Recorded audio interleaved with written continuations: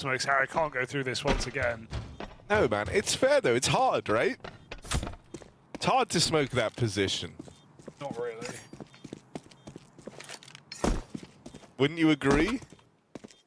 I wouldn't. Is there any type of lineup you could throw to smoke heaven? There's a few. I don't know. I've never seen one. Not in the games we've covered. They're just eyeballing it, Yeah, man. true. Yeah, they're just throwing it in there. Terrorists win. Harry, I'm scrolling through FUZI's media tab till I found it. I found it. I found the FUZI 1v5. There you go. Link that in chat. Everyone can give it a watch, I guess. I'll send it to you. You can watch it at the halftime. I actually will. I like the CSGO clip, man. I miss that. It's a good CSGO clip. Miss that game sometimes. Dude, I just watched it. It's kind of crazy. Okay, gun round for 3D Max. This is what we've been waiting for. We've been playing silly buggers till now, Hugo. You know, you've been hate maxing. I wouldn't say that. I wouldn't say that. I'm all about the love here, Harry. Now, I've got the Valentine's, you know. Post Valentine's glow. Yeah, exactly. Post Valentine's glow. All right. Well, Astralis, let's see how they get on. They've got a gun round to go up against, a bit of aggression from 3D Max. But a T side they feel right at home on after playing it seven times over. Which is just an insane number. They've really Only figured out how to Spirit make this could beat them. T side tick.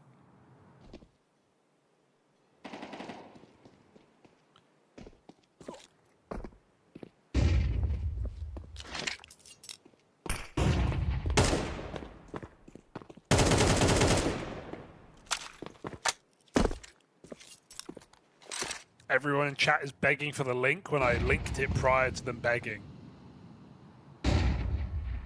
It got censored. No. Okay, there's nothing I can do about that, guys. Ryu, down connector.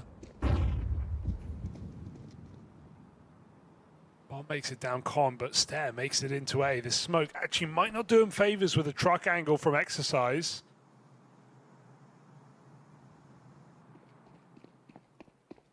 Oh, Running in, heard by Body. Body's really looking to ruin this round for Astralis, and they've got no clue he's here. FUZI with the check. Okay. Sure. Oh, bro, he actually might be the GOAT. 7-0 on FUZI, the check of a lifetime, and now the round just falls into place. Maka, you ain't beating FUZI, dog. You just gotta go save. He's out of there. And so Astralis 4-0, flipping another man disadvantage on its head. They're getting backstabbed. They're getting flanked hard.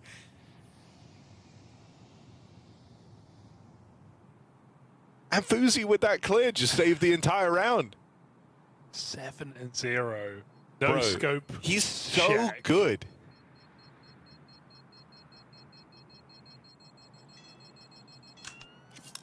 Well, at least Mackie gets to save. Terrorists win. Play it again.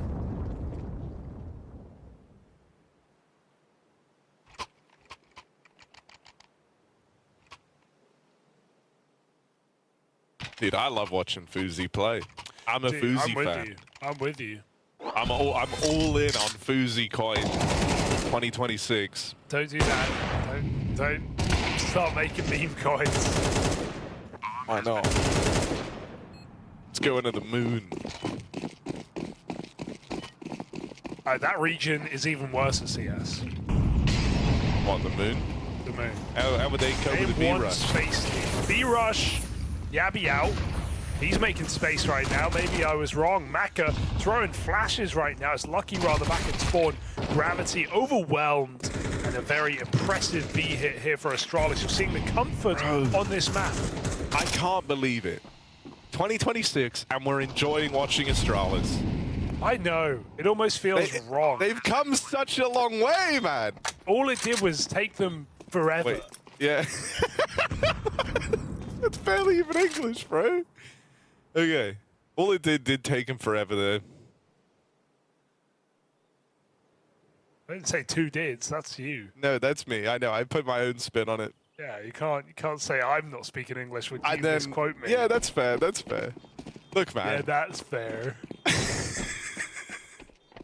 Also, Rio ain't even done anything yet, but he's also Come sick. on. Oh, body. Okay. No way. No way! Fuzi, come on, man.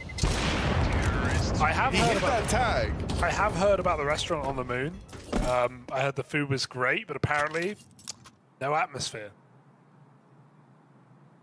That's good. That's really good. Alex said that yesterday on stream. I'm ripping. That. Oh, I'm ripping. damn. It's a good throwback from yesterday. If you were there, Fusha was there. He remembers. Lucia was there? No, Flusha, seriously? No.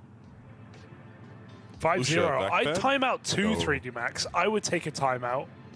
You're getting rolled. Mods timeout 3D Max. It's good. Wow. Imagine how a game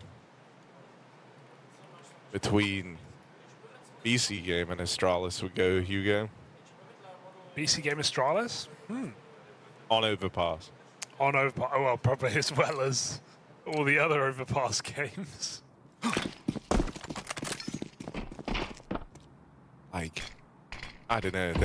I'm loving watching them on this map, which is good because they play it every chance they get. Yeah, true. If I You're was bored of hating it, you would really hate watching this team. Okay, here's Fuzi, the god. 7-0. 8-0. My god, bro, what's he doing? And then his Get him whole out. team are playing good as well. Like, and how can you not when you see Europa's 8-0? You might even And get the danger more. here is 3D Max just don't really play this map, right? They have one game logged on it in 3 months, so they don't have things he to died. fall back on. Well, I forgive him. They don't have history on this map, Harry. They played it a few times in their grind last season, but then didn't touch it at the major. Took, what, almost 3 months off this map. And other than a BC game, What? BC game, this is it. This is all 3D Max. No. Yeah. It's pain. Bomb has been planted. Aka might save the orb, but they are all coming in like locusts to a. What do locusts go after, Harry? Everything, bro. I'm Everything. pretty sure. Famously, they're not like super picky Locusts to an eaters. everything. Aka. Oh! Oh, he's got the assault. Is it assault gun? What I don't salt? know. Like shooting salt? Yeah, maybe it's not salt. Maybe I don't know what it shoots. No, I feel like you shoot insects with salt. That sounds right.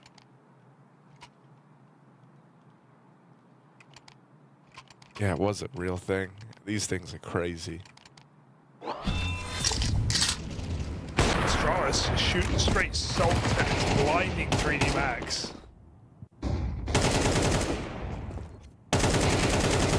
Terrorists win.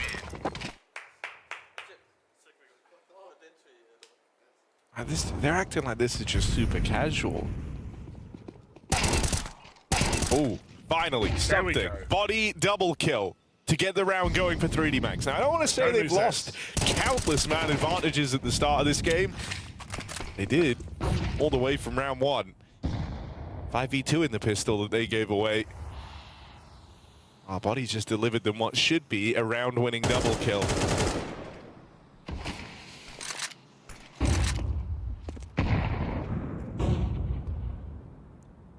Ryu, might finally be time to do something, buddy.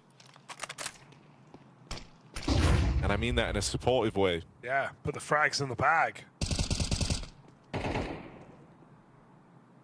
If they give you anything.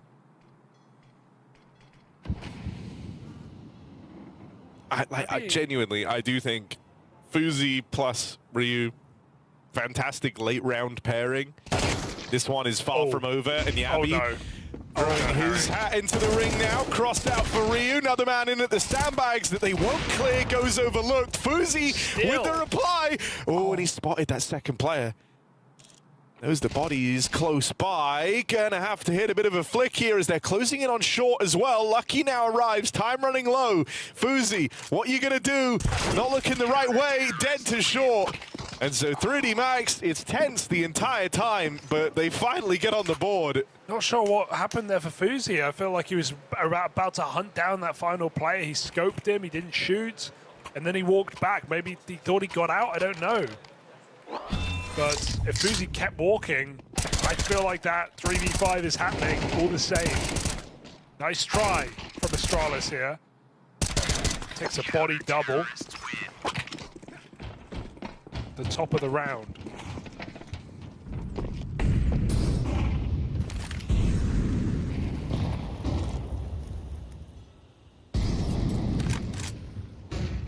Hooxi. What do you think of this buy from Ecstasies? I like this shotgun. I think it's pretty good. Might be difficult on this map, but he's playing monster, so as long as they come monster. Ooh, I like this.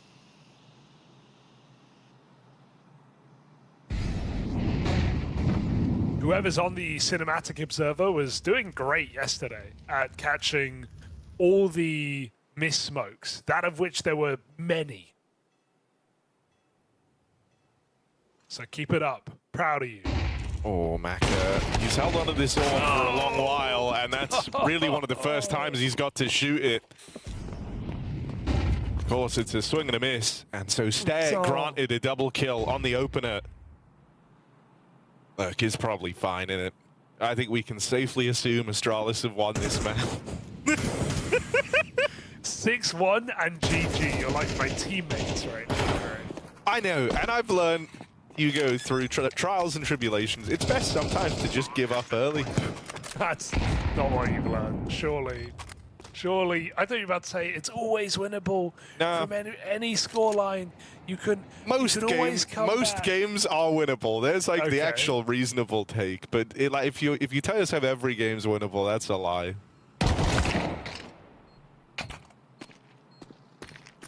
Wow, that's the mindset, guys. That's the mindset. It's the $1 million mindset. UKCS is where it is. Sure, there are exceptions. We have a player on the best team in the world. Yeah, there are exceptions, I'm saying. We have a couple of goats, but mostly it's just sheep in the herd, Harry. Can we claim Hooxi? No, he's not at all British in any meaningful sense.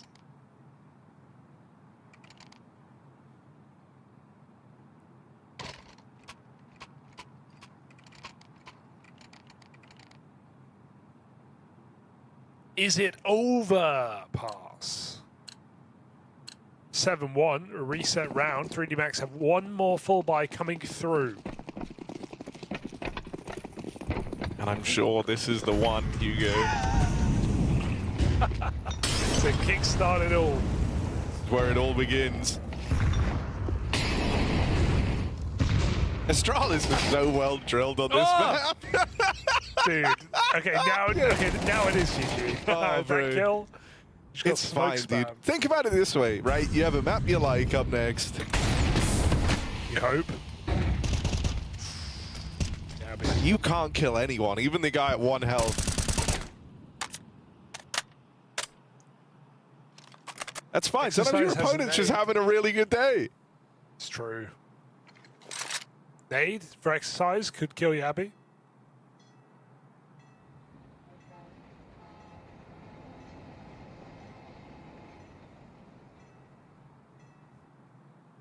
Stare walking up along. By the way, Stare, low-key, popping off, right? We're talking about Hooxi. Stare's like double killing every round of the game.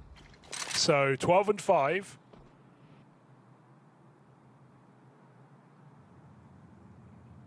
And he's in the site. He's not even going to say bring the bomb. He's just going to say, guys, hold on. Hold on, guys. Oh, give me 10 they're seconds. so horrifically good, man. And oh, the heaven smoke. That's troll. That is actually a troll. That is a bit of a troll from Astralis. That is troll. 20 seconds, you can't smoke heaven.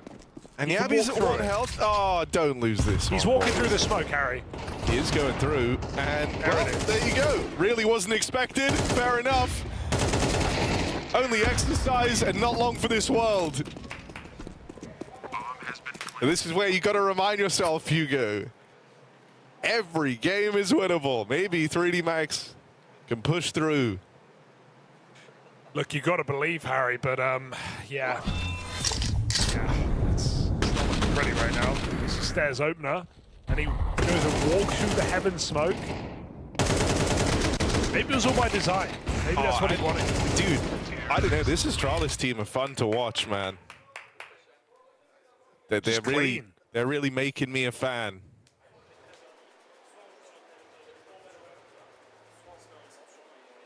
I think 3D Max is super fun to watch too. Yeah, just right now they're getting, you know, they're getting dealt some rough rounds, getting entry fragged, ham over fist. Dude, yeah.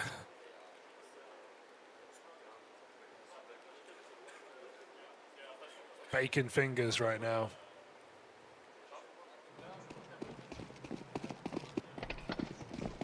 And you know, going back to what I said, they just don't have the reps. I think that makes it so difficult to win a game where you know are who just does being have the reps? outclassed. Astralis? Yeah, the team that played it 7 times. What event? That is absurd. Boom. Oh. All right, Maka. Come on, then. Okay, Let's game go. on. One This game- kill. and There's an Maka- opener. yeah. 5v4. This is winnable. That's what 3D Max is saying right now in TeamSpeak. They're saying, guys, we can win this game. You just have to believe.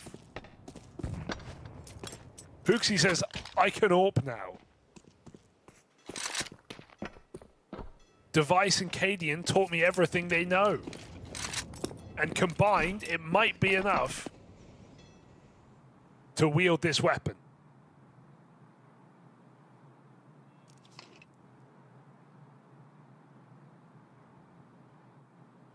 See, with the heaven smoke. Astralis with the B pop.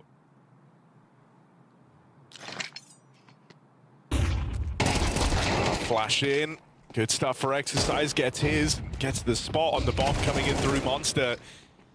Rywan's going to claw one back. It's a good way to start. Are they ready for Lucky down here in the water? They'll double swing him. Aim thrown through a loop. Maka, I don't know what he's doing, sneaking around over on A, but it's just body down here at B. Bomb has been planted. Maka finally arrives. Oh, Stairs trying committed it. here. Okay. That's He's why. just one-tapped him. Dude, Stairs, is Stair the goat? Might be the Forget goat. FUZI, dude. 16 and 6, he's one-tapped heaven. Maka is just walking around. Nice. Good protocols for Astralis. They walked out Monster. They had Ryu anti-flash. First player does get fed to the wolves, but they were hungry, to be fair. And then boom, Astralis trade the kill. They smashed their way through B.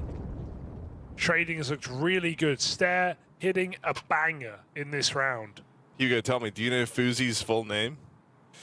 It's Love. His first name is Love, right? Or his surname? It is. His first name's Love. I don't know his last name. Loves my brand. Loves my brand? I hardly know her. Sorry, I just had to. It's so free with that name. Valentine's Day joke, yeah. Valentine's Day joke. Yesterday, of course, but Yesterday maybe was if you were a Broky's little birthday. forgetful, today is kind of your makeup Valentine's Day. Not one where you put makeup on. She already Maybe took you the do. kids, Harry. I Here's can't the make up push. for it. They feign the B aggression. They've really put the fear in 3D Max. Panicking. I kind of can't believe the first map we've been given here. Starting things off with a bang on the B stream. B stands for best community. Whoa, Max 7. Look at it go. Oh. He's wiggling. Exercise is playing like gun game, but with just shotguns. It's a different. Next, he's going to Nova pull out the next. Nova. Dude, not gonna lie, sort of underrated. Oh, stare, bro. You can't done it do this again. to them, man. He's done it You again. can't do Hello? this to them, man. Got it on your screen. How Oh, is this- whoa. Oh, Maka hits the flick. Somehow that goes wrong. That's You what didn't the even see AWP. him. That's why saving the AWP 100 times. It's all been worth it. It's all led up to this one moment. Okay. Oh wait, no, B's never dead. mind. Bomb's going The back. Mag It's 7 over. didn't do it on B. Oh, but wait, hang on. Orp is here, Harry. This AW. Oh, Oh, Orp was here. Dude, everyone. Oh, God. Even Hooxi's getting him. There's no weak player right now. Everyone's the GOAT. Everybody destroying on Astralis. They've had their Weetabix with the milk. They put some sugar on the top. They've done 20 jumping jacks. 20 squatting Steves. And Maka says, come on, man. I just want to play the AWP, man. Save it one more time, man. my round's coming, man. Come on, man. I'm feeling it, man. Go on, buddy. Terrorists win. Yeah, good boy. Go get that AWP for daddy. Does it? Oh, he didn't get it. Oh, all that. Well, they bought it, so it's okay. Yeah, life finds a way. Beautiful, really, if you think about it. Yeah. You didn't think he would have this gun. I can't believe this game, bro. This is a Oh, fever what? dream of a match. Maka, did you just see that? Maka got one tap through smoke. Bro, they've We'll all see. been getting one tap. Body got deleted in that round in mid through the smoke by Stare.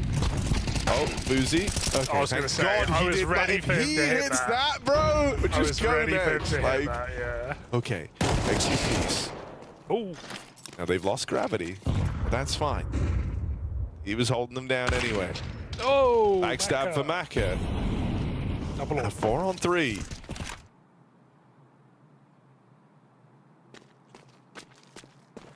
And we've said it a couple of times, but oh, you've got to win this one. But actually, Body's even getting aggressive now.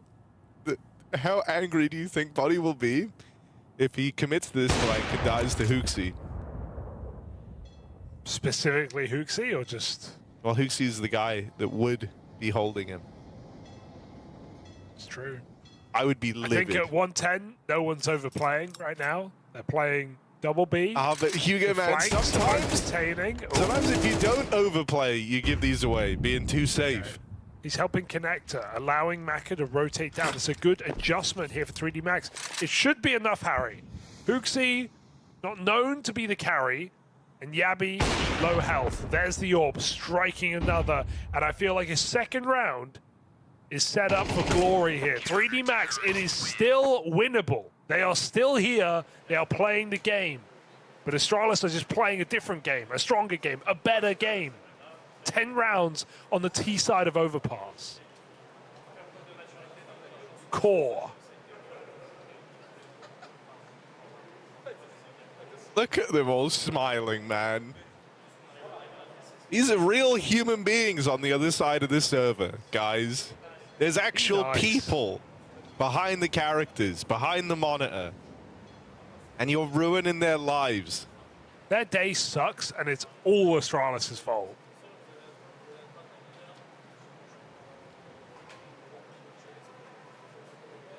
Harry, I think it's a great time to go watch that Fuzi 1v5 Deagle.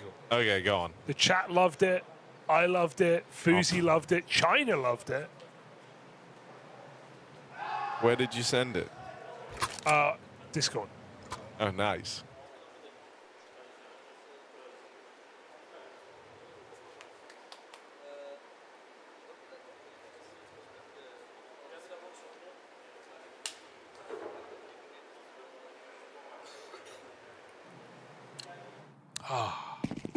Here we go.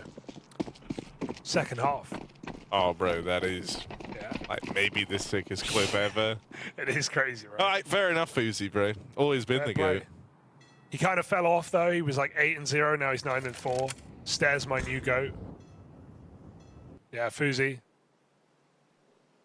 Dead first, of course. Maka Hooxi. BT50 is fame. 6-round era comes to an end. But a new one has started. Stair. How's he behind you? This is like... Oh no! Okay, it's fine. It's fine. Stair doesn't actually mess those up. They know the A side's going to be empty, though. You spot Stair in that position. Oh. Hooxi able to tap one out on the rotate up, and this one might come down to a retake after all. They've got the site, they've got the plant. This is smoke, though. That gives a big opening here to Astralis. 3D Max have to watch his position. They take it back. Yabi is ready there. None of this would have happened if Gravity hit his smoke, or whoever threw it, failed it, and it's cost 3D Max everything. Maka in the open.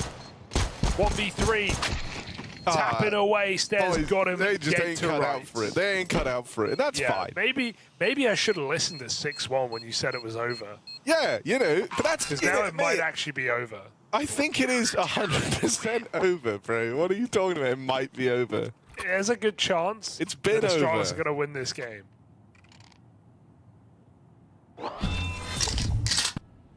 Crikey. Actually, you know what? I forgive Gravity for missing the smoke. He was getting shot at when he threw it. I take it all back.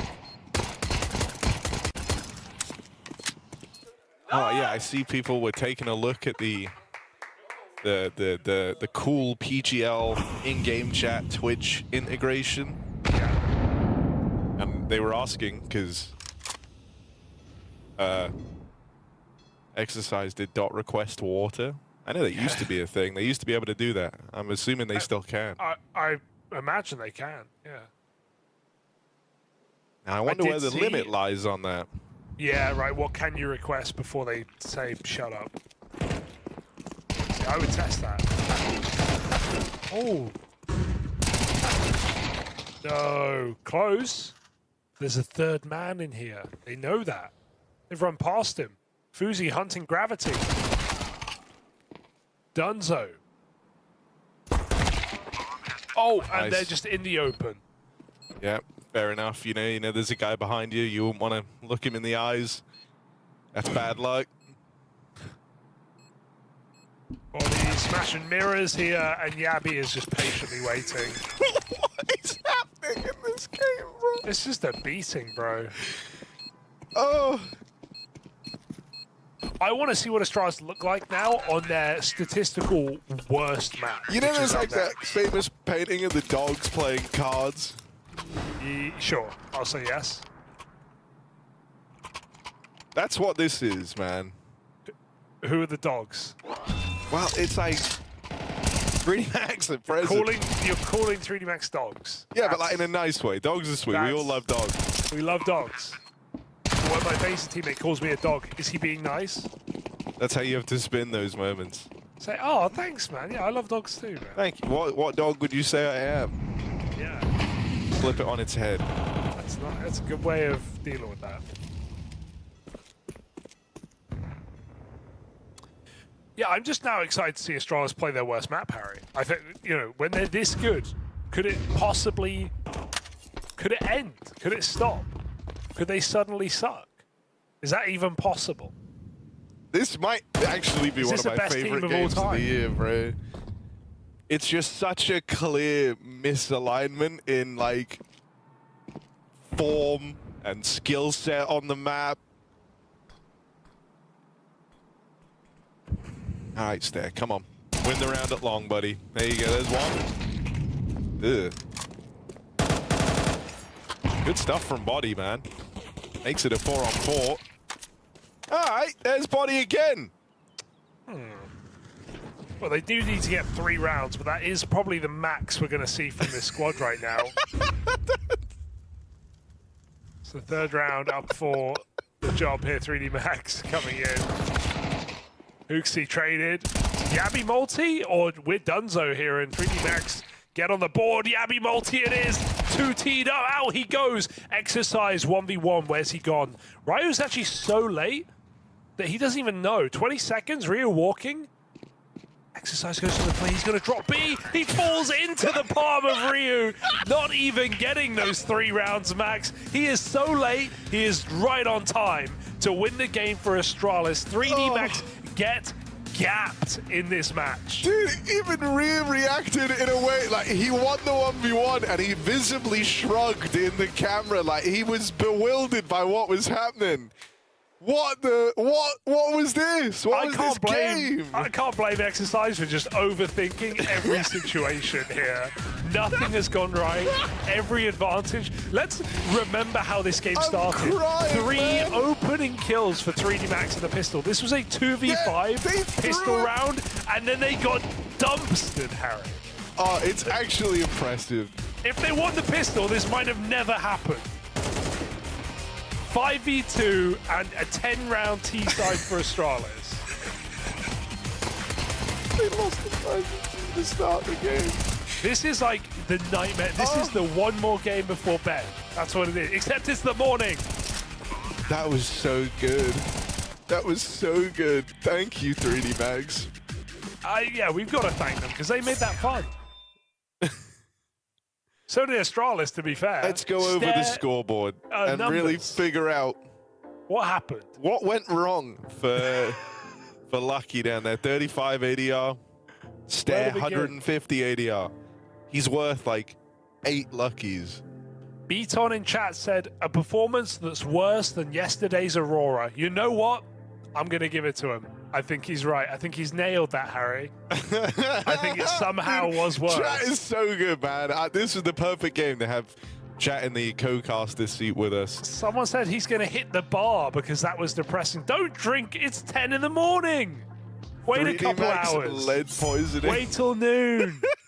Wait till noon. Beer at noon. What a great beer at game. 10 a.m. Concerning. What a great game, guys. We're truly blessed to be alive in the time of that Overpass game. Wow. Can 3D Max bounce back? That's the question. I'm done.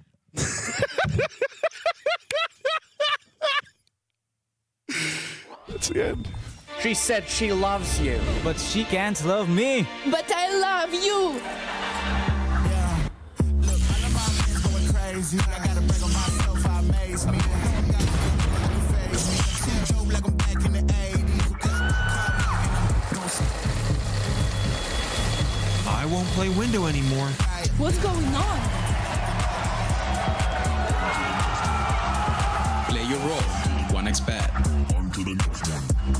The human body was built to move. Not trapped at a desk in one singular posture for 12 hours a day.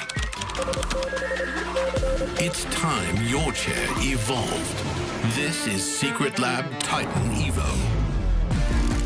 Ergonomically engineered for you.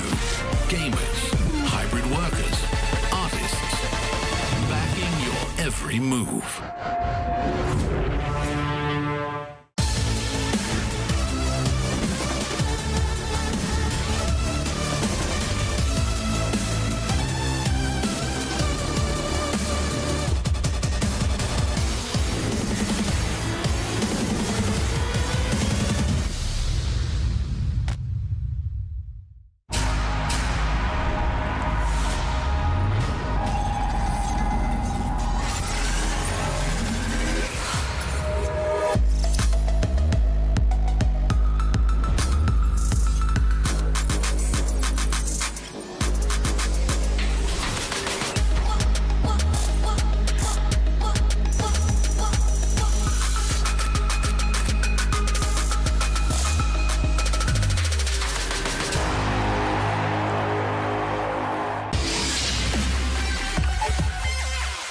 We're starting off PGL Cluj-Napoca.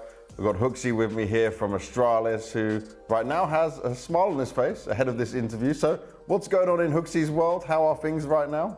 Oh, they're good. I think, we come off a tournament where we almost made it to playoff as the first big tournament for the team. And I think we played decent, gave a good run for their money against some top teams. So overall, I'm pretty happy with how it's going, but you obviously have to keep progressing in the same way. And looking at you, I know mentally, it was a tough hit for you across 2025, even though you came back, I guess, in a positive way when we first saw you join the team.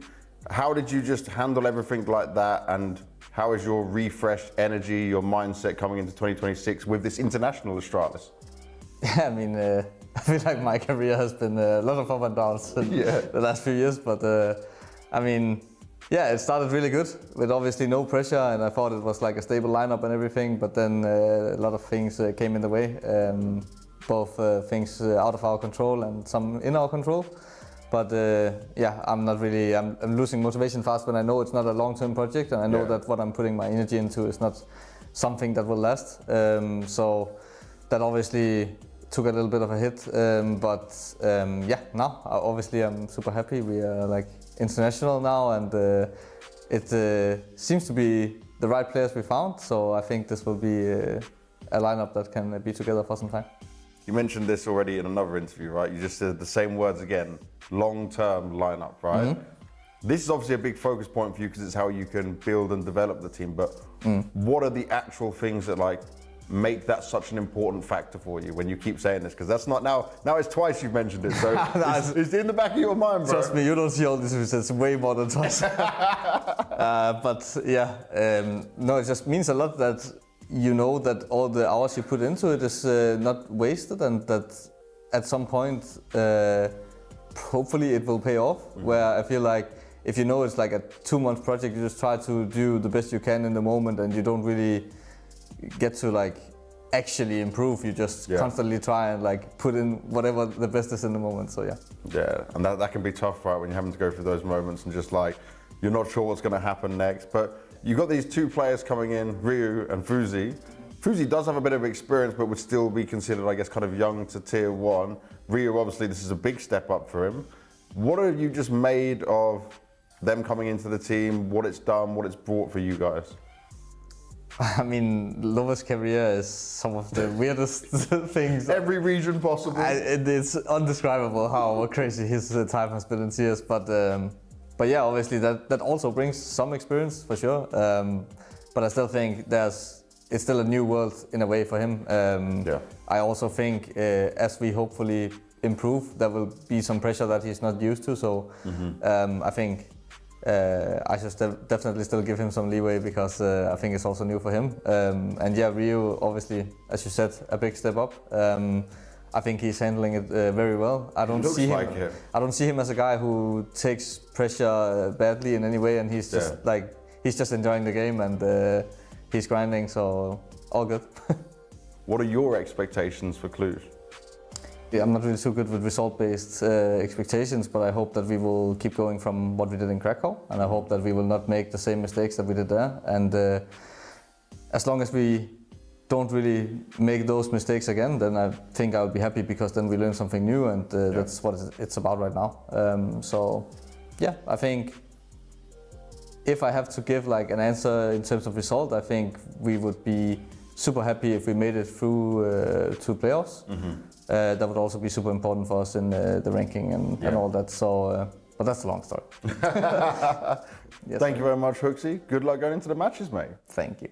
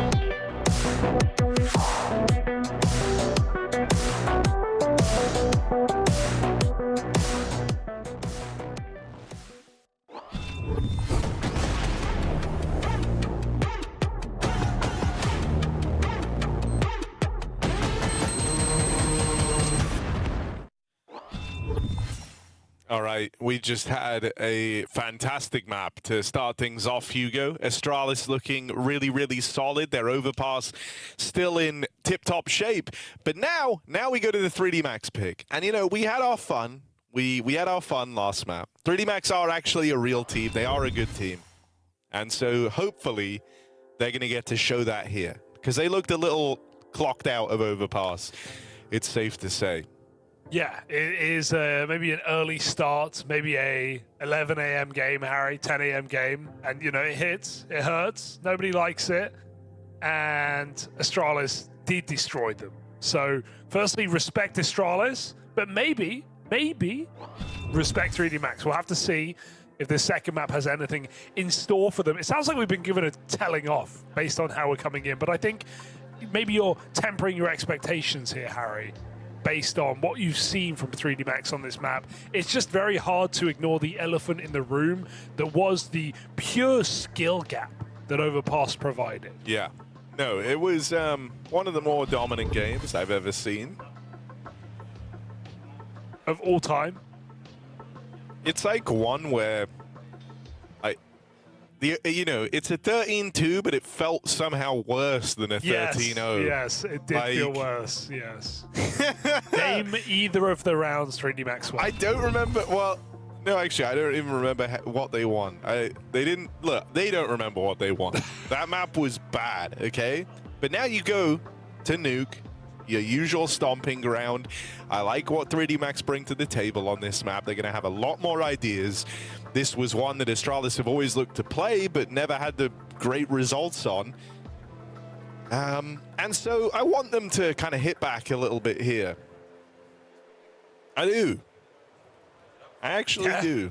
You want a competitive game. That's fair. I want a competitive game. I'll allow that.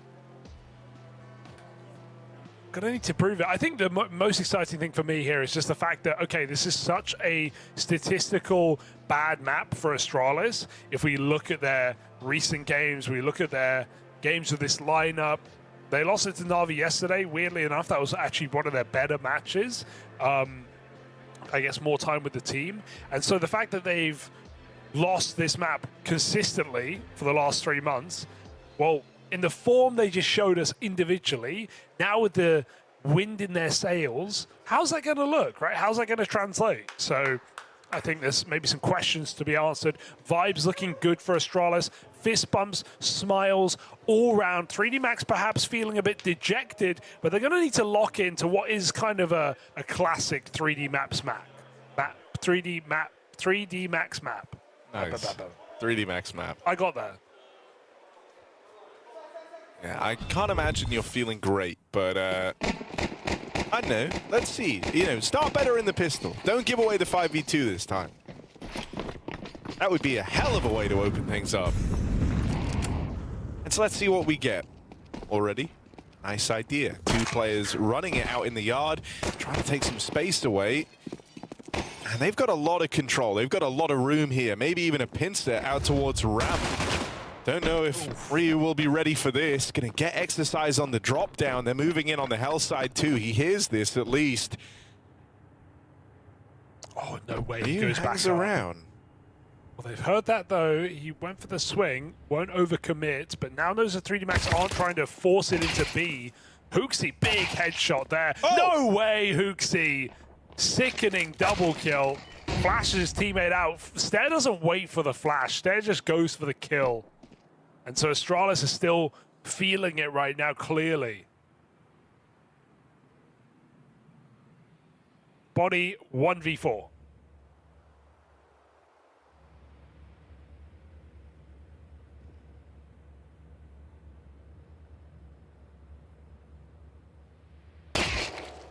Okay, that's clean.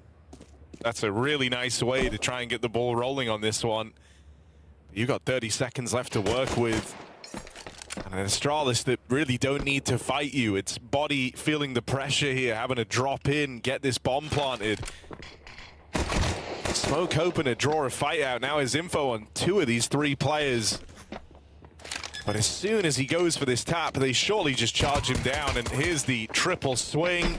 He'll take the plant there. Oh, plant's nice, sure. But Astralis still on one hell of a streak, Hugo. Yeah, I guess you could say that. Plant's going to allow force buy. I think 3D Max should definitely take that opportunity. Get some Galils, get some Mac 10 armor.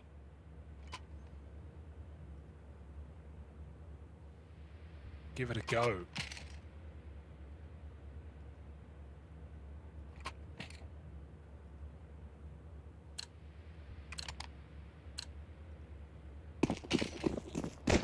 Gonna eco Harry.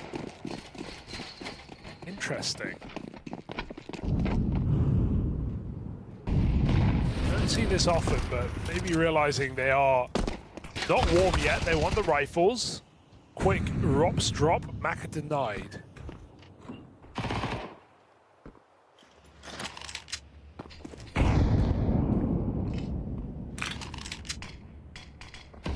Should be a simple round here for Astralis.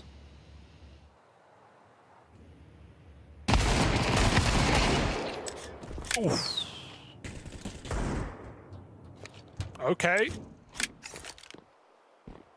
We're cooking. What if they just win it here and now? Not really the round you thought they were going to be competitive in. Body.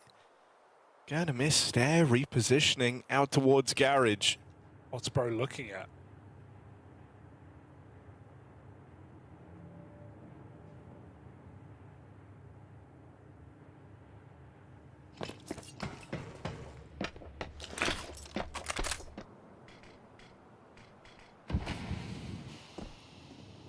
Oh, out through the door. Yabi has eyes on. Are they going to try and go down the vent, or is this in towards the top site? They're just walking on through. Snare takes contact, and now Yabi allowed to play. Pistols get cleaned up, and Astralis breathe a sigh of relief. But a gun round is coming for 3D Mags.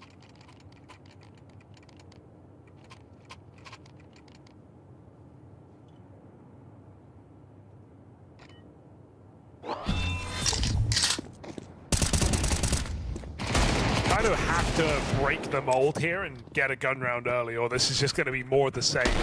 It does feel like mold. M-O-U-L-D? Okay. Oh, I guess it would be M-O-L-D in that context. Yeah. Well, you got me, man. Yeah, because the other one's like mold, like.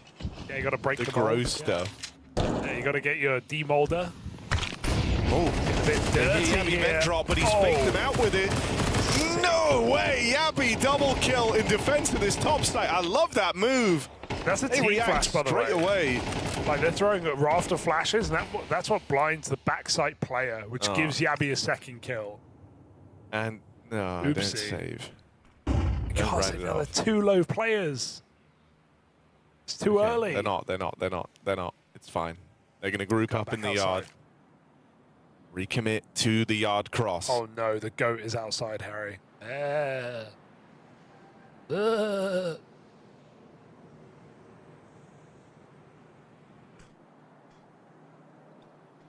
Goat not watching though.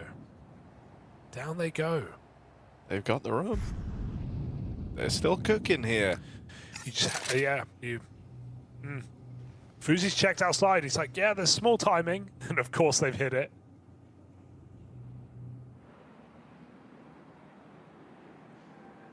They just walk in. It's going to come down to a retake. With that small window of opportunity being found perfectly for 3D Mags. Astralis do start to realize this at a very good timing, considering there's no info at play in this round. And they've scrambled 3 bodies over the ramp in an instant. Exercise does what he can, but only going to get out with 1. It's Astralis 3-0. I just love that call. Whoever just made the call to retake ramp and run 3B with no information. The gap was sub 10 seconds on 3D Max shifting down secret. For all Astralis know, 3D Max could run outdoor with 15 seconds on the clock. Astralis just read it perfectly. They read it. They put everyone on ramp and just charge 3D Max down. No bomb plant, so no rebuy. More pistols. More pain. That's a nice call from Astralis. They might be looking to break in on Nuke after all. This was a core that liked to play Nuke. They've just not really had any success. Oh! Okay. Just body shots the whole way. That works. Oh, man. It's a sad day. It can't keep up on Nuke like this. Like, but it can. I know, but now it's like retroactively making me feel bad about going in on them on Overpass. Like, no, but I don't think we're going in. We're just laughing around. I've been going in, man. No, a little bit, but like... I've been going in. But also, I can't help it. At the end of the day, I'm just laughing at what other people are doing, you know? Yeah, at a certain point, I'm not... It's not like on Overpass you could isolate one moment and be like, that's the moment they lost the game. You know, it was a pure skill gap, top to bottom. Like, Hooxi was one tapping people. Hooxi finished with a 0.67 rating. Well, it's all the rage these days. And it feels like that skill gap, Harry, is still ever present here in this second map. 4-0 start for Astralis. 3D Max really know what's not happening. getting close. What's happening with 3D Max? I don't know. Some They're days, normally dude, good I think fun. they're the peak of a team that, like, how do I say this? They're a day-to-day team, Harry. One day, they will be title contenders. The next day, they will be group stage exiters. This is a team that are very inconsistent.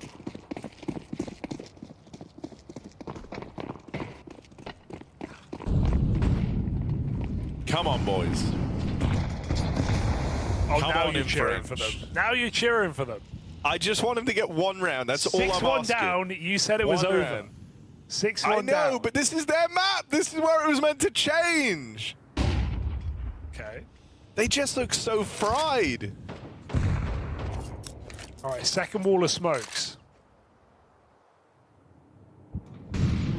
Gabby in the door. Astralis getting ready to react with a lobby crunch. No, they're gonna catch him throwing nades. Oh, good kill for Lucky. Come on, mate. Okay, it's gone pretty horribly thus far, but Lucky is still giving you some hope. Oh, Gravity in with another. The bomb is dropped over here on ramp. It's an all-out brawl for the ramp control. Rio on a tear. They ready for FUZI, same position. Didn't tag in that Molotov. Still has the bomb to work with. That's where Gravity's hoping to complicate matters, but FUZI plays his card and gets involved. Now going back to try and sniff out the flank. Oh dear, 3D Max. Oh, Are Astralis dear. cheating? Are they cheating? This is not an official accusation. This is a joke, but they seem this to one know game, everything. we've given it to them. That push into the door as 3D Max are throwing the exec. They don't even get to throw the exec before the ramp players are dead. There is no such thing as a fake here. Ryu, last bullet running, kills that player lobby. FUZI forces his fight and then comes back and reads the flank. Everything about that, perfection for Astralis. They are in there. Dude, and Astralis are playing like at a fantastic level, it has to be said. Keeping up their strong start from Overpass. Hooxi has had some absolutely phenomenal reads on this game. It feels like he knows what 3D Max are doing before they know what they're doing. Ooh, there's a pick. 5v4. Now, you've had a lot of trouble. Okay, at this point, yeah, spam the smokes. Go for it. 5v3. They've lost some man advantage rounds in this series. This can't afford to be one of them. 2v4. Hooxi only 1-for-1. 4v2. Both players are lower. Now, the bomb could die in the yard if Exercise falls in secret, but he has nailed his kill. Unlosable round. It's true. It is true. They've got Heaven. They've got Lobby. They've got Yard, Harry. Where could he be? They are very scared for a 4v1. I like it. Be careful. You never know. And if Ryu doesn't get active sooner, then he'll be saving later. 3D Max walked that bomb in. Bomb has been planted. 3D Max, lock around in here, Harry. You said you wanted them to get around. Yeah, and they've done that now, so back to business for Astralis.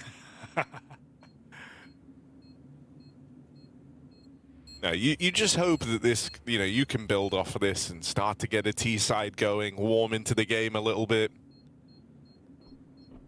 Ryu ninja defuse. Oh, he was thinking about it.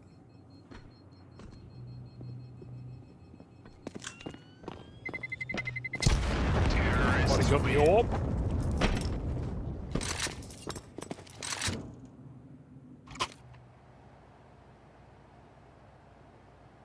Still money here for Astralis. Timeout.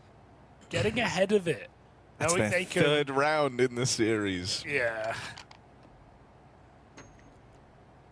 Knowing they can shut this down with ease.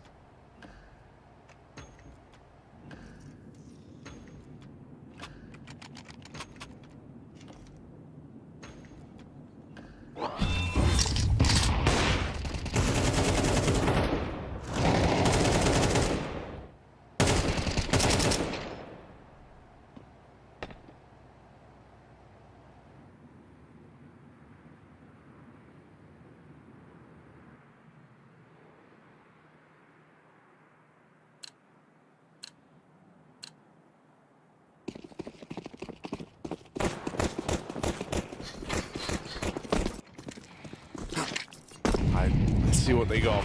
Back to yard, 4 body. Maka here on the AWP as well.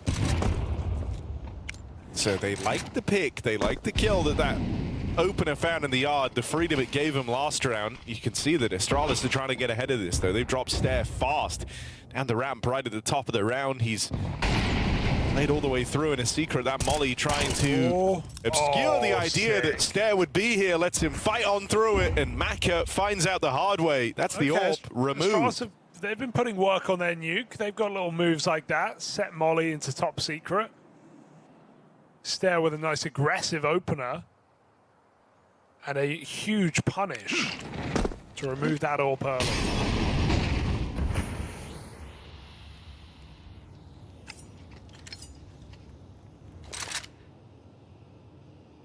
Forces 3D Max to make a decision here. In a 4v5, they're going to go back outside. They're just getting that bomb, though. They had it. My Stay. Gravity moving in to join his teammates.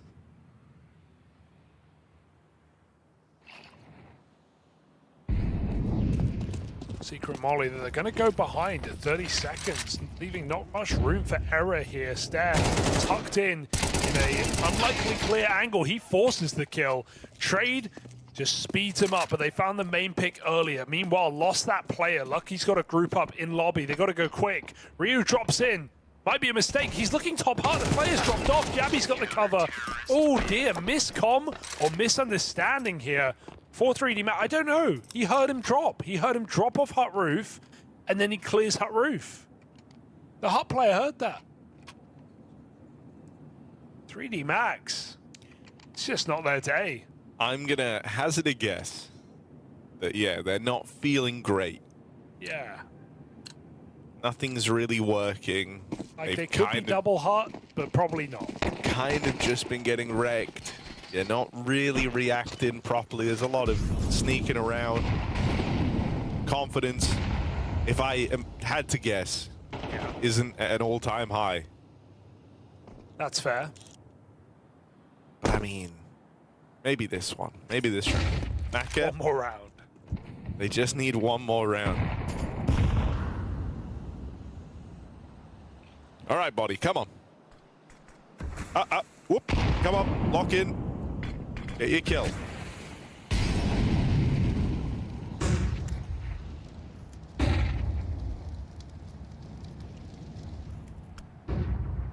Come on, buddy.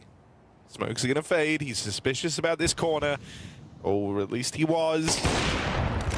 Never mind. Stair not even needed. Fuzi gonna find him out in the yard. Lucky. Come on. Oh.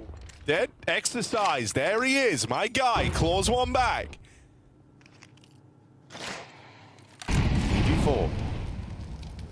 Double block. Nowhere is safe. They're going to go back out A. Hooxi forces a nice kill there, and Stair follows up just one by one, crumbling down here. 3D Max. Aka, one miss will cost him his life. Nice shot. Hooxi up close, but not today. Hooxi on the ball. Hooxi feeling it. Big problems for the French. They have 3 rounds in the series thus far. I know, yeah. They need a 4th. 3 rounds max. They just need a 4th. Dude, I want a change of pace. Like this kind of sadly shambling around the map. It's like watching someone bleed to death. Like, just end it, you know? Like, play with a bit more gusto. Take it fast around. It's not even an artery cut. It's just no, it's like really slow bleed. Yeah. Like picking a scab to death. Well, that can't work. Like, give it, like, perfect round for it. You got Tech 9s, you got Mac 10s, bit of util into A, couple of pop flashes, charge it, bring it home. 5 players, same place. You can't get outbrained playing around like that. This buy does look like there's a set call. Yeah, I feel like let's go.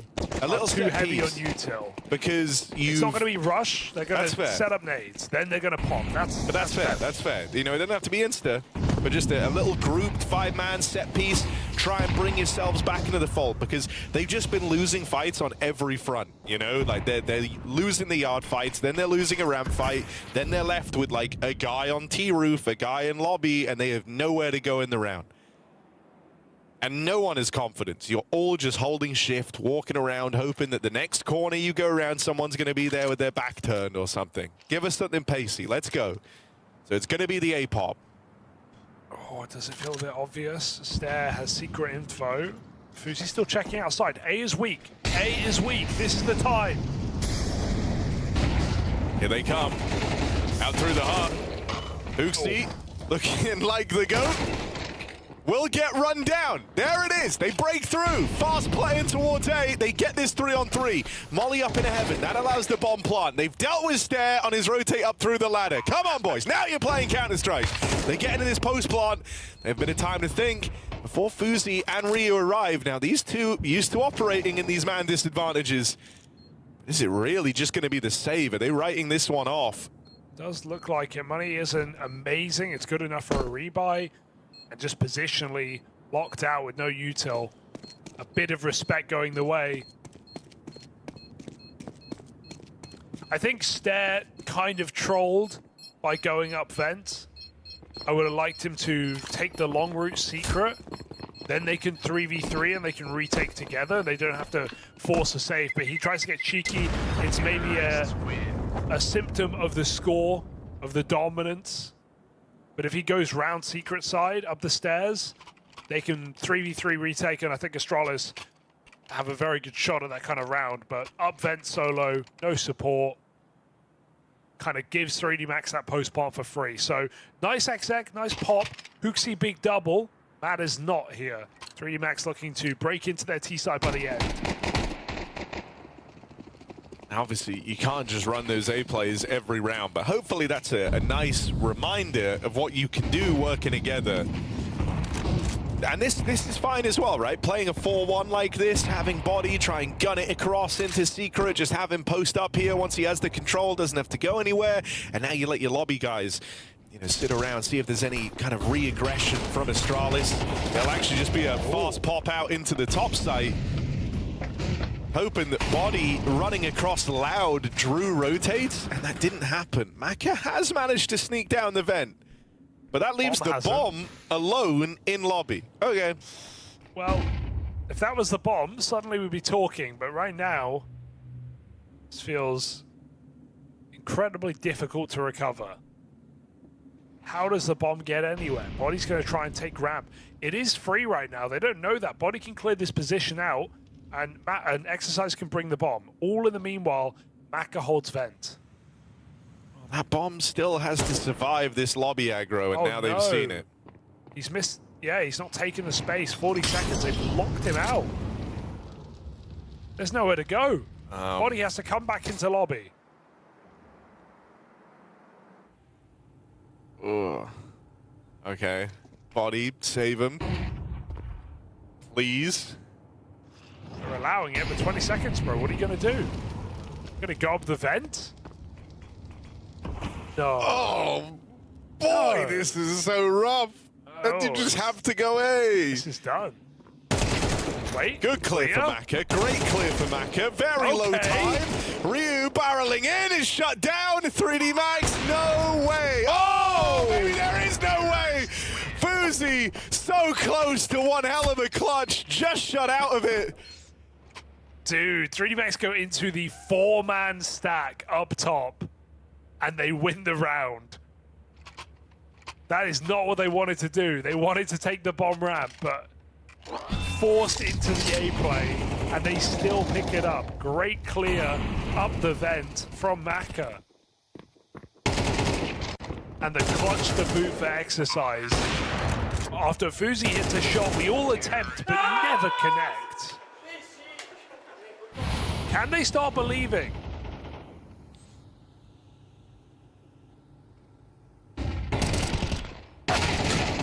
Oh, what? FUZI flicked. He needs to stay on his angle. His teammate had that opening kill, but FUZI doesn't cover him, and now they both pay the price. Exercise is saving the day here for 3D Max. Not again, Oh, Harry. the bomb's late. Not Bro, again. come on, man. It's fine, I guess. Maybe it's all fine.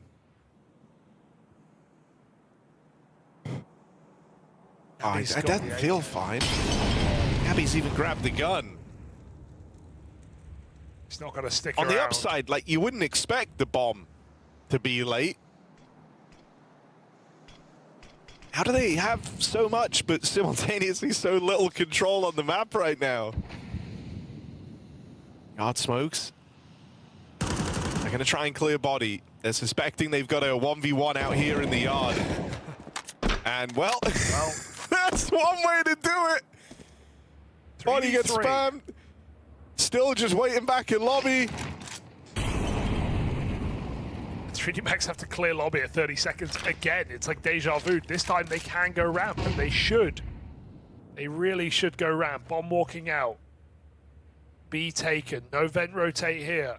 Astralis don't have the control. They may have information with this flank from Stair, but there's nothing they can do about this right now. It's going to have to be a post bomb. Dangerous vent drop, but allowed. Bomb planted. 3D Max, good position. Oh, exercise dead straight away.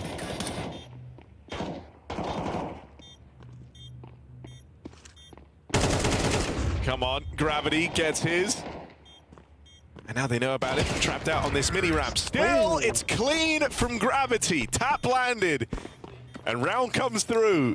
Finally starting to feel a bit warmed up into the series. Not necessarily, you know, some tense mid-rounds in here. I'm not loving the mid-round calling out of 3D Max. But I mean, they're making it work. They're right? making it work, exactly. That's what matters. But yeah, it's right now it's Hooxi the carry here for Astralis, finding some clinical kills, and I love a little bit of help. Oh, dude, this is just so cursed. But they're making it work, man. They're making They're it making work. the most ugly positions, and they're winning, which is, there's got to say something about that. You know, going into stacks, barely getting the bomb into sight in time.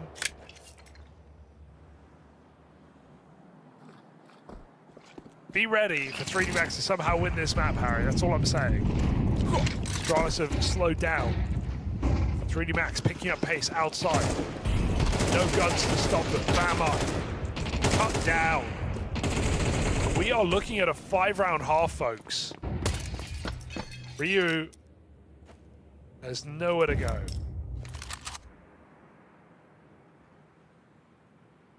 It's either the best 1v5 ever, or it is a 5-round half from nowhere for 3D Max. They're sweating this 5v1, man. Accept your fate. Oh, see ya, kid. That was crazy. Wall bang through the vent. And, you know, this is what we said. Astralis, it's not a map they've had great success on. They had some nice opening moves early.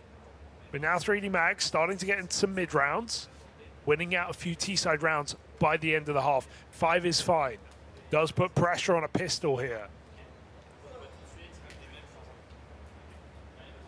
A pistol they've yet to win in the series. All 3 going to Astralis. All 3 converted.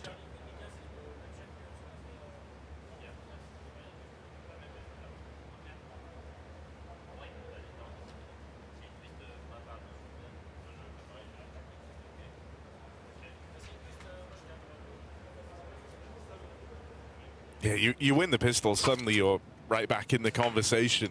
Conversation I didn't think we would ever be having, I'll be honest.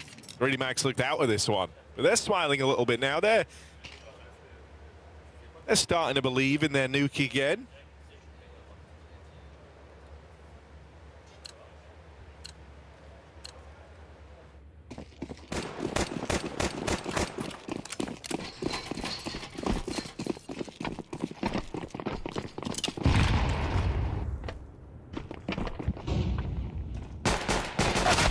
Play, body, they throw his aim off. A classic there, jump on the ramp. It's into Maka's duel. He's next, second player of this ramp room. Able to stop that run through into B. But Astralis looked like they never was sure about committing anyway. They left a player in reserve in the yard. They had a guy in lobby still in Hooxi. They're going to link back up with the captain. Try and flip this one on a dime. Exercise never moved a muscle. Only gets out with 1. Backstab for Maka. Now locked in this 1v1, and he's going to close it cleanly. Those dualies hit hard. 3D Max win the pistol to start this second half. They're finally gaming. It's a 1-round game.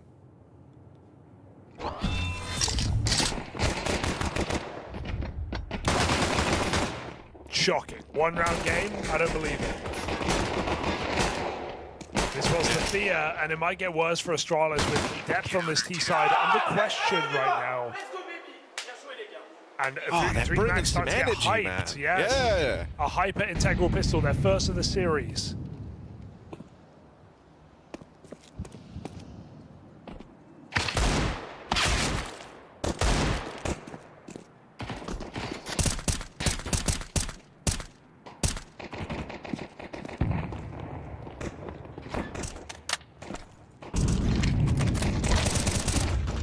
Simple, and it is.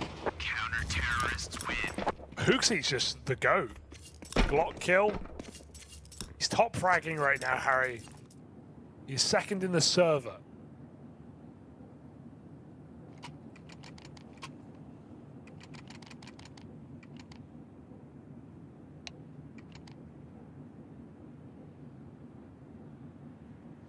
Pause called in. Okay. It's not a tag. So this one of the technical variety, Hugo.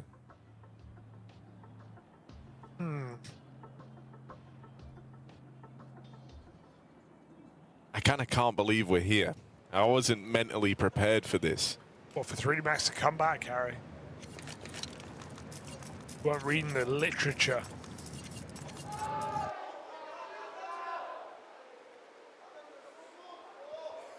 But, you know, the other thing now Astralis have to contend with is it's going to feel like you're playing a very different team. Like 3D Max looks so gone. They were kind of slowly ambling around, waiting for the rounds to get away from them. But now they're going to play with a bit of decisiveness. They're going to make some aggressive moves.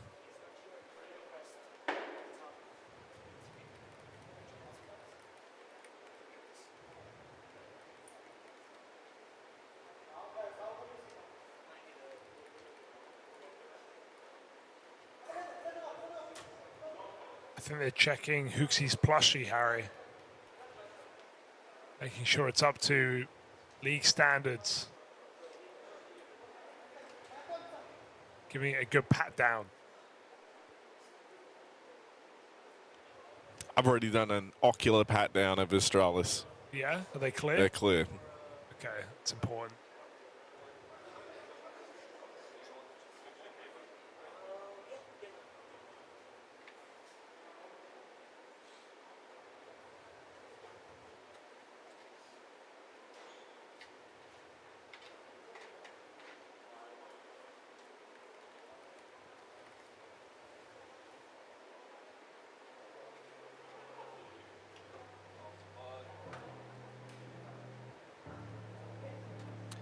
Quick All monitor right, we got a bit swap of a here.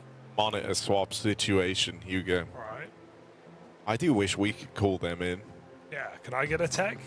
I'd love Sorry a guys, I shiny need new a monitor. new computer. Bring me a computer right now. Dot request computer. Yeah. Have they been typing to each other much? No, no one's been typing. Fair enough. Not really been the kind of game where you would. Yeah.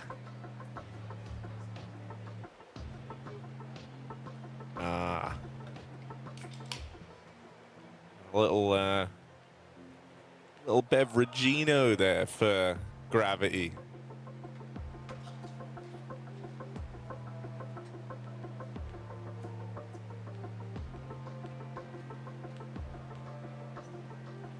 Thoughts on that, Hugo? The recline? What, Yabby? Yeah. Yeah, get comfy, man. Meditate, breathe. I don't lean like back. Gotta get in the zone. it. You should be locked in at all times. If you use all your energy Do now you- on being locked in. Do you have your chair set up so that if you lean, it like reclines? Right now I'm reclining because we're in the tank. I'm leaning all the way back. You really are just like Yabby. Well, in that way. In no other way.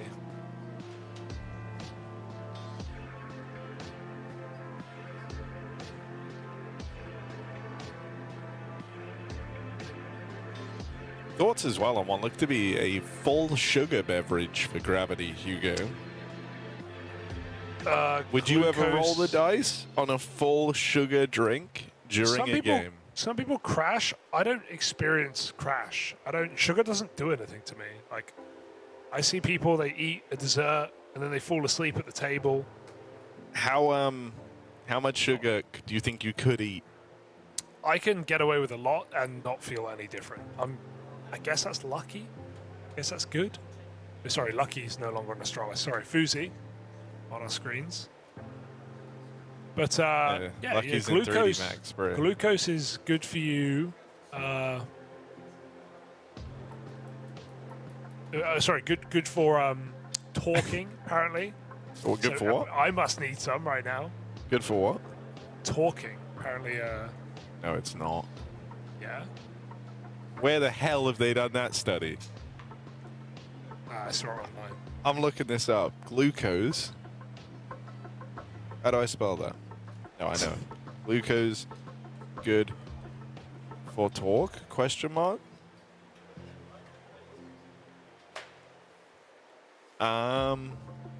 What's the quick Google say?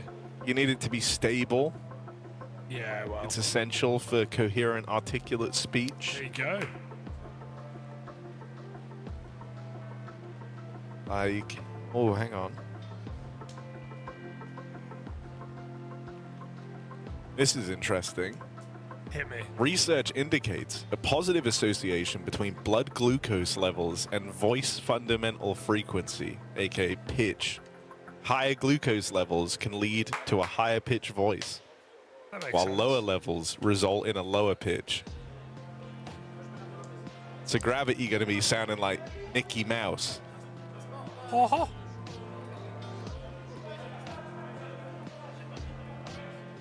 Oh, guys, I think we should be ready for the yard grab, huh?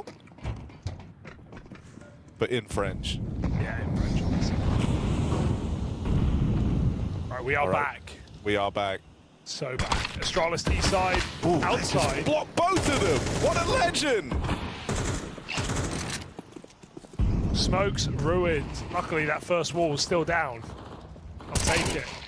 Into secret. Oh, re-swing for Lucky. Feeling pumped as they're all here going blow for blow in the yard. Astralis, a miracle they pull through with this 2v2. Trading every one of those kills.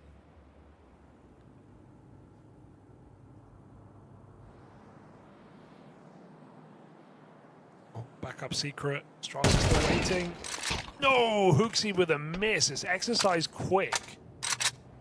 Top performer beats number 2.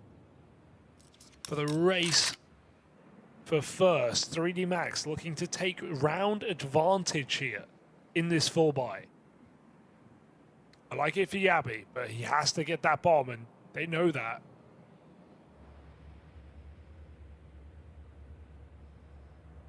So regroup top.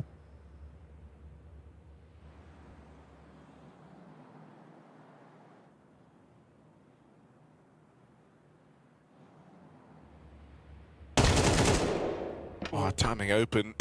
Had this chance on the... Oh, Heaven Fight gonna catch him last bullet. No way. Exercise red, but still good for the fight. Yabby shut down. 19 points of damage away from a stellar 1v2, only to get it cancelled by 3D Max's top performer, and they're now in the lead. Yeah, Exercise has been doing the work in this game. Some important T-side multi-kills as well to get back into the end of the half. Excellent blocking on the smoke here. Ruined the round for Astralis, because look what happened. That first wall broken open, and they just trade 3 for 3. Don't get me wrong, very nice position for Astralis to be in, but Exercise disagrees.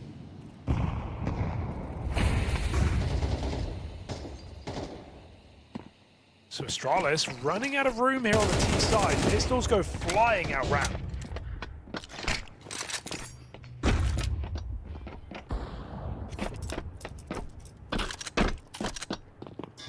It down to lower, but I mean, this is known about. The rotates have already arrived, and Ryu left in this all alone.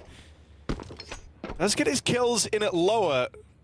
Bomb dropped up here, took an extra few seconds finding it. Has to take the pace out of this now. Got a minute left to play with. 3D Max have him boxed in. Player on every avenue out of this ramp position. Very nice. And Lucky should just feel like a safe pair of hands here. Certainly not ready for it. Was Ryu. 3D Max just rounds away from taking this series the distance after all. I kind of can't believe we're in this position. Yeah, they woke up, Harry. They definitely woke up after a dismal overpass. I got to commend them. I really thought they were down and out. Like, they looked like a shell of themselves in this series.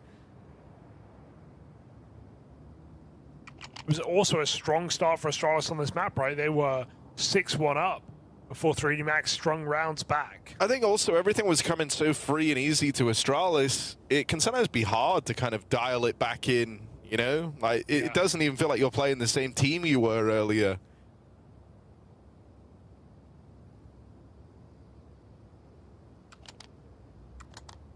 Seven 1 up. And now 8 rounds in a row. 3D Max recovery.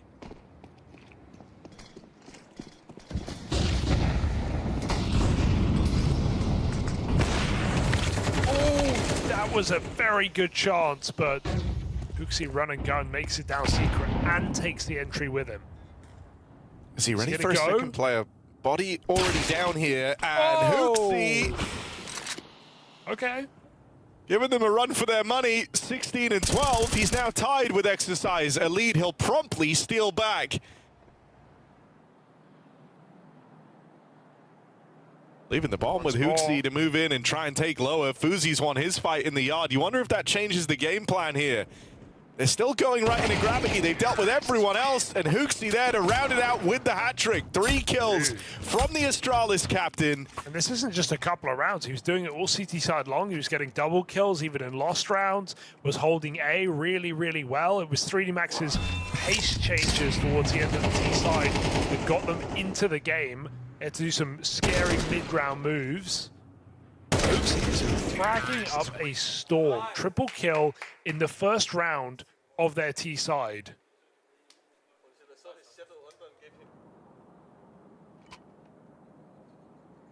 Now a chance to break 3D Max's money. That's why they call this timeout. Even though they've done a stellar job of turning this game back around, the job is far from over.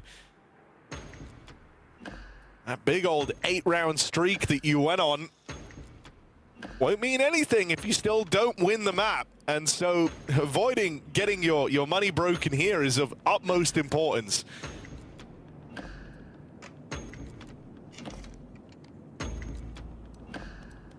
Find yourself wondering, how often can Hooxi be the output for Astralis? Yeah, where are those players that were carrying last game? Stair had an actual life game. That was his best game in the Astralis jersey. Whoa. That is unreal.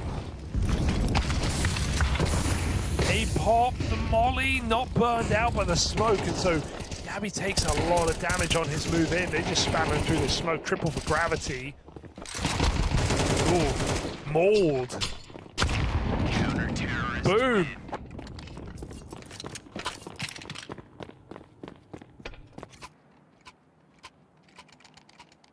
Oh dear. Reality hits hard for Astralis. Their chance to break the economy of 3D Max dashed.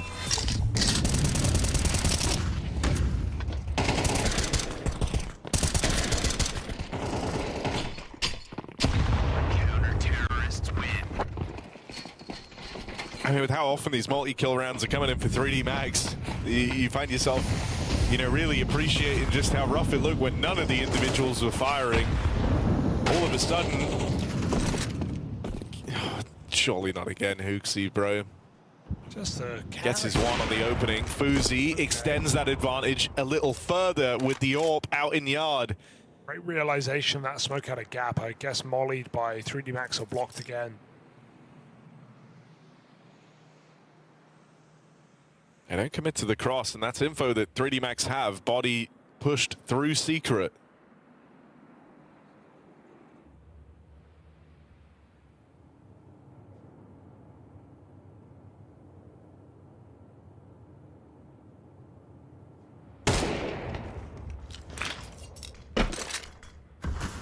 Ramp gap. Lucky here to help on Heaven, but Astralis. Oh, Hooxi just one-tapped him. Yeah, Hooxi Body just one got tap deleted. on. Oh, he's dead out in the yard, though. Throwing a bit too much here. Ramp's still taking. They're just going to run down B. They've got the room. Exercise against the world. First on the scene. But doesn't get anything done. Tries to swing it early while he has the drop on them. And again, it's another multi-kill round from Hooxi to find a round for Astralis. And now that chance to break 3D Max's money reopens again. Yeah, just going to take back-to-back rounds here. Save for Lucky, rebuy again. And at 10-10, if Astralis follow up, they can break money and propel themselves to a 2-0.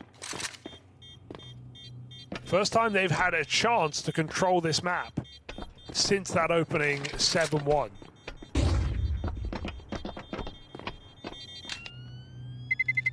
Hooxi undoubtedly in form today.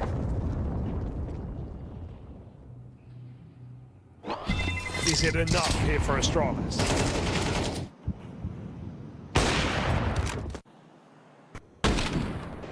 Oh.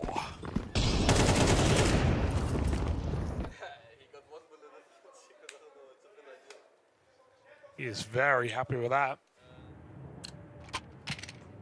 3D Max Eco, I actually like this decision. Would have been tempting to buy a couple of rifles here, drop a gun over, but it would have been 3 M4s. So 3D Max take 1 Eco, look to buy up next.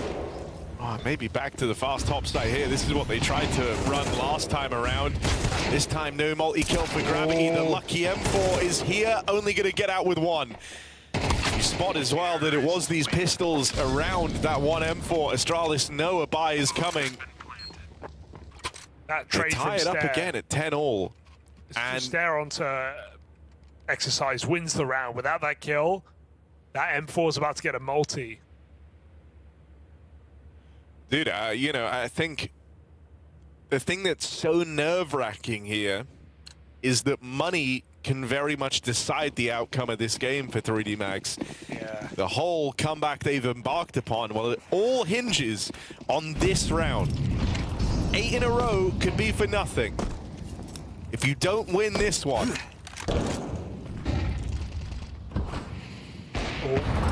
No way! FUZI with the catch! No. He saw the tip of the head.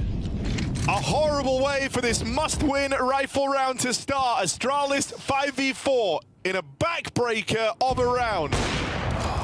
A shot for Maka Can't stop the cross. One man makes it down.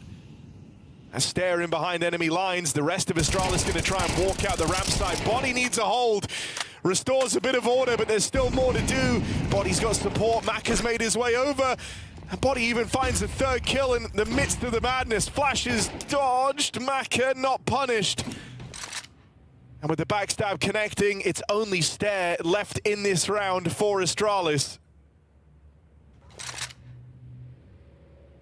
It's being held. Can walk under the scope, perhaps. They're getting close.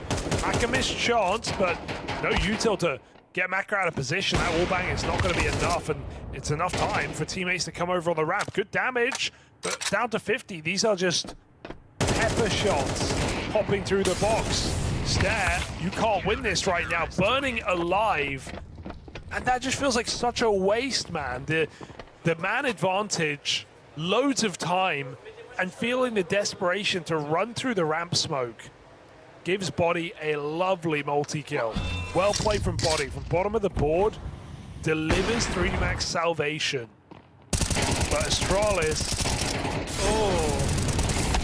not the most necessary smoke push. Their favor, their advantage wasted. Counter-terrorists win.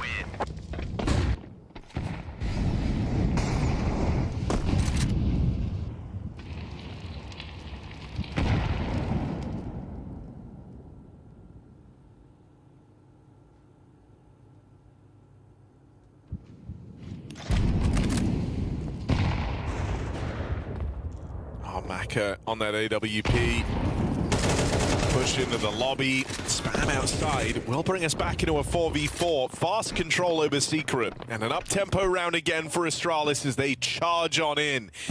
It's only Body down here. His multi-kill in that last round is what left 3D Max in this winning position. This time only gets out with one. Rotates start to arrive. Maka makes his way over. The util's going to lock him out from the ramp side for now. Yeah, he smoked himself off. They also threw one deep, but we can't really get through that now with the molly on the other side. He needs to wait for his teammates to take some space back. Maka playing late. Kit available. Hooxi, important fight. Playing a great game as Hooxi would have loved the multi-kill because now it's opened up this wrap round through the doors. Exercise, 2 to the good. Uzi left in a pivotal clutch that decides everything. Leaves it to chance on the spam. An exercise cut down. Maka might get the kill, but there simply isn't time. Astralis bring this one all the way to the limit of regulation. 11 all. Oh, is that the money for 3D Max? It's going to be close. They might have a couple of guns here, but losing the round this late in the game, with how close some of these have been, it is costly. It is expensive. It is suspense for 3D Max as they dangle in this match. Big clutch for Fuzi. Big double for Ryu. And Astralis, it's been a hard half of Counter-Strike, but Hooxi has provided just enough. And look at this buy as 3D Max try and figure it out under a timeout. Orb, Mag 7, M4, all in the same round. Smorgasbord, Harry. A little bit of everything here. Yeah.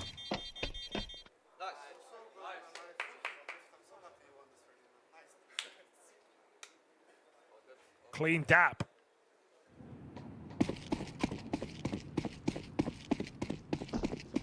This is what it's come down to. Money on the line. Lose with this round decides everything. Yeah, this round decides everything. This is the entire game riding on this one. Shotgun again up close for exercise. And it's perfect. Gonna get his, gets out with one. Gravity quelled though. There's another man out in this top site. Stare doesn't know. Swing for Maka. Swing and a miss.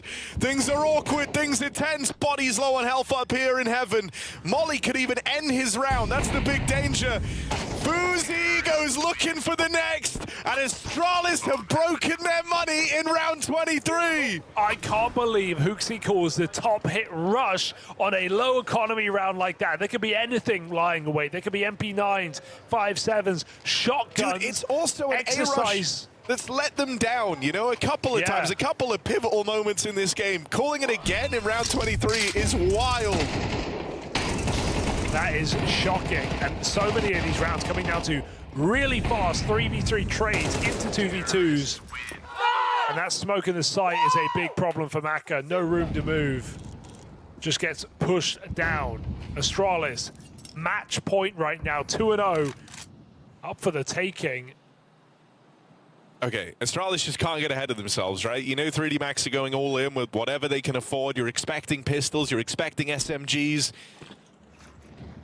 Just because you have the better buy doesn't mean it's a guaranteed win, so still going to take this one very, very seriously. Ooh. You've made it as easy for yourselves as possible. I love what they're doing, though. They know because of the limitations, no AWP outside, no rifles watching from hell. Look how much control Astralis have. They've smoked lockers, they've smoked main, they've wrapped CT. Then they pull back. This is going to mean 3D Max spend the whole round looking over their shoulder for a lurker that doesn't exist. They have two players playing for the Heaven Wrap right now, and you can't blame them. No one ever fakes this amount of control. Astralis go back down sequel. Gravity. Need something. First kill is good, but trade is in, and Astralis show numbers as they storm into this site. Oh, Yavi even catches one on his lurk back in the lobby. Aggression comes through. A fight that Exercise simply had to win if you want to have any hope of dragging this into OT. And even then, cautious and scared to make it down through the vents. Room was given away, and so vent rotate open to 3D Max. They'll get out towards the single door. This isn't info that Astralis have, and they're acting like it's 100% clear. Rio only just gets gun on in time. Turns back around. The nade will find him down to this close, tense 2v2. They don't know where Stair is. They haven't seen FUZI. They learn about them the hard way. Can you believe it? That comeback shut down 8 rounds in a row for 3D Max, and it doesn't matter a damn bit. Astralis see this one through with a clean 2-0 finish. And that's what we get after a dominant overpass, after a beating from Astralis. We wondered what their worst map statistically in the last 3 months would have in store. Well, that is what it has. A close victory, a well-earned victory, a difficult victory for Astralis, but a 2-0 nonetheless over a 3D Max who unfortunately just came in cold today, Harry. It took too long to see 3D Max do anything in this series. By that point, there was no room for error. No, it's one of these games where I think if you're 3D Max, like, you know what the problem was. No one showed up in good form. This was far from like the usual level you come to expect from this team. And I think, if anything, the idea that you kind of warmed up into the game, you actually left yourself in a winnable position there on Nuke. I think that's what makes it hurt to an extent, right? The idea that if you just showed up with that type of a level from the get-go, maybe in your heads a little bit when Overpass goes so decisively against you. That's also where, like, starting it with throwing away a 5v2 in the pistol doesn't help, you know? You had a lot of reasons to be in your head in this series. I don't think it's a proper representation of what this 3D Max team is capable of. Like, this was them on an off day, and they still nearly beat Astralis on Nuke, you know? Able to recover and nearly drag us the distance, nearly make this a 3-map series. So I hope that's not a sign of things to come. I hope this is just like a blotch on the record for this 3D Max crew. Yeah, problem is, I mean, this was a team that was grinding last year. They're playing so many events, so many time zones. It burned them out, actually, by the end of the year. Burned them out with a major. It was something that they spoke about regretting and maybe picking and choosing their events better this year. But, Aaron, they'd come in kind of cold to the year. I say kind of cold. I mean, just 2 group stage, you know, not exits yet, but Krakow exit to some top teams, yes. But now they're 0-2 here in Swiss. And they're going to have to find some serious resilience to bounce back and make it to playoffs. Feels very unlikely. It was just such a peculiar series, man. Like, your heart goes out to Exercise, who really tried. Yeah. You know, say what you will, that guy really tried to make this a competitive game. He took control of Nuke for a while there, only to get quelled by a very unlikely candidate in Hooxi, who had a fantastic map after not really being required on Overpass. His team handily putting that one to bed. This series had a bit of everything. Stair, life game, best map in the Astralis jersey ever. That was Overpass to start things off. Hooxi, life game, map 2, comeback denied, 3D Mags just shut down. And yeah, they drop down 0-2. Astralis get to keep on fighting. Yeah, What either more way, can I you say think than that? more positive things here for Astralis, in just the sense that it's nice to watch this team look good finally after years of kind of mediocrity and not really considering them for any runs and maybe a playoff appearance here and there, but never winning in the arena games. I just had nothing to cheer for Astralis. Now, I'm really liking what I'm getting. Hooxi looks re-inspired. He had a great game. Ryu and FUZI have clearly come in motivated, and that has inspired other players on this team as well, something they've spoken about, something Hooxi spoken about, just having more drive, more willingness to, you know, compete, and having young, unproven players definitely adds to that. So, a positive reality for Astralis right now, in that they could be a team on the cusp of playoffs, on the cusp of making runs. I think this could be the perfect event for them.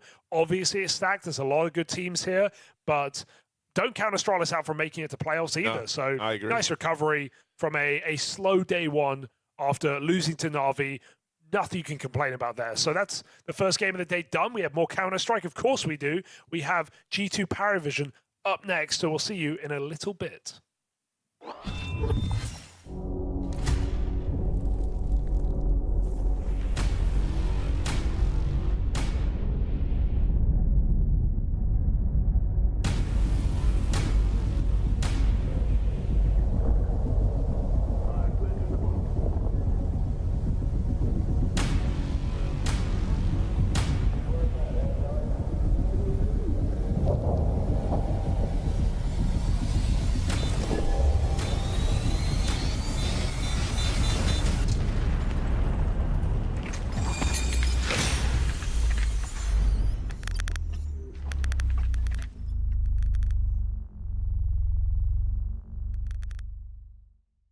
She said she loves you. But she can't love me. But I love you. Yeah.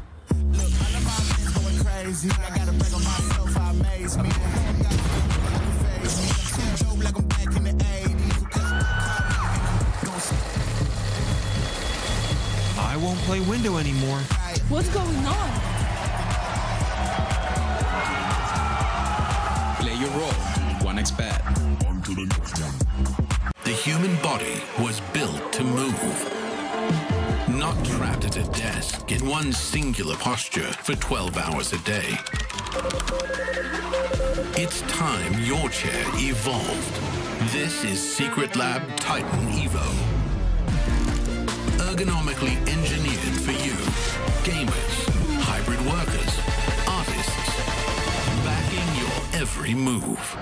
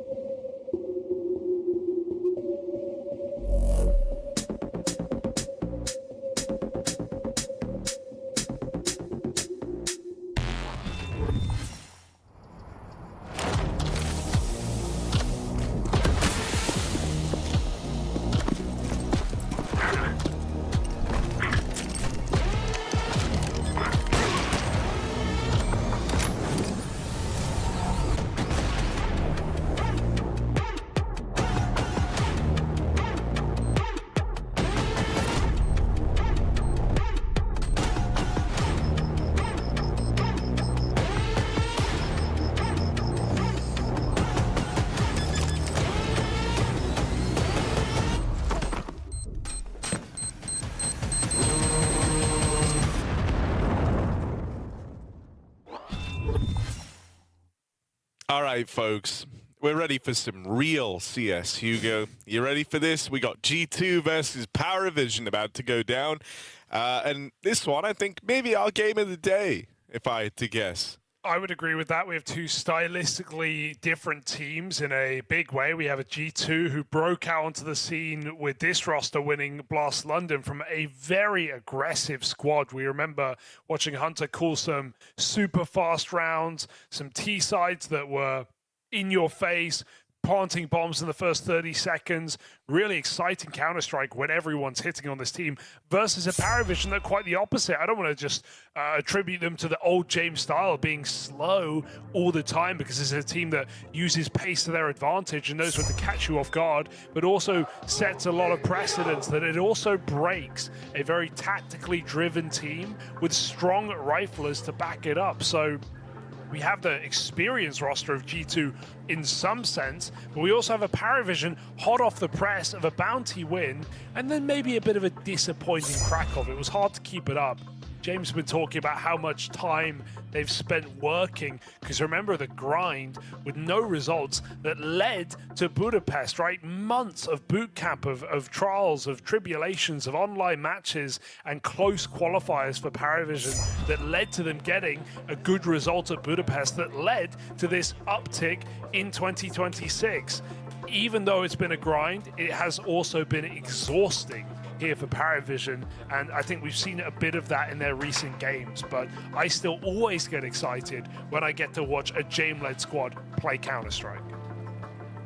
Yeah, you know, I'm in agreement there. I think this one should just be a super interesting stylistic matchup. It's also a G2 coming off the back of pretty decent result in Krakow.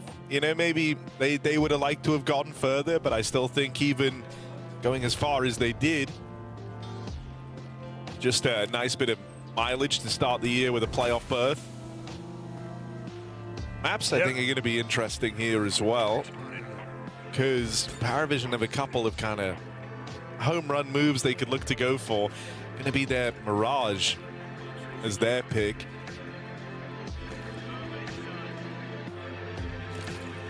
Curious what we get as the okay, Anubis out. Inferno. Okay. If you can finagle a Dust Decider, I think Paravision are very, very happy with that, and that's what they're going to end up with. So if this one goes the distance, if we get all three, I feel like Paravision did well in the veto. Yeah, G2 are no strangers to Dust, but I think Paravision showed they can take down the world's best on this map, so it's still a very scary prospect. Inferno has been a map that they have kind of got away with not playing for the most part. We saw it at Krakow, we saw it at Bounty a bit, but in Budapest it let them down. So I don't really know, what to expect from a Paravision Inferno. Maybe it's a map they've been working on, but remember, this is a team that, I don't want to just reduce them to a one trick, but they have a couple of really strong maps, and then when you go a bit deeper, it can get a little more difficult for this team, right? As a team that self-admitted they didn't really play Anubis or prac Anubis coming into this season too hard, and Inferno, as I said, it's been a bit up and down. Get them on a Dust, a Mirage, even an Overpass, they can feel pretty comfortable, but outside of that, I want to see if G2 can test them today. I definitely think there is an opportunity for that to happen. As you said, G2 coming off the back of a playoff in Krakow. Yes, nothing done on the stage, but even inside of the groups, beating a Spirit on a map, arguably should have won that series, by the way, to qualify for semi-finals. Really should have won that series. And taking down the Mongols for Liquid, Passion, all pretty solid results for G2. So, yeah, I think this is going to be a very competitive game. G2 as odds favorites is interesting as well.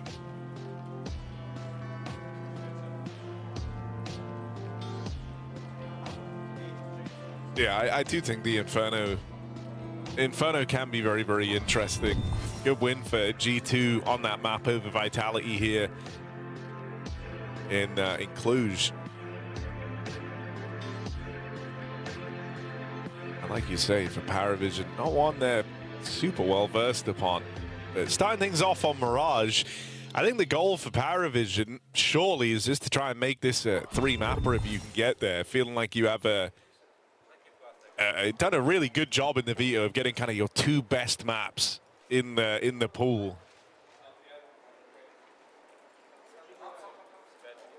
I'm excited to get to see Natus. I think he's had some very sick moments in the G2 jersey. Something I do like with the G2 team as well is I feel like they always just give us some highlight moment. You know, whether it's like a big heavy god multi-kill, whether it's a MOUZ D ground. There's always a highlight play never too far away when you're looking at G2. Not afraid to lean into the individuals and the strength of them. Also, get your tickets for Astana. Fantastic little, not even little, fantastic massive event, bro. It was rad last time we were there. It was a sick time. Dude, every building in that really city liked Astana. is like 3 times the size of it is anywhere else. Like a city built by alien giants. Yeah. Every building is massive. In a good way. Okay, thank you for clarifying. Harry, which player on Paravision, which young player, so not Jane, are you most excited to watch today? Because there's a lot to choose from here. There is, and at times any one of them can step up. But I feel like I'm torn, man. Because like Zway's had some great games. He's a super interesting story, but I think Nota maybe could. I've just seen games where Nota goes like completely quiet, but then when he's Giga switched on, he'll take control of a game, man. That bounty he can steamroll, yeah. Oh, he was unstoppable. All right, fist bumps coming in. Looks like we got that first map of the match. It's Mirage, Paravision pick. Expecting them to start T-side here. Inferno our second, Dust 2 our decider. It's a classic pool. When I was leaving Krakow, I shared a ride with MOUZ, and he had his dog with him. Oh. Very cute dog. That's really all I have to say about MOUZ MD. One of my OG favorite players. Yeah. Did you I know always he loved the way Portuguese he played. to join Team 1? He did. All those years ago. Multilingual, multifaceted, but really specializes in headshots. There's MOUZ MD. And such. Put him in more anchor roles this year. He's looked better for it as well on CT side. The Guatemalan scream. Ooh. It's not a war cry he does before the games. B split into the stack. Flank coming in.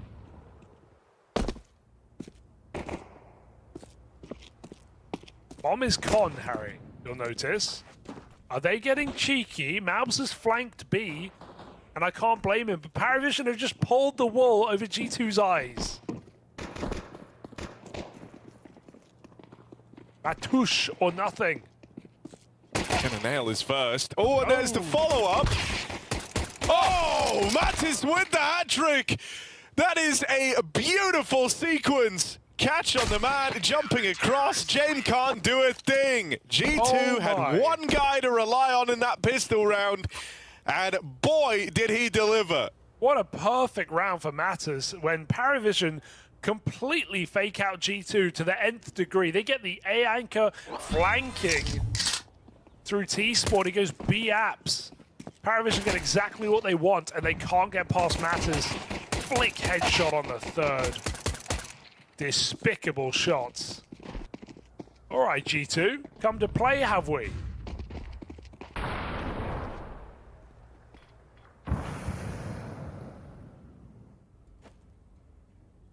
Full Glocks, but actually full Glocks. The thing I really like about Matt is he's always down to like play a ballsy round. You know, like a very confident rifler. Here he is trying to spearhead this charge in with the mid-aggression. Oh, Zway. Zway is He's a tiny little man. How has this worked? Oh. I like that, though. That's fun. Tiny man versus heavy god, it's a no-brainer. Well, we need some big guys to step up here for Paravision. First gun round coming out.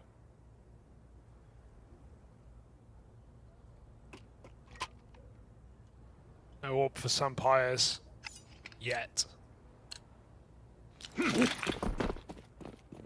Jame with top mid instant.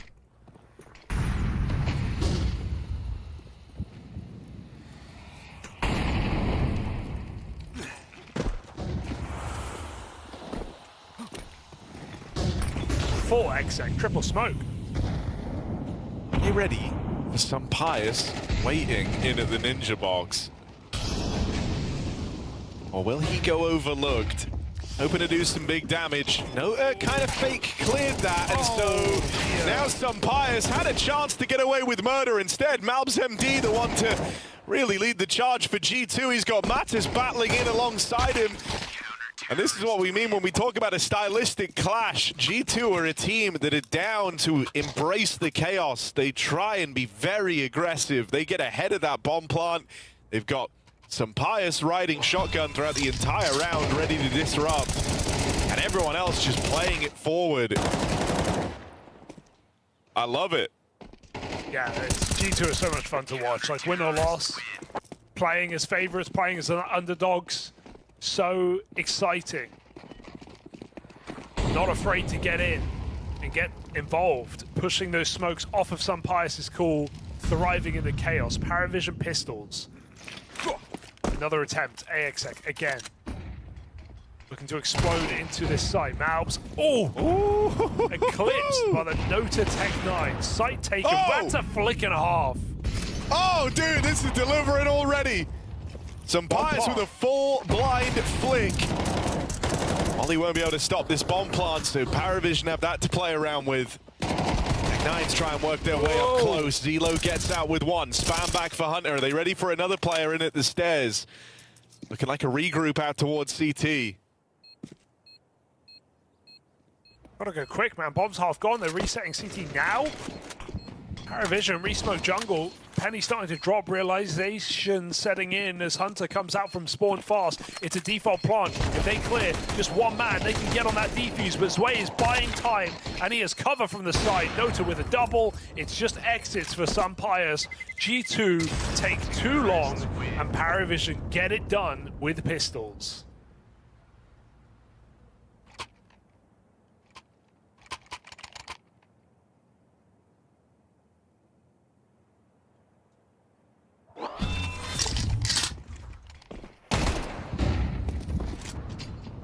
You know, I think it's a good example of how you live and die by the sword of the aggression sometimes if you're G2, right? MOUZ hangs out in a very aggressive angle, really about as aggressive as it gets when an AXX being ran against you. No way Jame does it again. No way he just calls this onslaught of AXX to open up Mirage. All right, why not? MOUZ MDD ground, though. We said he's always good for one of these, but not going to be in this round. He's dead straight away. Blind and burned. Not much he can do there. The Palace pop helps Paravision get control, and this third A hit in a row might just force insta-save for G2. They don't like what they see. Good call for G2, just to cut and dry. Cut and run. No point hanging around for exit here. That does mean Paravision will make some money at the start of this game. They know they've won this one. There's hands off the head on the headsets. G2 are not even going to try it.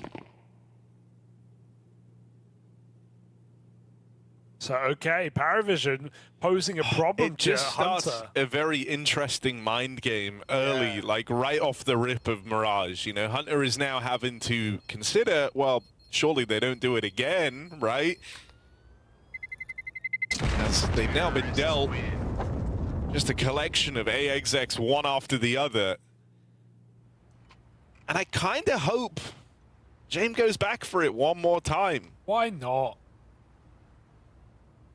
If you do it once more, they have to start playing heavier at A. I feel like right now, if you're G2, you could still have some, like, plausible deniability smangle where it's like, hey, they're not doing it again. Yeah, is it a psych pause for G2 where they say, look, it's going to look like we're trying to fix A, but we're not going to fix A. We're going to leave it. We're going to focus elsewhere and hope that Paravision run into it. I feel like this is the kind of game where you really doubt yourself in this point.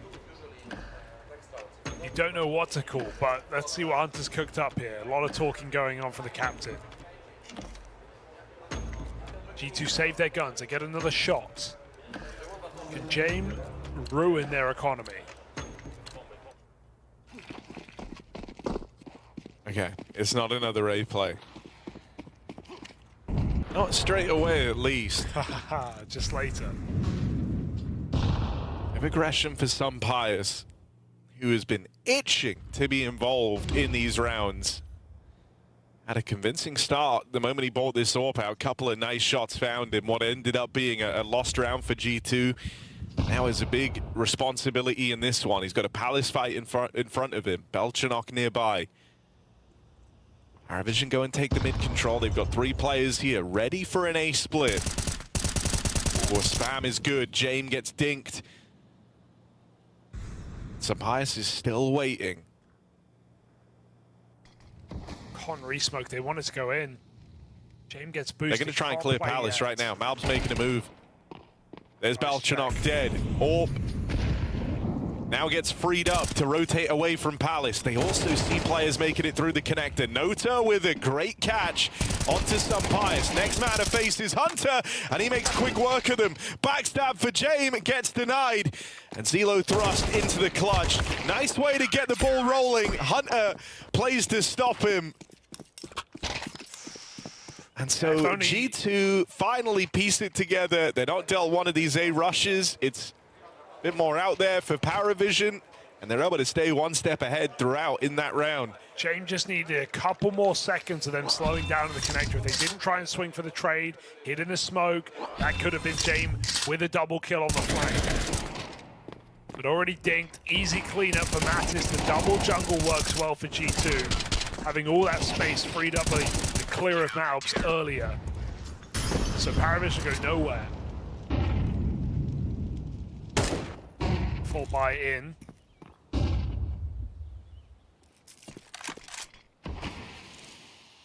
Full default spread across the map.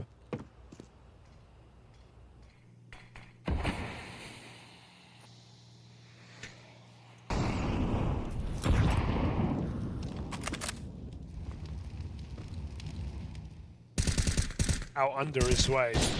Classic. Looked like they wanted to group and fight mid there, but maybe their full commit. Instead, just these 2 players from short now. MOUZ joining the fray as well. Out through Con, catches James on the weapon switch. And just down to 2, Belchanok and Zelo trying to walk out ramp and Palace. First man's made it past Pius. How do you even get this bomb down, though? Con smoke fades. There's no punish from G2. They allow that plant to come in. Kill for Belchanok as he goes on a tear. Too deep, will get shut down. Hunter again provides the cover. Just the guy to stop these clutches coming through. Loving the form we're getting out of G2 right now. Everybody hitting, everyone called upon, everyone answering that call. Yet to see Heavy God tested inside of B. It's been A every single round from Paravision. Arguably, the most reliable piece of this team is Heavy God and his small side anchoring.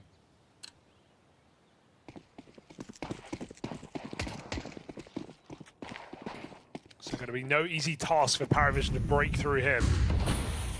Pius quick cat jump with the AWP, trying to get involved. Paravision do look towards Heavy God in this round. Ollie is going to keep Pius passive but not push him off the line completely. He still has this ladder position. First time Heavy God will have had to have done anything in this game, like you were just addressing with all these A plays. And so you really want him just to hold the line here, right? If you feel like you can remove B from the playbook, have it not work, that would be so valuable. Gets in behind them, and this is why you've been trying to avoid Heavy God throughout this game. He makes that look so easy. Alone on the B site, 3 players coming his way, and he finesses it through the smoke, gets behind them. That was so sick, dude. The penny drop when that player clears backside, and he goes, hey, must be in the smoke. Belchenok has his knife out, pulls gun, too late. Heavy God, 3 kills, walking through his own bench smoke. Beautiful reaction there on the B hit. And sure, made easier by the fact that some Pius' pick earlier cleaned up mid. Heavy God just has to focus on his one position, and that's when he does his best work. 3 massive kills, breaking Paravision's money now. And dude, I think, you know, it's one of those rounds where it's like, it would have been fair enough for, I think, a lot of folks there where you've just not really done anything in the game to feel a little cold. You know, you're getting asked to deal with 3 players running at you through the apartments. Those could be tricky rounds, but that's what makes Heavy God so great. Just feels like a real pillar of consistency. Just handled it so well every step of the way. Oh. And that's such an asset now to G2. Yeah, it's like, okay, they've tried B once. They got absolutely wrecked. No way they go back to it. And G2 are feeling the same. They start with 1-man B, and that man is Heavy God. Oh, Hunter's ready. It's an important trade to keep the round alive. James can just reset and group with his boys. Sway right now yet to find a kill. As James gets back on ramp, the exec gets chucked in, and Belchenok v MOUZ. Got to watch out. MOUZ gets supportive util. Able to fight down ramp as a result. Backstab, well-timed. Belchenok on a tear out through Palace. Scaling over the stairs, some Pius not ready for it, but James won't punish. Only now taking the space. Some Pius still back turned here. Maybe moments away from going down. And this 2-on-3. 2 players that have been keen, but just out of position. A man down. Money on the line. They're going to concede this one to Paravision. Awful lot of respect when it counts, right? When it matters. A man disadvantage retake with no control. Paravision can set up to wherever they want. James had a very good position. I think if Sampai's walks through con, he is a dead man. So... oh, that's ugly for Heavy God on the way out. But still, G2 can buy.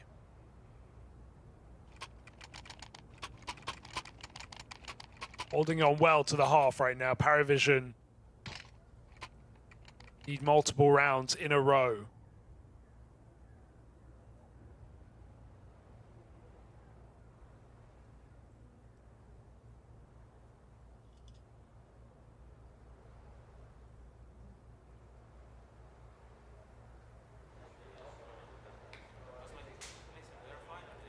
Well, the notes go face down. Jamie ain't letting us catch what he's up to.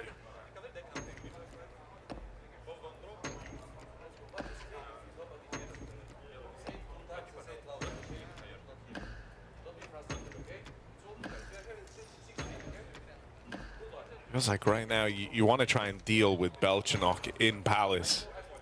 He's hit some very good timings on these plays, always willing to make them interesting. It's a fight you feel pretty certain you're going to get. And that seems to be Paravision's read of the situation too. They're expecting that G2 try and deal with this guy before he becomes a problem. So they give him a couple of friends to work with in the Palace push.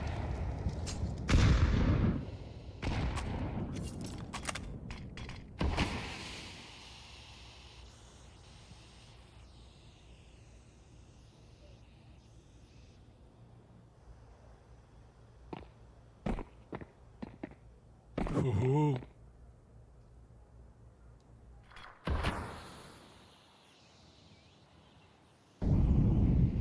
MOUZ just ducks that peak.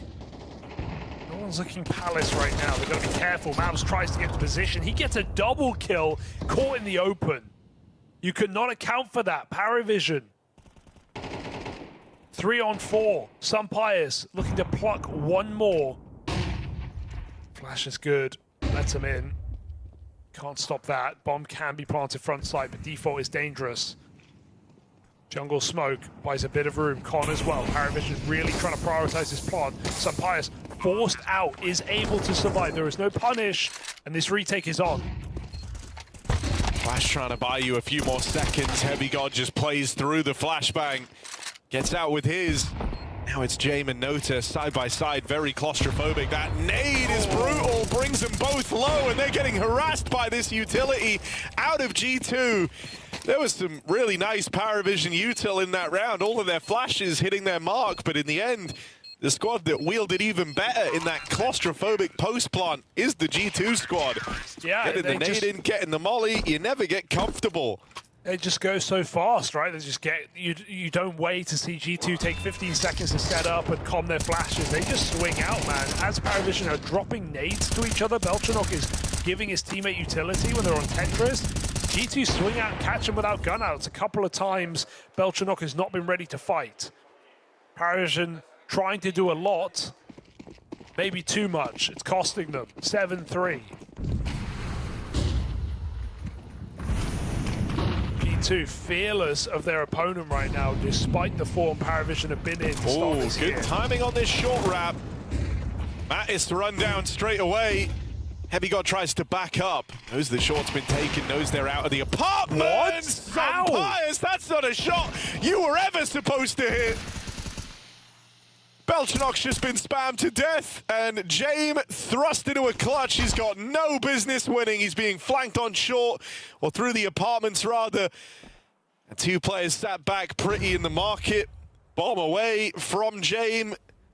The net is closing, and Hunter the one to deliver the killing blow. This is a runaway half from G2 right now. That kill looked impossible for Sunpius. I don't know how he got it. Zway's having a rough game. He's down 0-9. That was his 9th death. Can't really be blamed for that. That's just the most ridiculous kill with the AWP. And Heavy God, just love watching him as well. Doesn't overplay, drops a smoke, plays backside, just limits Paravision's comfort in B. Even if he's not getting kills, his presence is enough. Paravision can't get a grip on this game. Some very fast rounds, all coming up for G2. Hunter with the AWP as well. And that's the one guy who's been giving you some faith in Paravision is Belchanok on these Palace lurks, but he's dead first in this round, and now you're getting feasted on by the AWPs. Man, this is painting a grim picture for Paravision. Zway about to go the whole half without a single kill. I've said that to try and curse a kill his way. He needs it. Jame can't find it. And Zway, kill or not, it will be impactless. The score is going to read 9-3 half. A very strong opener here for G2 on Paravision's pick. And like, this is so out of left field. This is a map that Paravision haven't lost this year.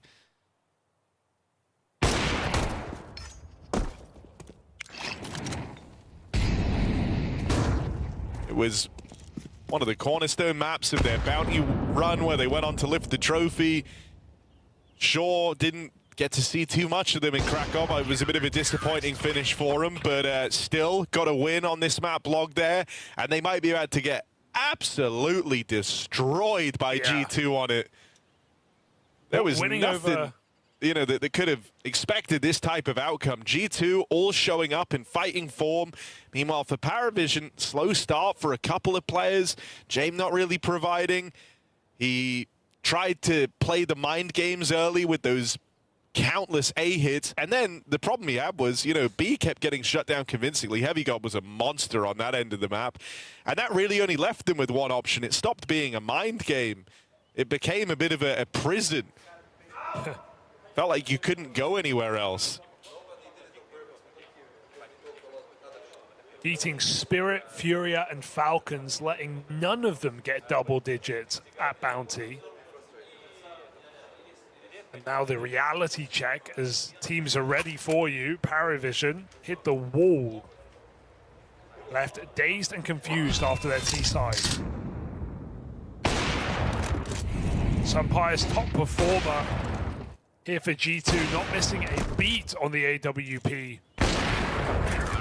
Beautiful stuff. 4 kills from Orbs in that last round. And Zwei yet to get a kill to make matters worse.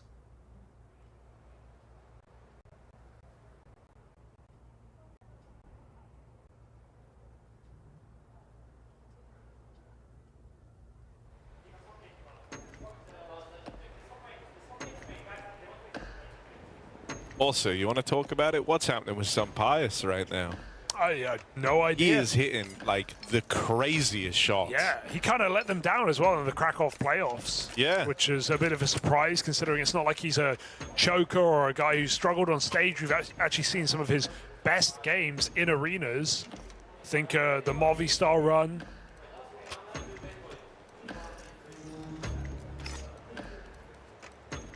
You even think of his time in Ents.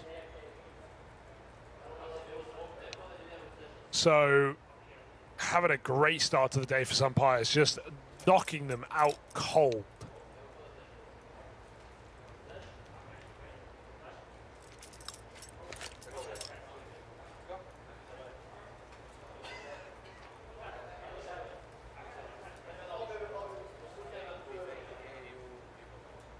I just, you know, it's like Sunpire's hit a normal shot challenge. It's impossible. It started with the full blind flick. You remember that one? That was his very first orb kill of the game. Full blind flick on a guy leaping out of the palace. Goes on to give Zwei his 9th death of the game at B with the most ridiculous flick that didn't even look like it was going to hit. Look at this as well, XX fake. Well, just be normal for once. Oh, they fully bought it. Leaving. They fully bit down on the one smoke fake and a decoy. Zwei got a kill, Harry. Oh, James had enough. He just runs in. Whoa, whoa, whoa. This retake's on. The bomb's not even down. They're playing through quickly, but Sunpire's is still a problem. 2 kills deep. Hunter's wrapping all the way around, so right now, Sunpire's is in this all alone in this site, and the backstab won't come through. Sunpire's, he really is just the final limit, the thing that you can't get past. Looking to round this out with all 4. Hunter finally arrives to help him. He's just getting in the way.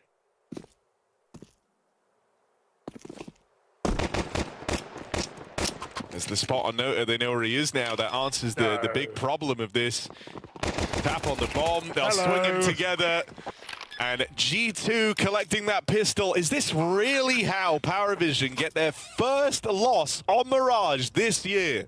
That's a crazy way to do it, right? Just full W. Paravision panic. You don't see that rotate very often, but because G2 don't throw fast smokes, they throw more standard A utility.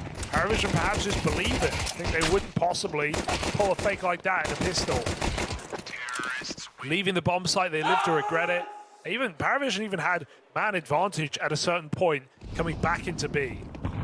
Thanks to James. Still matters not. G2 break him apart.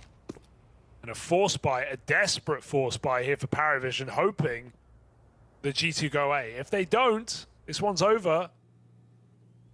But if they do, Paravision have a hope. They have a chance.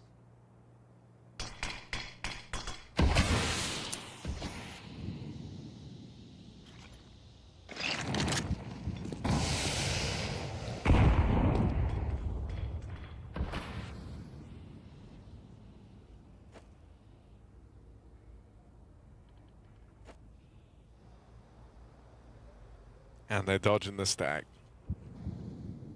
And the round is won. Oh dear.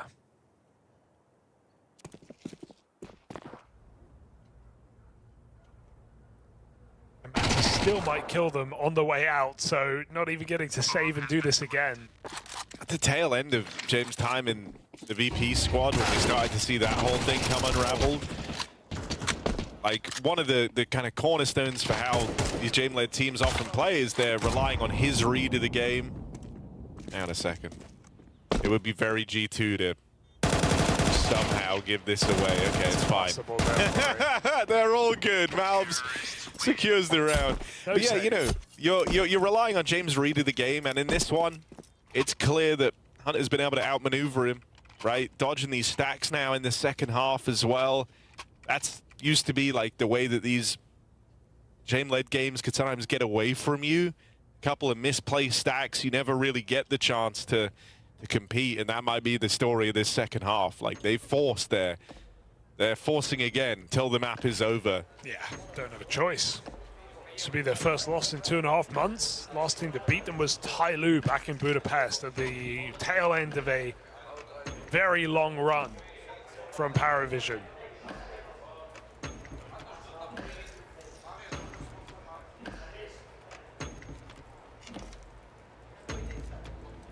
That prospect of an exciting third map of Dust 2 is still under question now as G2 look to take their opponent's map in this series. Like, and even then, right, you talk about Tyloo with the last team to beat them in 6 months, right? If you go even further back, they lost this map twice. They're 16-2. Hell, if you run it back a whole year, they're 30-8. They haven't lost Mirage in 2026. But we're just rounds away from them facing their first L, and it's not even like it was competitive. There was never a moment where they were truly in this map. Ooh, okay. There's the B double for Zwei after a very poor game. He's come up with 2 integral kills here to keep Paravision in this reforce. Back up top for another. No way, bro. Zwei from bottom of the server, triple kill to hold his sight, and this one is over. Paravision will live to fight another round.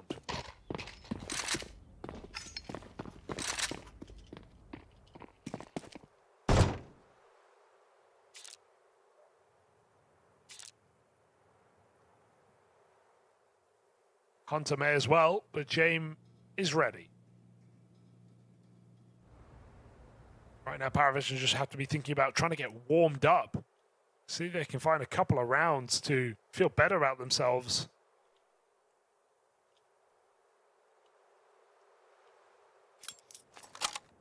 Hunter will save.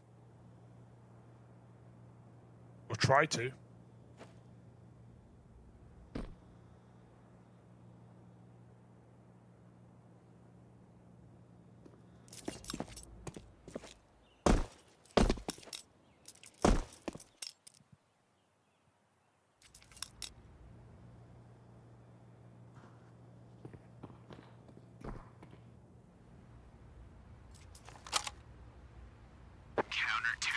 The first step in an impossible journey for Paravision. Yeah, you know, welcome return to the scoreboard for Zwei. Really had done nothing in this game, had a 0 kill first half. But a very important multi-kill. Well, actually, that's not true. It's only important if it leads to something, Hugo. Yeah. A potentially important multi-kill. Unrealized potential here for Paravision. Zwei again tested on this B side.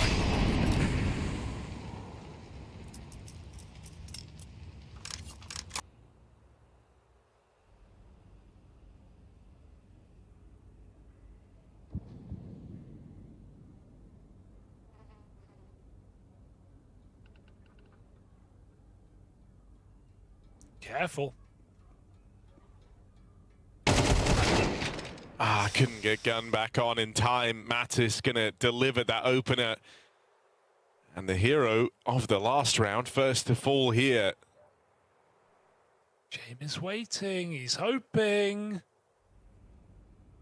Wouldn't expect an AWP here after seeing Zwei do that, but G2 are very cautious. Maybe they do. Maybe they know James' tricks. But you can't outpatience Jame. He's been waiting years just to get back to the Tier 1 circuit. He ain't going anywhere. Until he goes somewhere. Oh, he's finally left the angle. Hunter's gotten in through the ladder room now, flanking onto the B site. James rotated out to the short side, and they're walking the apartment's contact.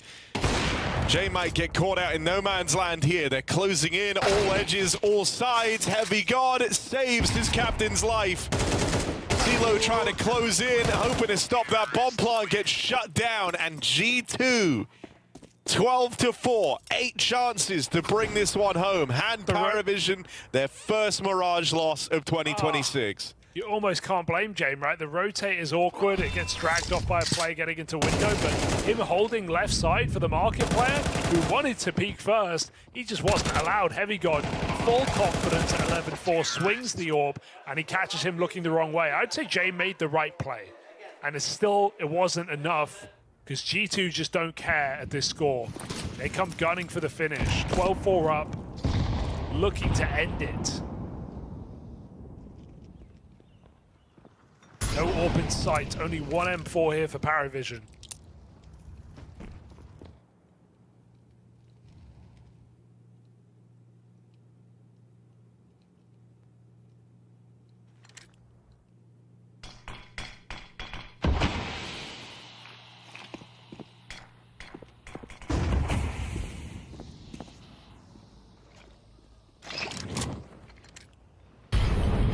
G2 still being methodical in trying to close this game. A split building. That molly, so integral. MOUZ with the bomb makes it into connector as a result. Now with a sneak past Belchanok there, and the AWP eventually finds him all the same. Sampaio providing cover. Double swung from the short side. Might not come to matter. Didn't hear the man drop down in middle, and so Nota will get past him. Deagle delivers. Heavy God left in the clutch, and he's seen a leg out towards the spawn. Spotting Con, swing from Zelo, and an unlikely round from Paravision. Out of nowhere, I think that's 3v5 off the trade, so very quick back there for Paravision. Not too sure how that even happened. G2 have so much room in this game that is no cause for concern.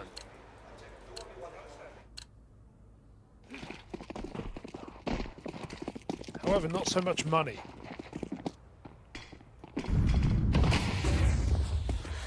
Hero AK, 2 Galils, forced.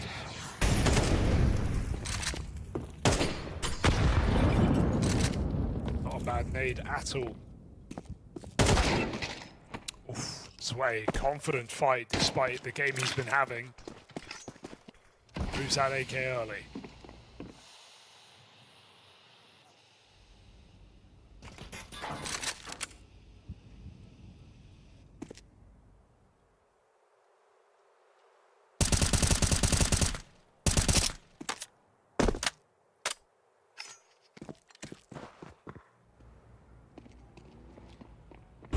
You want to regroup, join up with Heavy God out towards this A site. Do you have enough util here to try and throw in a set piece?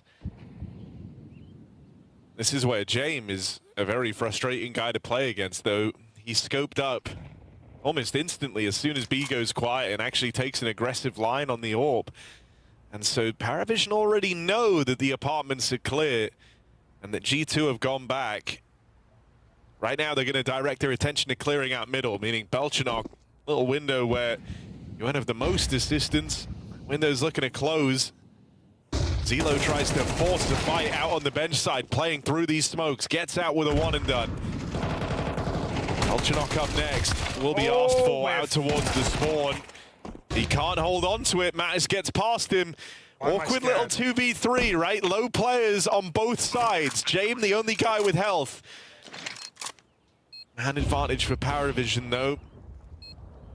Let's see if they can keep the streak up. they know both positions. They've got full info. They've cleared the fact that he's still down on the site, and they've just seen Heavy God, even heard him falling back. So this should be simple. Paravision just flooding in together.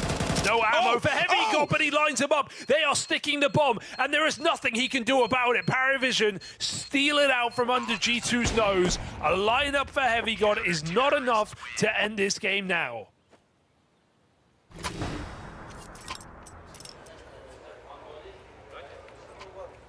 So damn close, man. But yeah, we play on.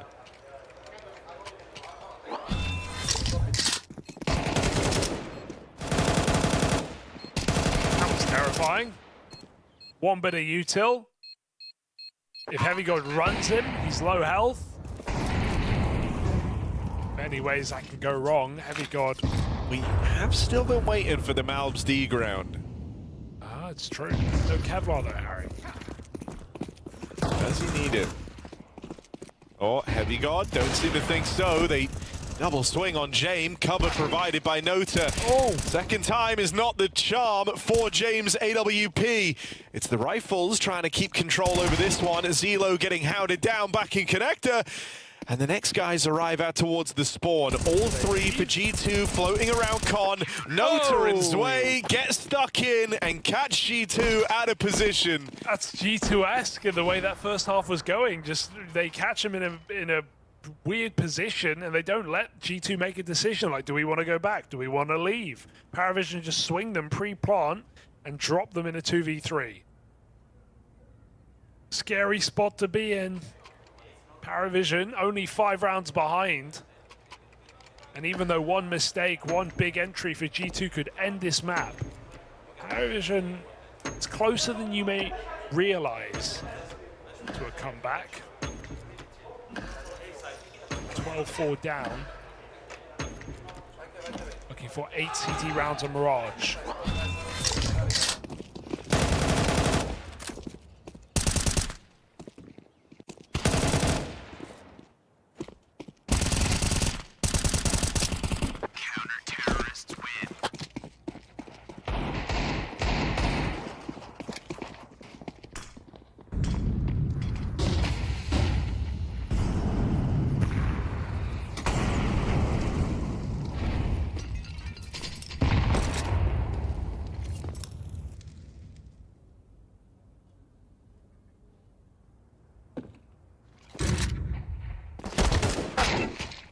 Oh, they keep trying to get this opening kill on Zwei, who's been very down to challenge from the van.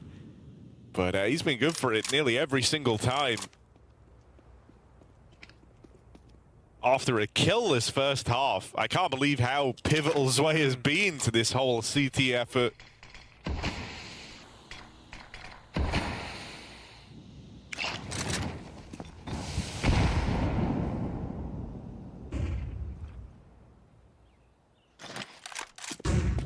Delivered the 5v4.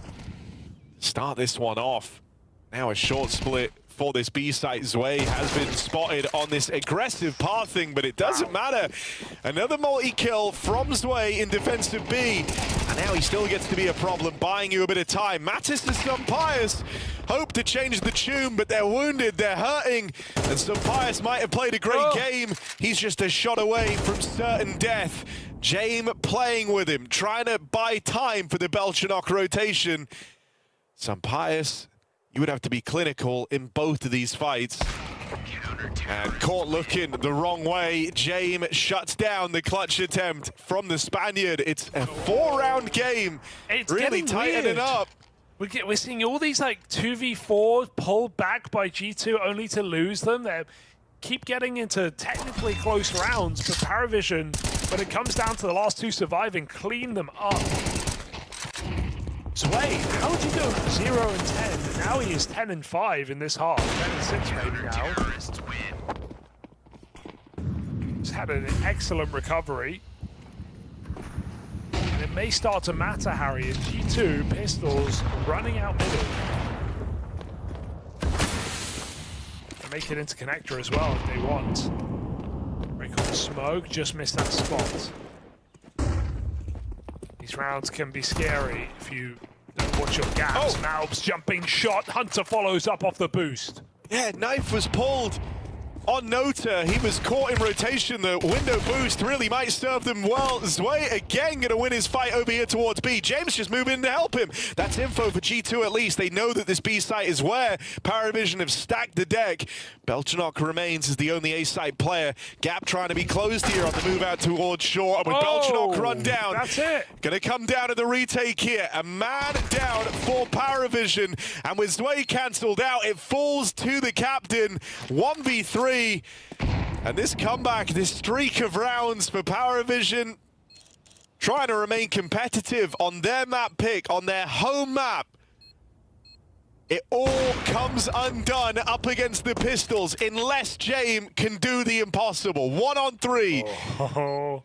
Closing in, 5-7, shut down, and Paravision are handed their first Mirage loss all year at the hands of this G2 squad. A very well-earned victory for G2. They do have to scrap for it on the T side with a few rounds down the stretch for Paravision, but that opening half, Harry, that defense from some Pyres, from Heavy, from Hunter, was unstoppable on CT side. They did not let Paravision get into any position to win that map, and yeah, even the post plants cleaned up often before the bomb even went down. Paravision just got run at by G2 on CT side.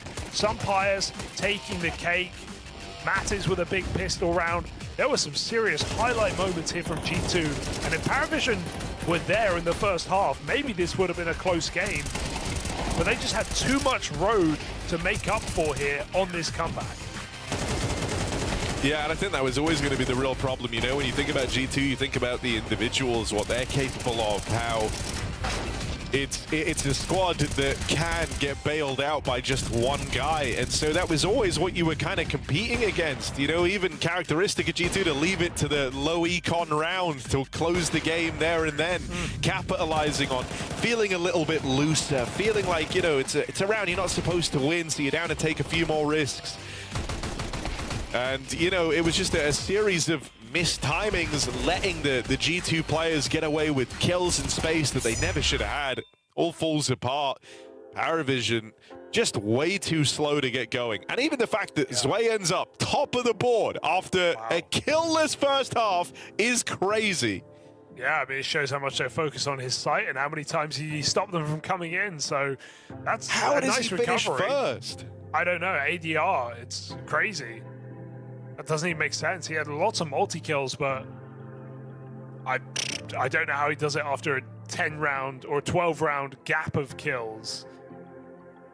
Well, resilience is the name of the game here for Paravision, and it doesn't just rely on Mirage, it relies on the series. Now they've got to come back onto an Inferno and pray they can make it all the way to Dust 2 to finish this series. This is G2 looking for the 2-0 over Paravision. Remember, these teams 0-1 right now. This is a loser's match. Both these squads lost on their opening day, to be fair. Paravision drew MOUZ and G2 drew Vitality. These are some of the roughest opening draws available in the competition. So, yeah, G2 making up for it with a win on Mirage and looking to finish the series on their pick up next. She said she loves you. But she can't love me. But I love you. Crazy. I gotta brag on myself, I amaze me. Like I'm back in the 80s. I won't play window anymore. What's going on? Play your role. 1xBet. The human body was built to move. Not trapped at a desk in one singular posture for 12 hours a day. It's time your chair evolved. This is Secret Lab Titan Evo. Ergonomically engineered for you. Gamers, hybrid workers, artists. Backing your every move.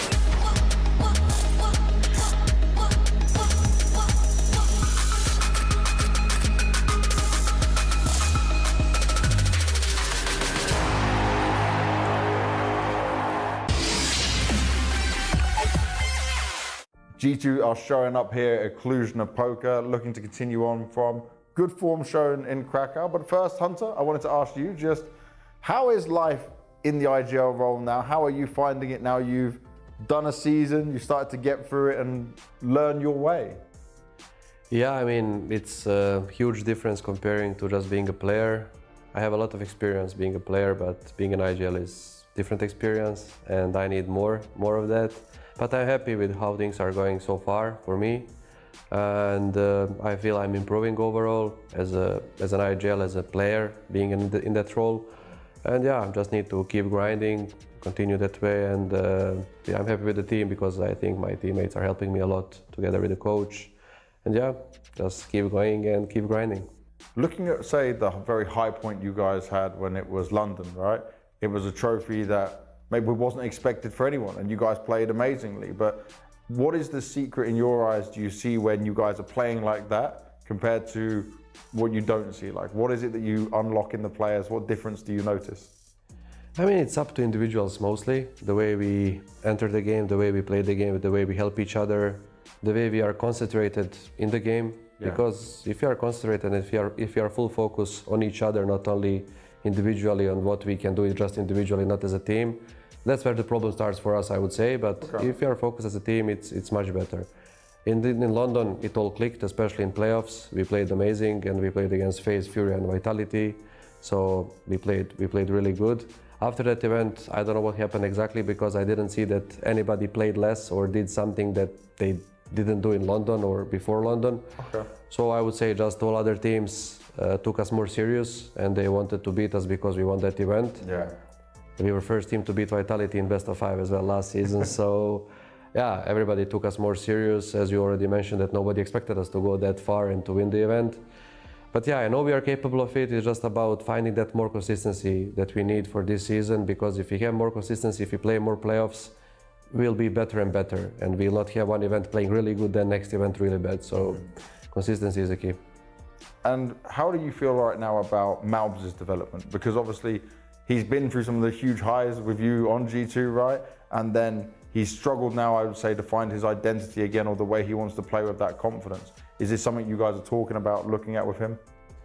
Yeah, of course we are talking about it, and we want him to be comfortable like he was before. When he joined G2, he came from M80, he was playing star roles. Then he came to G2, we had Nico on those roles. Then he needed to switch back to anchor that he was playing back then, a couple years ago. And then he was doing really good in that role. Then when Nico left, we wanted him kinda to be like Nico. Yeah. And it's not easy to fill in Nico's shoes. And then he put a lot of pressure on himself as well at that time, but without too much experience overall being in tier 1. And that was the main issue. But now he's getting back. We put him on city side on most of the maps on these anchor roles, almost all of them, and the positions where he's feeling comfortable without thinking too much about what we should do as a team, but more focusing on himself, because when he's focused on himself, he is amazing. And on these T sides, I'm trying to help him, to give him this freedom that he wants to have, but he needs to be a bit more chill because he likes to press W a lot. And I think we are trying to get there. I think it's getting better and better overall. He's still young, future is in front of him 100%, and I think we are finding the same language now overall, and so it's helping him a lot. Yeah, I think he's going on the right way. Hope he will continue. He's working hard, working a lot, and he is open for any discussion without arguing. So that's a really positive thing. Oh, this is really good. You seem to have a good understanding of it all. This is very positive. And taking that positivity from obviously making playoffs at Krakow, does your expectations here for you to go further? Do you see yourself as title contenders when you look at the teams around you? We didn't set up any goals, to be honest, when we were coming to this event. Our goal from the beginning of the season is to find that consistency. Maybe I'm annoying with that, but that's hey, really... You need it. Yeah. Let's hope we see it in the server, man. Thank you very much for all your time. Thank you, James. Good luck. Thanks.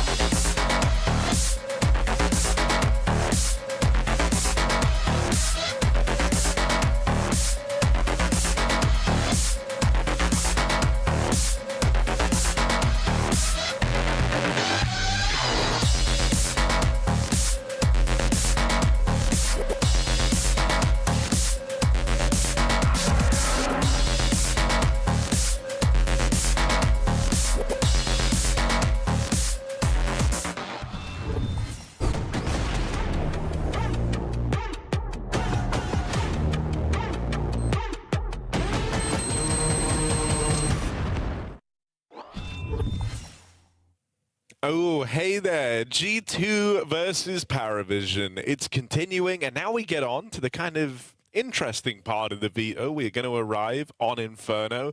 It's been struggles to map at the last couple of outings for G2, but here in Cluj, they've secured a pretty big win on it already. One over Vitality gives you some faith. They also just beat Paravision's Mirage, a feat that no one's been able to accomplish yet in 2026 rather. I know what year it is.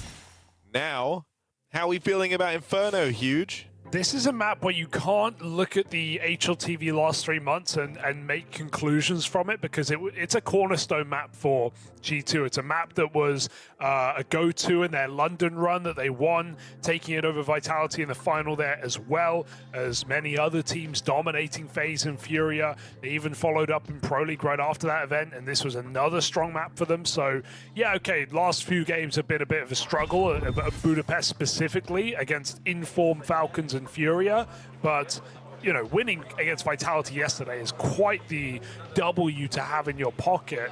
Paravision, seen less from them on this map. They've managed to kind of get away with not playing it at the top level for the most part. They also have wins over Falcons and FURIA here.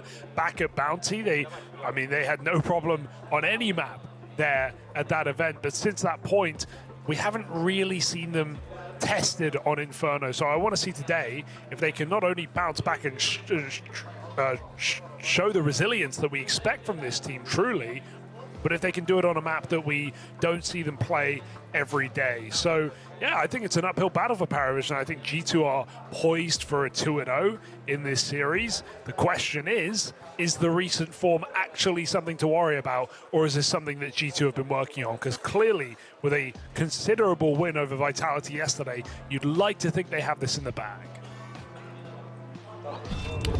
Yeah, even just on how they looked coming in to the series, you know, hitting hard on Mirage from the word go, only letting Paravision find any type of success late in the day, really coming off of Zwei after a terrible first half, and recovering in the second, ending up as the top performer for his team, which was a wild turnaround. Maybe it was Zwei firing from the get-go that would give you a bit more faith in Paravision. They did play their first half 4v5.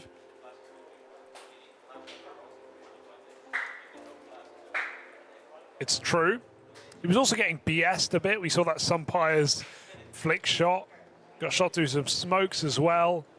So hoping that they can just strap their head on here and give us a better game from the offset. G2 likely going to start on T side, to be honest. That's where I'd want them to start. Setting the pace, setting the precedent, keeping the pressure on after a nice, clean enough victory on Mirage. So what's Hunter and Saw got cooked up on this T half? Let's find out. Pistol round, map 2. Let's take note of what Paravision are up to on a map that they've managed to avoid playing at the top level this year so far.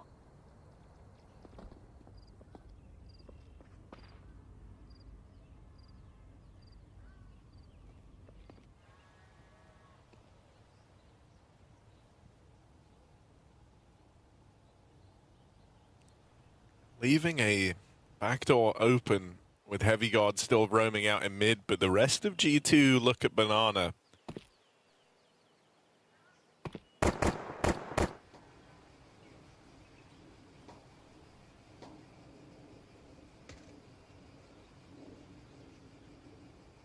Well, the back door is closed. And James actually going to insta-rotate out when he sees Heavy Guard trying to encroach on the long space. Made him suspicious straight away. Good kills for Hunter and Mattis. Looked like they were going to get locked out of the B hit. Now it comes down to a retake. In this 3-on-3, James the first man on the scene. High-low. He pre-aims it. He's ready for the setup. Isolator fight and no trade allowed. Hunter has to do this late instead. Re-swings back in. Jane does it once more. Doing it all right now. Mattis 1v2. He's gotten out of the site. Paravision don't have a kit right now. Is he going to call the bluff as they tap that bomb? He doesn't believe it. They run back to the site. They try it again. They think he's wrapped around, but back turn. He gets him off the defuse. Damage done. Full stick. He just needs one shot on Zwei, and Jane does not let it happen. Fantastic cover from the captain of Paravision as he comes through with 3 kills, 4 kills in fact, and the pistol for his squad. Zwei on 1 point of health. Mattis just couldn't finish the job. That's maybe the most frustrating 99 damage dink you're going to see. You know, if you get that kill, you win the round. Straight up.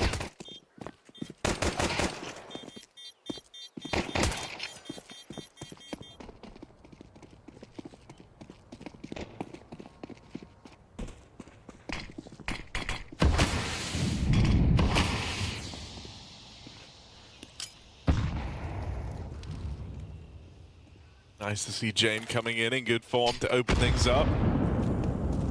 Wasn't really much of a factor back on Mirage.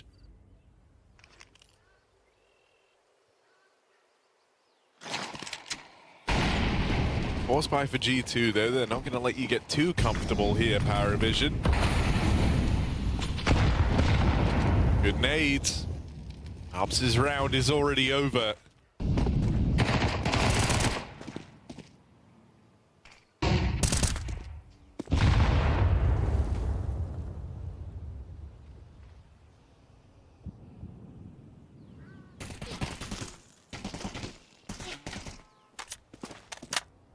Oh, that reload. Heard it. They walk right through. They don't look for him, though. They think he's disappeared. James comes right back, and even his death is not in vain because his team have picked up the kills in the site.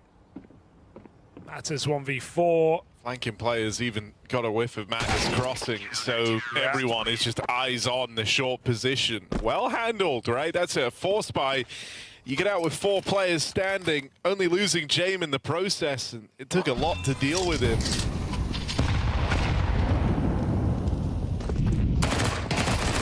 It's a good look to open things up here for Paravision, giving you a bit of faith in this Inferno after all. That was them versus the Force. The next one should be free.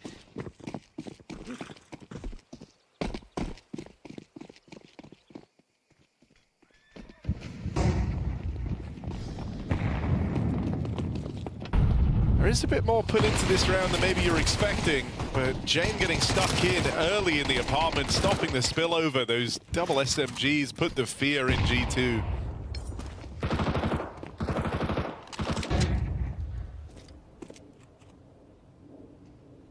And they use their util, lobbing it out for an A play, wanting to get away with a bit more in the apartments.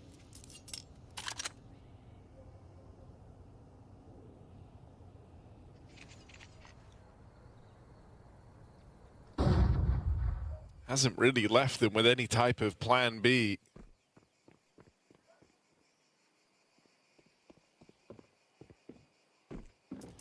Just one flash to retake top banana. If you save it for the site, you might never make it that far.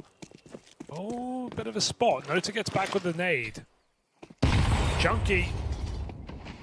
This flash against 2 players. They jump through the smoke, doesn't even get out. It's too late. Zelo's killed them all. 4 kills. The flash never even makes an entrance. Paravision 3-0 up with 5 alive. Full control. All right, come around now for G2. And you don't want Paravision streaking together rounds right off the top. You do have a J-Morp to worry about. Everyone else taking this as a bit of a bonus round.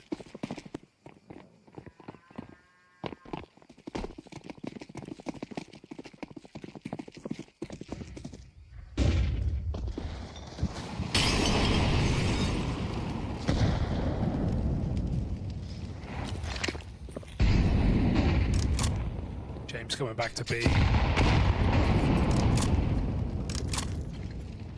Early nades avoided. Retake util will seize back banana control Paravision, even swing with it, staying active on the CT side. They're going to set up here. Nota might eat nades. He's been caught over the top, but Nota's fine to take one with it. MOUZ, big trade. Without that, the round might just be dead. James, lovely shot. 4v3, where they need Heavy God to find a kill here and now. He's going to get his. Wasn't ready for a re-swing out of Zwei on the apartments angle. And even having to slow down and go back and get this bomb, well, the window of opportunity that Heavy God maybe opened up closes quickly. Hunter's hoping to get tricky with this in the 2 versus 3, walking that bomb back through banana. Curious if Natus is going to try and make some noise here. Feels like he has to. Hunter lobs in that smoke. It forces one player out of position. So the fight now for all the marbles is Natus versus Zwei. James even moving back over on this AWP, will be in position in time. Noise now heard by Zwei in the site.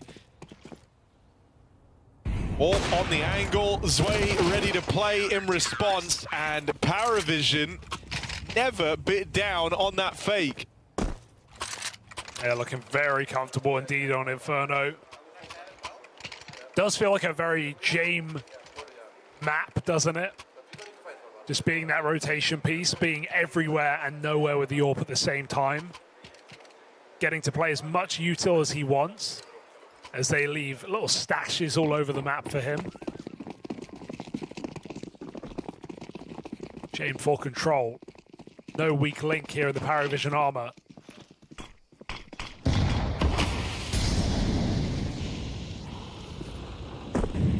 G2's pistols here, and armor taken.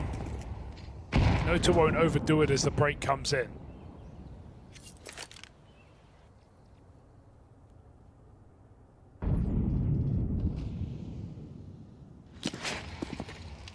And hoping someone can just find a 5v4 right now.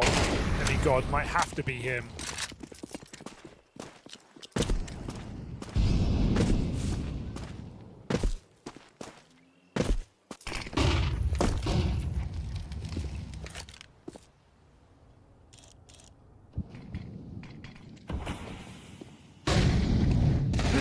Jame knows that G2 like these long wraps. He's been posted on these long sightlines whenever he's given the chance to.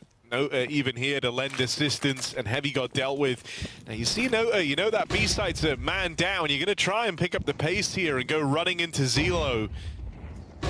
G2 react quickly to the info. Rotate start to come through, and Zelo buying plenty of time with that double kill. Boost up, spawn side nets Jame another. And Sapias has nothing to do. They simply charge at him. This is a very different look from Paravision between the maps. There. You can't park there, mate. 4-on-1, he just runs through the smoke. It's the X factor of Paravision, where sometimes they just catch you with your pants down. G2 getting humbled a little here on Inferno. From a Paravision that have warmed into the day, shall we say. Because remember how they started Mirage? It was cold, literally FaZe 0 kills in that first half. It's not just a new map after a reset. It's a warmed up and ready to go Paravision, raring to go. 5-0 lead. None of these rounds getting particularly close since the pistol.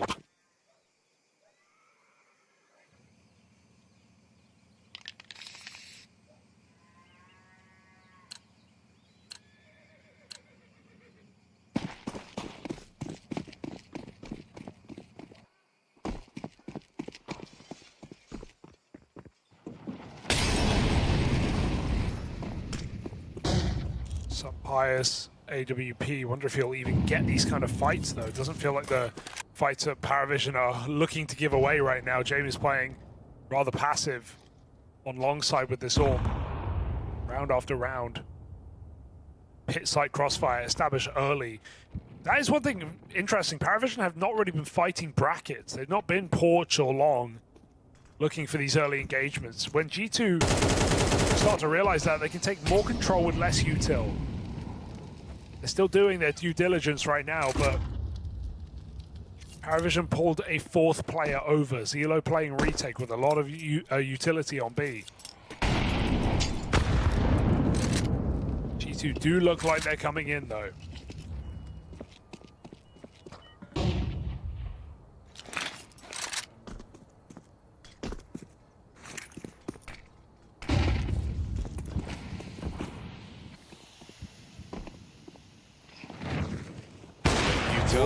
Played out. Jame lives up to his half of the bargain. Now, it does concede long, and when you see Jame in the feed, he's often the guy watching this part of the map and trying to take that space now.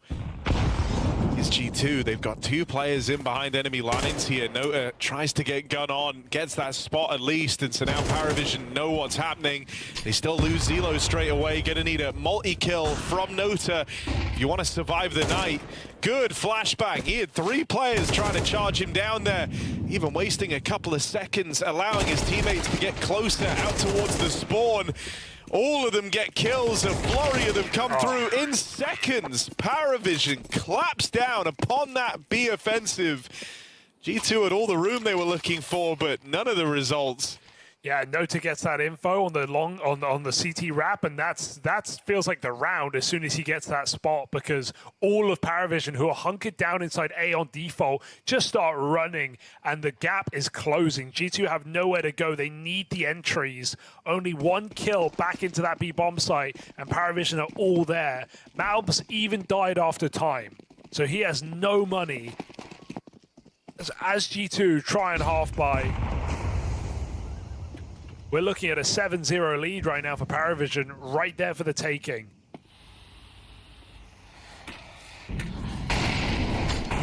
I said Paravision have avoided playing this map as of late. Well, maybe other teams have been avoiding them. G2 picking into this, living to regret it right now. This is dangerous for Zelo. He's got bomb at his feet. They have to come through, and so they do. Trades are good. Jame is still here, staying active. Teammates covering. Jame 11-1. Oh, he's just going to get off the angle. Doesn't even fire. Getting run at right now. AK picked up. Jame finds out a hidey hole. Flank contained. Heavy got 1v2. What's he got?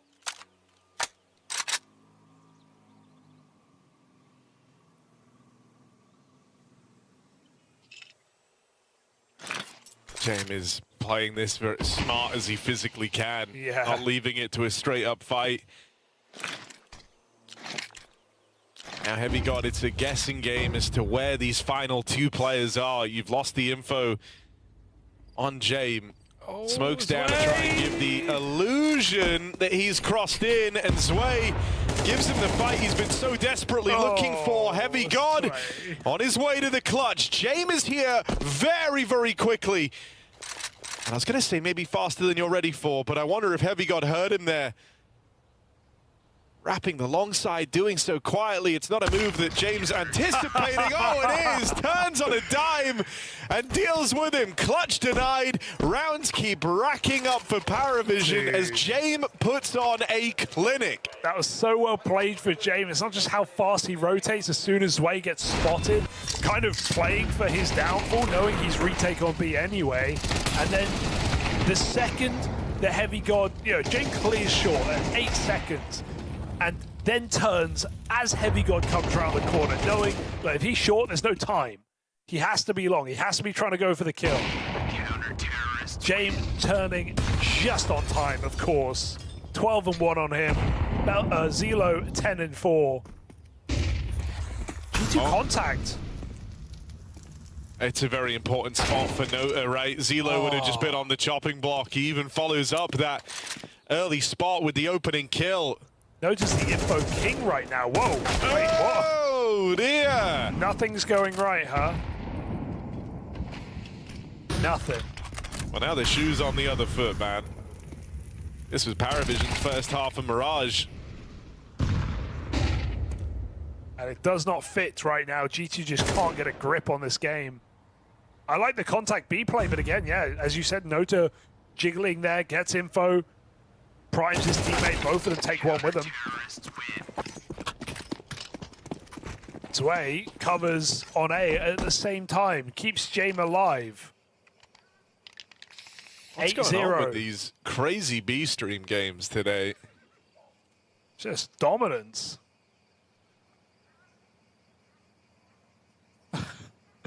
Jame 12-1. Wasn't part of my calculation.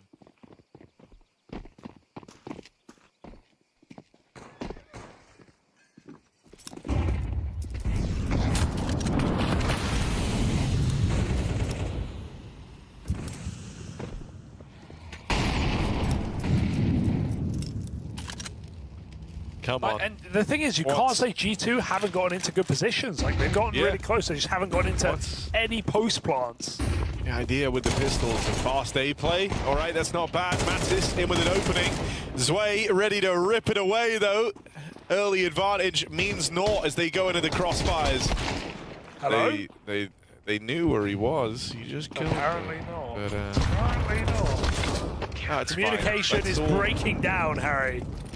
Communication breakdown. Someone help, I'm having a communication breakdown. It hath broken. Okay. Well, this one wasn't what you expected. I'm just kind of impressed, but I also don't, yeah, like, I don't really have a remedy right now. G2, wherever they go, they're getting dry picked by the AWP. They're not killing players who have their like back turned to them. At a certain point, like, you need these entries. They're getting given mid for free. And like they know, they realize that. They know this. They just walk up short in multiple rounds and still don't get the kill.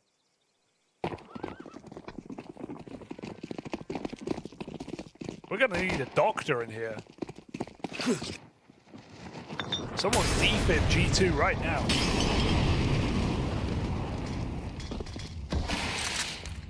Just clinically done.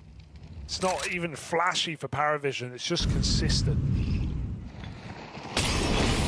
Okay, this is the most aggressive round yet. Can they get out of it? Yup. Flash at the half wall, dodged by the defenders. Paravision swoop in after the fact that that's MOUZ's round over. And Hunter decides, screw it, I'll do it myself. Goes running right into the Jame AWP. James still only one death to his name this late in the game. That nade could find another. And it's not like James playing scared in these moments. The scoreline does not reflect it. He's barreled through the smoke. Bomb is trapped. Natus gets traded. Top mid, you weren't ready for that. So Heavy God tries to get that bomb. At the 1v1 for Heavy God. Lost this to Jame last time around. He got out-positioned thoroughly. Okay. This time Jame plays it forward. That smoke will allow the bomb pickup, and Jame doesn't hang around. He's quick to get out of there as he tries to get ahead of Heavy God once again in the clutch. Okay, Heavy God. He's made the right read. It's 50-50 really to a point. Like, walks through the smoke. Can't overcook this. No time to overcook this. Just has to stick. Listen positions. Check some corners. Put that bomb down. James going to realize as soon as that molly hits the ground. Dangerous bomb plant. James comes back. This is a truly difficult clutch now for James. He's only got a pistol. He's dropped the AWP on his rotate over, not wanting to give it to them right at the tail end of this half. It leaves him with just the Tech 9. James skirts on past Heavy God, makes it into the site. Does have util to work with as well. Gun retrieved for James. Tap on that bomb. And he's got to hit it the first time he's given the chance to. Miss spray on Heavy God. Deep fuse now being held. And Heavy God closes in finally around for G2 as Heavy God gets his revenge in the Jame 1v1. Craziness, pure craziness, but well played for Heavy God. Finally winning out a clutch here for G2. Finally winning at a round. Finally killing Jame. 14-2. A lot of firsts here, or seconds, for G number 2. And now they need these last couple of rounds just to feel like they got the chance. Paravision perfection on this CT side.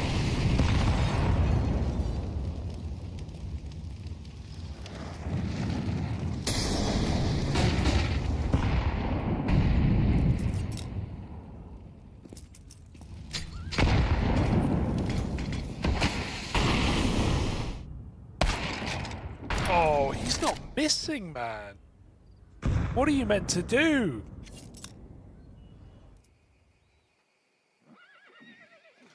This is peak Jame. You're also just never sure where that orb's going to crop up. The amount of times they've faced it over towards Long and the B site. And of course, Heavy God trying to change the routes he's taken a little bit on these lurks. Runs into it again, this time in the apartments. It's just had his number in this game.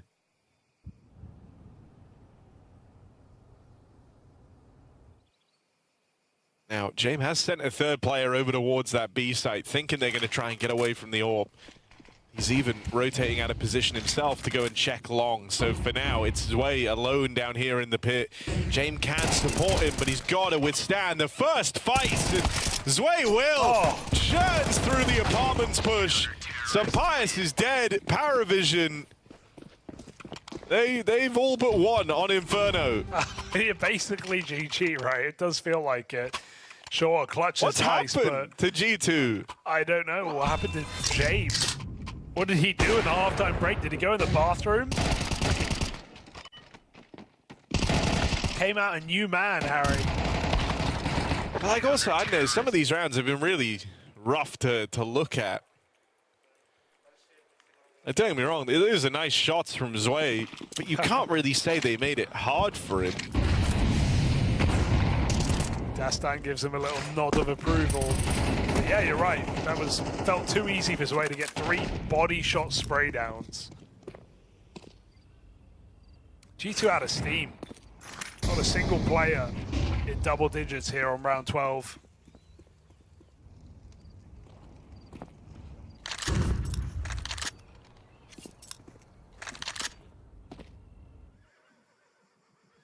I've seen more steam in the Epic Games launcher, bro. Like this. Yeah, this is feeling rough. James coming. Leaving it to a B play. All right, only Zelo here. Needs multiple kills. It's grouped. It's in your face. Let's see what G2 can do. Zelo just insta-ducks back to play retake.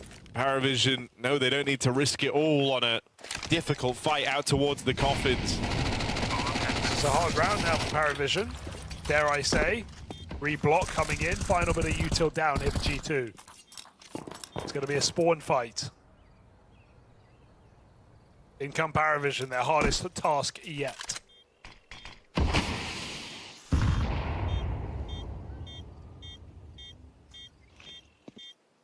A lot of time ticked off this bomb, so you're really leaving it down to the wire on this retake. Want that first flurry of kills to go your way.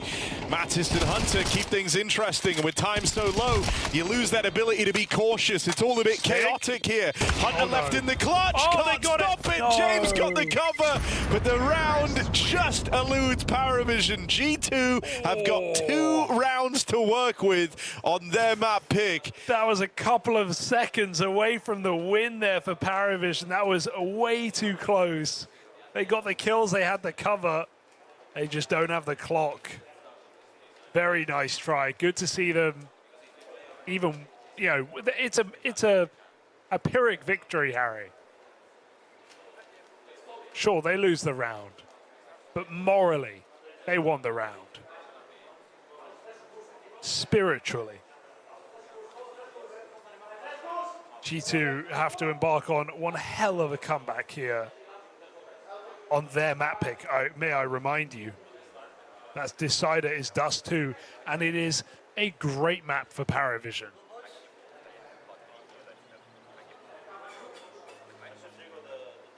I just can't even believe we're here. No. Like, this feels so absurd.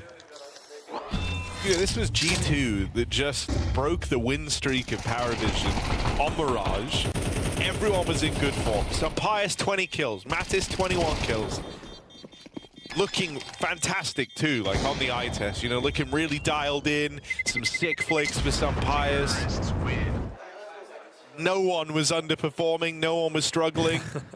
Paravision, meanwhile, you go and look at their scoreboard. Zwei finishes up top of the board, which was surprising because he had a 0-kill first half. He was nowhere to be found on map 1. They pull up to Inferno, a map that you've barely seen Paravision have to play. Well, if you can win any map from any score, you can certainly win a series a map down. Paravision, a comeback team. Look at these scores. 17-3, 15-5. 14-6. Paravision are running towards the finish line. Good opener for Pius, at least.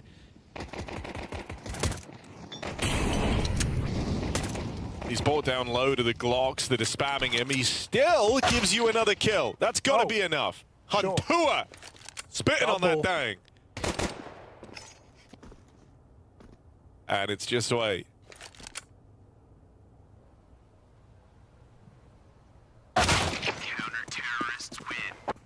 Okay. Oh, they're so back. Are you buying? Are you buying in low? I'm getting in at the ground floor. I'm getting in it's ever been. ground Round 4, G2 comeback. Let's go, boys. Pistol round picked up. It's got to start somewhere. Dude, if Paravision can do that stuff on CT, what are their XX going to look like? I feel like I'm going to see some triple molly, old school Astralis, Fnatic, Chicago antics here. Not here, on the full eco, but very soon. Fnatic, Chicago, I feel it. Let's go. Maybe they can do it, Hugo. I don't know who they is. Who is they? Yeah, someone's going to win this game. Someone has to win. When we cut away all the overtimes. You know, I'm wondering, Harry, when are we going to get the... Do you ever think this? The eternal game. The game that never actually ends. That, This could be it. No, you know, that one day there'll be a pro match that... Oh, what's Way playing? Shh. He's doing Baby Shark, a classic. This song released when Zwei was 5. Probably. What are they doing, man? Why are these guys such trolls? Look at them all, man. Paravision, you trolls! They're playing Fruit Ninja. They're doing the stanky leg down in the tunnel. They're playing Baby Shark in Spawn. What next? Harry, one day, I'm telling you, there will be an eternal game. And what I mean by that is there'll be a game... What is his point? What's his bit? Just let me finish my sentence, go on, okay? go on. All the kills in me. Oh, they got Yeah, go There'll on. be an I was trying to do it over the eco, okay? You're talking about bloody Fruit Ninja. Anyway, there'll be an eternal game. It will go on forever. There will be so many overtimes that one team will just give up at a certain point. They'll have to. They'll need the bathroom. We'll have a break. We'll have another bathroom break. There'll be a catering break. We'll come back. There's a delayed game. There's a team sitting there waiting to play the last match of the day. We'll have to postpone it to the next day. That's how long this game will go. It will be 150 rounds. When is that going to happen? I don't know, man. It needs to happen. It will one day happen.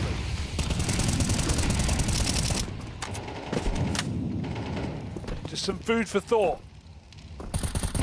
Some fruit to slice.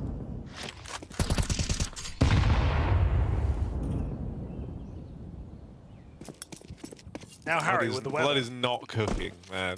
Okay, yeah, blood's cooking nothing, but yeah. You think you ate? You're starving. I want the eternal game, and I want it right now.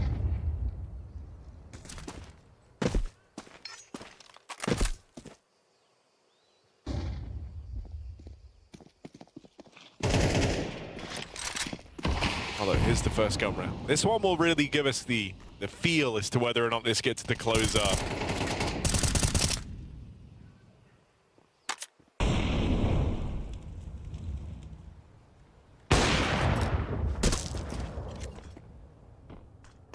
All right, Paravision, they have mid.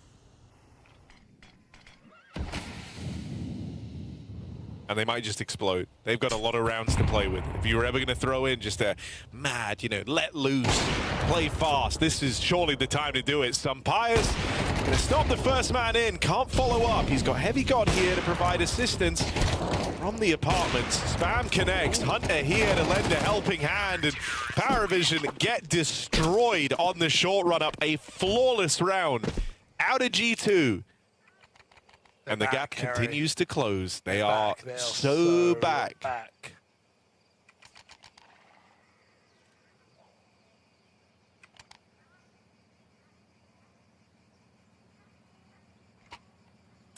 That's the thing about comebacks. You don't know you've thrown your lead until it's too late.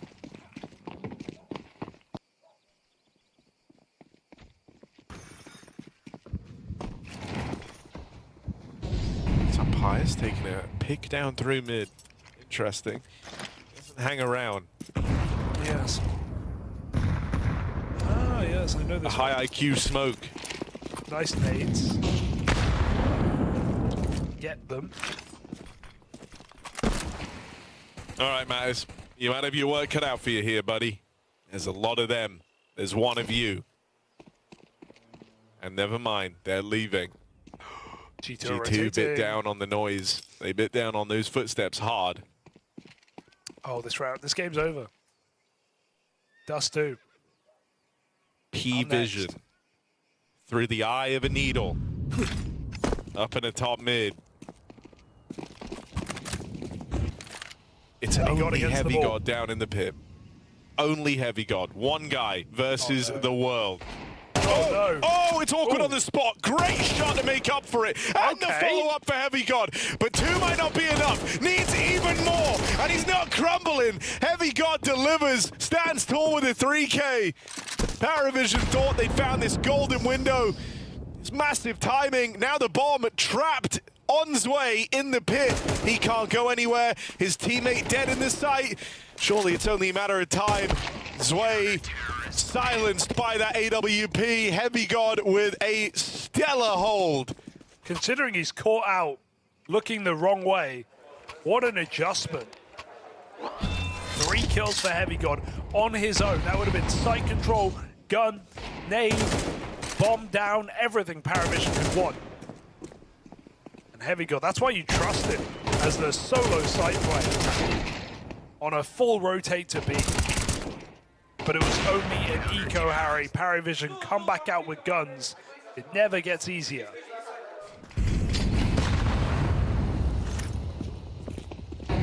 Here was always going to be a challenge for you though, Hugo. James was instrumental in that first half, and open on this T side, it just isn't the same. Pius is now the one getting a flex, getting to stretch his legs a little bit on the AWP. Jamie, not much of a factor for Paravision. Long setup.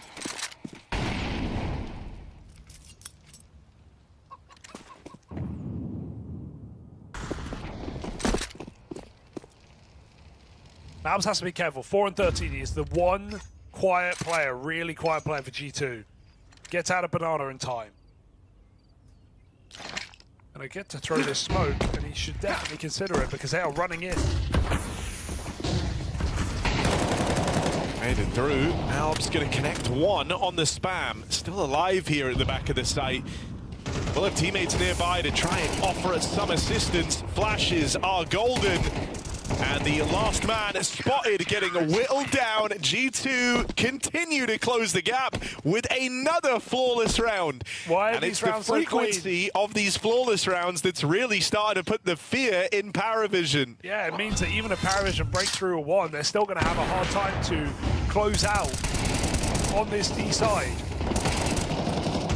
You bought in on the ground floor. I did get right in now, so early. The investment might just pay off. 10-7. 3-round game. Paravision timeout. First time they felt like they needed a break.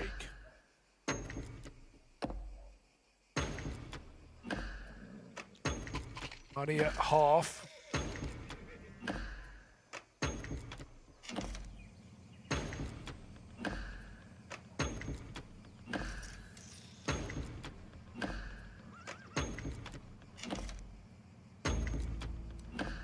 I mean, surely this doesn't Surely happen. not, right? Surely. But what if? Surely not. Have you considered that it might? It certainly could. These rounds can sometimes be liberating. You come through, low buy, couple of Tech 9s, you play something grouped, you play something together. It forces you to throw good util. You're not wasting anything here in a round like this. Got to be considered, but chaotic. It's a fine line. Can Paravision walk it? The AWP misses there. It can really let you down. Some Pius, important shot to hit. Now they're allowed to just back away, go through the motions, fall into safer angles here. Even ready for another man out of Palace now, or the apartments rather. It's cleaned up. Hunter delivers his multi-kill as everyone's getting their time in the limelight for G2 on the road to this comeback. They were 10-2 down. And another 5 alive round. Dude, how many of them have there been, Hugo? I'm freaking out. I've lost track. I've absolutely lost track. There have been 3, and 1 with only 1 death. Yeah, 4 if There you have been include the 4. pistol. There have been 4. 4 flawless rounds, 1 4 alive round. Yeah. They've had more flawless rounds than not. Terrifying.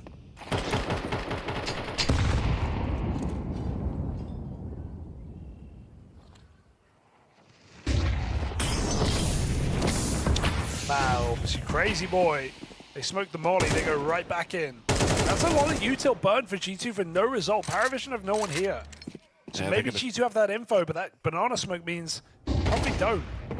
Rotating routes, delivers. has just been a beast. Yeah, he's been waiting all game long to get into this CT half, have a chance to wield the AWP. Defensive side, gets to pick and choose his battles, and he's immediately putting it to work. Heavy got burning alive down here in the pit. Able to put it out. Will get spammed. Belchanok with an important 4v4 finding kill. Flick up required for Pius. He can't do it. Hunter can't hold on. So it comes down to this, a 2v3 retake, but the flank in quickly from G2. If you're dead set on turning this one around now, feels like this is a round you've got to keep the pressure applied in. Natus and MOUZ closing in here quickly, here quietly. But a lot of bodies ready to swing and shut down this short side retake. You've got a man in apartments, guy down in the pit, Answay looking on from the site itself. I feel like as soon as you get that contact, as soon as you know where they are, it becomes nigh on impossible for G2 to close this out.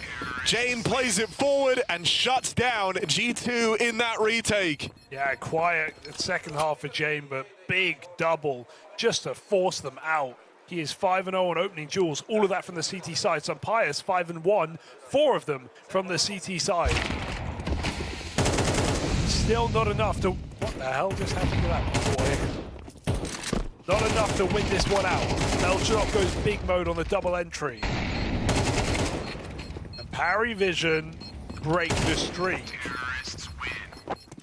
6 rounds in a row, crumbles. Look what they have to show for it. Jame is even on pistol here. He knows he'll pick something up after he does his nades. Oops. Okay.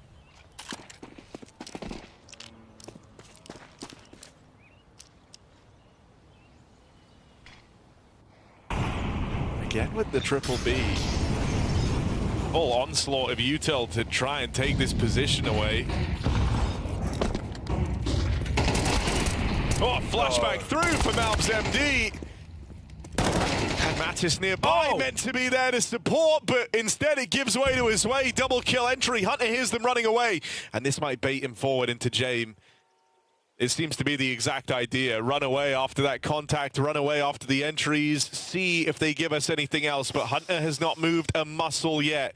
This is the game. Comes down to who gives the noise cue first, who gives in to temptation and takes this peek. He goes unchecked, but there's Zelo turning to cover the captain. Paravision, map point right there, and G2 in no position to retake in this round. They have the money, they can give this a go. Well, but just on positioning alone, I don't think they do it. It's not happening. Zwei pops off, huge trade and double in banana. And even though Jame doesn't clear it, of all people, Paravision have his back. These youngsters have been taught right. From the street to the server to the trophies. This is one of our 2 2026 tournament winners right now. And it may have been a bit of a clawback here for G2, but Paravision want to set the record straight, end it here with 3 in a row. Terrorists win. A 6-round CT side haul here for G2. Might matter not come the end of the game.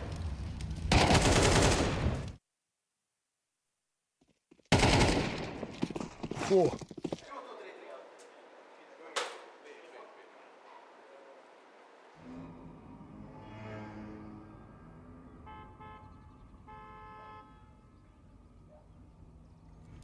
This could be the eternal match, Harry. Could be the never-ender.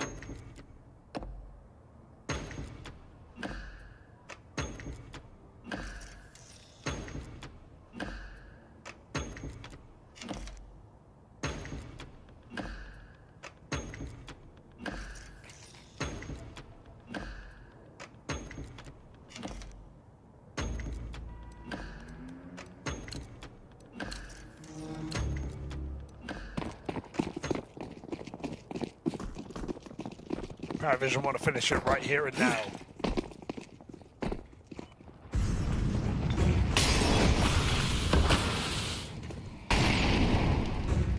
And I think this poses a bit of a problem for G2, who have liked fighting for the banana control, but you're left wondering, like, do you want to stake the whole game on playing for that space? Forces them into a more passive setup. They've got retake util ready to come in from Hunter.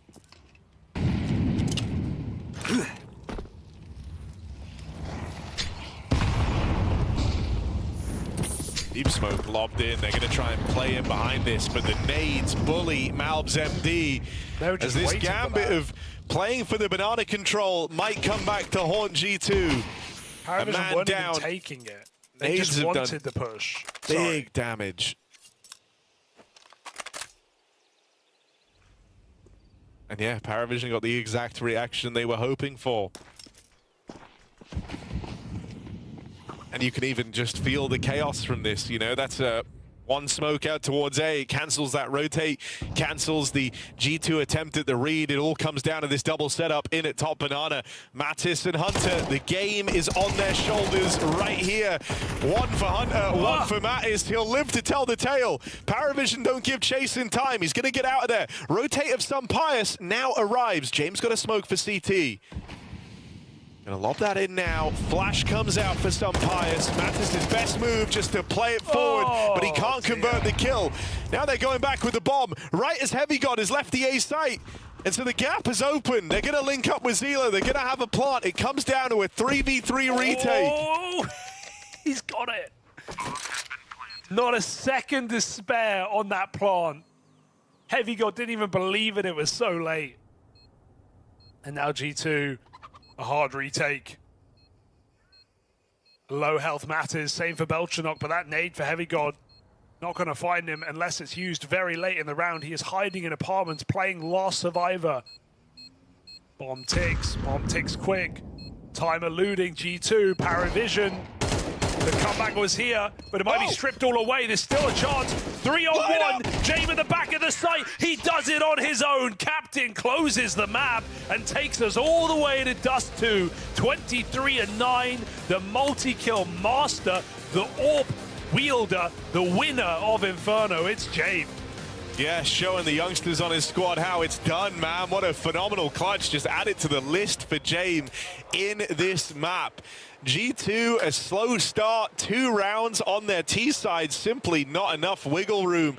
If there was any more in that, this could have been a very interesting game, but all it takes, a couple of those breakthrough rounds, finally, you know, piecing together the kind of way that G2 were going about this banana control, and from that point on, it just became something for Jame to play with, something for him to exploit.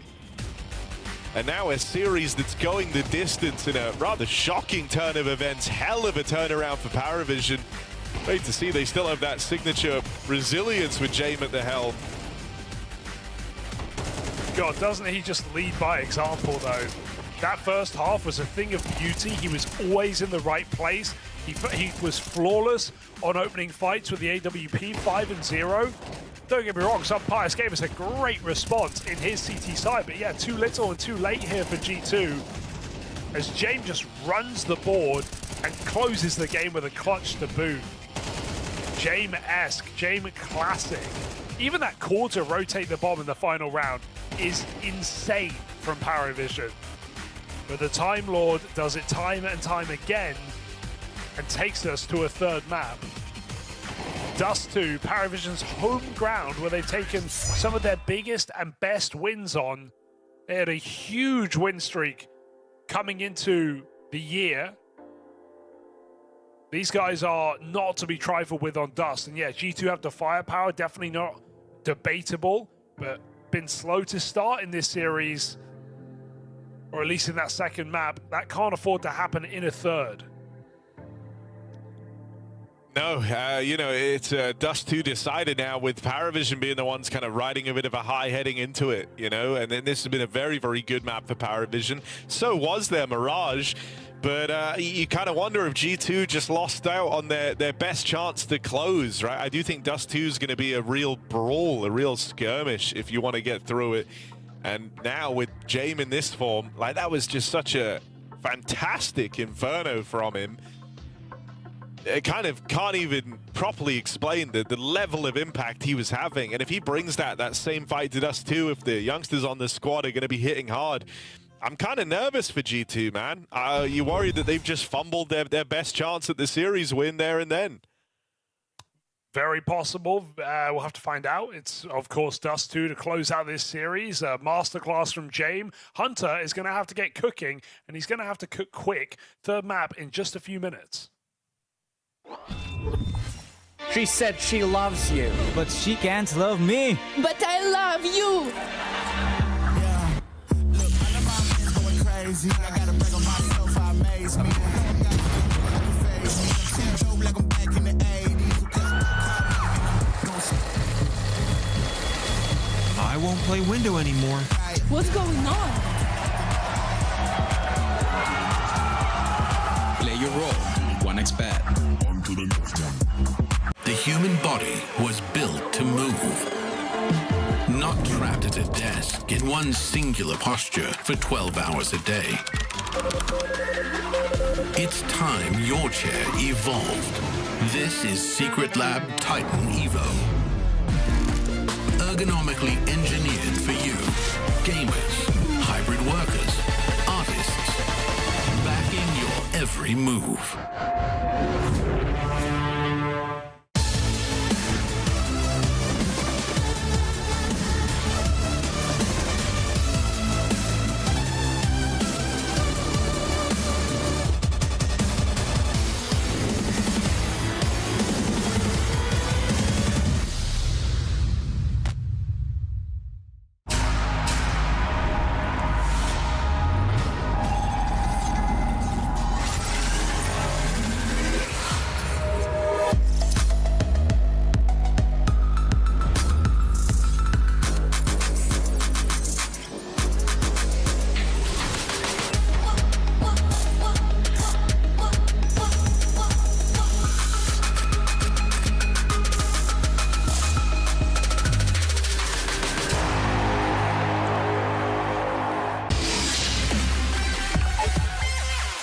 From the end of 2025, now coming into 2026, Paravision and James have had some impressive results, a big win at the Bounty as well. For you, James, you're back to being on top. How is this like in terms of a feeling for you and an achievement and looking at trying to get back to where you want to be as a player? I think nothing special. I think it's because I'm tired. It's hard, you know, sport, cyber sport. You need to grind every time. Every teams wanna beat you, and I think I will feel something maybe summer on players break. Now nothing. You're not celebrating anything. You're just grinding. You're working hard.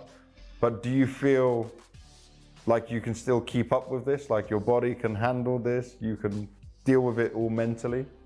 I think yes. I'm trying not overthinking. I need to just do my job. After when I won major in Rio, we have a break and it's not good for us. It was not good for us. Next tournament we lost 0-2 and I don't want to make same mistakes. I just need grind and nothing happened for me and for my team. Have you had time to work on some new structure, work on some new strategy, make sure that you're not predictable? I think it's a lot of job, like remake all, like, you know, all playbook. On tier 1, you need to be like better player. You need to overplay your opponents. It's not about tactics, you know. I can't won't just go B, go fake B. It's not like this. You need to one clutch. You need to like good communication, and it's a slow process when players need to more experience, need to more confidence. Yes, of course we rewatch all our games like we do before but this is not main things when you go on tier 1. When you play versus best players in the world.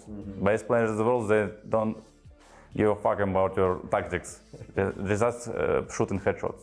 Yeah, but you have a lot of young players who can deliver those headshots, who can play individually very well. Are you seeing good development in them? Like, are you seeing the improvements in these players event to event? Yes, of course, they improved every day. They like grows up every day. They just kids, and it's their way to become like men, you know. And our like main superpower it's individual, like I am, and that's all we have right now. And our main focus on to be smart players and something like that. But let's look at Cluj-Napoca as an event for you guys. What are your expectations of the team? Like, how far should this team go? I don't want to think about expectation. No, we have no pressure. To be honest, our organization don't do expectation from us. We just did good job before, but we're still young.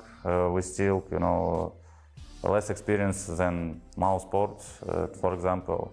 We just need to play our game. We need to learn about all games, and I think we can beat everyone right now. But everything can happen in this map. Yeah. James, thank you very much for all of your thoughts, and good luck in the tournament. Thank you guys. Enjoy this tournament.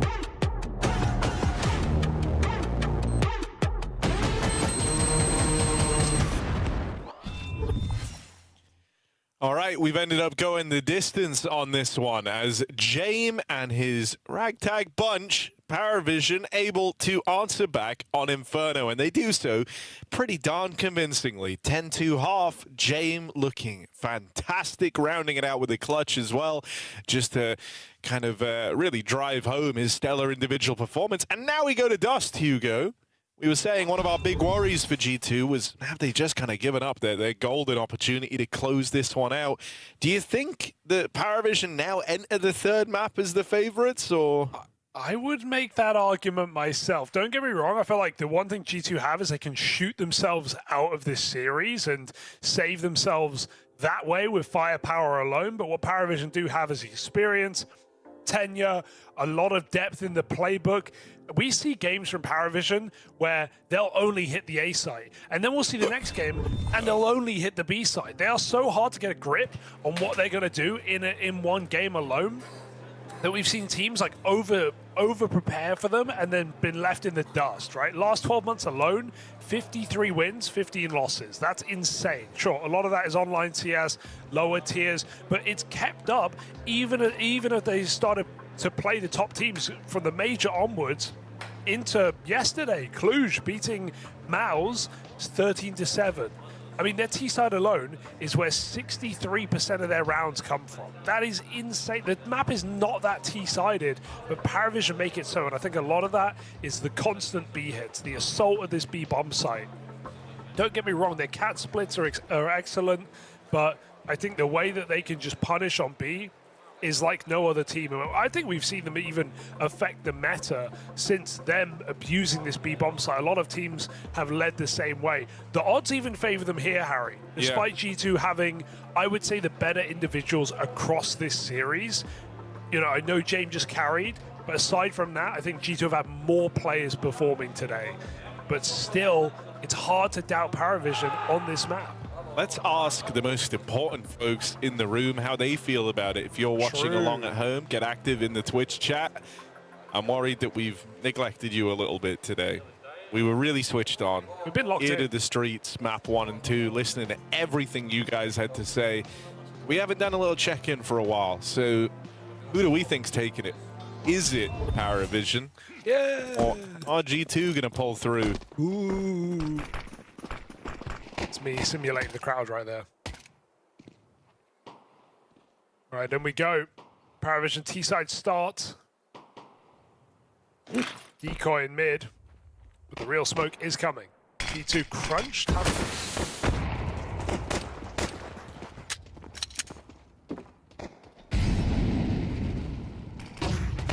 Oh, good flash. Won't beat MOUZ though. He's a little closer. And so those dualies able to stop the attempt at re-clearing lower. Aggression in through upper as well from Heavy God secures you a way out.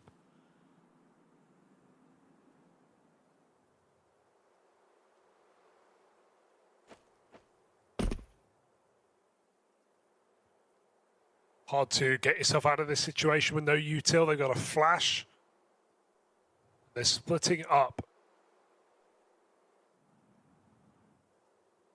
Bomb up Cat. Noto will need a clean kill here. That window is closed. Matters has just gotten into the site. He's got a lot of cover. Hunter has his cross. All 5 of our active chatters were feeling a little unsure. It's a house divided on this one. Belchanok backstab, trying to give Paravision some way to recover. It's surely unwinnable pistol. He will make it by the men back in CT. Spots the drop down as well. 20 seconds left in this, though. And not one that Belchanok will be able to leave much of an impression in. So G2, pistol round picked up. Feels like a necessity on CT side. Especially to stop that bomb plant. To stop any kind of crazy force antics. Don't get me wrong, Paravision might still buy, but it's just going to have a lot less behind it. No Galils of the sort. Counter-terrorists win. James Scout and some pistols. Okay. No. Oh, nearly the double. Still, it's a great chunk of damage done by James. Early 5v4 and a tag to boot. Natus is far from out of the danger zone. Flashed play out in towards mid. Now he is very committed, just handing that kill to Zelo. It's more aggression, hoping to be the answer here for G2, knowing they're not up against much. They'll clamp down on the mid take. Ooh, Zway didn't take the shot. He could have, but he didn't. And instead going to try and deal with Heavy God here by playing out through the window. Oh, there it nice. is.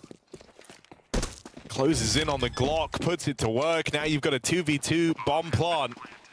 G2 up for the retake. It's more of a 1v2 because Belchanok's just here to cover. The smoke goes out for doors, but he's only got a Glock right now. He's just playing distraction. Well, up against Umpire's, the Glock is still pretty lethal. Yeah, you're right. They'll step him in as the low HP player. And it's got to be MOUZ to deliver up against the Glock, but one headshot could still end this for Belchanok. He leaves it to the swing. Double Glock kill, both the kills in that post plant coming from Belchanok on the vanilla pistol. I did not respect the game right there. I thought Zway was going to win the round. I didn't think Belchanok was going to beat a rifle in a 1v1 with Glock no Kevlar. Just wide swing, disrespect kill. And the James Scout pays for itself, and then again, as his young players get him over the line. Now you've got the orb. That's a sickening round to win. That's not even a force. Top mid push. Oh, nobody look. Nobody look. Look away. Yeah, shun Pius for that one. Ha! Oh, that's the M4 as well, Harry. Yeah, no gun Pius. For the rest of his team. No fun.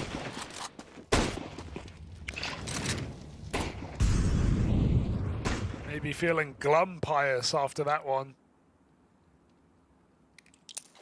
Yeah, none Pius. Couldn't get anything going with the M4. And maybe just a run Pius type round for Paravision. They've got the man advantage. They're sitting comfortably. Can afford to go quickly here.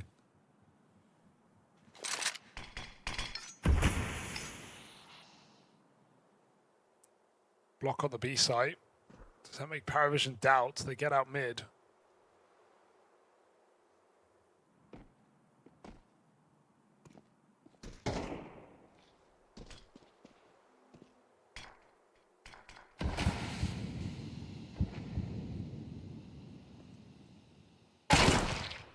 Oof, that's a nice shot.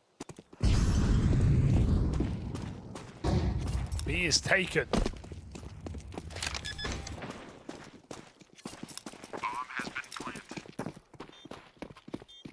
They're grouping like they want to go for this. A lot of squads wouldn't even give it a try. G2 chomping at the bit to get involved here. That first kill only going to entice them in further. Belchanok feeling pressure as his teammates back in the tunnels are smoked off. No! MOUZ connects 3 on the Deagle, and we've been waiting all series for the MOUZ Deagle to really leave its mark. Well, here it is, stealing back their own force buy in the 3rd round. MOUZ, 4 kills from the Guatemalan Deagle. Oh dear, just body spamming as well. Belchanok doesn't need to swing there, but he's so scared that a player's coming through window late that he feels like he has to take a fight. That forces his team into the engagement with him. Oh, beautiful tags for MOUZ. Clean for the bottom performer of the series, showing up in an unlikely retake.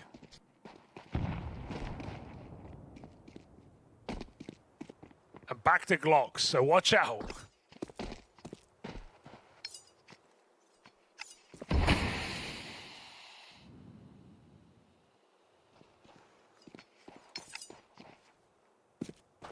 Been a very odd series, full of surprises.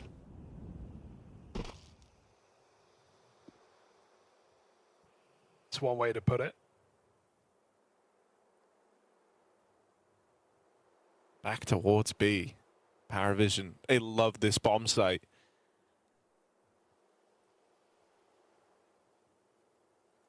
It's true.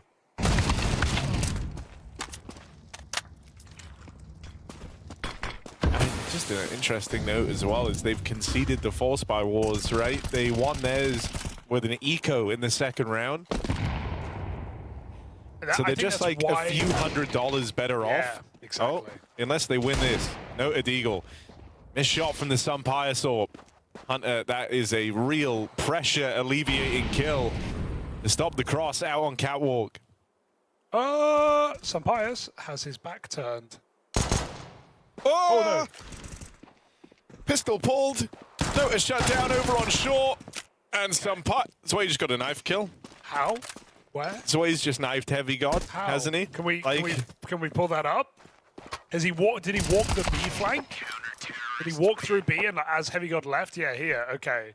So he walked through B. I missed that. Incredible. Love that. Love that we're doing that right now. Round 4. Sets a good precedent for what this game is going to be. Crazy chaos.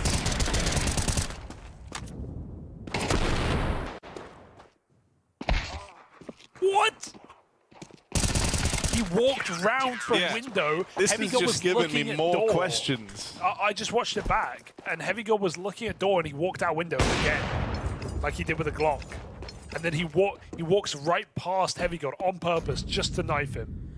That was like one of the most audacious knives of all time. There's way cutting through him, cutting through this B site like a hot knife through already warm butter. Melted. You're just playing with liquid at this point. Which no one in their right mind wants to do. Think of your Kinder. Think a twist.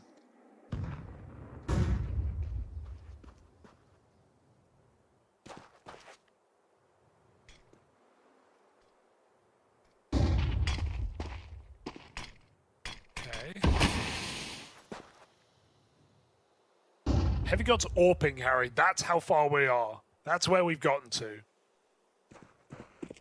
I know he's done every role, but who asked for this?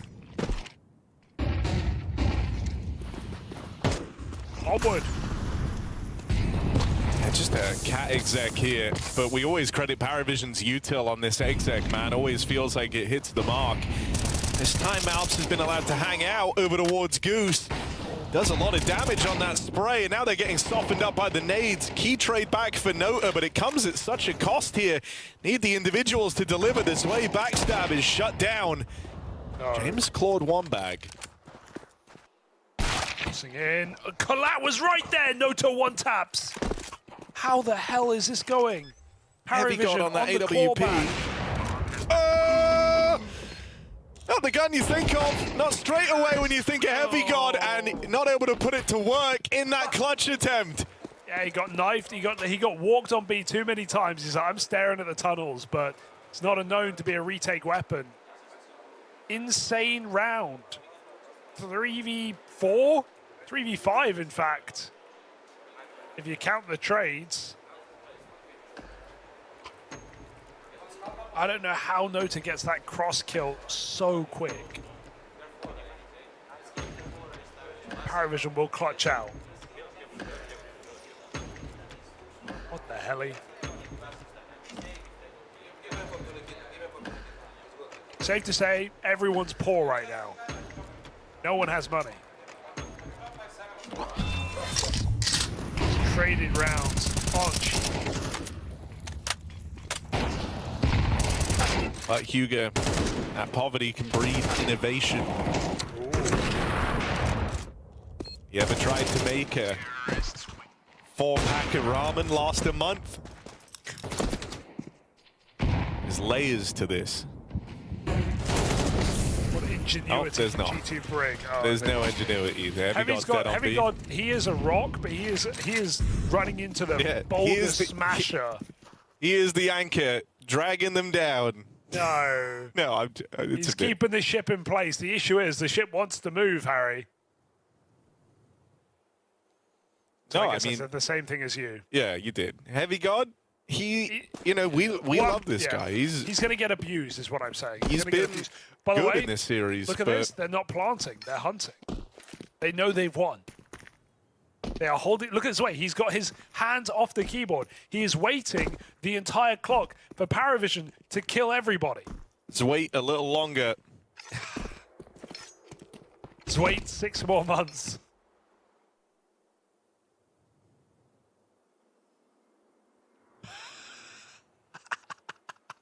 Still I love this. Maybe I misunderstand. You two are going to get impatient. Aren't you actually meant to go hunting? Yeah, it's just like out long doors. It's rough. Hoping that MOUZ has TikTok brain. Probably a good guess. Eventually they'll put it in. I love that.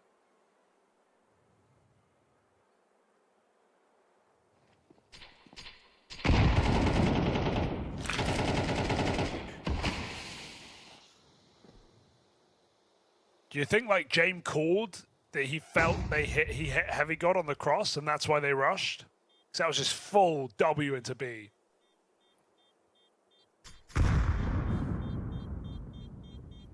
You know, sometimes you just had that feeling, Harry. You've hit him.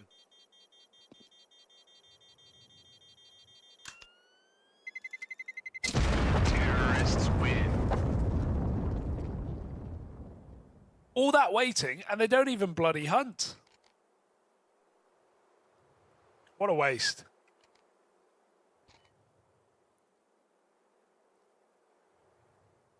You know, Paravision hoping to punish a mistake. They don't get given one. G2 save what little they have. Because keep in mind, guys, Paravision also want to build their money. They don't want to throw players through long doors. That would have been a death sentence. So both teams keep something. Paravision try and take the lead. Oh man, this is starting to feel a bit rough, innit? You've seen bug bombs with better B defenses than this. It's good. It's just been a consistent hole that Paravision have been able to exploit, not even necessarily using it to win every one of these rounds. And they're just leaving Heavy God alone as well. He's not getting much support.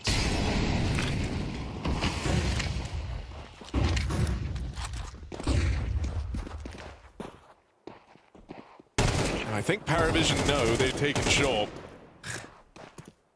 Ready to deal with it. Paravision are really, really good at extracting maximum info.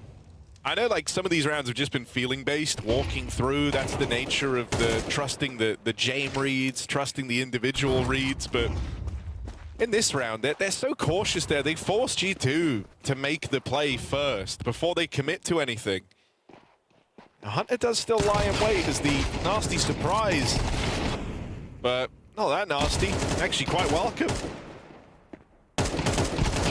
Terrorists win has been played.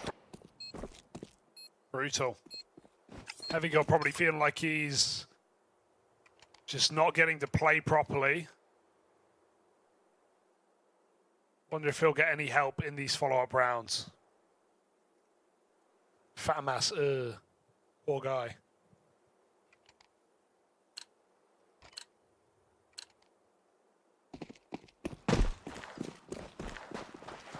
Oh, Jame with some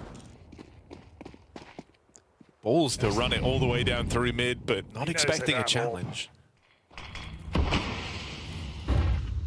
And as a result, you've got Catwalk very, very quickly, way ahead of your usual timing. Well, they getting a bit of a feel for this, but decides to not take the space straight away. Instead, just holding onto the Catwalk, providing that little safe cubby for his teammates to move into, and now he's got 3 of them with him.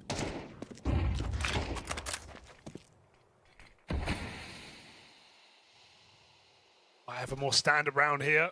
Paravision have to decide between mid to B or cat hit. Bomb very late to get picked up here. B is the port of call. Oh no, come on, Heavy God, man. Heavy God, no utility, no support. Utility, only as a FAMAS, fully alone. Good luck. I don't know how you win this, to be honest. I don't think it's possible. Matt is coming in. He has a molly. There's your solution. There's your hope.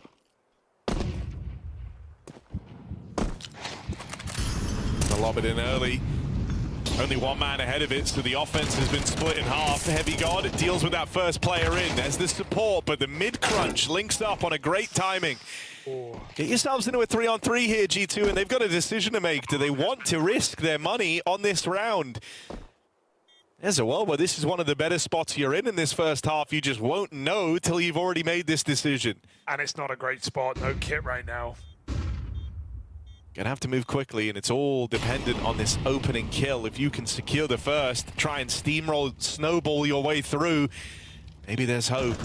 But no one is giving you a fight. No one's making it easy for you. Paravision pick and choose their moments very, very carefully. And they're in full control over this T side. Very impressive round again for Paravision, right? Down 2 men.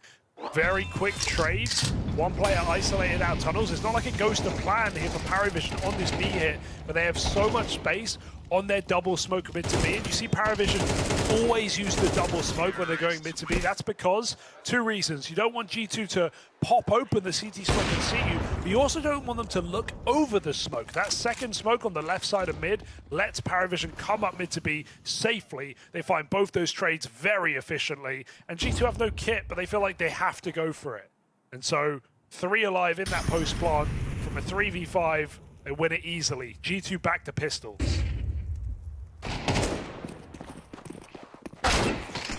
Oh, try and close in on MOUZ.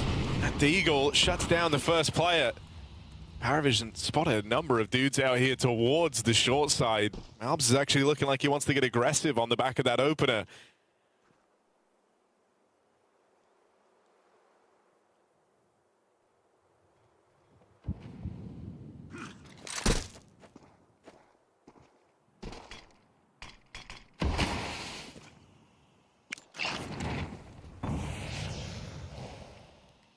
Smoke block. That molly getting extinguished has given that away at least. Alb's D-ground might be a requirement here for G2, but he won't get to fire off. Sampaius dealt with after the first. Just another really well-timed split here for Paravision.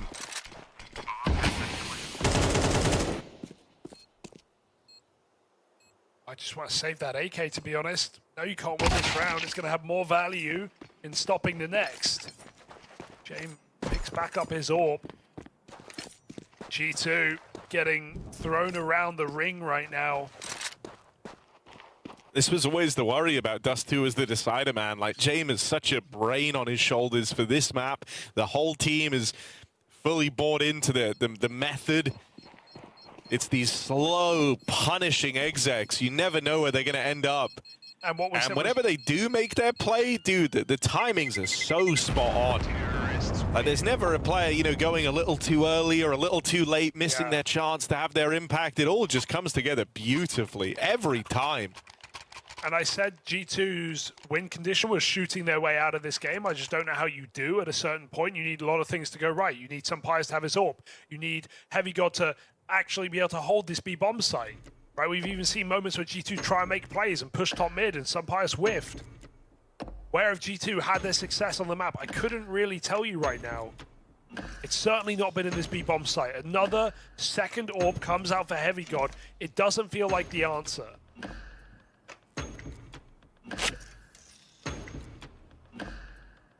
So here we go. The round that could make this good half great for Paravision.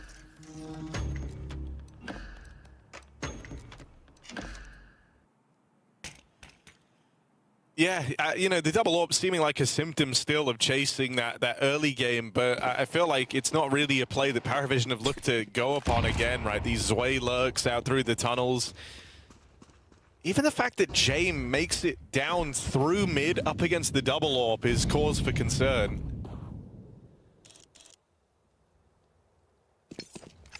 You know, the thing that worries me about this secondary AWP on Heavy God is like, yeah, you know, now you're kind of rooted in place, not taking your eyes off the tunnels. But that's not to say you couldn't do that with the rifle, and you'd lose the multi-kill potential. If Paravision do try and head B in numbers, Is the AWP really the best gun for the job in what has been a solo hold for him a hell of a lot? You're hoping you can catch a play before a flash pops, right? You get a quick 5v4, capitalize on a mistake. Oh my god, Natus gets wallbanged there. Lucky that Molly misses. That would have been the perfect punish. That would have been a 4-on-4. So a bit of fortune there favoring Natus down in mid. Okay, they've actually got a B side lean going on with Natus still here in middle and 2 players on B. This is G2 in the right setup.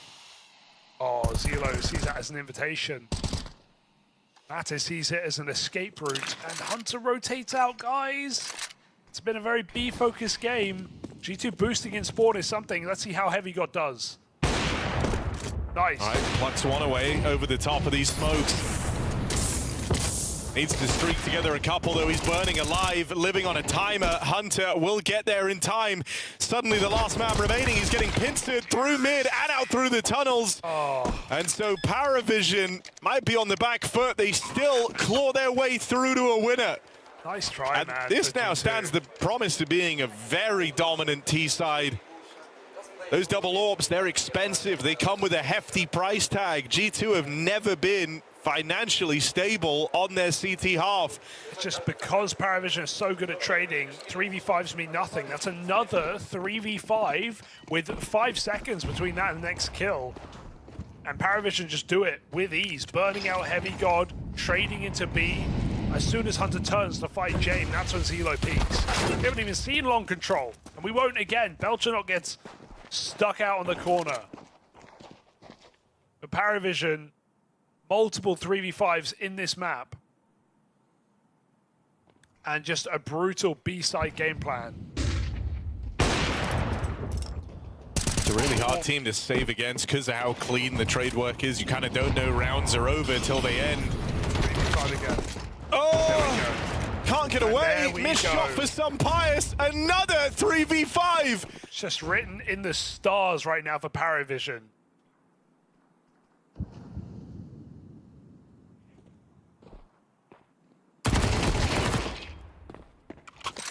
Kill shouldn't even matter. Well, look, this is a guy with a bit of a point to prove. Was one of the first strugglesome pieces in the G2 defense. Now it's not really been about Heavy God at this B site. He's largely been left out of the picture, but he's looking to embark on this clutch. The AWP will stop him in his tracks. That's a guy who's just wanting to play the game, wanting to play the rounds, wanting a chance to be the hero, but locked out of it. And so Paravision staring 9 rounds dead in the face. This buy for G2 in the final round of this half is far from perfect. This team really just shows how T-sided Dust2 can be to the maximum extreme, right? You can see games where CTs can roll over T-halves, but Paravision always find the weaker position. They always punish the player on their own. And they continually win from man disadvantages. No team does it quite like them. I do want to see Paravision V-Vitality on this map. It's a matchup we've still not had. 2 best Dust2 teams. Gotta nail this Molly down. Yeah. Couple of chances to punish Mattis in this close corner that have never come through because of fumbled util.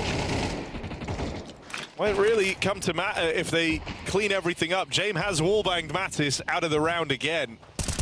This time completing the kill. Aggression for MOUZ. Belchernot this time holding for it. He still delivers. Been the one ray of light for G2 in this game.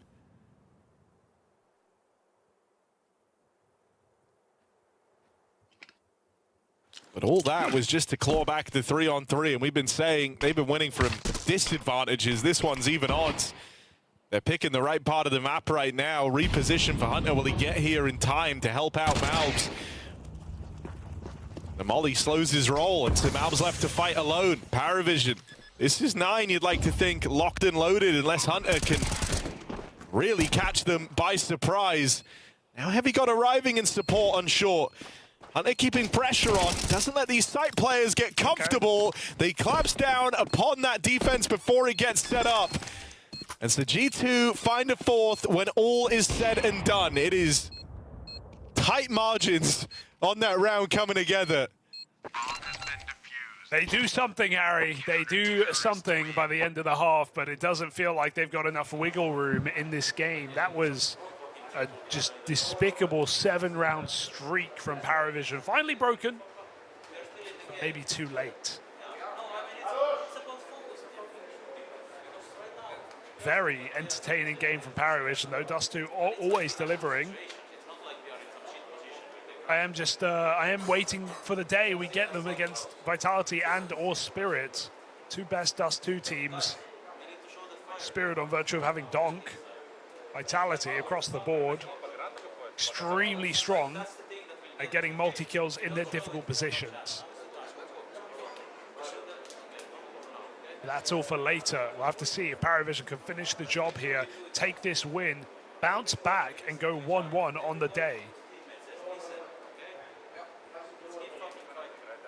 I mean, it feels like just an eternity ago now, but remember how this series started with the uncharacteristic flubbing of Mirage? The idea that they just didn't have individuals online and tools away with a killless half. But resilience in spades. Answering back on Inferno and now looking to dominate on Dust2. Pistol round would leave you with very little legwork between you and the win.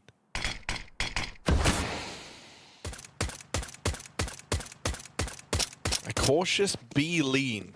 Jay might have opened over at long. The flashes are what gives away the long take. And G2 come through with a hell of a pace.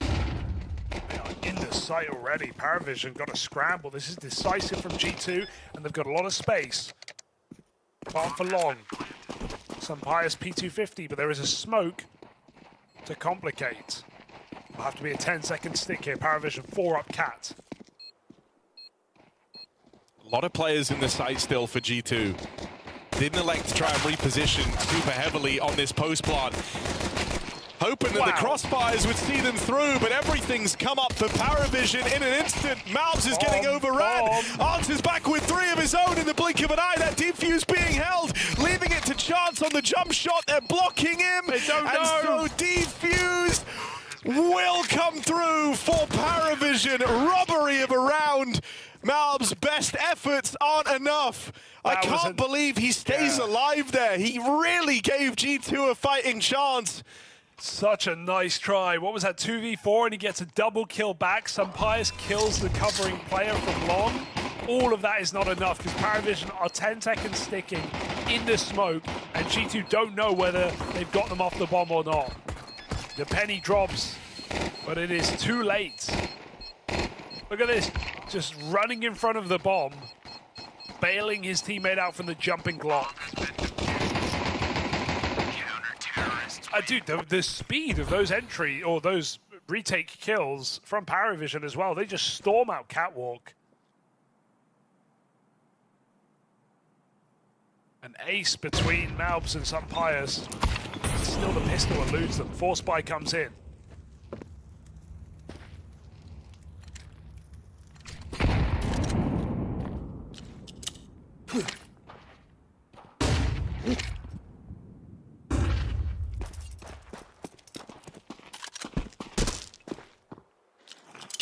Gonna try and give Paravision a taste of their own medicine with a B play. Smoke blocked out here in middle, but the B site will falter. G2 already in. Damage down onto Nota. They can't complete the kill. Now you're aware that you're locked out. One man has eluded you on this mid to B. Hunter just gonna get spammed. Okay, 2 kills in the post plant though. And a little time to get comfortable here. G2, they didn't fan out in that last post plant over on A. This time they take strong positions in the post. Jump up at the window. MOUZ would have loved that kill. Would have made life a damn sight easier. Instead, it's a great flash to begin this retake. Answers back for Mattis and some Pius. Won't matter.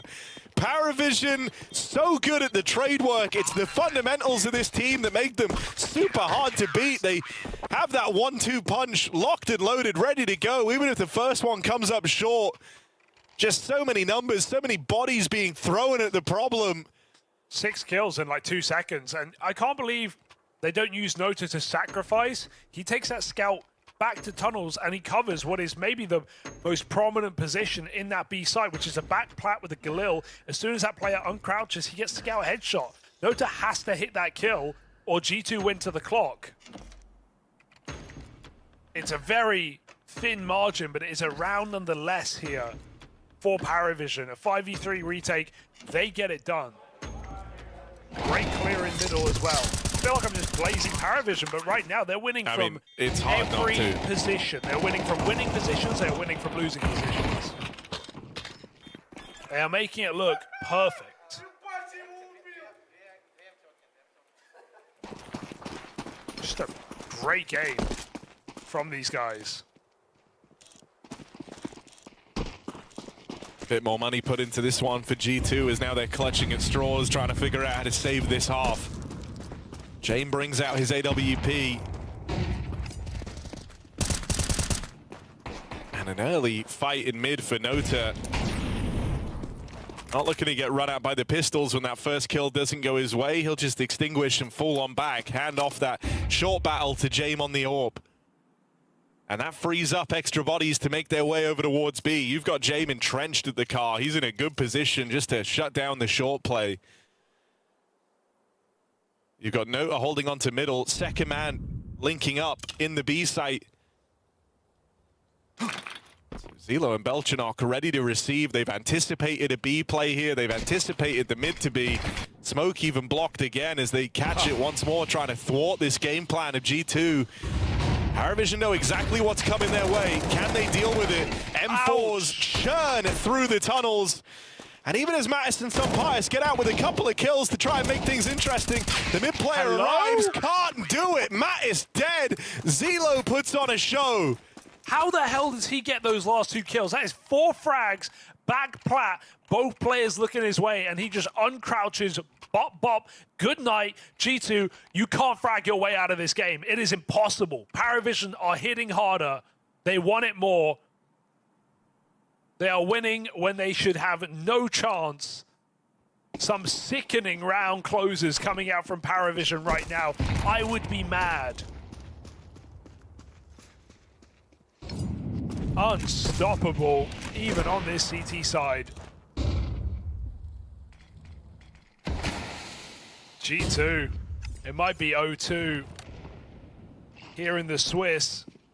Does Paravision just have to push forward for 2 more rounds? In a near perfect game.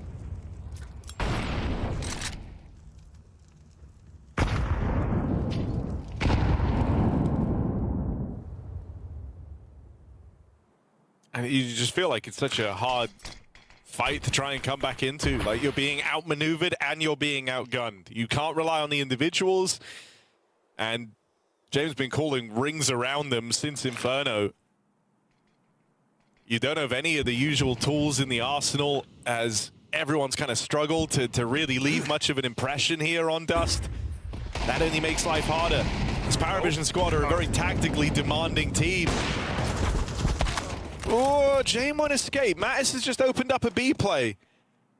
G2, do they want to try and go back? That's what Paravision are anticipating here. They've actually left the A site just to the care of Nota. Gets the spot on this Pius AWP. That's the bomb as well. Now they try and scale to deal with him. They'll shut him down.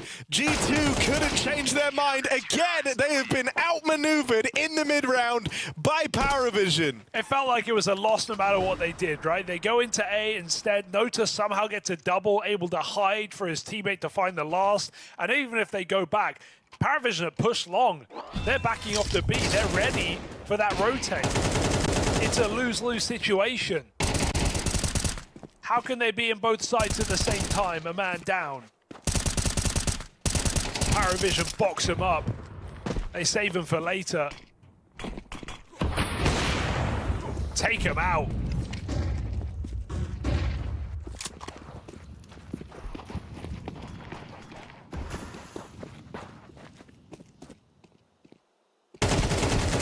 Running and gunning, not the answer. Nota ready to receive, and Paravision One hell of a recovery in this series from the slow start. Really turning up in time for Inferno. Maybe you don't get to see them on all too often. And then they arrive at their other home, the holiday home of Dust 2. After Mirage didn't work out and they exert full control. Jame and the gang at their very best. And this is how it feels, man, when they're really in their element, especially here on Dust, they're able to make teams look lost. Yeah. You know, it's not like G2 don't play Dust 2. This was a handshake. This was meant to be a mutual agreement. And yeah, you're dead on. They've had some incredibly legit wins on this map. Oh, sorry, not Vitality. I'm making that up. That's fine. That was Inferno. Make up all the stats you want, Hugo. It's not going to save them. Nothing will at this point. Because Nota is right behind, and he looks to lock in this series win. 2 kills, a 1v5 for Captain Hunter, and he should be done for. Paravision, 15 seconds to recover in this tournament. Bouncing back from 0-1 yesterday. They pulled MOUZ, and now they take down G2.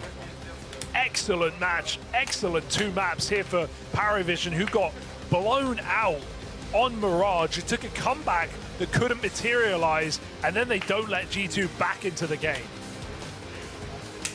Yeah, dude, I mean, you know, you could see it on Inferno. It lit a real fire under them. Jame with a fantastic performance on map 2, and then he calls a stellar game come the turn of map 3, and it's nice to see that handoff, you know. Jame very much the big reason as to why Inferno panned out the way that it did. But then on map 3, it was the rest of the gang all finding their successes, whether that's Way being a nuisance, getting in Heavy God's head right off the word go in this third map. Whether that was, you know, Beltranok, some of his openers, him and Nota working in tandem. Here's what I'll say for G2 as well. It's like, to put it in perspective, they've drawn in the first 2 games the 2 tournament winners of 2026. They drew Paravision and Team Vitality, and they got a map off of both, right? Don't get me wrong, they're still 0-2. They're still facing elimination for the rest of their run into the group stage here. But G2 couldn't have picked harder teams in these first couple of games. So unlucky and a good try. You yeah. saw there after the handshake, Stephen, I think it was Matt is just slamming the desk. Like that was, I reckon, one of the most frustrating losses you've faced in a while, you know? That's Paravision on Dust. It's just a really, really rough series as a whole. You upset their Mirage win streak. You go to your map pick of Inferno. You manage to get 2 rounds in that first half, and you still make it a really competitive second map. You know, only losing out in those final couple of rounds. You had us all going for a moment, and likely they were all believing too. Then you get embarrassed on Dust 2. It's not close. It's not competitive. They are beating you in kind of every metric, every way you could measure that game. And so quickly, that was the big worry, right? When we were on Inferno and that one started wrapping up, we were saying, was this the best chance for G2? Have they just kind of given up what was meant to be their golden goose? And yes, they did. Very, very dominant third map. Good to see Paravision in nice form, though. Yeah. Was a little bit worried after Krakow. I know, you know, it was hot off the back of an event win. They've talked a lot about trying to alleviate pressure in this team. Maybe that was being brought back down to earth. But I want them in good form here in Cluj, and that's exactly what they give us. Nice little 2-1 win on the day, and now through to that cushy little 1-1 position. It is a very nice place to be for Paravision, yes indeed. And yeah, you know, I think burnout is definitely a problem, right? They talked about it even in Budapest, about how, you know, they were constantly coming back. In Budapest, they were going down 1-2 every stage they played, and they kept saying, we're just so tired. And they still pulled it back. They won out in BO3s. They always played to the final day. Made it to each stage, and then sure they bomb out in stage 3-0-3, but they just talked about how much that grind was, and I was worried that would be the same, especially for a young team coming in off of Bounty, playing till the end, going straight to Krakow. Sure, they got grouped there, but they've not had much rest in the last few months, and here in Cluj, I was worried that maybe would continue, but it's nice to know that Bounty wasn't a complete fluke in the sense of they can still perform against the world's best teams. Are we going to see them taking multiple trophies this season? I don't think so. But are we going to see this team be constantly a contender and constantly good enough to battle against the world's best teams? 100%. And this series just galvanizes that day after day, time after time. So love to watch Paravision play. Really looking forward to see more Inferno from this team. That was a delight. And G2, unlucky, hard draws, back to the drawing board, and now they face elimination down in 0-2. We're done for our side of the day here. Yes. Harry, we can see Aurora Pain up next and Bait Heroic final game of the day for Lil Dinko and Momo. Yeah, excited to see them two beautiful faces as well, right? Rest assured, guys, the bald man is coming. We're all looking forward to that. Can't wait to have him here. And in fact, why wait? You know, I say get rid of us. Bring in the bald god, Jason Moses O'Toole. Welcome to the stage.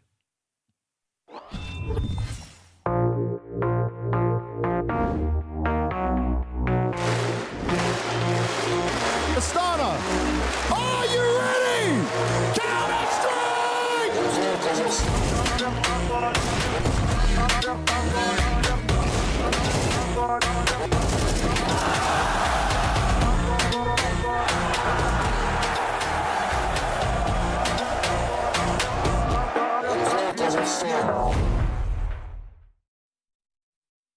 She said she loves you. But she can't love me. But I love you. Yeah. Look, I know my man's going crazy. I gotta break on myself, I amaze me. Like I'm back in the 80s. I won't play window anymore. What's going on? Play your role. 1xBet. The human body was built to move. Not trapped at a desk in one singular posture for 12 hours a day. It's time your chair evolved. This is Secret Lab Titan Evo. Ergonomically engineered for you. Gamers, hybrid workers, artists. Backing your every move.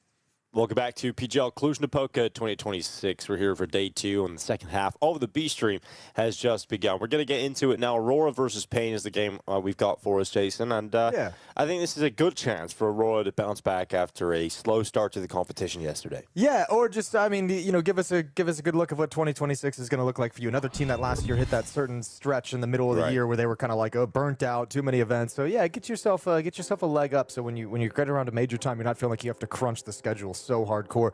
This is what we've had so far on the B stream. Astralis taking on 3D Max to start the day. Very strong win as well, 2-0. 2-1 Paravision, we just saw that finish up. Close match to an extent, and those back and forth in the last 2 maps. And then Aurora Pain is going to be the next game we cover. Bait Heroic is going to round out the day here on the B stream. So plenty of fun. Plenty of cool things coming up. Absolutely. That Paravision G2 game, got to watch that just a little bit. That was just strange. Yeah, as we were trying to grab an extra 30 minutes of shut-eye, that was it was nice to see the extent, like the little bit of a comeback on Inferno that fell short, but they gave us that extra 20 minutes. Yeah, exactly. Yeah, but the way that Inferno comeback was happening for G2, it just had all the hallmarks of, oh, both teams are just going to be really good at CT side today. Yeah, CT side of the series. Shout out to Dastan. He got the job figured out there at the last second of the timeout. But we'll take a look here for Aurora. This is the roster.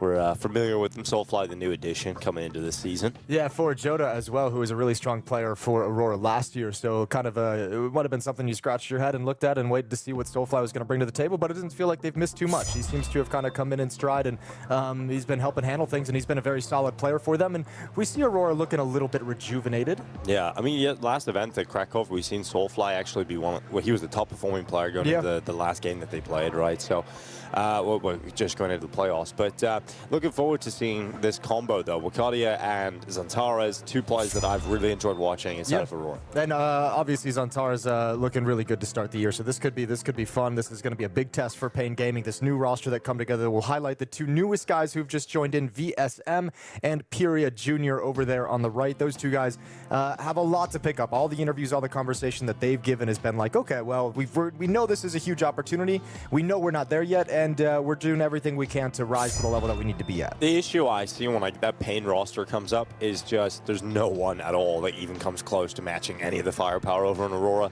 Yes. And that's the scariest part. And there's just no one who's even overperforming or even performing well. Like only 1 player is above a 1.0 rating, right? And that's just not good enough for Pain Gaming. I think even if you take a look away from the stats a little bit, just from what we saw yesterday, I think this was a team you could see the kind of the inexperience, the lack of reps that they had, the lack of plans. And I think when things got chaotic and they got punched in the face, I think it was, you could see it kind of falling apart as it went, crumbling one by one. I think Aurora is going to do that too a lot today.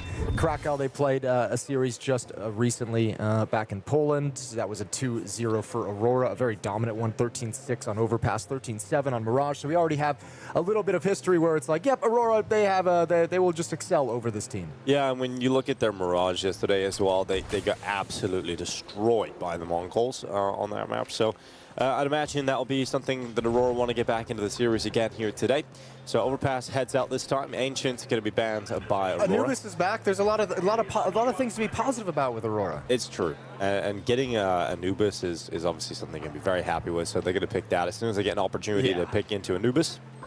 Now, it was interesting, a close affair. Aurora's series, well, they lost the series overall to FUT yesterday, 2-1, to put them in this 0-1 bracket, which is a little bit of shocking for Aurora to find themselves here. But oh well, we'll be able to breeze through. Anubis, they did win, but close, 16-13. So I think that's given a lot of credit over to FUT as how dangerous they can be. And obviously, maybe Aurora not firing on all cylinders quite yet. But I think today this should be one of those matches that's like, all right, boys, we should have no problems today. Build some confidence. Let's make everything easy, not overcomplicate it. This is a team we should just be able to kind of get through running our defaults. Well, we got Nuke coming up, and that was the map that Pain beat MongolZ on yesterday. Now, the conversation we had was it the MongolZ underperforming? Absolutely, on that first map as well, but also their Nuke just isn't great. Yeah. So today I'm excited to see, like, is Pain actually good at this map? Is this something they've put some work into, and it's the one shining light from the map pool? It was hard to tell because it did look like MongolZ was like falling apart. I described it as sloppy yesterday. I think pretty disorganized. So yeah, well, let's give it another crack, because I think if you're Pain, that's all you can really take from that series yesterday is like, we beat them on Nuke and we played really well and we made them uncomfortable and we just won that map because there was nothing positive in the next 2. They got absolutely buried. I think it was, what, 13-1, 13-2 on maps 2 and 3. So the only positive you took from the conversation last night as the Pain unit is the win on Nuke. Yeah, it's true. So they're going to feel at least good about that. Obviously, VRS implication is going to be significant for Pain if they win this. You can jump up to 18th place with a win. From 24th, they'll just drop 1 place if they lose. Ooh, gaining 80 points. That ain't bad. Aurora, not much of a VRS victory, but you know, whatever. No, not a huge loss either, right? They drop, they just stay. They stay at 8. So yeah, not too bad there for Aurora. They just need to get through this game. I mean, the ramifications of losing this, I don't even know what it would do to Aurora's mentality at this level of the competition. You know, you're 0-1 after the first day. Losing to FUT, you can't go ahead and go 0-2 to Pain. You've already taken 1 upset. Yeah, that would be a rough thing looking back. We'd be getting to the end of this event and be like, wow, Aurora lost to these teams. Exactly. Are we crazy? So this needs to be a moment where you have this huge bounce back and get some confidence under you again if you're Aurora. So the high fives are in. Zantares, he's got the classic cloth on the mouse pad, the kitchen roll, or just making sure it ain't all sweaty. I like it. It's fun. It's like a very personalized thing. It is. So is playing with a wired mouse still. That's something he hasn't switched away from. You know what? I admire that more than anything, though. Yeah, it's true. You're sticking to his guns, right? Pain are now heading into the lobby straight away. We're finally into the pistol round, and Pain going to be going over to his ramp room. It's NQZ straight away into a fight against Major, who's doing his best with his USP, but there's too many targets around that corner, so he decides he doesn't want to get involved. Yeah, he knows his teammates have already rotated down, so the defense begins over towards control side. Only 1 player jumping into the window, though. No chance for a trade. They do open the doors on it, but you never cleared Zantares, who's now dispatched the bomb carrier, traded yet again, but all this delay has allowed Pain to arrive. Aurora, Soulfly. Those are some lovely little taps to close out the round. Yeah, nice and clean on that, wasn't it? Zantares didn't look like he was under too much pressure at all. Just realizes his job to get that 1 pick. Soulfly on the cleanup, though. Nice double there. Really nice double. Mm-hmm. Well, that has kind of thrown things to the wind straight away here for Pain, because he didn't get a bomb plant. And one of the things we talked about yesterday for Pain, one of the success stories on Nuke, was the fact that they got that T-side buffer. Well, they got the good starts in both halves, right? I think the first half was, T-side. They started out 5-0. Second half was like 6-1 or something crazy like that. So, I mean, they got the hot starts on both halves. Now you don't really have that chance here. Not even buying in this second round without the bomb plant. So only Glocks on board for the Brazilian side. They're going to come at Major. He's going to spot a couple. Doesn't want to mess with it. Neither do they. No, not at all. So, Pain just hanging around. Going to be picked apart 1 by 1, you would imagine, resulting in the 2-0 lead here for Aurora. Now, coming into this competition, I was saying, you know, a couple of days ago, I was on a podcast saying that for me, I think Aurora are a fun team to watch at the start of seasons. I feel like they're a team that get worse as the season goes on, as they get more and more burnt out. But when they kick off a year or kick off the second half of the year, generally they get this like burst where they play really well. Like if you think about it, last year they were in the final straight away. Over in Blast, the first event of the season. Then EWC comes around and they're in the final of theirs, you know, after the so you're saying break. they're like the season beginner merchants. Yeah, once they go home and have some time and come back. But once the stresses build up, once they get like 4 frustrating losses, they just start to break down. Exactly. So for me, the best chance for Aurora to do something is always at the start of the year. So I'm hoping they could have a good run here at Cluj-Napoca. Okay, when does the start of the year end? When is this magical? Event, you know, once every major TO has had their event, Jason. Okay, so PGL, Blast, ESL. Yeah. Okay, 1 for each, and then the start of the year is over. So this is the last event, really, apparently, to the Dinko's science that Aurora has a chance. Kind of. No, best chance, Jason. Best chance. Okay, Major's got the opening kills on Taras, follow up through the smoke. Great chance presented by those 2 kills. Yes. So far, so good here for Aurora. And if you're Pain, you've won only 3 rounds in the last, 2 maps 24 hours. So, no, they obviously won the Nuke game, but you know, it's still feeling so rough. Yeah, it's been a while since you felt some success inside the server for sure. Well, Piria's got a little bit of a leg towards the lower bomb, so it would be cool if he could create something for the team. No one else following him up. NQZ does have the bomb back towards like trophy room right now, working his way towards ramp, but eventually everyone's gonna get found out. NQZ kill. He's got his teammate already setting up a foundation inside the B bomb site, so he'll commit himself to the plant, and we've got a 4-on-2 retake for Aurora.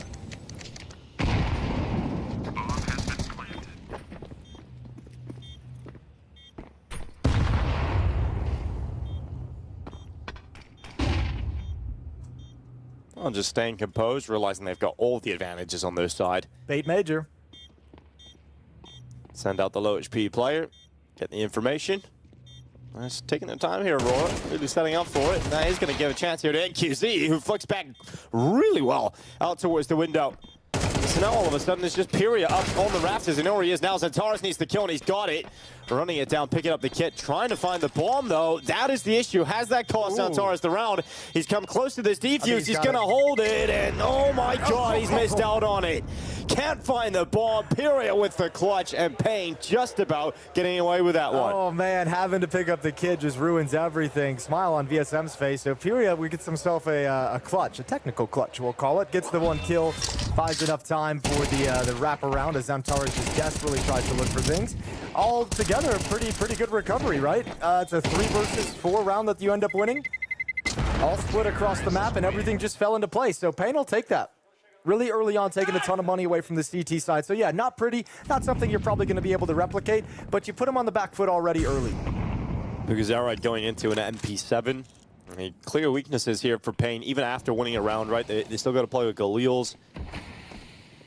MP7, whereas Aurora bring out the Hooxi up and lose Soulfly early, though.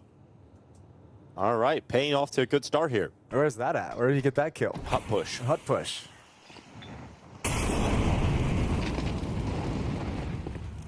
Does Payne just want to follow it up?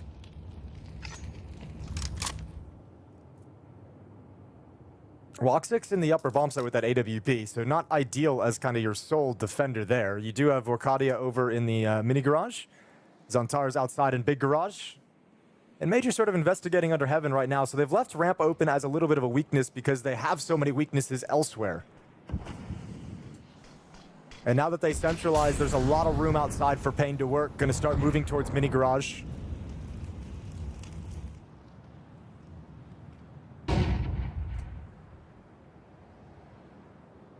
Man, they have called the perfect route to walk considering the way Aurora shifted and rotated, but it's bought a lot of time for Hooxi to find this kill. That's PURIA trying to hold on to lobby. Now they got to pick up the pace because they know the rest of the map is going to be discovered, and Aurora is already going to be out of position. A great Molotov to prevent the rotation.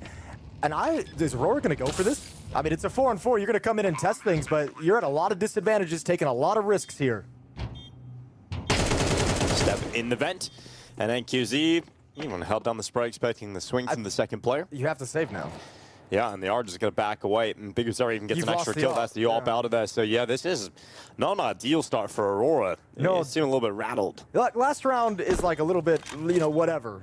Things kind of worked out just odd in a certain sense. This one is just Aurora getting straight up beat this time. I think that like hesitation to go for the retake when they've already gone down secret and you heard all that and you're rotating down vents, especially with an AWP. It's like that's just like a textbook fundamental, like, no, you're not going to have success here. The thing about me is coming into this game, Aurora is going to be full of confidence, and so you will see mistakes like that happen until they get.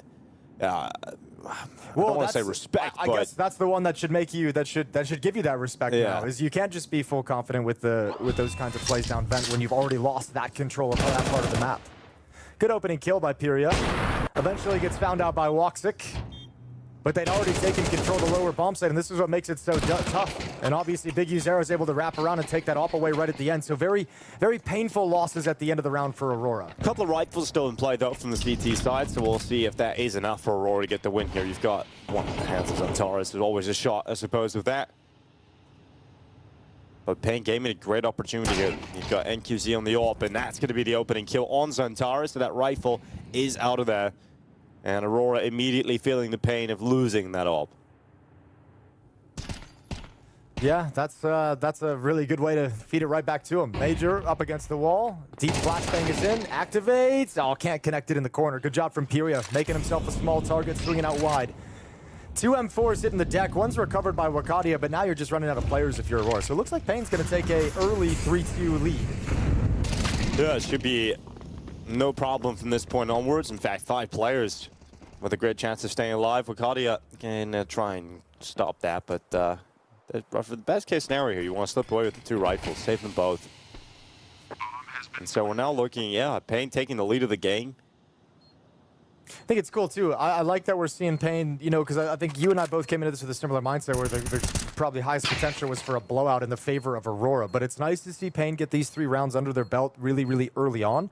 So it's not just like a steamroll, so they don't just get flattened and never able to kind of get back into it. Now they can have some confidence that they're able to work the map a little bit.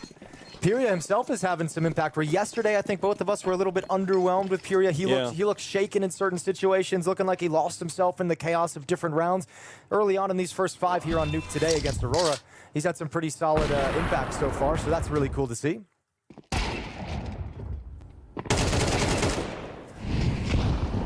Yeah, handles business here with that push forward for Madry. Gets himself into the corner. So that aggressive play doesn't work out. Neither of the rifles able to get going from that saved round. But we're back to an AWP for Hooxi. He decides to go glass cannon, feeling like it's necessary to be able to challenge out towards Silo. It's just little shells. Yeah. Trying to bait him with the DK, I guess. All right, quiet on the map. Both teams pretty relaxed. Aurora letting Hooxi outside have the freedom with the AWP to keep some vision, keep information. Smoke wall is going to deny that from now. So Hooxi retreats. Zantares tucks himself in towards Mini. 2 players in the upper bomb site, and you have Major kind of prowling up and down. Oh. Good reaction. Hooxi protecting his teammate as Snow tried to get through the start of that smoke. He's about to get that opening kill as well there for Pain. If it wasn't for that, now Zantares can fight on. Now you got him an AK-47 as well. His bread and butter. It's working out so far for Aurora here in this round at 5v3. And there's no real potential for Pain to get that bomb down to his site. They've got to fight their way forward, and that is a good shot from PURIA. Yeah. That's Hooxi peeking in, thinking he was going to get a chance at that AWP, and ends up going down. So that puts pressure on Madry. The only way Pain win this round is if they somehow get through Madry here without a kill going against them, and that is exactly what has happened. So from a 5v3 to a 3v3, Wakadia has to save the day. But Wakadia's in such a good position. He should be able to handle this without too many problems. I don't think they're going to clear this. He's got the warning system of Zantares protecting his back as well. There's the kill onto NQZ with the AWP. That's also the bomb on the ground, so now must be recovered. 3-on-2 in the favor of Aurora.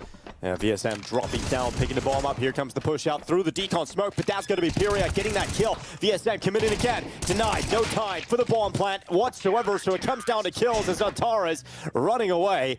But a 5v3 falls to a 1v1 in terms of players surviving. Pain do a good job at trying to get themselves back into that round a little bit. I think Pain's going to be just fine with how that round plays out. You don't win it, sure. That part's a bummer, but you get 4 kills. You've taken the AWP away from Hooxi, so a lot of that investment from Aurora's got to come back in. They have the AK-47 on Zantares, but so many resources lost. So Pain's just saying, yeah, we lose that round, but we have you broken. If we can win this next one, this is the big one. We can forget about round 6 really, really easily if we win here. Break your money, and then all of a sudden, we've got a great lead for the latter stretches of this half. Really nice shooting from PURIA so far today. Oh, okay. We're going to pick up the pace. We're going to try and be disruptive. Aurora pushing in for a lobby crunch with low economy. Great position to hold, but then he had to turn away from the flash. Ends up getting peeked in that time. And PURIA is going to walk away with a kill. Zantares had to hunt down the trade. And Banter now picking up NQZ. Snow's play does not work out upon the A play, so it puts PURIA in a situation where he must clutch up 1v3. Now there's plenty of time on the clock. And he's had 3 kills so far. He's fragging, though. He's sharp right now. He's hitting some domes, so let's see what his game sense looks like. He's not being too shy about showing and giving the indication he's coming out to pick up the bomb. Utility out into the sky. He's got to find 2.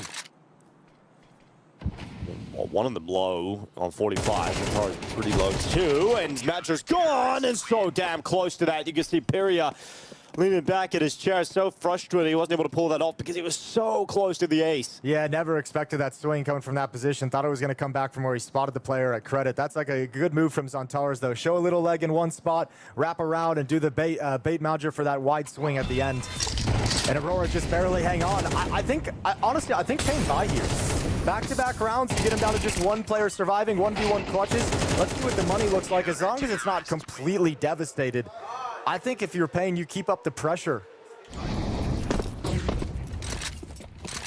So they invest into a couple AK-47s on PURIA at NQZ. Want to keep the ability to find a couple kills, force those rebuys, but not investing across the team.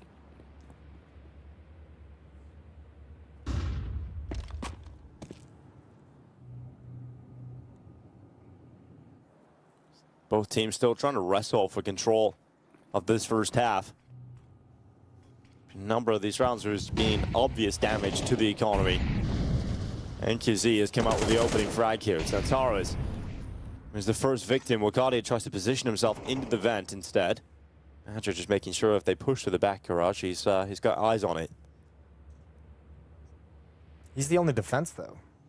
Ramp room is pushed up, so no one can fall back to help him up in heaven. Well, and he's got a decision to make. I think he's kind of making the call that he wants to keep packing away. I don't know if he's going to be able to make it. Yeah, nobody peeks quite yet. Okay, it drops down into the site. They're trying to adjust themselves to be able to play with this. Bring a third player back in defense of this A bomb site. They're ready for a heaven play. You got two little Velociraptors and the MP9s down here. That's true, yeah, they do. And there's not a lot of utility. There is a Molotov. That's all that is kind of here. So that utility is going to be spent down low to try and make this into a fake, but Aurora know exactly what's coming. Yeah, over the top they go. It's going to be the first kill of the MP9 and the three? What? How is Soulfly getting away with all 3 kills there in that engagement? NQZ going to be running him down. Soulfly looking for even more, but he steps into the open, exposes himself to VSM, and all of a sudden, it's Wakadia left alone. Denies the bomb plant. Now you've got to come to it, and you haven't got time to win the round. So Wakadia has just picked it up by stealing away that bomb plant at the final few seconds. It's Aurora getting the lead, but these rounds, they're not comfortable for anyone, really. That's what I'm saying. This is really, really close. I like the timeout here, too. I think if you're paying, like, the conversation still has got to be, it might sound crazy with 3 straight losses, but there's no reason to panic. You have this economy still at the same place you had it 3 rounds ago. Now, the hard thing is going to be, this is going to be like a compounding impact for whoever, for whoever kind of gets out of this situation first, right? Can Aurora win a round with, like, 4 players surviving to get themselves out of this economic issue? Because then you have an incredible win where not as much motivation to force buy for the Pain side. For Pain, if you eventually get this win, I mean, you just break them right at the tail end of the half and can scrape together some easy rounds at the end. So this is building up some kind of sequence of rounds now where it's going to be so much more painful to whoever kind of loses this back and forth. I guess this trade of advantages.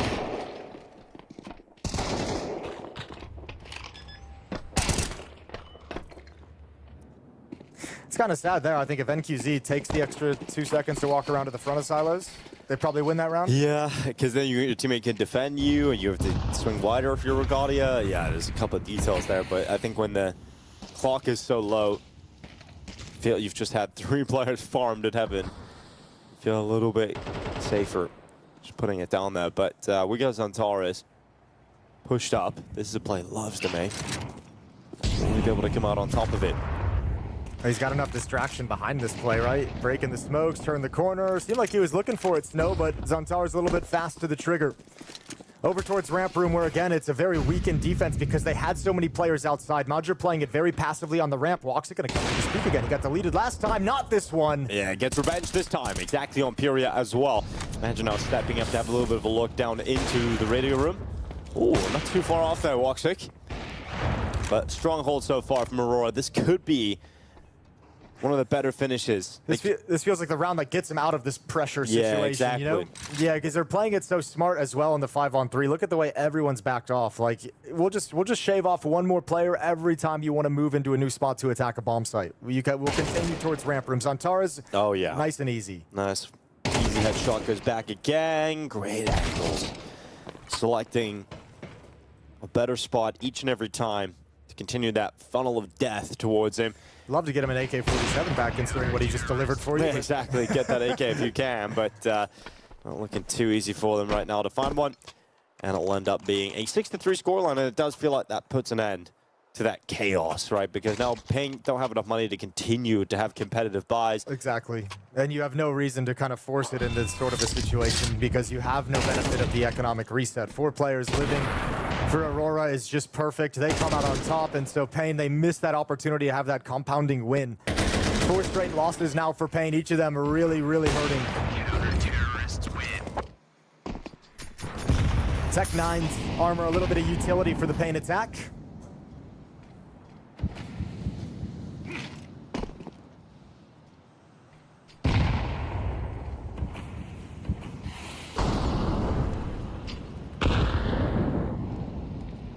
All the smokes created outside. And the spam down there for VSM. He's on 56 HP.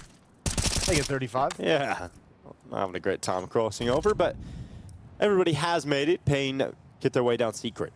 You got Zantaras already here, playing inside the vents. He does have his trusty AK-47, but he's going to have a lot of Tech 9s headed in this direction.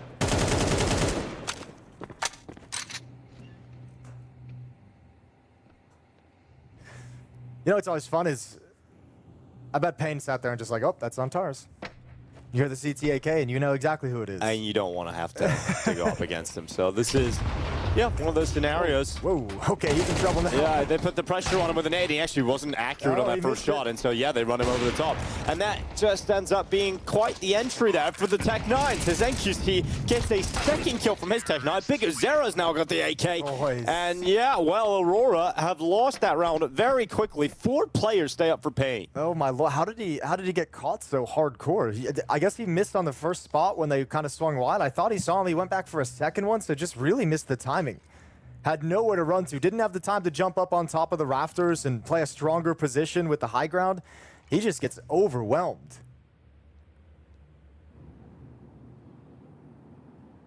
All right, well, Payne was knocking on the door trying to get that win for 4 rounds straight, and they finally get it with Tech 9s. It's a little bit late, so it's not as painful as it could have been.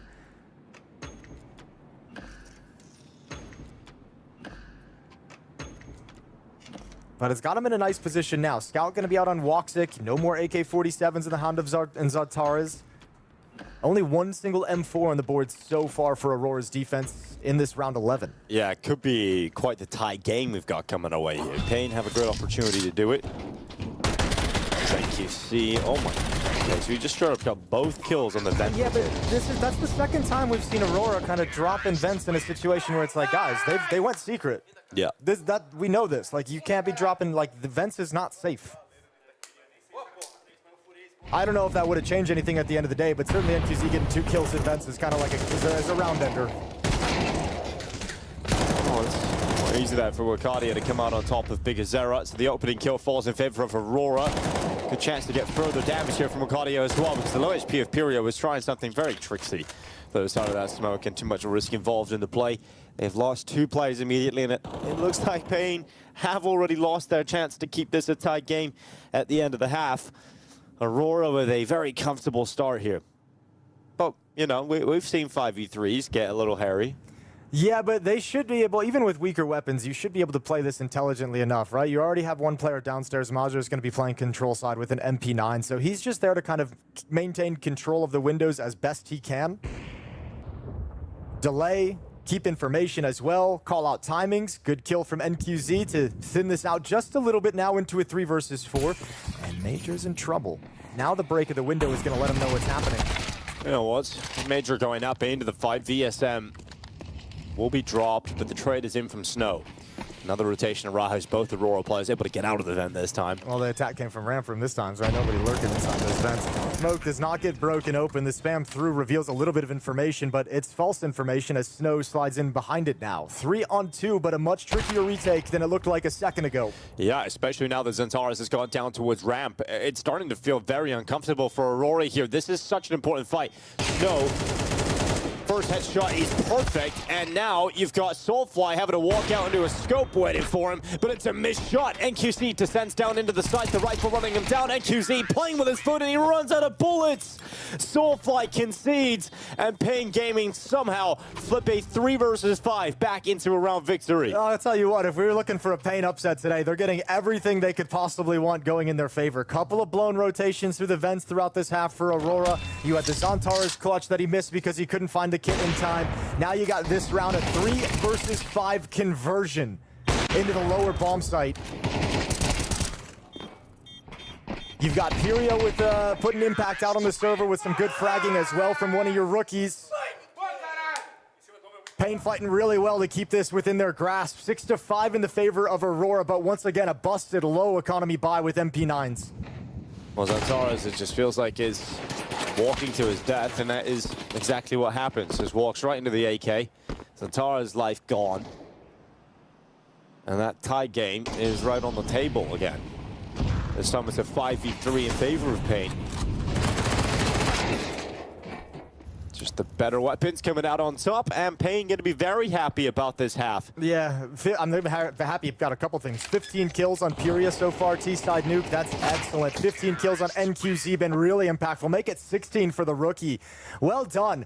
Payne fight back in a half coming into this where it felt like Aurora could just blitz them. They've shown they can stand up to the Turkish side and tie the scoreline going into the break. Yeah, so now we got to see Madger have to call his team into a win on the T side. So things get a lot tougher there for Aurora. Also, now you bring in the conversation that I didn't necessarily think we'd have to get to today, with just the mentality of this Aurora side. We know this team can kind of collapse. We know this team can let these kind of emotions weigh heavily on them, especially during underperformances. It can shake them at their core. So a task for them to maintain a little bit of determination, a little bit of grit in this match and stay in the fight, despite the fact that everything at the end of that half felt like it went against them. An opportunity to get another Nuke win today on the side of Payne. Starting to change up the veto because we talked about Krakow being a very one-sided affair. Sure. And we get to see them move towards Nuke instead as their selection. Well, I think as well, a team with 2 new players coming in, you're going to see them like not really super dedicated to a map pool as they kind of add things in and figure out what's better. And you get a nice win on Nuke like you did yesterday against MongolZ. Makes sense that you'd feel like that's a map that you're feeling good on. Probably put some time into, had some results to back it up. And you got another result here against Aurora, at least so far in the first half, that shows you've got some things to work with here. 6-6, second half pistol is live. Dualies on Snow, dualies on NQZ. And we're doing a ramp rush into a ramp stack. Yep, it's looking perfect, isn't it, here for Payne? They've got everybody in the right spot, and the Jobarettas unleash a death upon Aurora as they get stuck in the ramp room. It's Wakadia on low HP. If he had a little bit higher health, you might consider a clutch here, but it looks very unlikely that Wakadia is going to be able to pull this one off.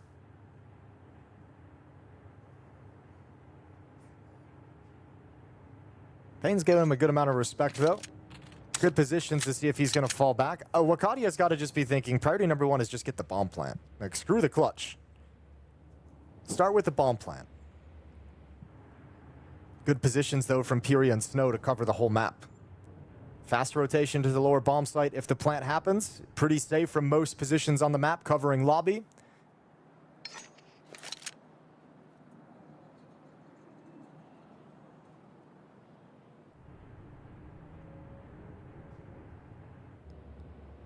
Puria's position, very strong here. Wakadia's going to cross over. Puria's locked him in, and there's the kill. So, no problem whatsoever here. As Payne will take the pistol round, they have the perfect setup to deal with Aurora's play towards ramp. And then Kissy, with the Jobarettas in combination with the rest of his teammates, just push them away. Yeah, just, I mean, that's kind of one of those rounds that you feel is just won out of spawn. Won by the decision to play a stack towards ramp room. 3 players here. VSM gets the first. NQZ's able to swing wide with the dualies. 3 kills, tons of damage onto the final player. Easy cleanup at the end. And Payne grab a lead. 4 rounds straight going back to the first half.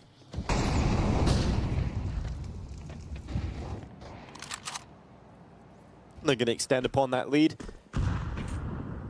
Surely no world in which the Glocks come out on top, so 8-6.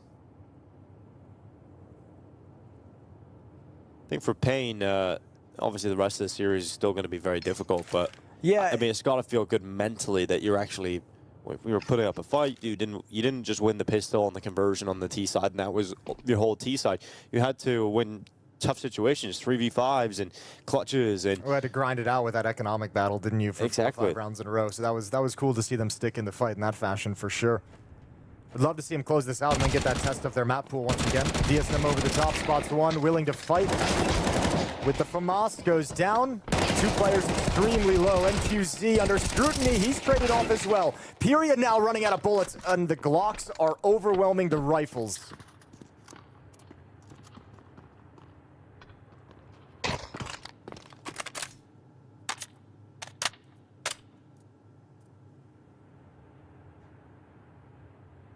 Well, this gets weird. I don't even know what to say. I'm just kind of sitting there and I'm like, about 20 seconds ago, I was like, there's surely no way the Glocks find a way to win this round, and I'm just sitting here watching it happen. I'm so stunned, I almost forgot what I was here to do. Yeah, you actually were supposed to be casting. Yeah, that's just insane. Well, let's see if they actually win the round now. They're running down lower, and we've now got BTarena waiting up at the control room. It's going to be Zantares going down. At least they carve one extra player out. A tap of the plant, not a commitment. As they pause, they've got some util picked up along the way, and a good kill here from BTarena, and finally closed out. Okay, well... You can always trust the weird SVU model to save the day. Yes, there we go. Yeah, that's what it is. That's what it is. Okay, there we go. I mean, that's just so much damage, though, even if it's not around. You know, on one level, you're kind of like, if you're to take any part, if I'm in this team, I'm just like, all right, boys, that's the one we get. Thankfully, we overcame it, but like, everyone I noticed, that can't happen again.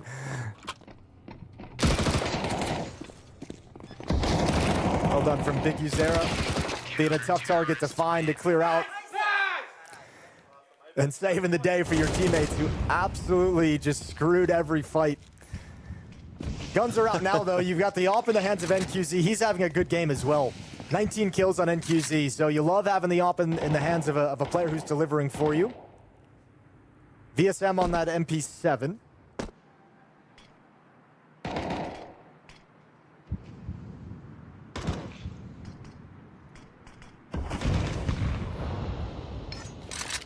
Looks like Aurora just wants to hit an upper bomb site right out of spawn. They've just called it. Everyone get in lobby. I guess the question is, are they going to double pump? Are they going to draw out some utility first before at full-blown executing? How do they want to work this? Nope, they're just going to go with the first salvo. Here we are. Soulfly opening kill, finds the follow-up. NQC, you have that up, my man, but you're so blind and you're inside the smoke, and yeah, how are you going to do anything there? Yeah, you just have to feel it, you know, in that moment. Go for the no-scope, maybe unlock some, like, John Wick-style play going on. Yeah, so... we went with very different people there, Jason. We did go with very different people. Very different directions there. But that was a very, very convincing round there from Aurora. Just running over the top of them. Too much pressure for them to handle. NQZ in a tough spot. Kind of bummed at how easy that felt. With just, I mean, there's no damage taken from anyone by Aurora. There wasn't a shot fired in return, except for maybe the AWP at the end, which was like desperation. No counter nades did any damage. No Molotovs in the pathing. That's a very fast hit from Aurora off the rip of utility, but also Pain just seemingly unprepared for the floodgates opening. Terrorists win.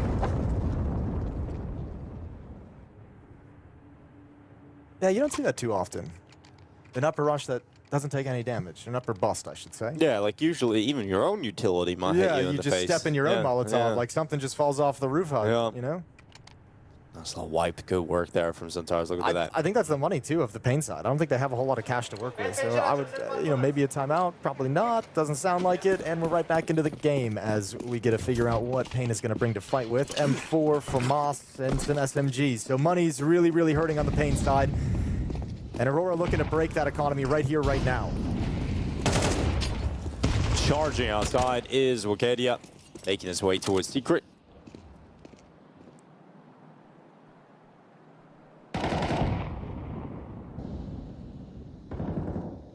And Snow going to wait inside of Vent. MP7 ready to make the play here. Well, if you're Aurora, you forced a lot of movement from this CT side. And with these weaker weapons, I mean, you don't know it, but I think Pain's over-rotating because they're trying to make up for the SMGs instead of rifles. Good shot from Woxic without a scope. That's NQZ. He goes down outside, and Aurora pretty much have control of the entire map.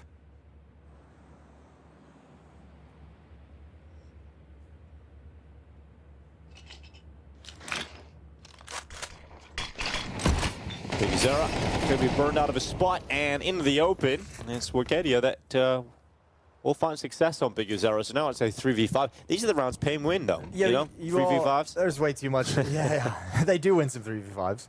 It's not going to be this one. No. Very comfortable. So tied game. Not even Falcons could lose a round from this position. I don't know about that.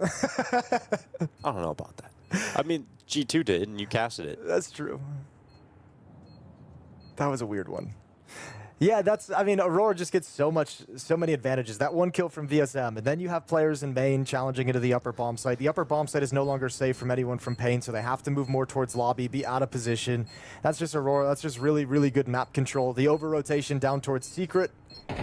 Good round called by Modger, and it's going to tie things back up at 8. And now we get to see, I mean, you said one of the things in the first half that was admirable from Pain was, you know, you didn't just get an early advantage to get those rounds early with economy. You had to actually grind it out. You had to fight back. You had to go through that stretch of 4 rounds, keeping it close before finally breaking him. Now we have to see if Pain could do that again, except on the CT side. Now we have to see if they can stop these kind of blistering attacks as Aurora can move around the map, taking control away from you. Can you actually shift and rotate your defense in a position to stop them and put an end to this run from Aurora? Money's going to be an issue for some time for Pain. One more round, they'll have to sit back with weaker weapons.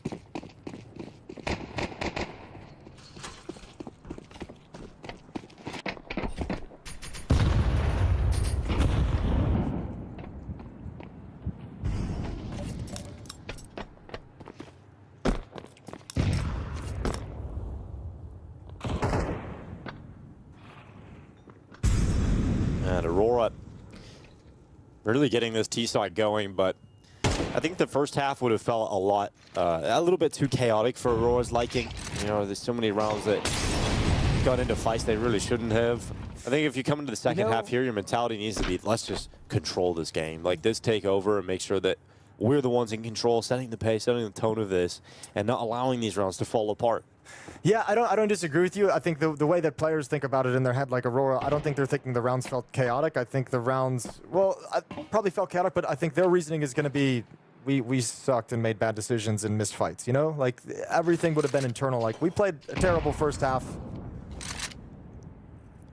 Need to get this second half locked down. Same result, though. Yeah. You know, if you tighten up your individual performance, everything else tightens up. But I think for Aurora, they realized something. Just everything is just a little bit too messy. But it is just funny the way Counter-Strike always just makes you feel like, you know, you guys missed the opportunity that was there. You know, you never feel like anyone else made the right play. You always feel like you just missed a kill or did something wrong. Of course. Zantares is hunting down Biggie's there over in the vents.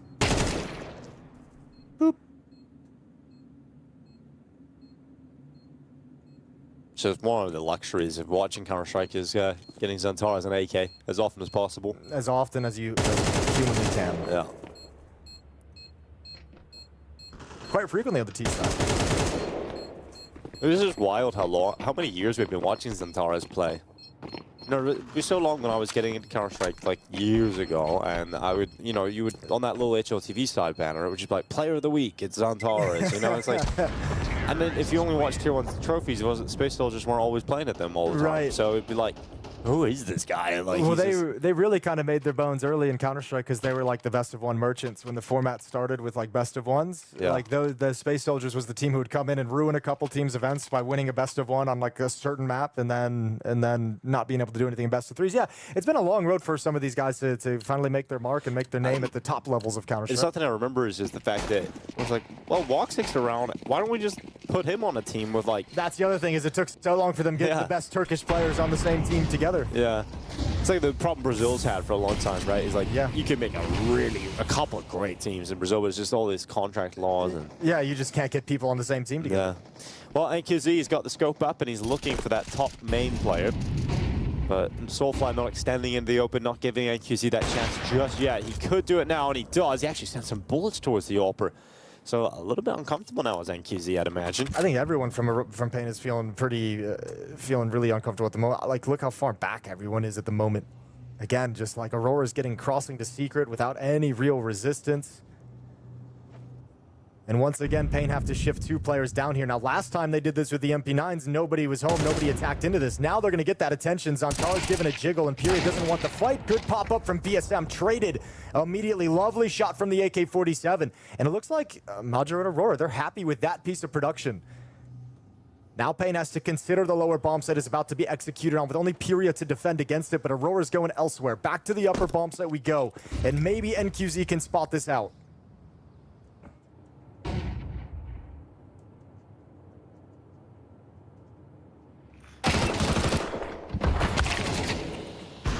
Well, Major and Wakadia coming in with a couple of quick kills here for Aurora. In 3v2, it's still doable. MongolZ, though, put under pressure, forced into the open. Woxic will punish. He actually got that kill from the grenade, so at least something going MongolZ's way. Puts PURIA in a clutch situation. He had such a good first half, but that's a little taste of the performance here in the second. Woxic turned around, just no-scoping him, close quarters. Yeah, hard to get that coming up the vents as well. That one kill with the grenade, you're right, did kind of alleviate that to give him the window of opportunity, but missed chance on Woxic. And it's going from bad to worse. Now, what, 4 rounds straight in this second half for Aurora. This T side is flowing, and now it's looking like they found a rhythm.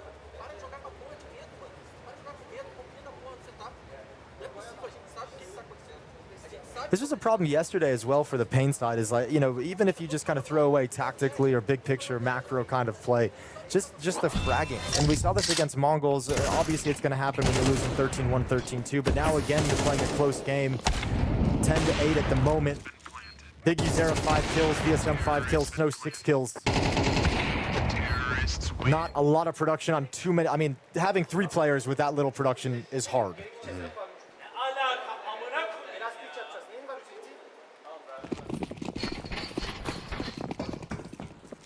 So this is classic. Anyways, you know, in passion are Aurora always, even in games like this.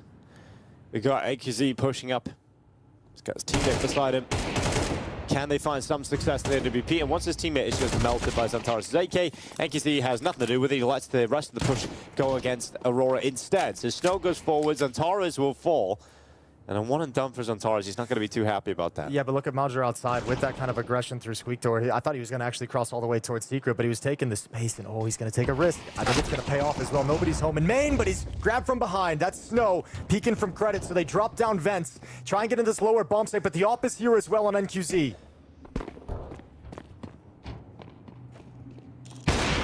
MongolZ round the back. There's the kill on Soulfly. And now Woxic and Wakati are trying to win this one alone. They've just got under a minute left. Is that bomb plant trying to be secured here? But it's just not going to happen. It's going to be MongolZ and BTarena coming in with the final 2 kills easily. And Pain all of a sudden with a round win that might just start spearheading them back into the game. Yeah, let's see if that's the spark. That's a cool round with mostly just pistols. The lobby crunch to take out Zantares towards ramp room. They were trying to push him from ramp with an op and a pistol as well. He gets taken out. None of his teammates can cover him. Lower bomb site, good defense. This is okay. Let's see what you got, Pain. MongolZ's op firing off again for huge impact. 23 kills now on MongolZ, leading the way for Pain. Leading the way inside the server overall.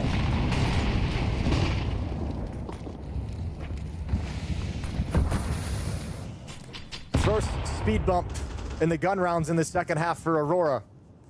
Yeah, no AWP here for Woxic, despite having the money for it. They're just going back to the upper exact. That was so perfect. Remember the first time they ran this, they didn't even take any damage in the round victory.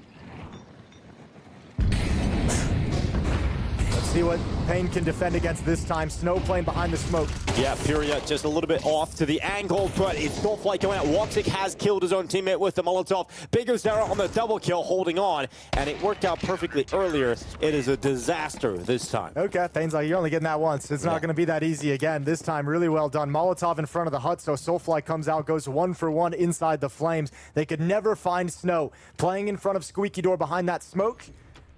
He got so much safety to just hold on to the bomb site, and BTarena's double seals it. Second timeout burned by Aurora to talk things over. It felt like they hit a rhythm, and Pain knocked him out of it as soon as it felt like they settled in. Now you have an issue because, what, one more buy, and then you're going to be out of funds on the Aurora side. It'll be interesting to see what their economy's like moving forward.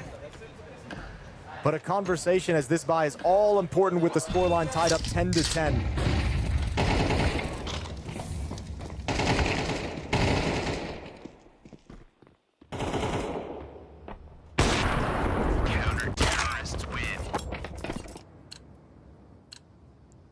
Well, back to the AWP. Didn't really work out there, Aurora, with a quicker play.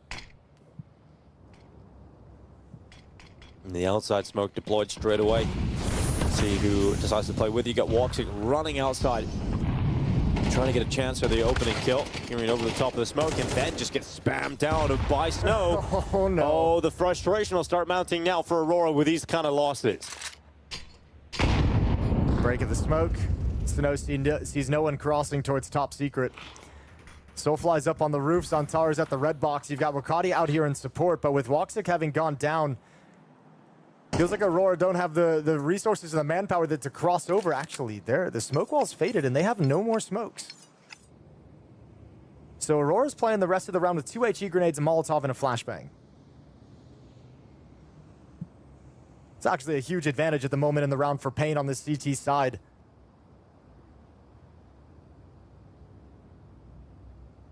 And coming back in towards lobby, which hasn't been held by Aurora, they're going to have to be slow and cautious, clearing all these aggressive angles, so more seconds going to be burned off the clock.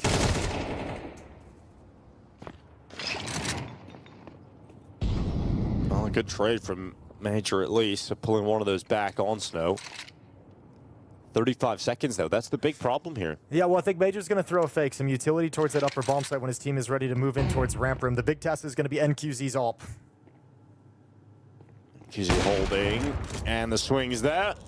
It was actually collateral, but not enough damage to bring down Major either, so they're going to start jumping on through, and NQZ misses the cap there, so Magic's going to come back and finish him off. NQZ steps forward, but it's BTarena already rotated down to this B bomb site. 8 seconds, they've got to start planting right now, and here comes PURIA. It's over. They might have just got it by the last tick, and they will just about get that bomb plant, so it comes down to a 1v1. PURIA here at the door. USP pulled. Wakati had nowhere to go, and he couldn't finish him off. PURIA comes out on top of a 1v1. These rounds are scrappy, they're close, they're down to the wire, but it's Pain Gaming that gets into the lead of the game again. Yeah, but with those advantages of utility and positioning, Pain's able to track him the whole way down into that lower bomb site. Really nice job, I think, from NQZ. Missed that last player, but able to get all the information needed that the lower bomb site's under attack, and PURIA, the rookie again, we mentioned it, really quiet day yesterday, looked a little bit nervous today. Fragging, delivering impact, clutching you a big round. 2 kills in this 2-on-2 to give you an 11-10 advantage. Falling apart here for Aurora.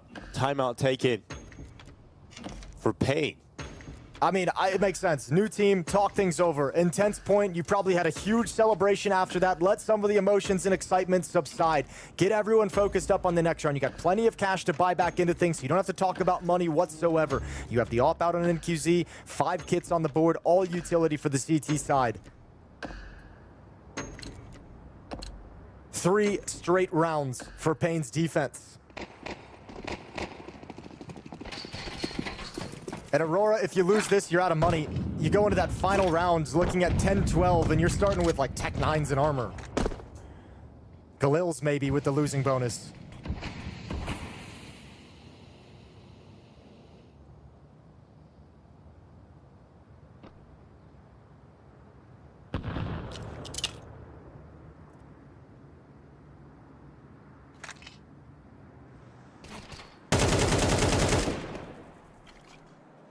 Oh, it was Snow who got the opening kill outside in the last round. Xantar is sending some shots through that smoke, hoping he could find some success.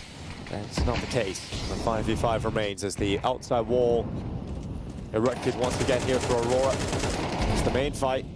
Spam's going down. NQZ, different position this time inside of ramp, and he's pulled away Soulfly. So an opening kill once again falls in favor of Pain, extended upon by BTarena. A 3v5 to try and recover here for Aurora. And once again, you're in this 3v5, but look what you have to work with in terms of utility. You got 1 flashbang, so you don't have a Molotov to clear out control side. You don't have a smoke to block off any of the doors, any of the windows. You don't have a nade to flush the AWP out into the open, who's playing behind Silo at the lower bomb site. You're in a ton of trouble. NQZ's getting at least 1 more, you feel like.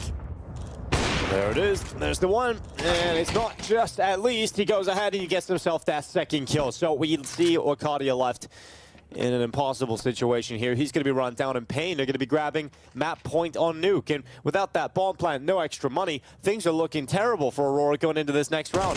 Pain have all the chances in the world to close things out here and take their first map of this series. Oh yeah, this is going to be a really rough final round. Impressive from Pain. Both halves, Aurora at some point grabbed momentum and put on a streak of 4 rounds, and both halves, Pain put a stop to it, found the solution, shut them down, and regained control. And now they're just marching to the Nuke win with that control.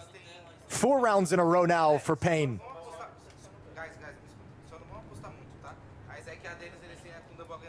And 2 rounds straight where Aurora come in with some rifles, with some plans, but just not a lot of utility to execute deep into the round.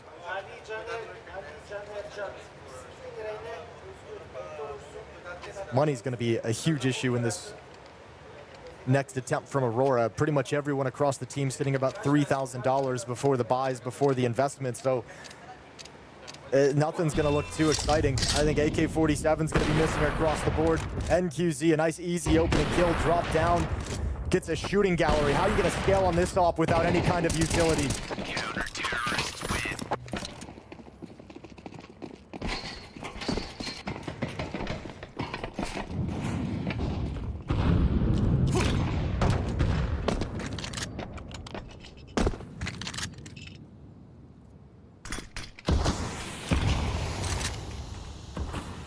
It's got to take something miraculous to somehow get this into overtime for Aurora. Can't rely upon that. Upper bust round, it fell very short the last time they tried it. Yeah, got destroyed last time they tried it. So they go for the outside smoke walk this time. A different variation as they hug that left wall at main.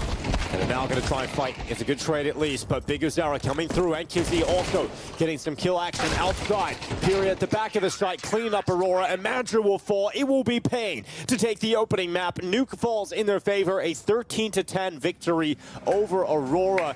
This is looking fantastic for Pain, a much different story than yesterday against the Mongols. Yes, they won Nuke versus the Mongols yesterday, but it's the Furia step up. It's his performance individual. NQZ looking strong, and the way they won this map was a lot more impressive than the way they did against Mongols yesterday. Yeah, they showed a few more things for sure. Furia having this game is actually awesome. And we remember too, Pain, the peak for them in 2025 was making it to the semifinals of that Austin Major. That was the event where really NQZ kind of popped off and showed some consistency and showed some new level as an AWPer. So him continuing that here is also excellent. You got to be pleased with this, and it's going to put a ton of pressure. We opened this up being like, I mean, we can't really imagine Aurora going 0-2 to start PGL Cluj-Napoca, can we? Especially considering the teams you would lose to. FUT upset on day one, now potentially Pain as they put you one map away from the 0-2 in the Swiss system.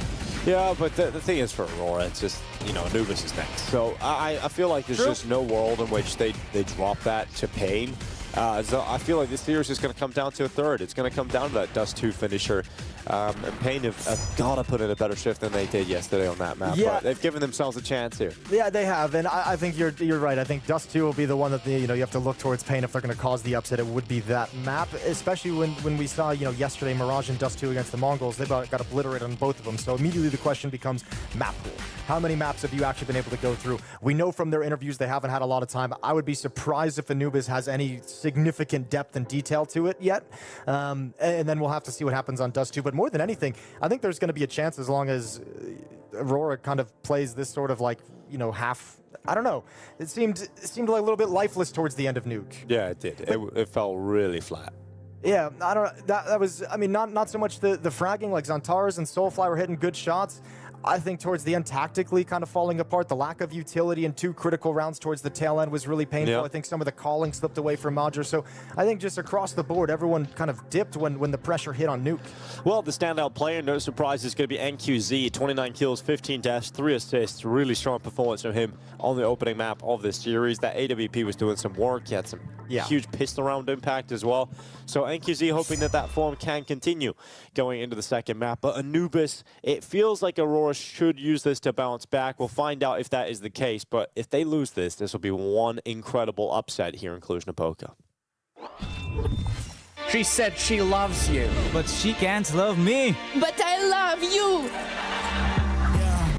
Look, I know my man's going crazy. I gotta break on myself, I amaze me. Like I'm back in the 80s. I won't play window anymore. What's going on? Play your role. 1xBet. The human body was built to move. Not trapped at a desk in one singular posture for 12 hours a day.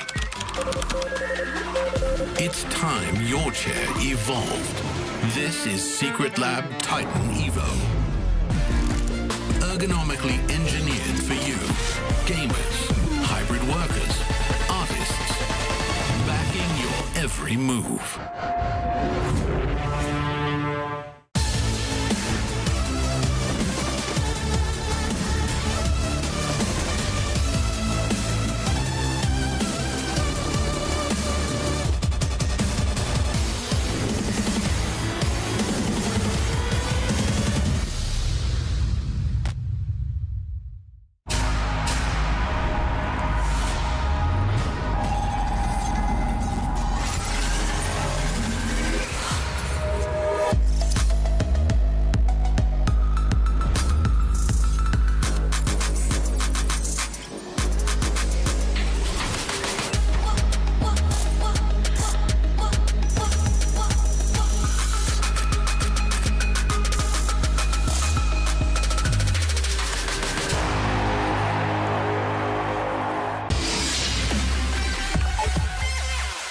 We are talking all things Anubis with a team that I know is so happy that it's back in the map pool. It's Aurora, it's Hooxi, and okay, let me ask you this, because I'm sure you're happy, but obviously Train went out, which you guys also played pretty well. Yeah. So is it just like a win and a lose at the same time? How do you make it the map pool right now? It's great to have that Anubis back, but personally, for example, I was like really love the Train. Yeah. So it's gone at the same time. You're like, nah, why did that not gone? You know. But otherwise, Anubis came back, bro. Yeah. You know, it's like in the middle. And do you feel like Aurora is a team where you are like trendsetters on this map of how to play it, how you do things? Yeah, I mean, overall, that from the start until now, yeah, there is like changes about the window, but our like play styles like didn't get affected too much. The way we play, I think if everyone even knows, they cannot still kind of beat us. Yeah. Like they are like if you watch 5-6 demo of our Anubis, you will see similar rounds to each other. One we're doing it in like a third round, and one we're doing it in the after 3 games in 6th round. But it's kind of still same things. Yeah. We are playing really successful kind of defaults there. I think that's why the map is overall is feeling comfortable for us, because everyone in their position knows what to do on the T side and or which nades they need to throw. Yeah. And or great timings we are catching it. So I think because of the default of the play style that we're making great on that map, I think that makes us play good and kind of like scary to play against. Yeah. What are your thoughts on the mid changes? You know, the door change, obviously the window. Like, what's it, when you saw that? What was your first thought? It was in midnight at home, and I was about to go to sleep as far as I remember, and I just saw the news on Twitter, and I just went back to the computer again. Nice. And I checked like what they brought, and I saw the window. Okay, what else? And I just saw there's a big box, they put it there, and so I said, okay, the T is gonna sneak now from now on or something. I was thinking it, but I haven't seen yet because if you are not close to pillar, you don't see who is coming from camera. Yes, if you are like inside the A main or A pillar, someone can sneak to the left towards left side position because of that big box. So I said this can be game changer. It's like a good thing to add or switch. So overall, I like it because I like always like some changes inside the game. The same for when smoke was exploding with 1 nade, people like half of people was like disagree with that, like bring back the previous one or something. But I like it, you know, it's something new, something more making exciting.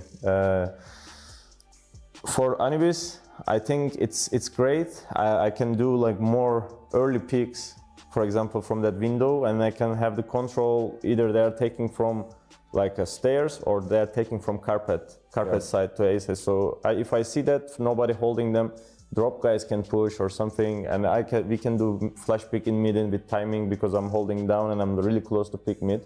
So this gives me kind of like some moves around the map, because in Anubis there was no such a moves for the AWP early round. Either you picking drop, either you picking mid, either you are just deep pushing A and getting 1 flash or molly to stairs and taking the control. But otherwise, there was like no, always you were on the back.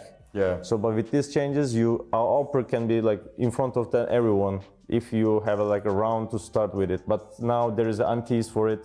MongolZ, Yeah. smokes, nades. So sometimes you are just wasting your health while you're making a move. But overall is great. Like when the teams are starting to adaptate something, is getting much better. So it will be in the future, if the teams are playing like a lot, we will see like more different type of things. But overall, are you happy with the changes? Do you want to see more? Yeah. I'm happy. There can be some changes, but probably not on Anubis. Okay. It's okay now to let's see how things go. Yep. And if it's so not balanced for anything, I think they need to add something as well. But for now, I think we can try this a little more. Well, thank you very much for all your thoughts, Hooxi, man. Appreciate you, and good luck in the tournament. Thank you so much.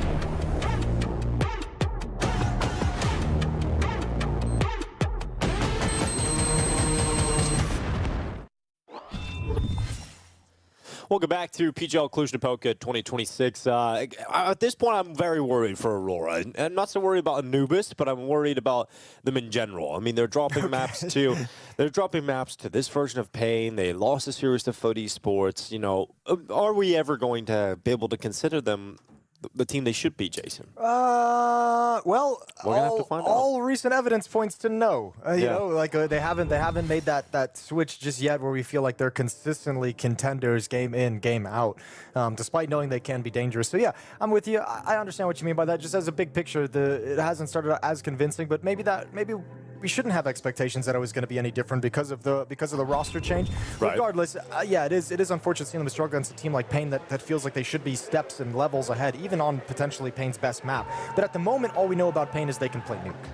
You know, like yesterday, they got destroyed 13-1 on Mirage and then 13-2 on Dust 2. So at the moment, all they've done is prove once again that Nuke is the one single map that they can play. They're a Nuke team.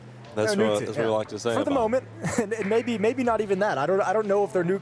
I mean, I don't think they did anything necessarily super impressive on Nuke. They just played a solid game. You had great individual performance. NQZ was a beast with the op. FURIA delivered a ton of impact. Is that going to happen again?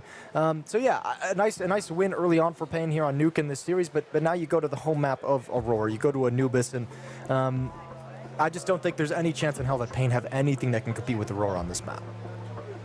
Like there's no way they have anything prepared. No, you would have to agree, and I think that's what we're all expecting, which is why Aurora will be very frustrated with themselves, because they could win this series 2-0 when you get Anubis into the map pool, and you know Nuke's up first. You have a couple of rounds that they're going to want to get back, but it doesn't matter if you have a nice reset here. Like you can come in, you can comfortably win this, and go into Dust 2 with the momentum on your side.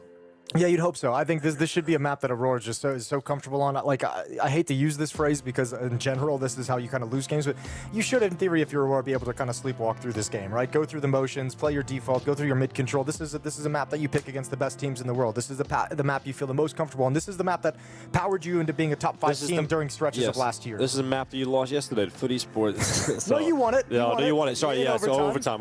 You're right. That was the one map they won against FUT Esports.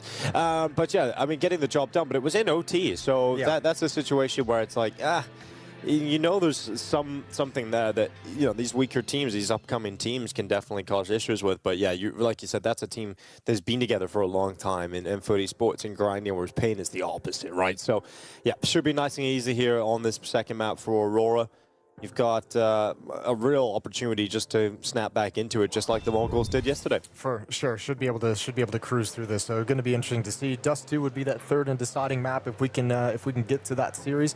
While we're waiting for this one to begin, a few of the results from the day.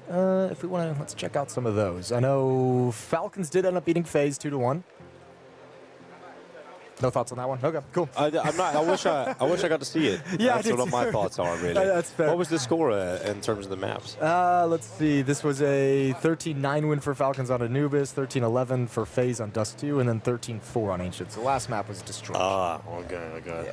Well, showing that Falcons can play Ancient. Yeah, Paravision beat G2, match on the B stream right before we went live here. Navi lost to MOUZ 0-2, and then Astralis took down 3D Max as well to start the day. Either way, that's the results we got so far of the day. This is the B stream, third match of the second day of PGL Cluj-Napoca on this. We got Aurora taking on Pain. Down a map in the series is Aurora after dropping Nuke, and now going to be defending in this opening half on Anubis, and it's going to be a B hit. Soulfly, you're on your own, my brother.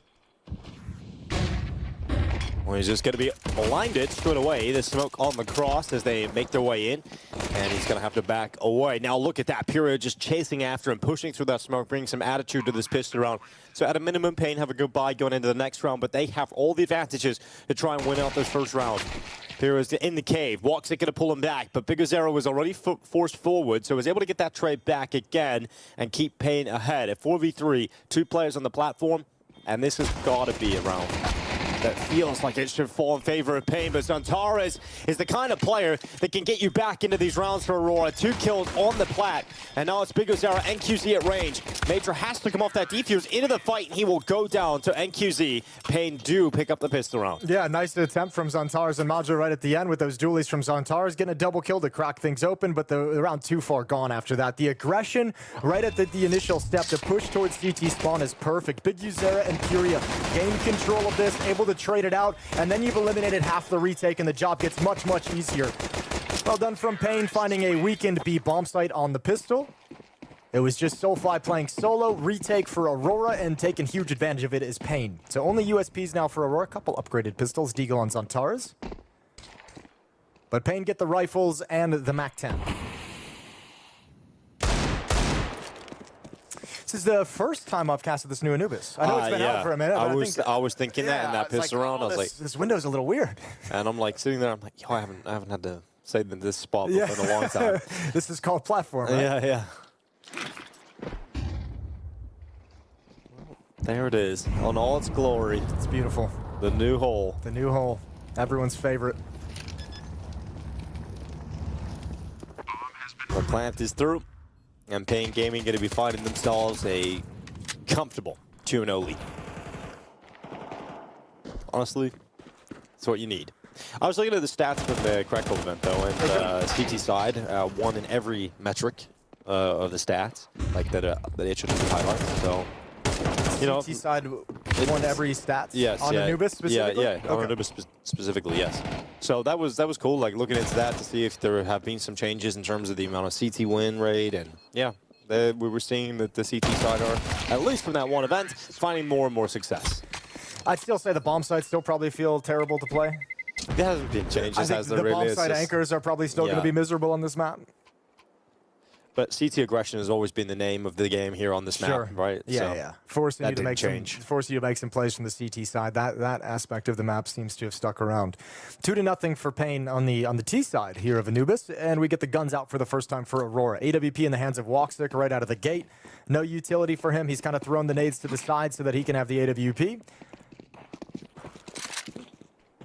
He'll be starting with that towards the A bomb site. Two-man defense at B, Major and Soulfly. You've got Zantaras in middle, Hooxi and Wakadia over towards the A bomb site.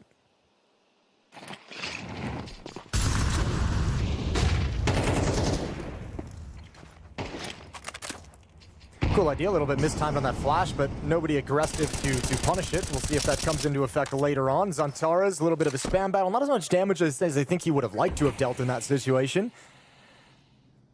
And slowly, Pain now constricting on this B bomb site. Major getting close towards the connector smoke, and we've got Snow and Furia on the other side of it. Major starting to backtrack just as that push comes in. Reacts well enough and gets that pick on Snow. Soulfly dealing with the advanced play of NQZ.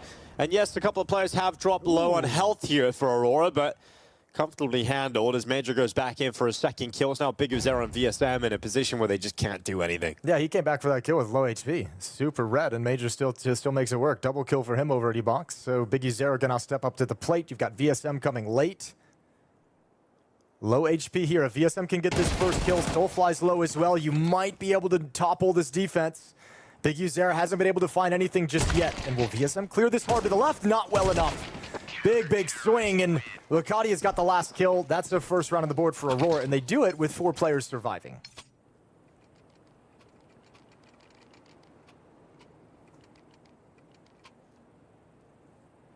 So, first step, you know, first hurdle, first gun round passed. Yeah, and it was Major looking good over towards Khan.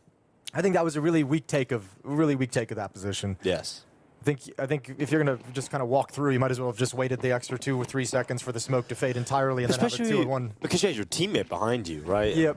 And his teammate just obviously backed away. Shit, well, my teammate's dead, so I'm just going to bow back into the corner. So I guess I got nothing to do. Yeah. Oh, leg shot from the Soulfly, or body shots from Soulfly. Well, opening kill found for Pain, and important that Furia is able to pick that up. Now, he does sustain damage, so he's just going to play with a pistol.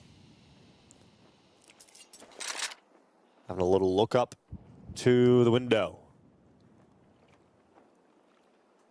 It did seem like they almost kind of wanted to try and boost up into it to get some vision. I don't even think that's possible, but now shifting back to the A-bomb side. 3 defenders here. Zantaras, Wakadia, and Hooxi. Should be no access. Op and M4 trained on the A main position. You do have a little bit of utility if you're paying to chuck out. Molotov smoke, 2 flashbangs. Let's see what they got. Holding in from the back of Cake, it's Woxic going back out again, and yep, that's clean. Shutting everybody going down, and of course, you just gotta keep going when you're on that kind of roll. And you will get that ult picked up for him, no problem. But great shooting from Woxic, and results in a comfortable round victory for Aurora. It's like everyone peeking. It was like a carnival game. It was like everyone just peeking right next to that table, taking their turn. Right, just had that rhythm. Peek out, peek. In behind the Cake, back out again, and easy stuff for Woxic in the end. Yeah, I mean, great stuff. You can see the Molotov holding everyone back. No one's able to gain the ground. Then VSM just takes up Puria's position, eventually puts an end to Woxic, but the damage is already done at that point. 2-2, we're tied up, and only pistols now for Pain as they have to get a sit back with some weaker weapons on the T side. Stuffed twice.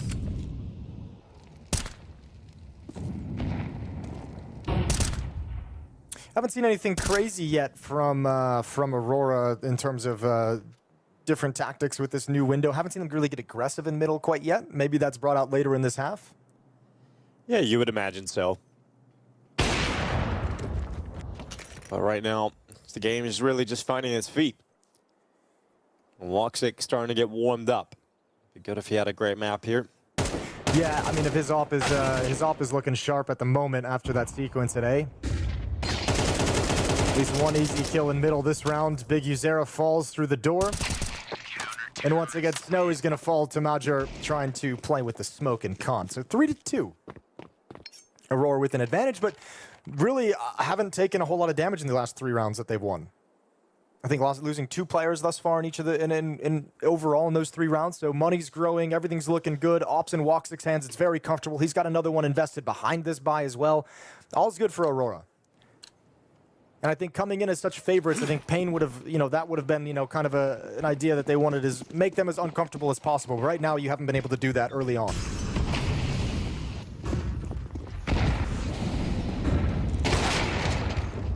Oh, great shot, yeah, from Woxic. Good flick down onto Snow. VSM to respond immediately, but the AWP was willing to get aggressive. Important trade to take that AWP off the map as well. If Woxic disappeared into the smoke, you would have been in some trouble. Especially with how he's been heating up over the last couple of rounds here. You can see he's really feeling it going for a play like that. So the boost for some info here. He'll climb up into the window and climb up towards the double doors. Now, just on the other side is Antares. It's a strong angle, and he's going to make it work. Now, he gets a little bit uncomfortable knowing a second peek is coming in, so just trying to stay active on his toes, and does get traded regardless. Wakadia has to come in and get a pick out from camera. Minute on the clock. They're spread, though. They're split. NQZ is down in canals. Furia kind of working middle, and this timer on the smoke, when it fades, is going to mean this play is limited. He doesn't want to commit to the A bomb site without his teammates, so he'll fall back, drop out the window, and come into the B bomb site with NQZ, but the safety net is Soulfly. Push through the smoke at A main. I don't think they'll expect him. But actually, with Furia taking this route, it's all down to timing. And it's in the favor of Soulfly. NQZ.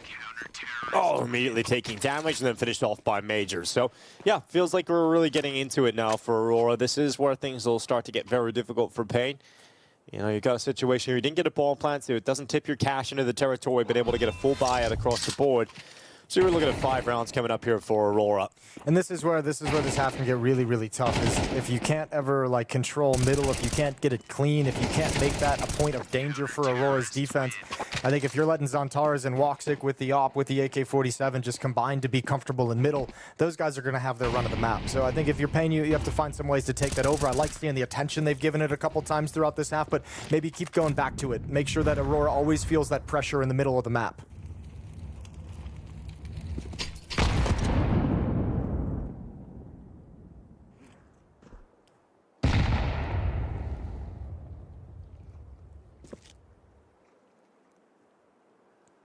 Kadia makes a footstep, gives up the advanced position towards A main. This looks like, as we can see, obviously, a lot of bodies headed towards middle. Tech9's gonna challenge Woxic, and he swings out, spots one, can now take a more passive stance, knowing what's coming next.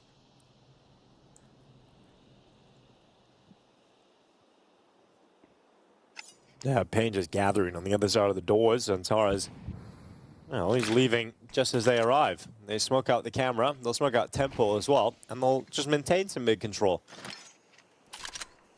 And they decide to divert, of course, is over towards cameras. They want to try and execute an ace split. MongolZ has been very good, though.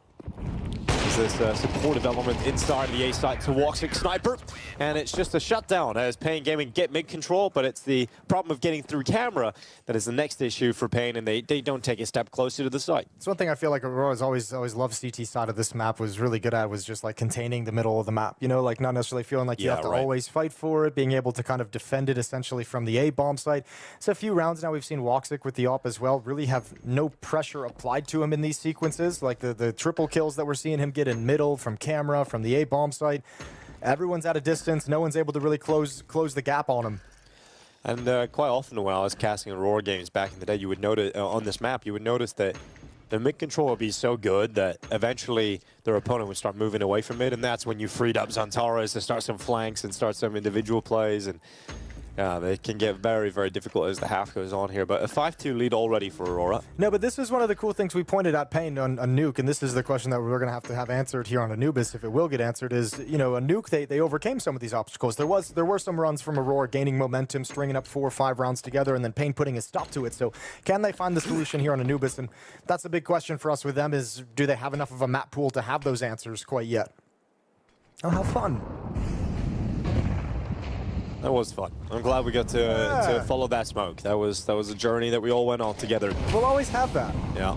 Deep smoke out through the bottom of Con. A little bit of a gap here for VSM to, well, not much actually, but he's still going to go through to the side. His teammate joining him for a boost over the top, and Madra still reacting and actually got both kills. So it just gets better for Aurora. This wily veteran handling the young guys. It's one of the most difficult positions on the map too, over towards connector. Not today. Madra's handled them, what, that's the 3rd time they've tried to test him through that smoke, and I mean, he's loving it. If you think about it, some of the players, the player I've enjoyed watching the most is Donk in that area, surprisingly. What a weird selection. Yeah, exactly. Just, you know, out of left field, really. But, you know, Spirit put Donk there, you know, Madra has a lot of responsibility on his shoulder in that spot. It's going to get a lot of attention. Kind of looks like Donk in a way when he's playing in this position. Right, exactly. Yeah. So what you're saying is Madra is Donk 3.0. Turkish Donk. Because we had, well, who was 2.0? Cobra yesterday. He was Donk 2. Yeah.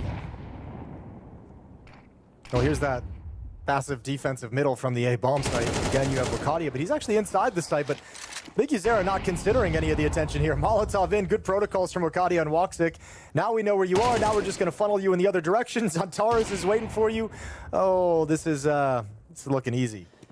Very easy. Now with 20 seconds left, we've got NQZ who's just running back around mid, trying to get involved in some fights, and eventually given that opportunity to buy Wakadia.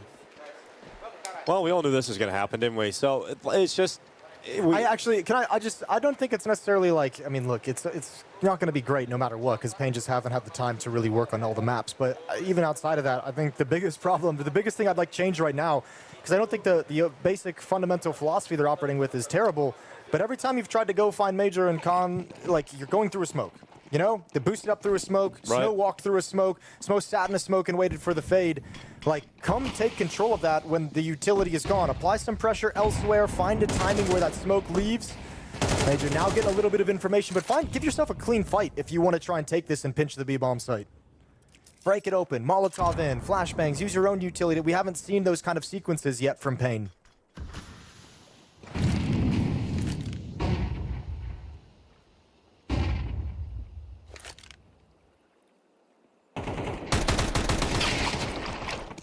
Okay. Well, you spam into the smoke, you receive a headshot back. Not a great deal, really.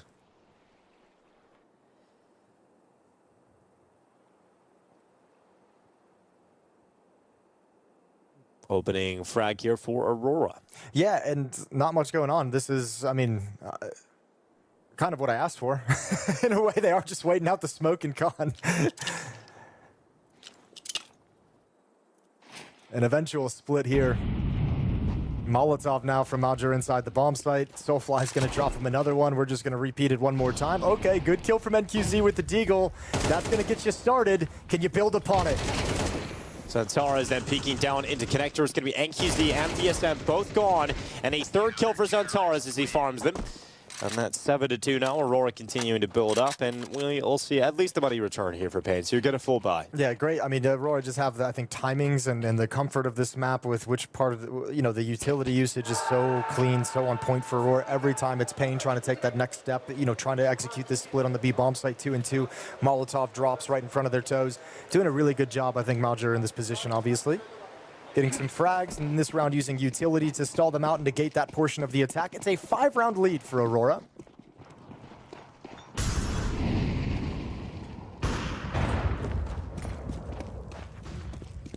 VSM caught, so straight away another opening. Everyone's having to go over towards Con. Yeah, I think with this map, with the way the CT aggression works, I think it can be really tough for Pain to handle if you're Aurora with all the experience and all the knowledge and all the protocols. Throwing out some misdirection and early utility. Pain's not going to be able to stop all your peaks and pushes. Hooxi is feeling very comfortable behind this smoke. Even Mandra's gotten off. And that's when you know things have gotten a little crazy. Everybody's having a bit of fun, diverting from the usual role. I like it. We want to see some confidence picked up from Aurora after losing Nuke.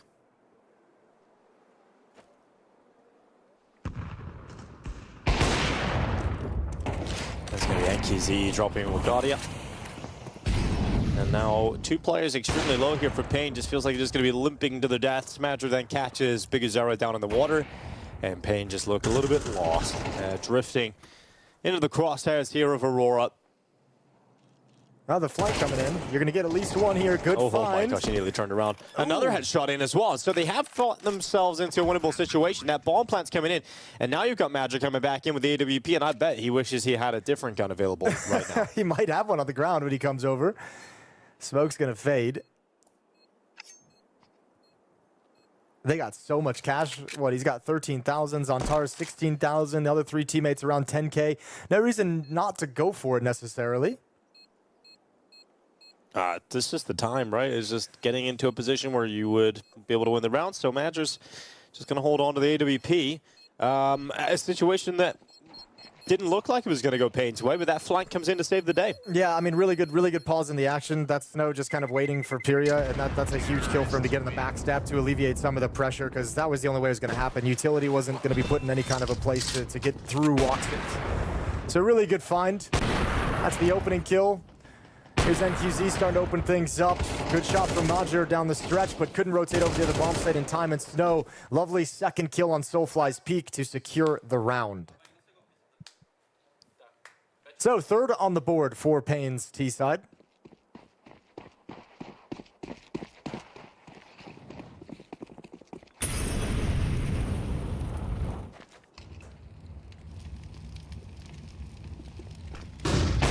Oh, Madger. Shot is over the top, and now he can't get away. He can't hide, and VSM comes charging in. So looking good here for Pain. They break into the B bomb site. Not a single kill goes against them. Sure, they sustain some heavy looks, but that bomb plant is in, and they really shouldn't be letting this go. At least one kill being pulled back here by Hooxi. Yeah, they're going to hear the footsteps, though, as he rotates back towards middle. Wagadia is going to come in for the follow-up flank, but Zontaras needs to get involved in the action. A lot of the timer of this bomb already chewed off. And there goes Hooxi down in canals, and that might be the end of this retake. And really, before it started, with the money, you're going to go. Yeah, give it a go, but walking to the deaths as BTarena just peeks out towards main with Wagadia to go down, and 4 rounds on the T side for Pain. Yeah, damn, okay. All of a sudden, like, you know, it hasn't looked pretty, but scraping together enough rounds right at the tail end. Could get 5 as well here. Yeah, you're on the cards for it. What a nice little uppercut towards the B bomb site. Aurora never saw it coming. That was 7 rounds straight for Aurora, and now ended, and now a 2-round streak for Pain. 3rd round here would be incredible if they get it. It happens so fast, right? Like all of a sudden. 3rd round in a row, excuse me. Yeah, 3 rounds in a row, 5th round total, but you know, it happened very quickly. It felt like we were just going to watch a 10-2 half take over. I think the major op backfires in that round as well. The fact he saved it previously, that position he's in is like the oh shit position. If I miss, I'm dead. Yeah, you got to get one off jail. You can't be stuck there. Otherwise, you're locked up and they throw away the key. So last round of the half, Aurora actually taking a timeout. I think Aurora realized the same thing we did. Like, oh God, this is all of a sudden this is going to be a close half. It felt like we were so dominant. Well, Pain making the most of it. Can they get 5? 5 would be incredible at this point. Yeah, five would be something crazy. That would almost make me feel like Pain have stolen 5 rounds out of the half.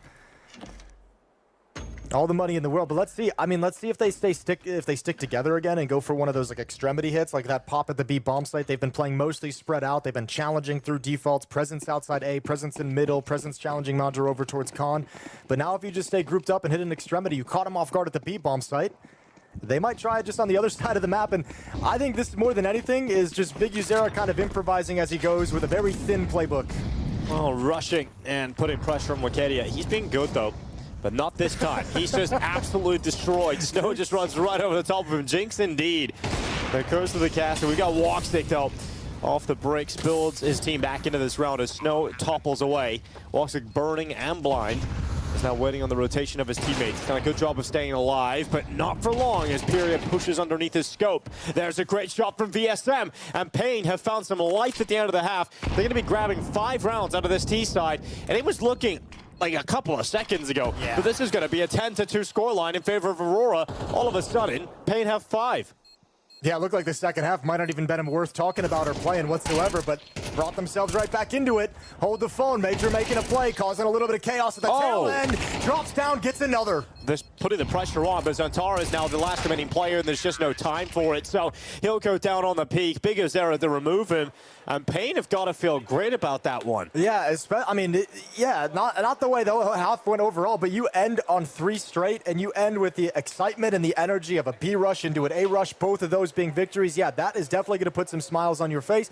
Definitely going to make you feel hopeful for the second half. So good little burst of energy right at the tail end. That's got to be a little stunning if you're Aurora. You kind of got to be sitting there being like, how did this happen? This half was going so easy. We were chilling. It didn't even feel like a serious game, and then all of a sudden it's collapsed.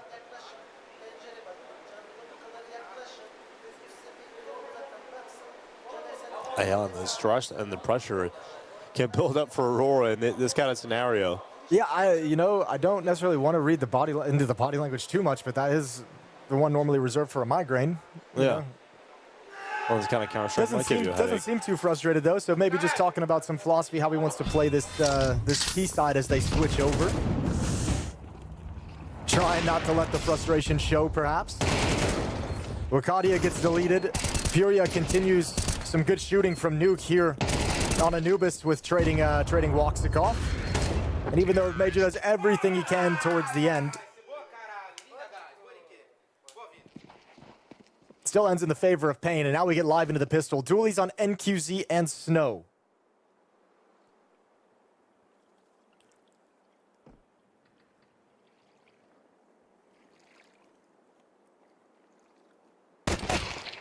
Pyria moving forward. Will end up getting removed, so an opening kill here for Aurora.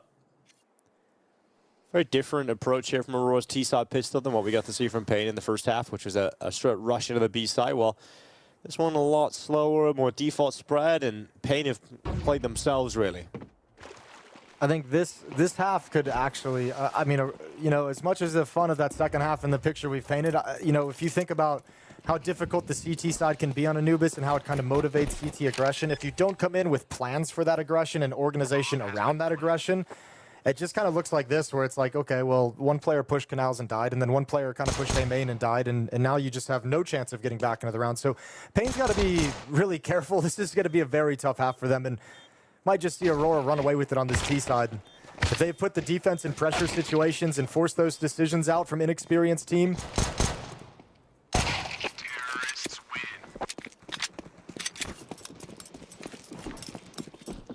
and there's a clean one. So a great pistol here for Aurora. No real pressure whatsoever, and we'll see what Pain decides to do, whether or not they go for the force buy here. There's the push in Canal, there's the push out B main, and that was the round. See, maybe a scout can come in here for Pain, get NQZ on that. A couple of pistols around it.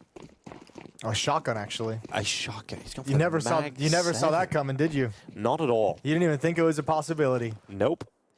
All right, let's see what NQZ can do with that then. I'll have that over towards A. Going to be playing close to A main, as you'd expect with the shotgun. FURIA doesn't get a crack with the deagle as nobody shows before that smoke pops.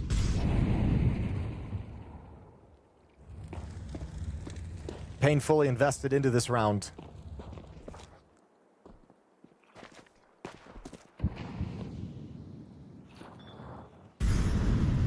Zantaras is clearing around the doorways.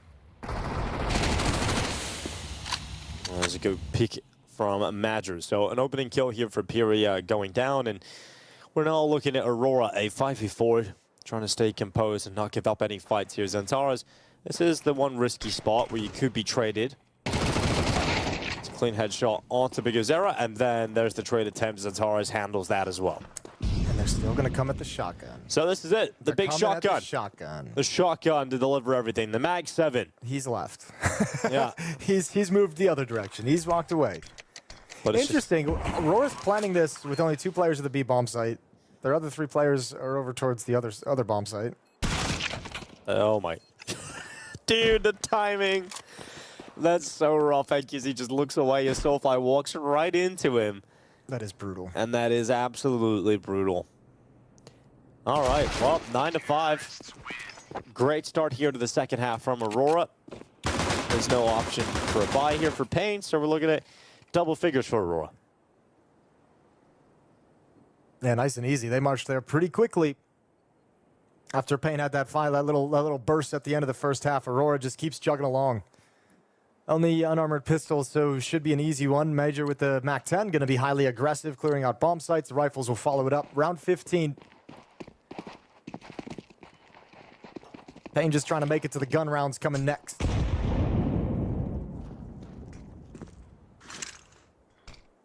Dust 2 would be the third and deciding map. Pain played that yesterday as a map against the Mongols in that series. They lost it, what, 13-2? It was the deciding map there as well. Yeah, but I think they just kept being punched in the face on Mirage as well, right? Like, that was such a surprising situation. It was just coming out of a 13-1 on Mirage. Yeah. I don't know if that makes it better or worse, but that is what happened. Yeah, I think the ball just got rolling again straight away for the Mongols. And it's like, uh-oh. Yeah. At least they're putting up some resistance here. A couple of rounds there at the end of the first half, but no resistance in this round as Zantaras just absolutely destroys them. Yeah, he's played refrag. He's all good with those kinds of peaks. He's like, I've handled this before. A million times, in fact. And it makes it look easy. Now FURIA with 4 HP, just biding his time as Aurora about to take 10-5. So double figures secured. And now we get into the buy round. This is really one of the last chances for Pain, unfortunately. It's come very quick, but with the slow start to the second half and how little rounds you've got available, it is the bummer going into that first gun round and you're like, oh, we kind of need to win this round, or we just don't have enough chances to bring this back. So it all kind of rests here, it feels. NQZ at least has an AWP in his hands. BTarena's got a kit to work with, the only one across the team. 3 players going to open up at the B bomb site for defense. BTarena in middle. It's VSM to defend as the A bomb site anchor.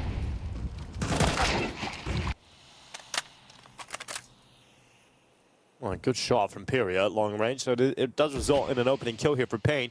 Reaction is to try and get some further aggression going here at B main, and that's worked out very well. So Snow to topple Madger, and now we're in a 5v3, so this must-win round for Pain. They're off to the races. Okay, I like that. There we go. There's some of that CT aggression that we knew was going to come in, but it did look a little bit more organized. The peak towards Canals to get 1 kill, and then him and Snow combined to push and take down Major outside of B main, and now you give yourself a huge advantage. You can back off, play it more passively, which is really nice. This is a round in which Pain is playing with low utility. So during the early stages when utility is up, they've got great results. Still a very deadly trio of players on the Aurora side, though, going to come in, march in. They've got full utility, and Zantaras just going to peek in slowly and quietly, but precisely. And there's Soulfly to add on top, and the bomb site is cracked open. Palm plant being secured here on default. And it's just wild how Aurora can find their way back into rounds like this. We'll see the retake attempt coming through for Pain. They're going to set themselves up to try and go for this. Just a couple of pieces of utility. And a lost player in BTarena starts to feel like this retake isn't even really worth it. But they're going to have to go. Feels already done. That's a nice smoke, though, in front of the choke point, but they're backing off. That's just to dissuade them. BTarena had the only kit. That's dropped on the deck, and now they don't want to mess with anything. So 11-5, a 3 versus 5 conversion off the back of Xantara's opening. Yeah, well, that really shuts it, doesn't it? Yeah, it does. That was the chance for Pain, and can't be conceding 5v3s. You've lost the AWP as well in the hands of NQZ, not able to recover that, which would have been a nice weapon to have. It was the all-important weapon back on Nuke. NQZ had a fantastic game on the opening map. Here it's not going to be the case. Good start from FURIA, then he calls Snow into some aggression as well. They catch Major with nade in hands, but this is just beast mode from Xantara's. Soulfly swings after the fact, NQZ dropped, and it all comes crumbling down. That's the kit, way far away from the bomb site. 6-round lead for Aurora.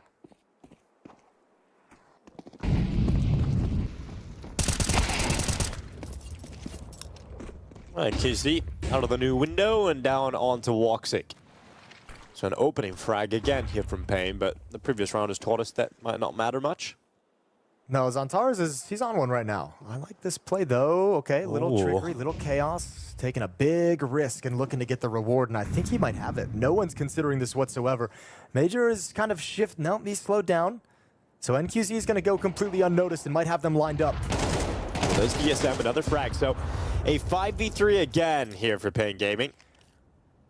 This flank though, this is a bummer. I mean, it's just tracking just slowly behind. Now they come back. NQZ turns.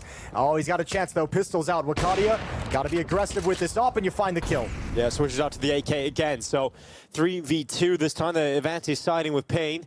But here comes Major straight through in towards PGL, who's watching from him from connector. That grenade should finish him off. Yep, and bang, right around the back of Major. And we've got Wakadia now 1v3, 45 seconds left. He does have the bomb. And he's going to be making his way through T-spawn. The hard thing is he's going to get to a certain point and have to walk. Yep, there we go. Knows FURIA likely playing over towards Con still, so the footsteps can be heard. This is going to chew a ton of time off the clock. When he turns the corner, it's going to have to be a bum rush to find this one kill on FURIA and then hope you can get the plant down afterwards. 20 seconds. As he turns in towards B main. There's a good shot from PGL, stopping Wakadia. Now, this is at least a round for Pain Gaming, but we'll see how much they can build off of it.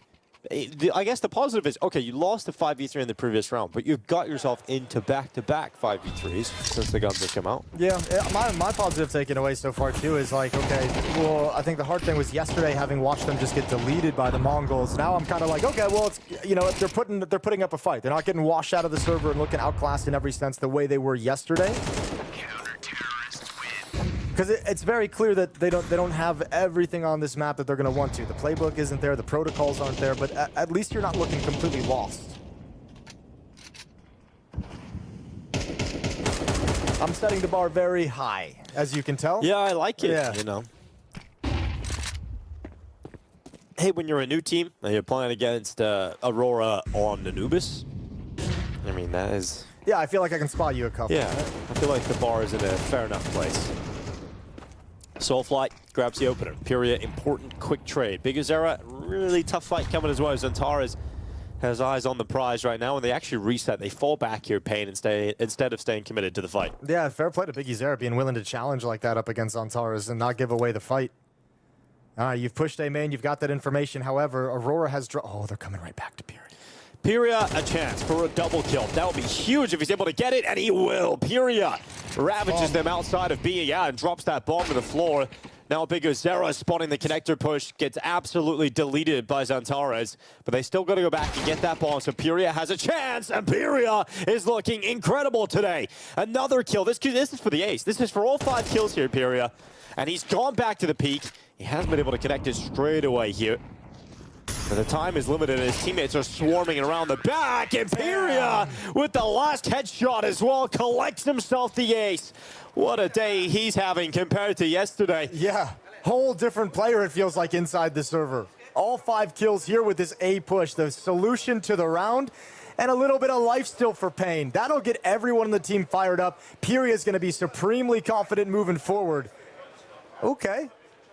Now I like what we're seeing out of him. That's great.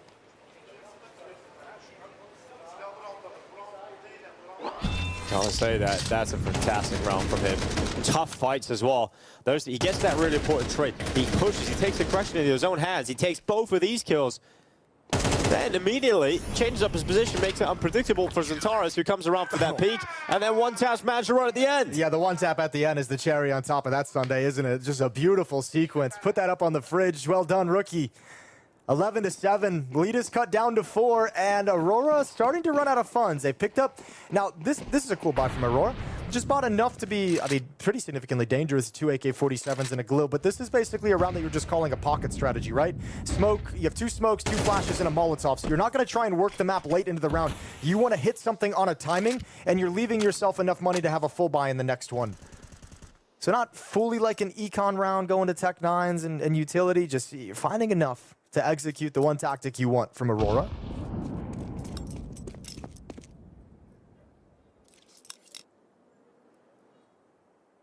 With a bomb outside of B main, it feels like eventually, force back middle, meet up in canals. Walk 6 over and Rugs to set up utility for the mid take. Xantares and MOUZ to handle this and eventually fall back, I would imagine, and split towards the B bomb site.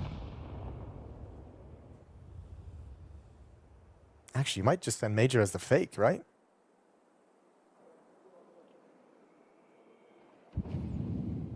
Flash Major to challenge Camera just to be a nuisance with the Tech 9. Try and pull some of the defenders away from the B bomb site. He's making that move now. See if you can get him to wrap through Temple. Looking down at the other screens, now running in, and it will die, but its presence shown, and that timing as they push forward is perfect from Aurora, breaking into the site. All the kills come flooding in, and that bomb is secured. So we're now looking at Aurora pushing forward to map point. Pain arranging themselves for a retake.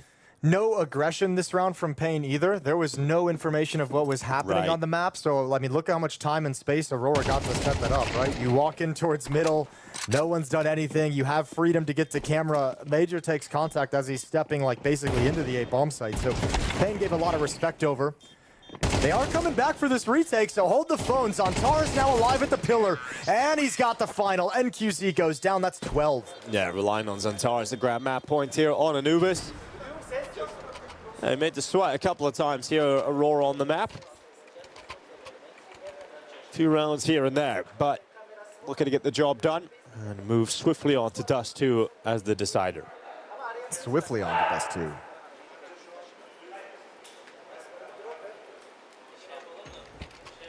Five chances to close this out. Don't think they'll need all of them. What can Pain bring in to fight for this round? What can they bring in to try and keep this alive during this timeout? Talking things over. Yeah, you know, I think these little stretches, these little like glimpses of Pain kind of delivering, unfortunately, like it's cool. It just doesn't seem like it's getting them back into the game, right? It still feels like because they've been playing from behind so much, it's just kind of like keeping them alive, keeping them reasonably close, but nothing ever feels like they've kind of got a sense of how to actually win this game.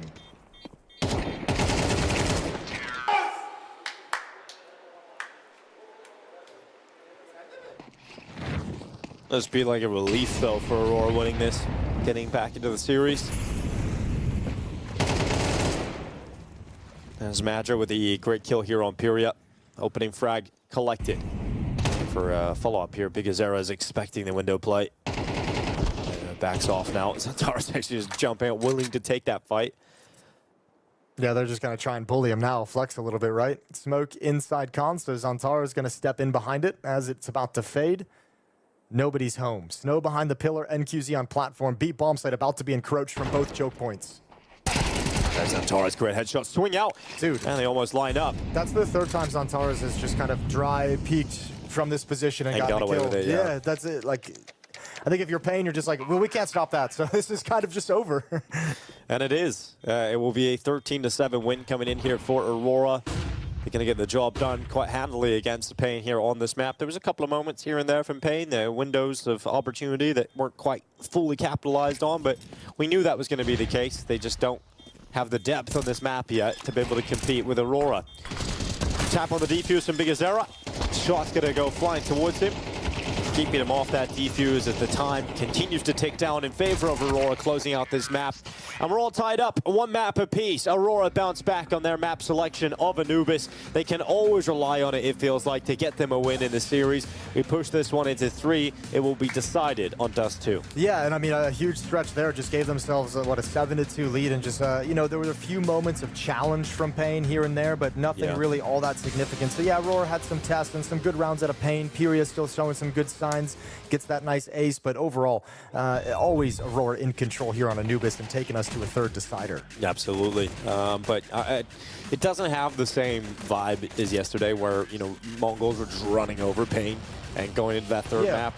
Like you said, there is some level of a positive here, which is that Pain on a map they're not fleshed out on, we're at least able to create some moments, individual moments, and make it difficult for Aurora at periods of time. Yeah, and then what remains to be seen is what Dust 2 is actually going to look like. Because, you know, the question that you kind of phrased during this game was, you know, yeah, they got destroyed 13-2 on Dust 2, but that was right after the 13-1 loss to Mirage. So where they just kind of knocked out of their game, mentally kind of defeated at that point and let that one slip out. So we get to see how much they can challenge on Dust 2 here, Pain, against a really tough Dust 2 team, though, in Aurora. Yeah. Especially with Zontaras playing the way he is right now. This is a confident Zontaras. Yeah, this was the nice PURIA ace as well. He did very well to get that individual highlight moment for him.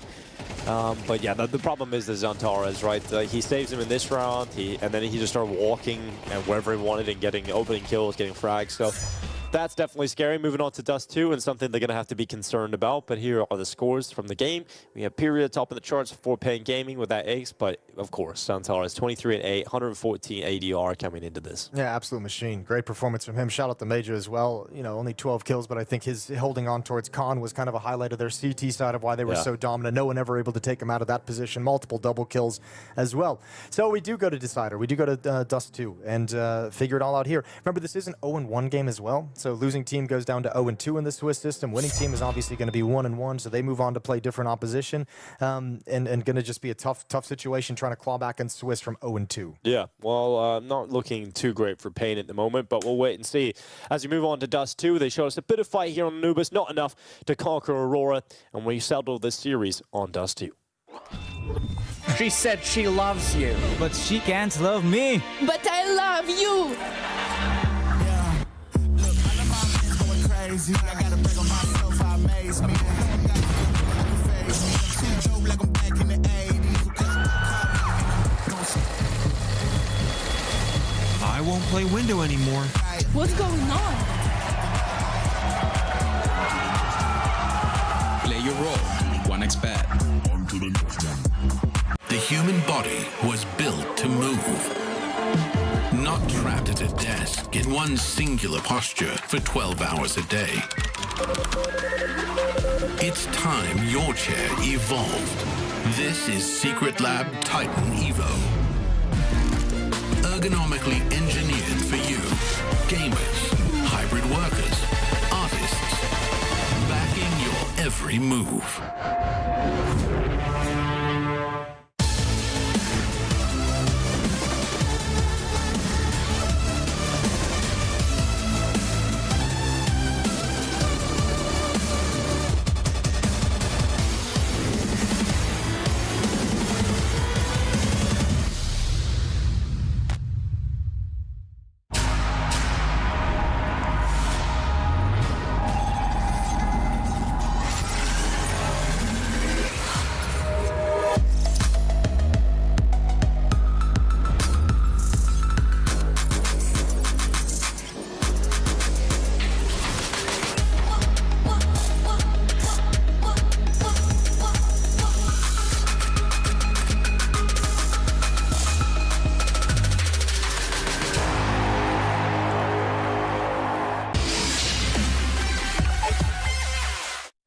Pain are entering Cluj-Napoca, trying to find their form, trying to find their balance within the game. BTarena, let's just start with this. How are you doing? How are you handling all of this, my friend? To be honest, we are very confident in this tournament because we had a lot of time of boot camping, and we still knowing each other, like keep it grinding, keep it. For me, especially to know a new players is not easy because the way they think, the way they play, and this kind of things. I have to know a lot about them, and now I feel more prepared than the last few tournaments. What do you think is the biggest thing that the team is lacking or struggling with right now? What can be the one thing that could change you guys to find that success again? If I put in a word, probably gonna be consistency. Because we cannot find this consistency. I feel that even in the practice, we have some practice against Tier S teams that we just smash the team, and we play with another Tier 3 team, and we just got smashed, yeah, it's crazy. So we have to keep like, if we're gonna play against a aggressive team, we have to play like this, and against a good team that plays in practice like Vitality or FURIA, we play our own game, so we are changing and mixing. In 2025, you did a lot of this position, role swaps, trying to make things work. I know you seem to be okay with doing this, but you've done it again now at the beginning of the season. What have you changed and why? To be honest, I don't give a shit to play in any position. You do it all? Yeah, I can play in any position, and if some anchor player is not like feeling good to play there, I can play there, so we change some. I won't say it to you, but yeah, probably the will be the map pick about our first opponent. So. And do you feel with the recent results and the fact that you are dropping in the rankings as well, there's some extra pressure on you guys, like you need to perform here at Cluj? Because this time last year, you did do well. You made it to playoffs here. Yeah, the recent result was not good, and we need to grow up right now and just be the best version about playing game that I'm pretty sure that we have talent for this, Do you have some expectations or a goal of like what you want to be able to do here? Playoffs. I think I will have to be at the playoffs, because this is the format that we like to play, the Swiss one. And yeah, we love to play this kind of format, and yeah, we love here also. I'm excited to see what you can do. Hopefully you can turn it around from where the start of the year's been, and maybe we'll see you in playoffs. Yeah, let's see. Hope so. Hope so, man. Thank you very much. Thank you.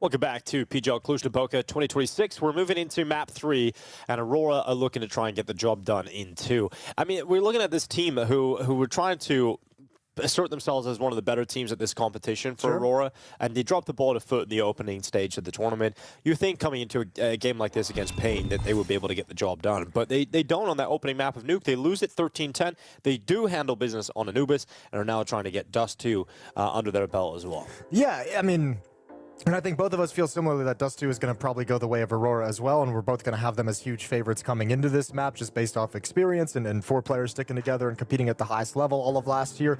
But I don't know, you still have that kind of worrying sign with a team like Aurora where you did like, okay, slow start in the event, now slow start in day 2, you know, dropping Nuke. Those are not things that you feel like can be replicated to actually beat the top teams in the world. So I feel like it'd be nice coming into some of these matches where Aurora is the favorite to see them deliver in a way that just makes you feel like, great, okay, you know, this is a team that comes in and handles their business. Yeah. But you never get that sense. But no, you don't. But maybe we'll see that here on Dust 2. I think they're going to come in and spank them. Oh, yeah? Yeah, I think this is going to be a spanking on the 3rd map. Well, we didn't see much from Pain Gaming yesterday on Dust 2, did we? I know that's the question from that side of the map, right? Is was yesterday you knocked off your game, or was yesterday, you know, what your Dust 2 actually is? Which that would be sad if that was the case. They got farmed by Cobra. That would be really sad if that was the case. Cobra wrecked them, and Zantares could do the same. Yeah. Zantares felt like he was really heating up on Anubis. I mentioned that particular fight coming out of Khan towards Temple where he was just like winning that fight 3 out of 3 times. He took a dry. Just his, you know, the sharpness and pre-aim of the angles and peeking with intent just seems to be there for Zantares. And on a map like Dust 2, we obviously know if he gets cooking, going to be really hard to slow down this Aurora team. Oh, well, we'll wait and see if that does transpire. Everyone just getting ready, charged up and ready to get into the game here.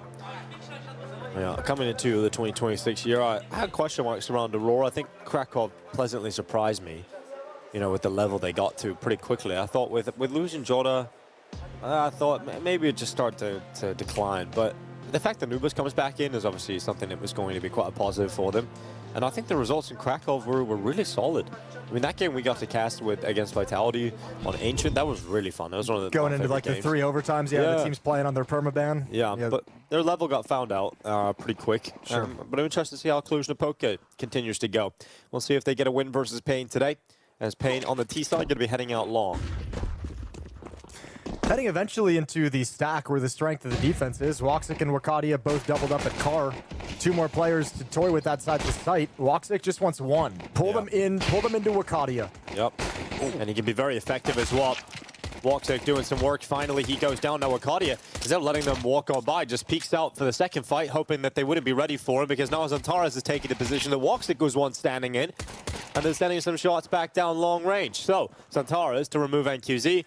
And it's just Snow left on low HP with a bomb nowhere near him. So that's Aurora winning the pistol round and only conceding a single player. Yeah, again, just like 1 based off the call out of spawn as well. Nice positioning, doubled up at Car, and that pretty much negates everything that Pain wanted to do just right out of the start. So 1-0 for Aurora. They get that pistol run underneath their belt. Soulfly picks up an M4 immediately. Same with Zantares without any kind of a bomb plant. The buy for Pain, we might be questioning what they're going to be able to bring out. I saw a scout picked up for NQZ already. So pistol handled pretty easily without any issues for Aurora. And round 2 begins.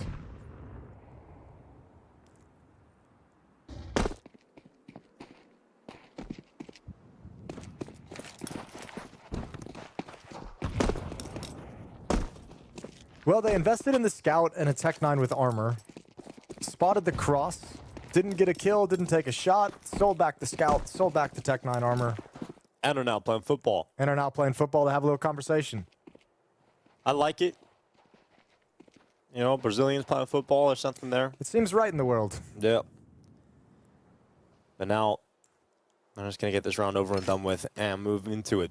We played a little bit. We have a YouTube video coming out soon that we were part of, Jason. And playing football in Counter-Strike was actually kind of fun. Yeah, it was fun is a word that you can use. I had fun. Okay. We won. And that always feels We good. did win. That part was fun. Well, the gathering of the troops ready to knock down the door of A, and realistically, they're going to be absolutely destroyed. So, Zantares is ready with the rifle. He's got his teammate with a palm tree flash. That's going to be Woxic peeking out straight away, getting 2 with the MP9. Zantares will take the 3rd kill, and it's all over. So that round's done, and we'll get into the actual buy round here for Pain. Yeah, bring me the rifles. Let's see what you got. AK-47's coming in for Payne's attack. You still have a pair of, or a trio of MP9s on the Aurora defense. One of those is tossed to the side so Hooxi can upgrade to the AWP. So strong defense coming in for Aurora in this first gun round is the meat and potatoes of Dust 2 set to begin in round 3. Hooxi's op heading towards the long A corner. He's going to be joined up by Wakadia in this position, who will be the front man op position to take care of any peeks coming in after the fact.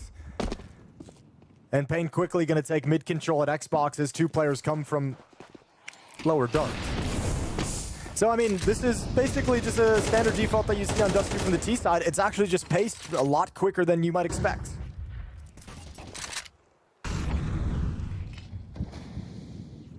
Yeah, but will it matter, you know, or will they just pause? That's the question.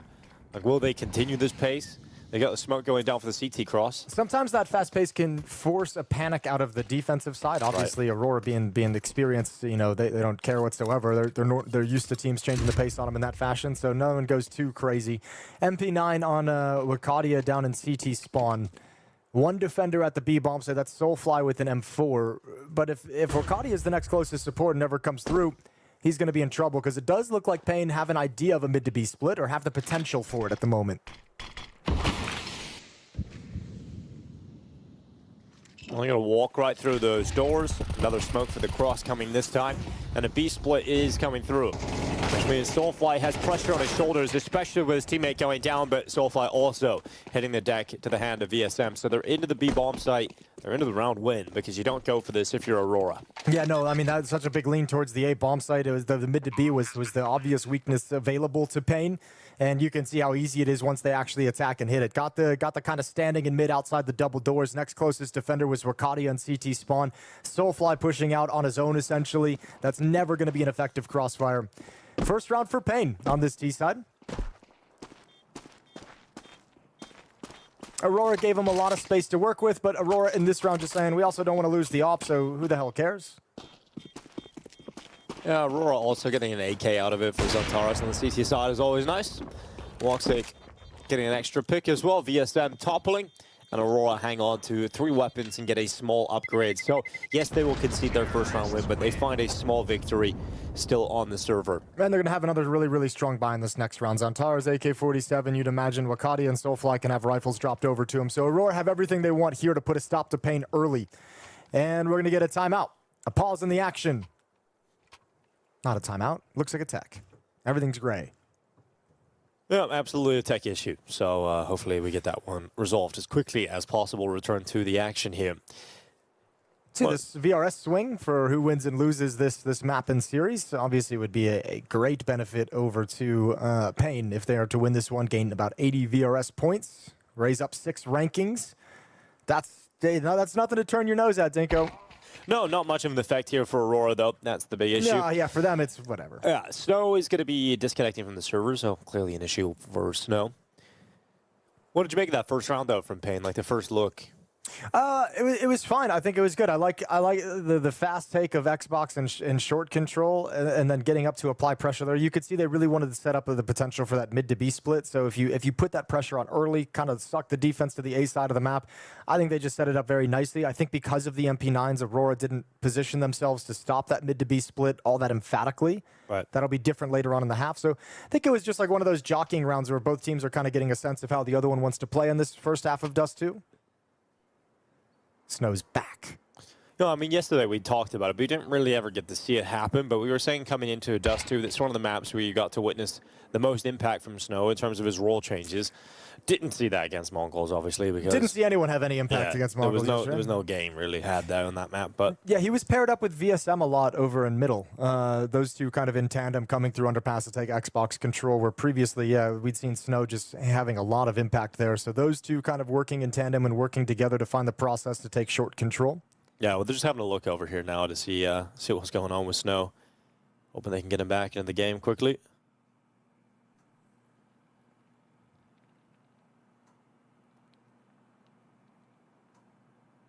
For Aurora, just having to sit back, and I think this series just got a little longer than they would have hoped for, obviously. Yeah, that first map is always the question for me. Is like, what would have been the conversation for these guys after dropping Nuke? Yeah, that does have to be frustrating because I think they have a similar sense that I kind of mentioned earlier, where it's like, I just wish we could see this team like show up and handle business against a team that they're overwhelming favorites against. I bet Major says that all the time. I bet he says that every day. Yeah, I'm sure. I'm sure there's a lot of conversation at times for Aurora. Just let's not play scared. There's like we got skill in buckets against a team like Pain, and so far, pulling out the double op setup this early into the game is a luxury that Aurora have, and already finding success with one of them. It's Hooxi to come out with the opening kill. Now you have complete control of long, and it's no longer a danger point for you if you're this Aurora defense. Major behind that smoke can focus a lot more energy towards middle.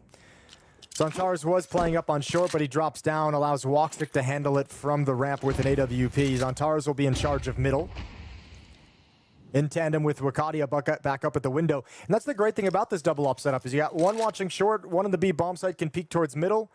You get a lot of freedom if you're one of the riflers to move around the map and try and just read what play is going to be coming next.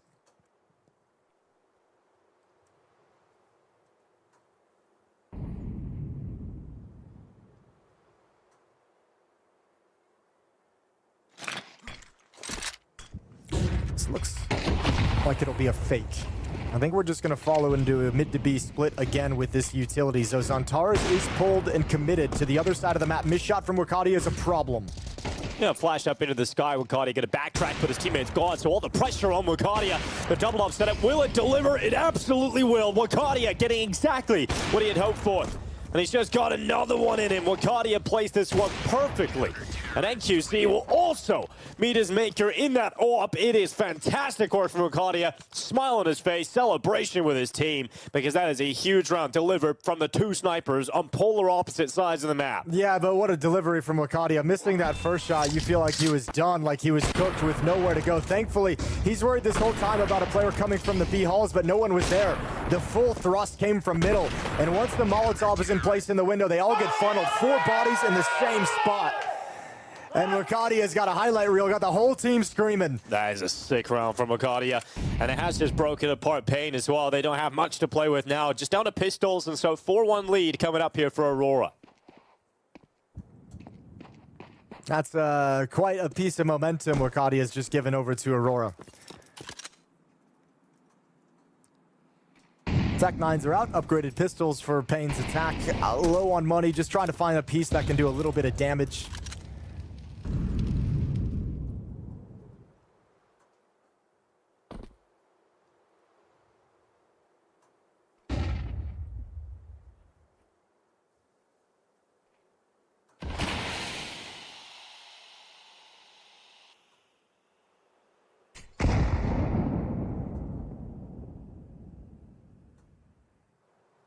Walking up through cap. It's Hooxi who is winning out long. And it's all ready to strike. Smoke for the cross at CT. Hooxi not going to have to deal with too much resistance in terms of utility. It's just he can't land the shots right now. Zantares will, though. AK coming through. Zantares now under pressure as well, taking damage on board. Hooxi overwhelmed. 3 kills coming quickly from those Tech 9s. And Zantares has to be out of commission for a second to reload. But he's done very well. Even though it didn't look clean from Zantares overall, he got 3 kills, but then he gets domed by the Deagle. And all of a sudden, Pain have the player advantage, and Soulfly is tasked with a clutch. Now, he's coming back in through short. There is one player on that lower angle, just out to the right side, but he's kept his head low. And so he's able to cross and get close to the site, but no longer does he have that element of surprise. They know where he is, they know how close he is, and Pain Gaming can settle into this post plant and make sure Soulfly gets nowhere near it. So Pain have a round out of nowhere. The Tech 9s come out on top. Okay, that changes everything. Out of that extended tech pause, Pain just come out and shock Aurora. Here's how it begins. The drop down. Good kills from VSM. That Tech 9 delivering even a nuisance on the next. So those kills completely negated. And beautiful flick over from Big Vincere on the peak. Yeah, it's one of those things where in the previous round, the AWP delivers on the secondary AWP. It doesn't miss a single shot. And then on the other side of that, the primary AWP in the follow-up round misses the easy ones. And it causes so much pressure to be thrown upon the defense. FURIA going for a shot out long. He is going to go down, though, as Hooxi getting the work done with the rifle. Oh, there's the rookie mistake. Had the spawn, just take the angle. If you get blinded, take the shot and dip. He wanted to come back for more after not ripping the shot. Takes a death for it and puts his team at a disadvantage. 4 on 5. They've already made their way up short, though, even though they've lost this player out towards long, and it looks like Big Uzera still wants to just stick around here. Rest of his team just walking contact. They'll hit a timing, and Zantares isn't even close to coming back to check this. Actually, this is actually really scarier for Major and Wakadia. Or Woxic, excuse me. Yep. Well. Never had any indication. Never had any information. Nope. Peace. Another one. Okay, there we go, VSM. That's exactly what he hoped for. Great work and great shots. He can do it with the Tech 9 and the AK. Same result on this A bomb site back-to-back rounds. Really good job from Big Uzera sticking around at long just for enough time to keep that defense there for those extra 3 to 5 seconds, allowing his team to get further out before Aurora rotates back. Really impressive from Payne to stay in it, and actually, hopefully this is the turning point where they start to feel like they can get into this game now. It felt like there was a world in which Aurora were just going to start racking up rounds on the CT side. It should have been a 4-1 lead, but Payne went on Tech 9s. They make the most of their opportunity by following up and converting that chance. So let's see if Payne can keep this going. Yeah, this brings it right back into, I mean, man, that Tech 9 round has just completely changed this, where you're exactly right. Felt like Aurora was going to have a great opportunity to just run up some momentum, run up a score, run up a ton of economy as well behind them. Now it just completely changes, completely reversed. And once again, just a simple round where you just contact up short, 4v5, nobody has information, nobody's communicated it, one tap from VSM. I think Woxic even got stuck on the corner of the wall. He gets one tapped, and that's the round. Aurora's taking a timeout. I think this is one of those timeouts that's to stem the bleeding, to make sure that this doesn't slip into some kind of loss of focus that extends throughout this half. But that's a very frustrating situation that will make everyone a little bit angry on the Aurora side.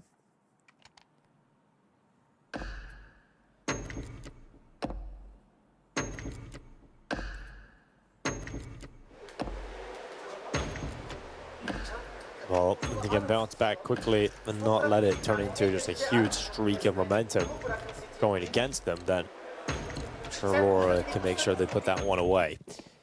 The issue is they don't have a buy in a round like this. They've got an AK for Soulfly, FAMAS for Wokadia, and the rest on pistol, so shouldn't be expecting anything from the Turkish team in this one. A 4-3 lead being queued up here for Payne.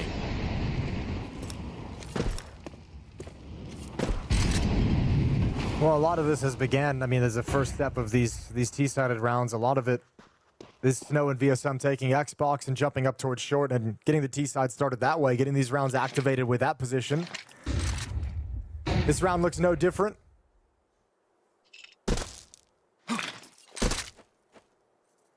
Mid to be smoke early on, try and force out some counter utility, make the defense a little bit nervous. For Aurora, this whole round is kind of set towards this long stack. They had Woxic at the corner to combine with Zantares and Wokadia, but now that he's fallen back to the A bomb site, now the play is coming into this direction. This is at least where the FAMAS is. So if Zantares can pull attention, Wokadia can do a lot of damage. Good kill from Zantares. Wokadia stepping up alongside of him as well. Just a couple of frags. Going against Payne. This is around you. Oh my god, another one. Okay, straight through the wall. This time Zantares picking it up, and yep. The big problem is that's the bomb. And so this was your golden opportunity, Payne, and you've let it slip. So both teams have had one now, where they've lost against weaker weapons. I'm just surprised we didn't see any real challenges anywhere else on the map. Not a whole lot of aggression from Payne whatsoever. You're never going to recover this bomb. There's only 15 seconds left. This round is done. Snow finds a kill. Zantares goes down, but you can't make it to the site in time. So even if you get this, which would be nice, nothing doing for you. And Snow might lose this weapon after the time. Look at Major. Look at Major coming in from behind. Doesn't matter. Soulfly grabs him. Snow goes down. I believe he gets the bonus money.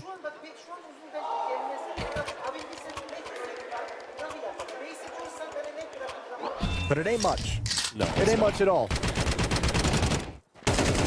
Well, this is what I was saying. You know, if Aurora can lose that previous round and then make sure that it doesn't turn into a huge streak of momentum that Payne were able to ride, and they can kind of get over that frustration, and they've just won one of those kind of rounds back. So as long as they convert this, you know, Aurora can get back to what they were setting up earlier on Dust 2, and Pain will miss out on a real opportunity that they had to get into the game. Can't imagine NQZ super happy about that play call and around like that. The anti-eco, kind of the slow pace to start, you know, 10, 15, 20 seconds, not doing much, and then kind of the mid-round walkout long.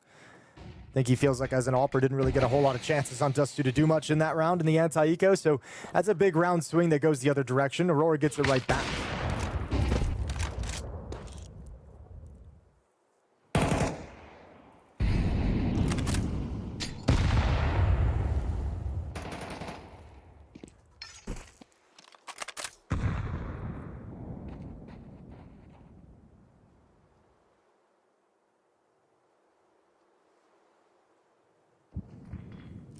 Under a minute left. And Pain happy with their way up through short, so they've got that control at the moment. They'll do the final motions to make sure no one's playing on the ledge. Big Azera has the corner now. So what will they do with it? That's the question. Do Pain want to go for an A play or into the B split? And still having a play on the tunnels. Suggest a B split is in the cards. The issue is there's 3 players to the CT side over at B right now, so Pain are about to walk into a heavy defense. Now Xantares is going to be up first, clean headshot, and I think they start to realize, oh shit. 20 seconds, Xantares is here in the perfect spot, and they got to cut through him still. They got a couple of kills out of this, Soulfly and Mercadian, and then they find Xantares as well. Okay, they've cleared out the B bomb site, but there's 10 seconds left, and the bomb hasn't got into the site, but they will now. How have they got away with that? That's crazy. Coming out of the B bomb site as well to attack was maybe a misplay. One player coming out of window to help Xantares. Could have been a really strong play inside the site to hold off against it, but Woxic has a chance. 2 HP on VSM. Oh, well, just direct, no chance. How have Aurora lost that round? Like, it was looking so good. They had 3 players on the B bomb site. Xantares gives you 2 pretty much instantaneous headshots. He's still alive, like, while you're running out and dying out of the B site. Oh, that is a kind of tilter round right there. These last 3 rounds have felt like both teams have kind of given up ones that you didn't really need to. They've both felt like a little odd in the way they've played out. But regardless, back and forth is always fun. 4-4. AK's brought right back out for Pain, and for Aurora, it's back to the Stone Ages. You have the op on Woxic, which is great. Everyone else has pistols and a couple SMGs.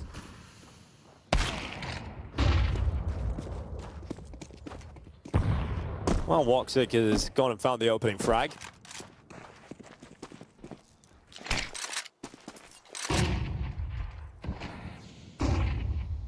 So grabbing the first kill of the play. As NQZ trying to reply with a push through the doorway. He's got himself out beyond the double doors. Woxic is waiting for him to overextend. Side of the smoke is his angle of choice. Yeah, it's a nasty little gap being created every once in a while around the edge of that smoke. It's going to fade. Woxic wants to go for a little bit of a wider peek. They still don't know NQZ is out and in the cubby. Big Uzera over at Xbox and support. They want this mid to B split. Bomb and Snow lined up in upper dark.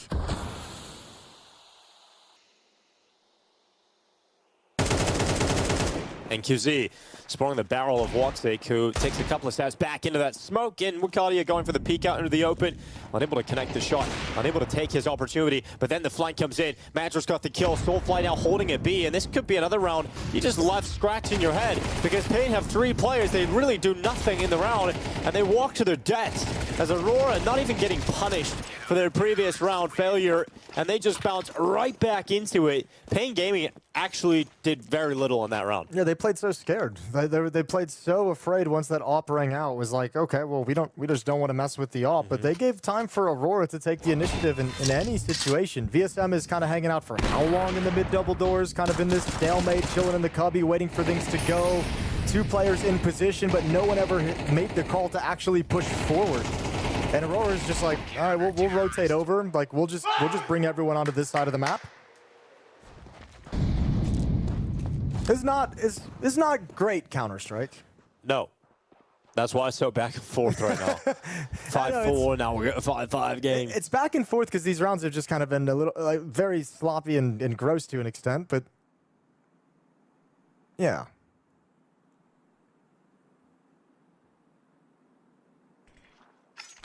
Well, at this point for Pain, gotta hope that you can somehow keep this up. There's constant trading of round wins. An AK for a FURIA, that's the best weapon on the table. But this is like the hard. I mean, this is a round where they have kind of a lower buy, but everyone being grouped up, moving up towards catwalk. Everyone kind of as a group falling back, changing idea as a unit. I think this is Big Uzera having a really tight grip on this team at the moment because of the lack of experience together and the lack of playbook they've been able to build. Last time Xantar's in this position, easy 2 kills. Oh, same spot. Hoping for the same result, if not better.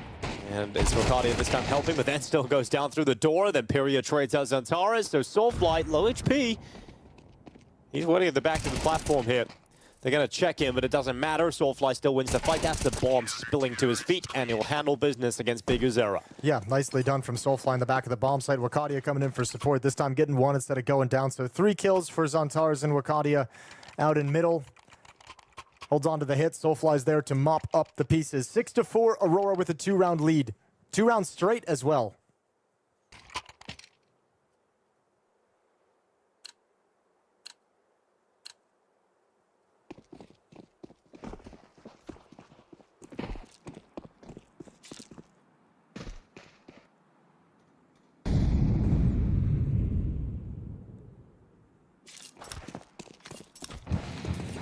Smokes, a couple of smokes, in fact, deployed towards the longhouse. The nade to follow up behind it. And Aurora have mid-control. So Pain, if you want to come back and get it, this time you got to fight against Woxic and Xantares, who have posted themselves up quite advanced positioning actually here on short. So it's going to be quite difficult to walk away without a casualty here, Pain. There's the surprise. Xantares is here, and he'll take 2 quick kills and retreat, leaving Woxic behind. We're going to pull him into the bait, so it's a perfect setup here for Aurora. Wokadia is going to go out, walks, it gets 1-2 from Wokadia, and that's much better from Aurora. And the football's here. And the football has been brought to the party. It over. Yeah, that's a good time. Okay, final round of this first half. Pain going to be able to buy up and get some of the weapons back in hand, and we'll see what sort of a challenge they've got for us. That's the kind of round I expected more out of Aurora, I feel, throughout this half, is like a little bit more in your face, a little bit more disruptive. But they've been, they've been knocked off kilter a couple of times. This has been a very strange half in terms of how it's the back and forth. Timeout for Pain right at the tail end. Final round of the first half. They desperately want to get 5 on the board on this T side to keep it as close as possible. So talking things over, making sure everyone's on the same page. Timeout ends, we get into freeze time, and then we get round 12 underway. A few more smiles cracking out on the Aurora side.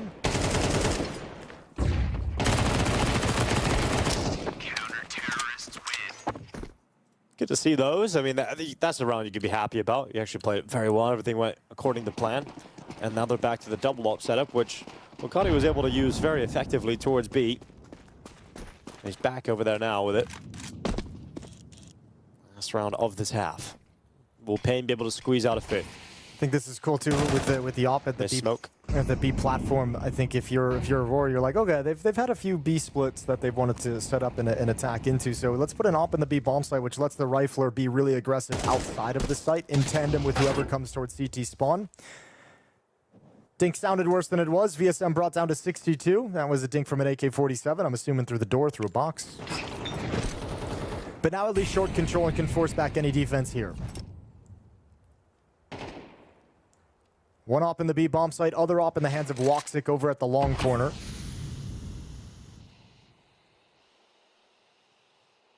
And we're going to get another mid to B split. Bomb is just working its way through T-spawn now to join up in upper halls. No defender from the A bomb site has shifted towards CT spawn. So there's going to be a lot of runway into this B bomb site, although most of the hits just going to come straight up through the halls, it looks like.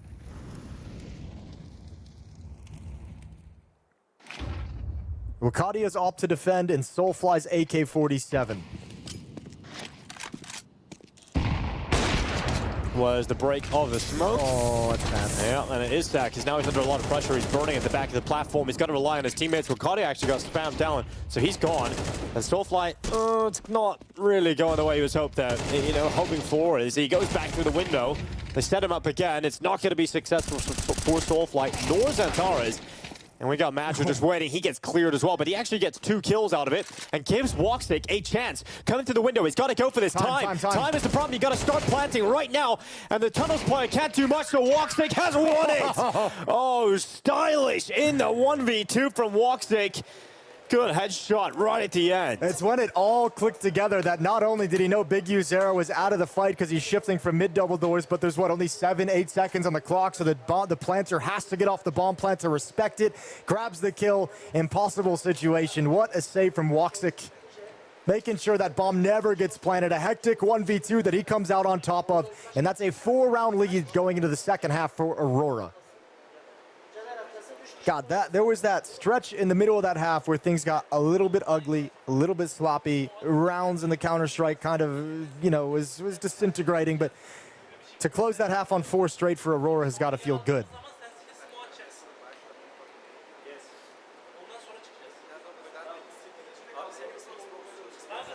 Yeah, that was a wacky half of Counter-Strike. Some just crazy rounds. Neither team really capitalizing on those chances, though. Both teams had rounds they won that they shouldn't have. Yeah, yeah, they absolutely did. And then no one really ever went on a massive run from them.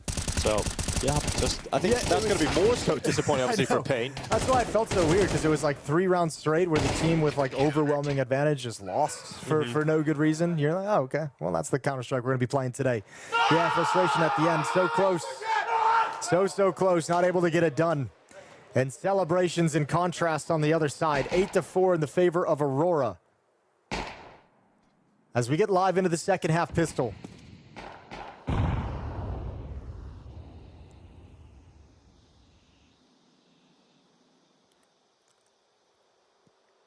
On the Xbox, smoke has been deployed.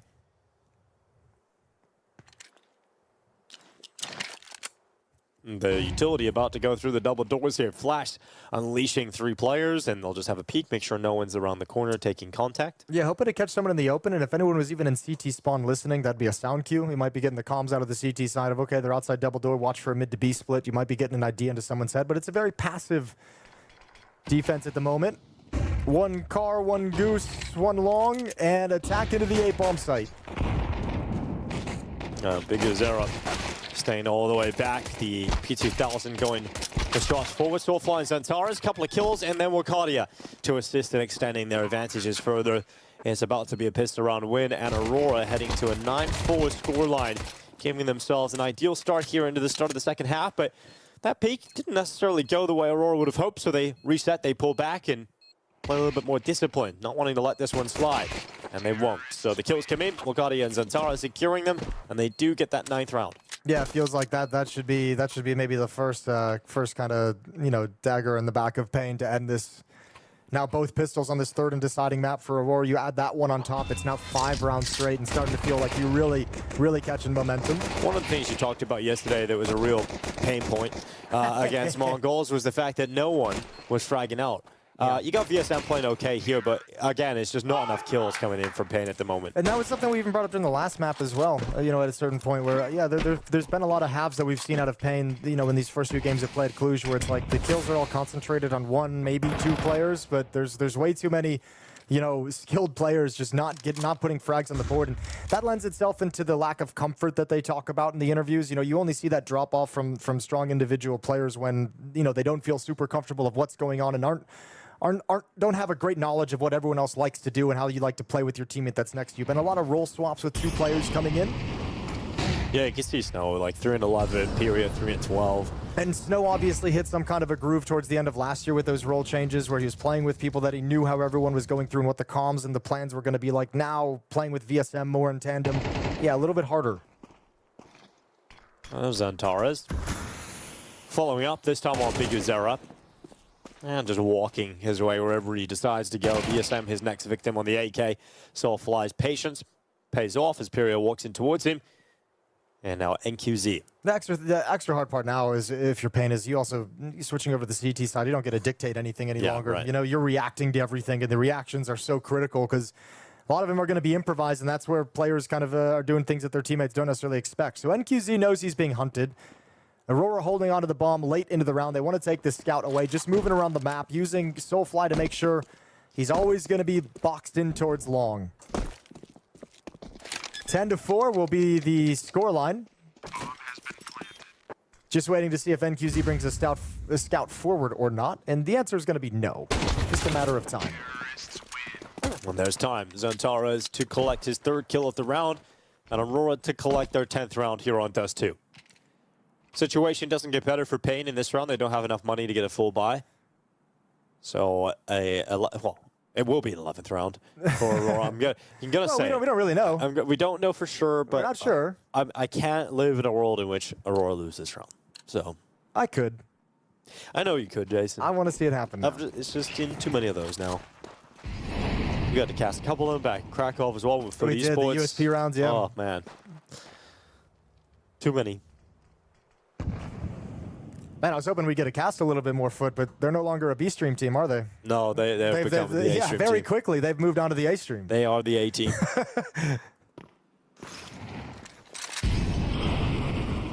I think we'll probably follow a lot of Pain throughout this competition, throughout their bracket. Yeah.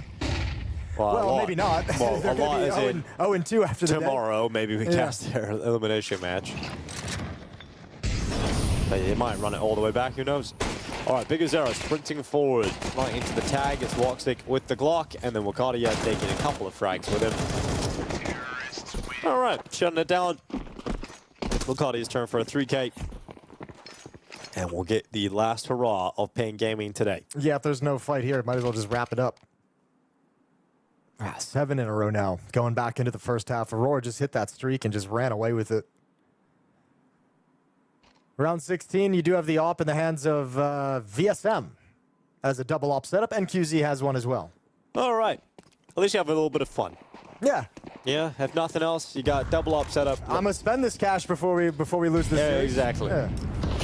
Die with 0. Oh, well. There's certainly 0 kill. I didn't mean 0 kills, but that's what happened. As they run away, Pyria picks up the AWP. He'll have that and have a go with it. Now, BTarena's gone aggressive short. Aurora now walking their way down middle. Head shows on the Xbox. And Dink onto Wakadia. And now he is going to be hunted down. He's flashed. BTarena somehow getting away around the corner. And NQZ is actually going to kill elsewhere on Hooxi.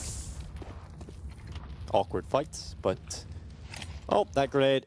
See ya. Oh, it gets out of there. Okay, BTarena running down to safety. Oh, no. NQZ taking shots through the door. Snow gets the kill in return, but every step of the way, Pain loses a player.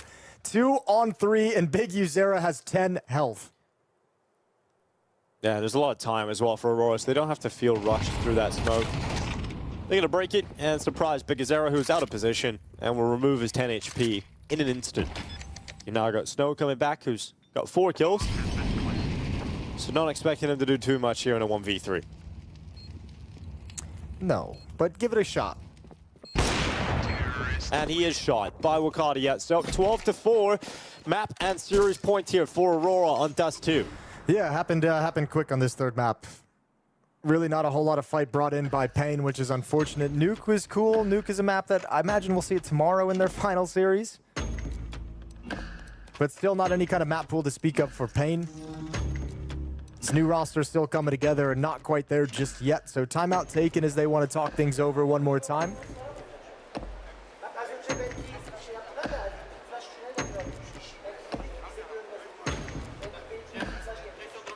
Problem with this music is it's awesome. I just don't want to talk during it. I just want to listen to it, you know? Yeah, me too. I like the kind of rhythmically moving to it. In the minds of Moria. You're in for the minds. All right, well, 12-4 last round likely, and Pain have improved their Dust 2, but not much. I mean, when you look at Pain, I guess it is just Nuke that they're capable of playing. I mean, look, it's not worth having any like significant conversations about because we just know this team is just way too new together to have any significant playbook.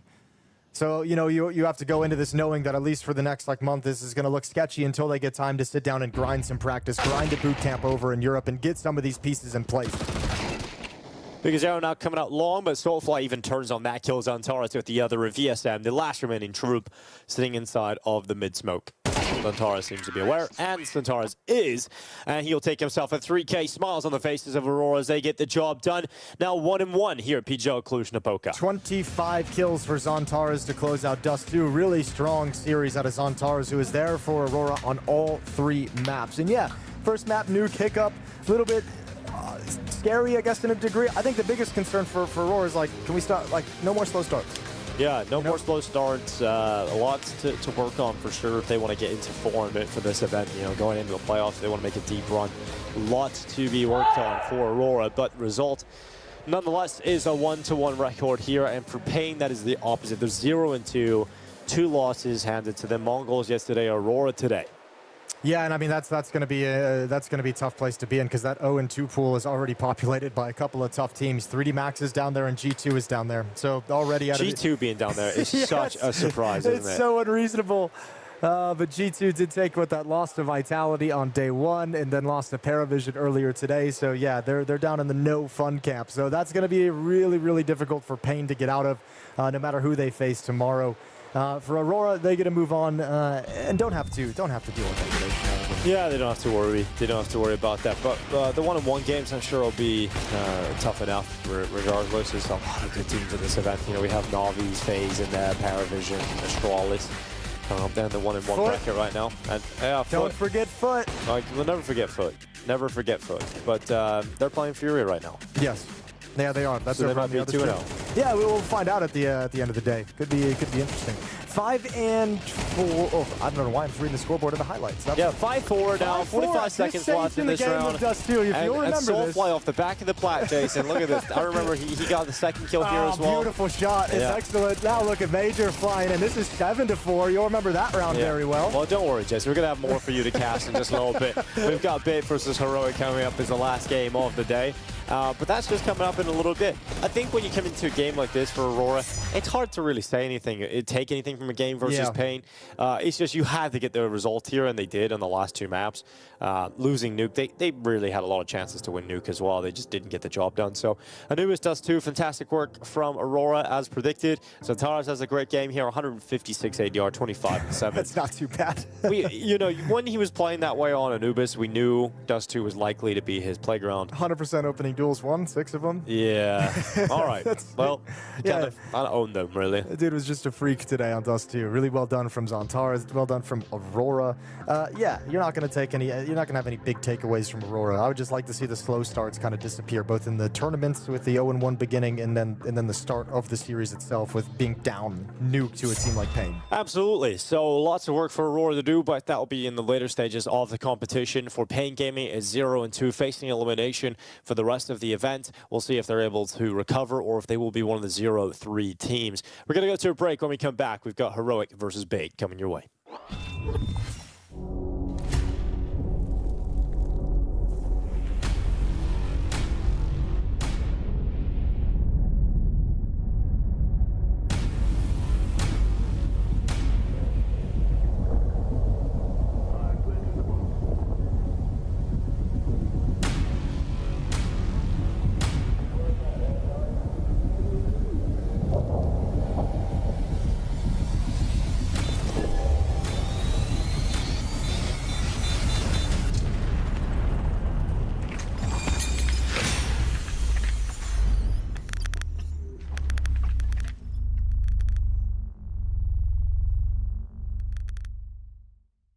She said she loves you. But she can't love me. But I love you. Yeah.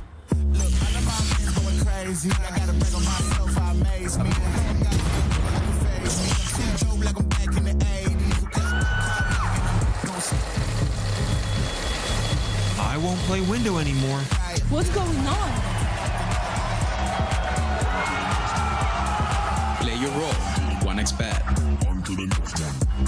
The human body was built to move. Not trapped at a desk in one singular posture for 12 hours a day. It's time your chair evolved. This is Secret Lab Titan Evo. Ergonomically engineered for you. Gamers, hybrid workers, artists. Backing your every move.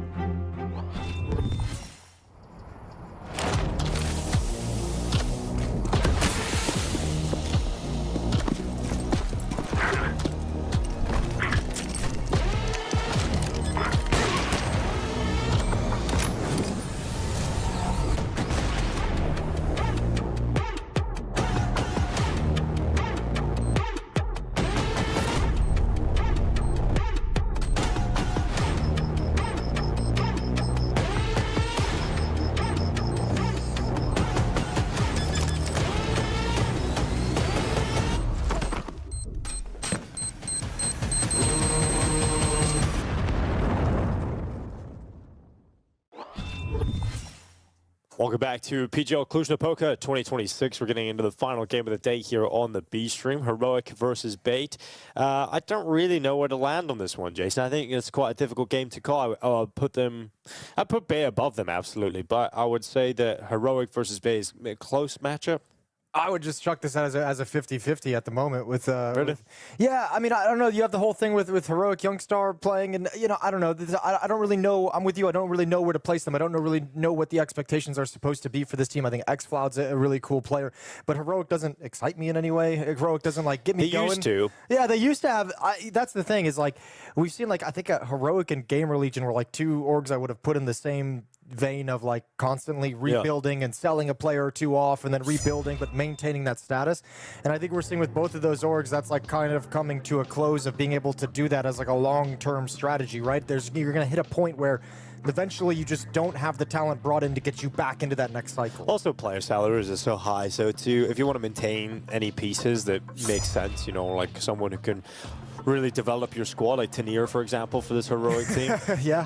Those players are going to get sold off, or you're going to have to pay big bucks for them, right? Like Sampaius, who was still on the team. Saul was the coach before they went to G2. So, you had some good members of this team over recent months, but I think Heroic have realized that their strategy moving forward is to try and get these young players on lower salaries. It's just a more responsible business model for them. And for Bait Esports, it's likely to be a very similar story. I mean, young Ukrainian players, there's a lot of players from that country coming out that are really, really solid. So even if you don't have Hetrick anymore, but you can go to the depths and find someone else. Yeah, but it feels like these guys, this Bait team has been knocking on the door for a while of breaking into kind of that professional circuit of tournaments through the VRS, and we always see them at the major kind of vying for a spot and trying to qualify and right at the very end. So they're knocking on the door but haven't been able to get over the hump. Now bringing in Sizzy as well as a fifth player into this one. I don't know. Both these teams at the moment feels like they're kind of in the process of rediscovering themselves. Both teams are coming into this match today having lost their last 4 series of play. For Heroic, it was FaZe, Gamer Legion, Paravision, FURIA. For Bait, FURIA, Pain, NRG, and Navi are the last 4 teams they've lost to. So tough times for both squads, not really figuring it out quite yet. Nuke is gonna be in the pool. First map in this series as well as the last one. All right, well, Ancient coming through as well. We'll see the rest of the veto here. So we got a Nuke pick from Heroic, Bait to pick into Ancient. We'll see where we round things out in the series as Inferno heads out. So does Dust 2, so we won't have to see Dust 2 this series, Jason. That's cool. A little bit of a change up for us here. Mirage as the third and final, if we require it. But I feel like this series will. Yeah, it might, and it should. I think this series is going to play out kind of along. I think there's going to be heavy favorites on these 2 maps. When I look at this, it's Bait has played this lineup of Bait has played Nuke 0 times together. Now there's 4 players coming through, so it's not going to be a complete reset. Not even really back to the drawing board the way that Pain has been with 2 people coming in. So I don't know. I think you have to look at this and say Heroic favorite on Nuke. Ancient, I'm going to pick Bait as they've selected that map, and we've seen them play good games on it. That's been a map that always seems to have been in their wheelhouse. So I don't know. I think this is going to just go to Mirage just based off your map picks. All right, Nuke, Ancient, Mirage. As we get into this one, why don't we take a look at the runs for both of these teams at the event, who they've run into so far at the competition.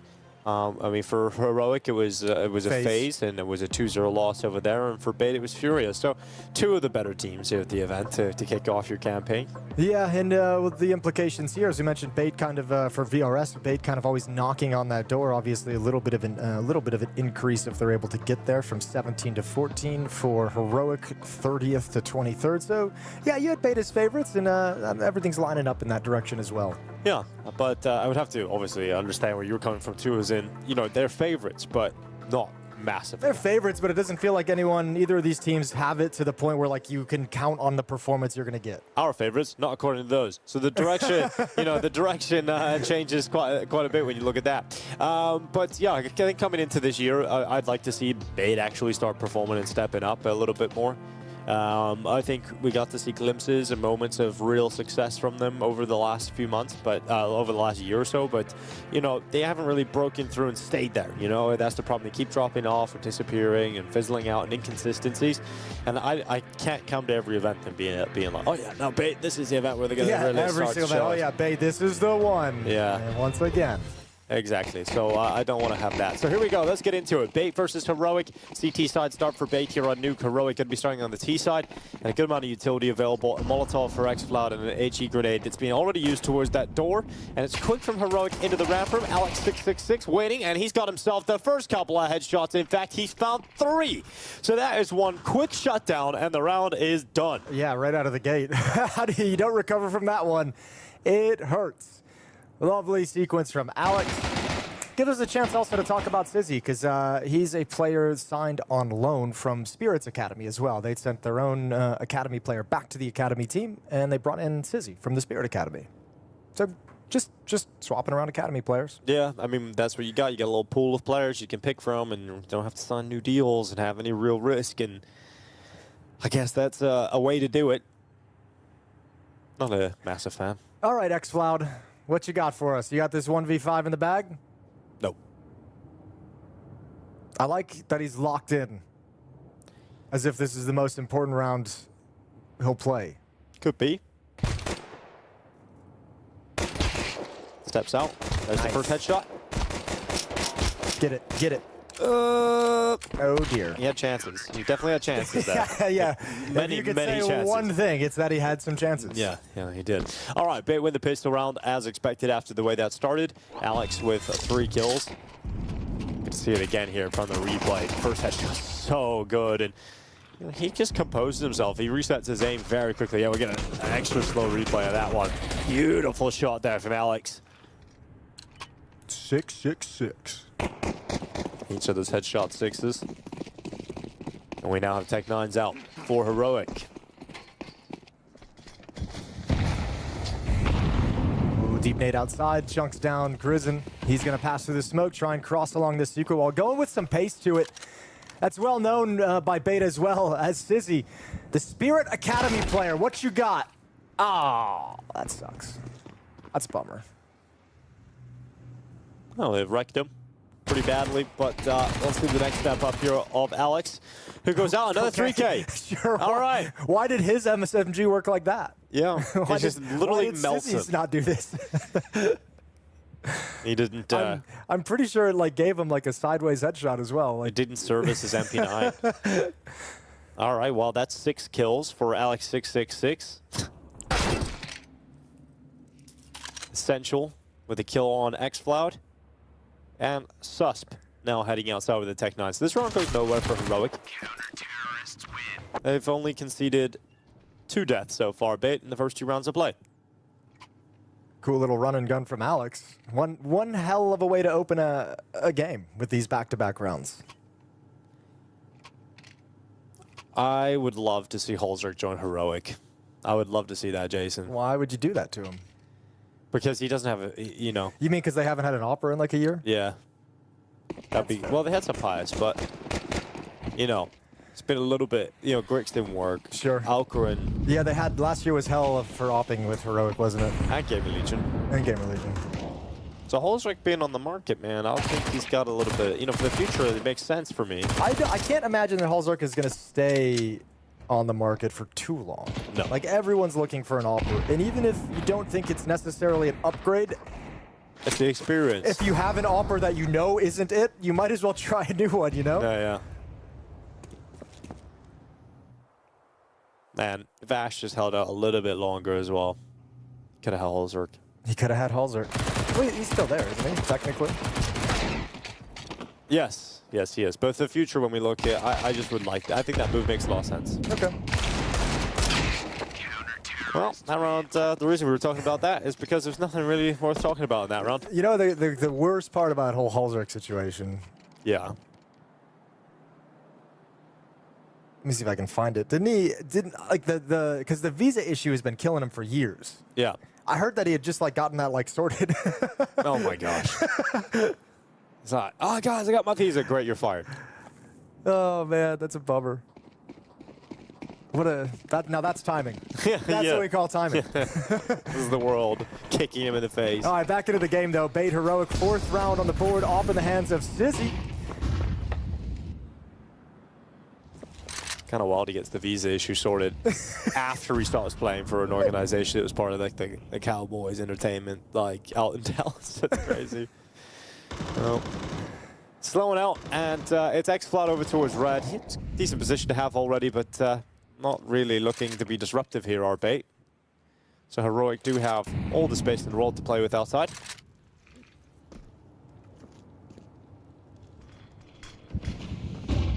Well, back to the inner side. It looks like that's just going to turn into a timing pop. One player lurking outside, but here we are. Angle into the bomb site. Kenzazor spots that. Defensive Molotov deployed. That'll mess with the timing. Heroic happy to pull it out of his hands. But they're going to be coming in after the Molotov fades. And that's the round. I don't like that's it. That one kill. Everyone's out of position. You're not going to get back into this. 4 versus 5. Well, Krizen's DC'd. Really? So he's gone. And now Alex has come up the vent. He's got a kill, and it's back on. It's back on straight away. And X-Flood at least fighting on through Mini, but Essential gets caught in heaven, and okay. That could have been a worst case scenario. It would have all felt very bad for Heroic, that. But Sizzy is going to back away. Hang on to the sniper. Okay. Yeah, hang on to it. That's a bummer. Just bait get pulled out of position somehow with only Kenzazor defending that upper bomb site. He goes down essentially for free, and yeah, you're just locked out. Even with Krizen falling, it's still such a strong position to be in. Zizzy desperately trying to keep the AWP for the next round. He knows he's being hunted. Beautiful shot. Quick scope. Nilo cut down. And AWP is brought forward into the next.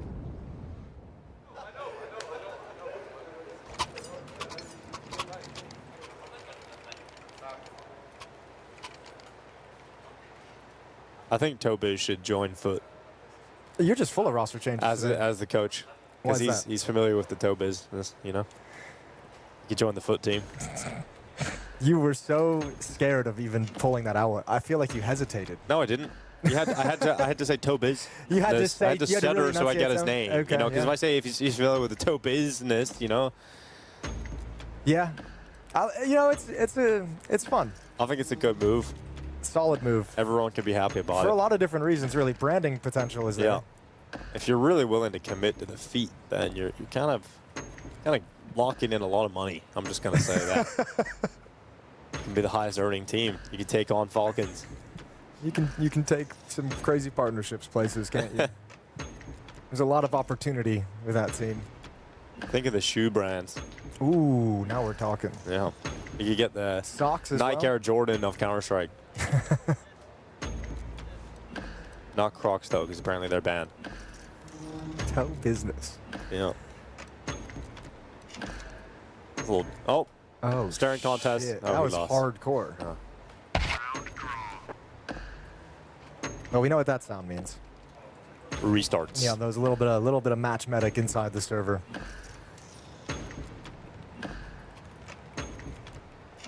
I love how when Bait changed their in-game leader, they said, "Why have you selected Alex?" Because he's the nicest guy, and doesn't get mad at everybody. Yeah, I mean that's fair. Yeah. Also goes to show you the problems of just tilting. It's just like we don't really care about his prowess as an IGL. Just please don't tilt. Yeah. As long as you aren't like a toxic asset to really, as long as you can kind of keep it in. Cause the meltdown of the entire squad. All right, we're back in action. Get some stretches, fist bumps. Looks like the team's locked and loaded back in. A lot of 90-degree keyboard players in this game. NPL? Yep. Well, like the reason for that was because you guys used to have the older players didn't have a lot of space at LAN halls, right? But it's kind of developed into just comfort now. I've never gone full 90-degree, but usually, yeah, you like put it at a crazy angle to create a little bit more space for everyone. It shouldn't be a problem now. Just some people maybe the initial desk space at home before they made a full-blown professional gaming setup. Or I know personally, I used to copy what the pros did. The configs, sure. You know, but I like playing 4-3 like black bars on like a terrible res because Kenny S did it. Yeah. And it's like, no, and then you're like, maybe this res only works if I'm angling the keyboard in the same way. Exactly, so I angle the keyboard, and then you realize once you ticked off every box, you realize you're just not Kenny S. And yeah, you're like, actually, maybe the problem is I just kind of suck. That's the hardest realization. Well, speaking of Kenny S, we've got Sizzy inside the server. He's got that off in hand. Just barely missing the vision on the other side of the smokes, but as they cross, ooh, he spotted one now. That's the bomb. The bomb didn't make it. It's the one player. Kristen's like, oh, crap, boys. What do I do? And now, with 50 seconds left, you know, you're going to be happy with the space you're getting here for Heroic. Just clearing out the double door stairs, sending the nade down in behind it as well. It's ensuring you've got some control towards the lower bomb site here. Yeah, but this is going to come back up to the upper bomb site. You can see them realigning. I don't know if it's an improv because the bomb didn't make it cross, or if this is all kind of designed, but pressuring the lower bomb site, now coming back up towards Secret. NPL's waving everyone off, saying nobody's home downstairs. I'm hiding. It's all good. Sizzy, you're going to have a chance at some shots as they cross back towards main, but you've given that up.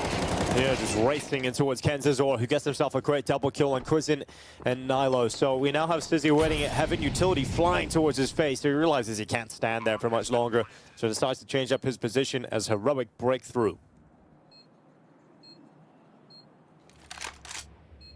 Well, he's going to wait and pause and wait for his rifles to initiate the action. One teammate going to come in through main. Essential making tons of noise, trying to keep attention in his direction. Over the top, it is Youngstar with that kill. Essential and MPL taking a couple of frags back here for this retake. Time is ticking as Sus, he comes out of the hut. Oh, he tries to deny, but a great shot from Essential as Bait will recover the retake.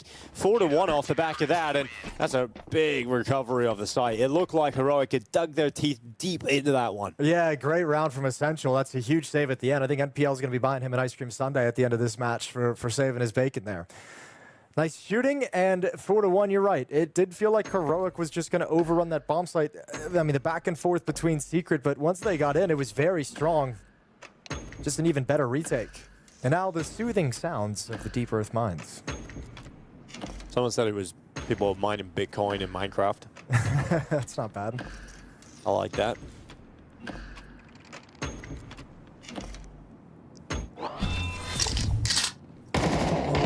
See how this unfolded. Running the clock down and then just about getting into the site, getting the plant through, and Central, oh, needed that one. And just the last couple of bullets as well. Yeah, Sus will be frustrated because if he gets that kill on the initial cross from Squeakdoor, you're not even in that situation. You just kill the diffuser and win the round. So we feel like he had his chance to win that clutch, and it went awry. Smoke is down, at least one. I'll have to complete this wall. A one-man cross. Not spotted by Sizzy, but NPL's already here.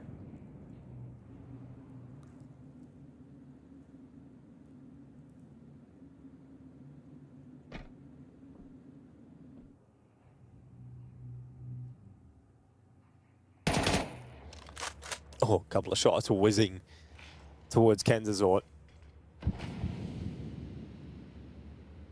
Well, Tech9's downstairs in the vents, right? So you can pop up. Obviously, you'd love to see if you could join up with this Tech9 downstairs from ramp room is the most logical. Oh, and he's just dropped. Now they know. This is a huge mistake from Essential. Oh, they're going to hone in on him. He somehow gets his first kill, traded off, but Sizzy's arrived to keep one in their favor.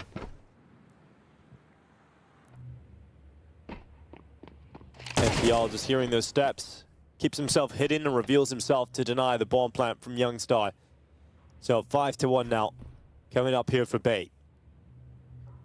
The reason I favor Bait coming into today is because I just feel like they're an actual team. You know, this is the team that's going to be moving forward in the future. It's always a good start, yeah. Yeah, you're right. So Heroic is just going to be, it's a pretty base marker, I suppose. Kind of a pretty important thing. Yeah.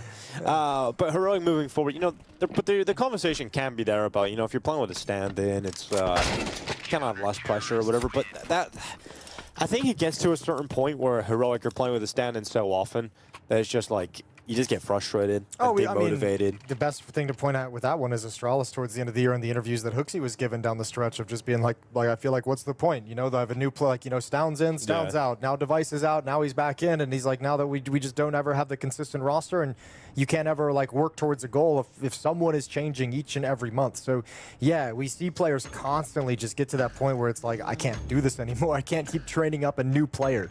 There's got to be some consistency. Yeah, the amount of times Heroic have kicked a player, got a player back. Like X-Cloud, Youngstar. It's crazy. So for Bait, I think it's a great start here on Nuke, a 5-1 lead on their opponent's map pick. Heroic just not really getting into this. They had their chances. I mean, those retakes, imagine they go the other way, right? Yeah, holding off that one retake would have been a nice to have. I haven't, yeah, they haven't really, well, we haven't sunk too deep into this T side yet. We're not halfway through, but there's been a couple rounds where I'm not even sure Heroic have like an idea of how it's going to end, just trying to see what they get to a certain point. I think that's what they're undoing at the moment. One player outside, that's going to be xFloud. 4 players in towards lobby. 4 Tech-9s in this one single Galil outside. And it feels like the plan is to get this, get xFloud into a position towards Secret yet again. Keep leaning on that or show you one Secret. And they're going to try and pop into this upper site with xFloud turning the corner in towards Mini. KenZor melting away the attack in. It's a good shutdown here from Bait again. And Heroic just get nowhere near. So money's returned, at least for Heroic. That's the positive. They'll have all the money here for the weapons that they want to get out here, but whether or not they're going to find some success with them is a whole other different problem. So Bait 6-1, and I mean, everyone looks pretty composed. There's a huge celebration, just handling business, getting the job done at the moment. Yeah, there's been nothing ultra exciting quite yet, has there? Nope. Yeah, everything is just sort of as it's supposed to go for the moment. Sizzy hasn't had to get too crazy with the op. 9 kills on NPL. Exchange of utility. In the early going to stop any kind of fast rush. Heroic's got a few bodies leaning towards ramp room. Once again, you have a smoke wall being put up outside. It's xFloud once again alone as well. And this seems to be just like the one consistent factor of this T side so far has been getting access to Secret at some point.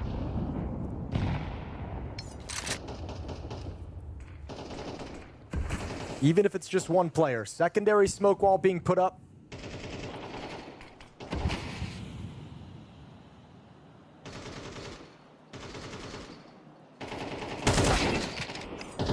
Okay, well, KenZor, long-range headshot, just spam it eventually. xFloud walks into it, opening kill here for Bait. Yeah, but what sucks about that is that was 40 seconds and 4 smokes went into getting him to Secret.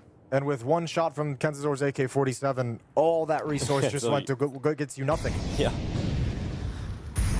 45 seconds, though, in the round, and Heroic are hoping that it'll be a last-second finish into this upper site. The problem is, you've still got a lot of players you've got to force out of their positions. You've got Alex waiting at the back of the site. KenZor just moving off to play on the rafters, now dropping to the top hut.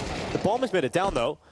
And trade from Alex is good to make sure that the kill on Susp is found. Kristen also falling, and then it just leaves Youngstar in the vents. So Heroic, it's just such a flat performance right now.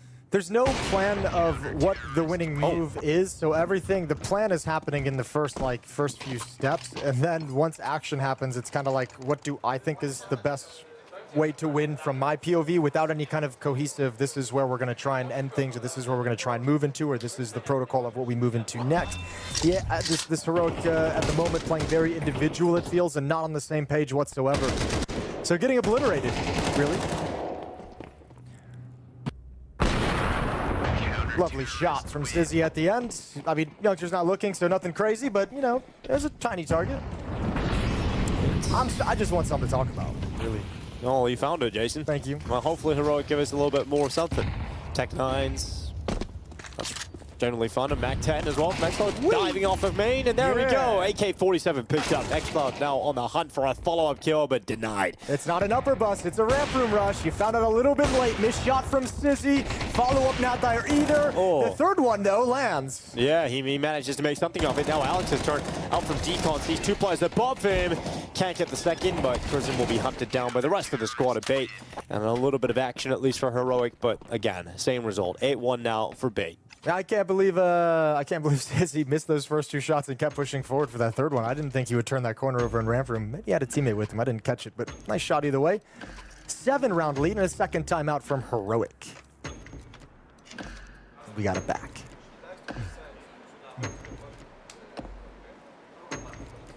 I've never played Minecraft, so I don't know. You never played Minecraft? I don't know if that's what it sounds like. Dude, how have you not played Minecraft? Never once. No, never once. That's insane.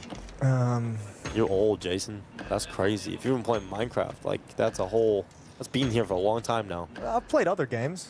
Sure, but like Minecraft it took over the world for a long time. What time was that? The 2010s. Okay, I was doing different things. That was the low point of my gaming activity. There you go, Yeah. the 2010s. Okay, well, that makes sense all of a sudden. All the big YouTube channels are Minecrafters. Those were the years we didn't have PCs when we traveled to events, so, you know, we didn't really... I didn't have Minecraft available to me. You could have had the traveling Minecraft server. Lining up for upper utility. And already a man down.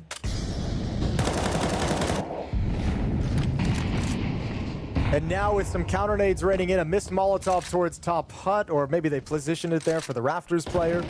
Either way, no one's taking advantage of that utility used into the upper bomb site, and now you've lost another player. Now we're just going to try and wing it in a 3v5. Well, winging it sometimes works. Not all the time, but sometimes, and Youngstar certainly winging it right now. Good shot here from Sizzy. There'll be a Nilo to fall down, and Youngstar also to go down outside. Damn it, really doesn't feel like a close game at all. No. One team showed up. Can you describe it in Minecraft terms? This is like going in against the Ender Dragon with a wooden sword. Okay. I'm assuming the dragon breathes fire? Kinda, I suppose. It's like big purple blasts. Sure. Yeah. It's like kind of the end boss. Okay. And you, literally the end boss. Okay. Chat, tell me how he did with Minecraft comparison. 10 to 1. 9 to 1, excuse me. Let us know if you defeated the Ender Dragon. With a wooden sword. That'd be impressive. Very impressive. That's why I asked about the fire. I feel like the wooden sword, and you know, in like would burn it away. Ocarina of Time, if you face a fire opponent with a wooden sword, it burns, and then you can't use it anymore. So Okay. I'm just saying, some video games are better than others. Alex is going to be inside the bomb site. Molotovs are out. Nobody can pass them. Good shot from Crizin, and now it's Alex's turn, but he can get nothing done. Ooh, nice shot at least for Nilos, because he can't get to the angle, and Youngstar finally showing up with a round victory again here for Heroic right at the end. Nice. They scraped it together. They made it work. Inside the upper bomb site, MAC-10 opening coming in through Mini. So a little bit of a blow to bait, but they got plenty of cash, buy right back up into things, and that's not going to do a whole lot to make them feel like this game is slipping away.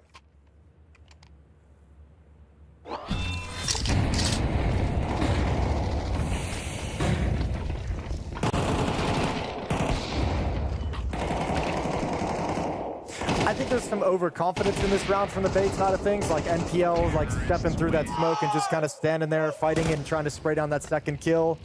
Bait's feeling real confident at the moment, and for good reason.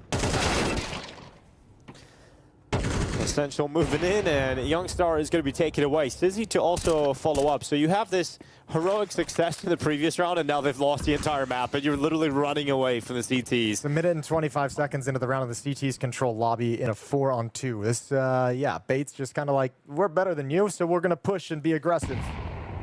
Just owning them.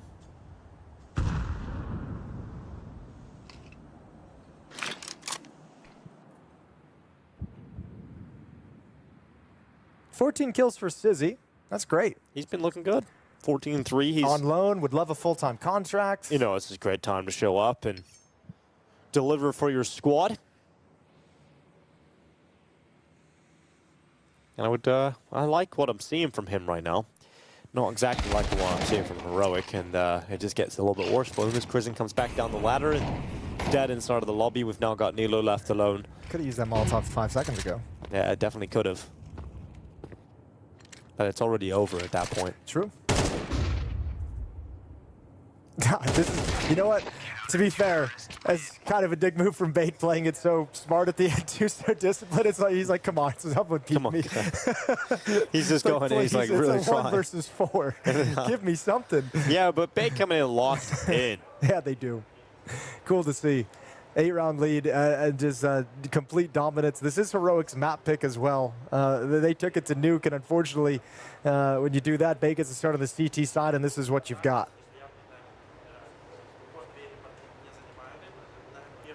Doesn't look like good hand motions for a coach at halftime, does it? This is kind of like, honestly, what do we expect? No one's talking. There's no communication. Nobody's telling us what we're doing. No one's coming up with ideas. What do we think was going to happen? What do we think the score was going to be with this kind of? His initial hand signal just kind of looked up. What is happening, guys? So what you guys doing? What are you doing? Nothing, really. A lot easier of a job here for Bates coach, Madden, to try and figure out how to get the last couple of rounds here. The Bates coach probably isn't even paying attention. Yeah, well, he's talking at the moment. He's probably saying, thanks, guys. We were executing everything perfectly. Yeah. Great job. Hey, by the way, this is also our opponent's map pick. I would have to say that I created a fantastic game plan for this. Yes. You are all executing my game now, plan flawlessly. Thank me, one by one. You're welcome for this win. Okay, we go to battle here for the second half. We've got Bait now switching to the T side. See 3 players running inner right away. Some utility being brought to the party, and the bomb at the front here on MPL. Susp. With a name like Susp, he isn't even using the USP in the pistol round, and that will cost him his life. The Joe Barrett is down to the door. Lord. Quick kills here from MPL and Sizzy as he run over the top of the A site.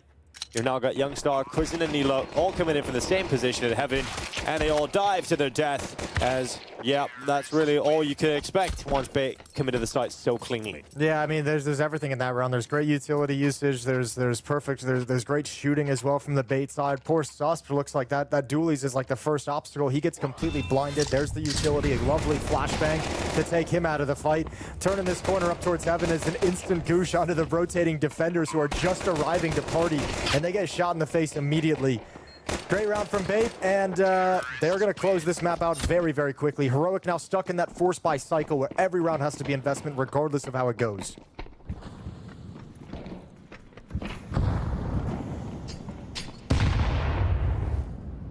Well, a couple MP9s here. That's really all you've got going for you if you're Heroic. The push, the aggression, worked out for that kill on to Essential. Kenzazor trying to handle things, just couldn't quite get a multi-kill out of it. Now says he's worried about being pushed on ramp, so he turns his back to the lobby push. MPL will apologize and go and get the trade kill, leaving Quizen in a 1v2. NPL sticking around though. Quizen gonna start. Okay, up the ladder we go. They could miss this. This could get tricky. However, NPL steps into the lobby, so Quizen is gonna miss the timing on this play. Down the vents we go, 2-on-1. They don't have the information of Quizen's position, but he'll make sound cues so that he can catch up and be nearby. Grabbing a Molotov on the way. He's got a smoke, he's got armor, he's got a Galil. And 2 players defined. No, Quizen sending some shots down. It's going to be MPL who gets taken away. And then Alex666 rounds it out. So it's map points here for Bait. A very one-sided victory here on Nuke. Yeah, extremely one-sided. Surprisingly one-sided. You know, you said favorites of Bait. I don't think you expected it quite like this. No, absolutely not. I thought it would be a scrappy. I think you actually did. These are my favorites, but I think this will be a close back and forth. Yeah. Yeah. No, not happening right now. Heroic have not shown up at all in this first map. Yeah, got a tough conversation in between the breaks here. They got to come out and really show us a completely different team. And I just don't know if they have it with this current iteration, you know, playing with the standard. Yeah, I don't know. This showing has been so flat that this kind of They don't have an AWPer either, which is tough. That does make the game more difficult. Yeah. Across history, you've always had an AWPer.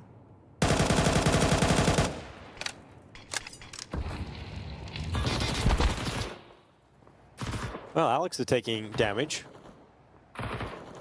Quizen doesn't want to go up those stairs and put himself in harm's way. Can't believe Quizen has just stopped himself from getting killed unknowingly just by stopping at the perfect pixel. Still waiting. Perfect. Keeping his head down. Alex is patient. How long will Alex wait?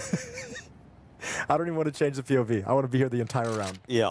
I want to be here the whole round. Okay, what happens elsewhere? Starting to get bored now. Come on, Chris. Starting to get bored. Give it to me. I'm moving a little closer now. I'm going to go check over here real quick. Oh, no, it's over, it's over, it's over. Oh, my gosh. Quizen, there we go. The patience pays off. 35 seconds. That was pretty much the whole round there. Yeah, that felt like it dictated everything.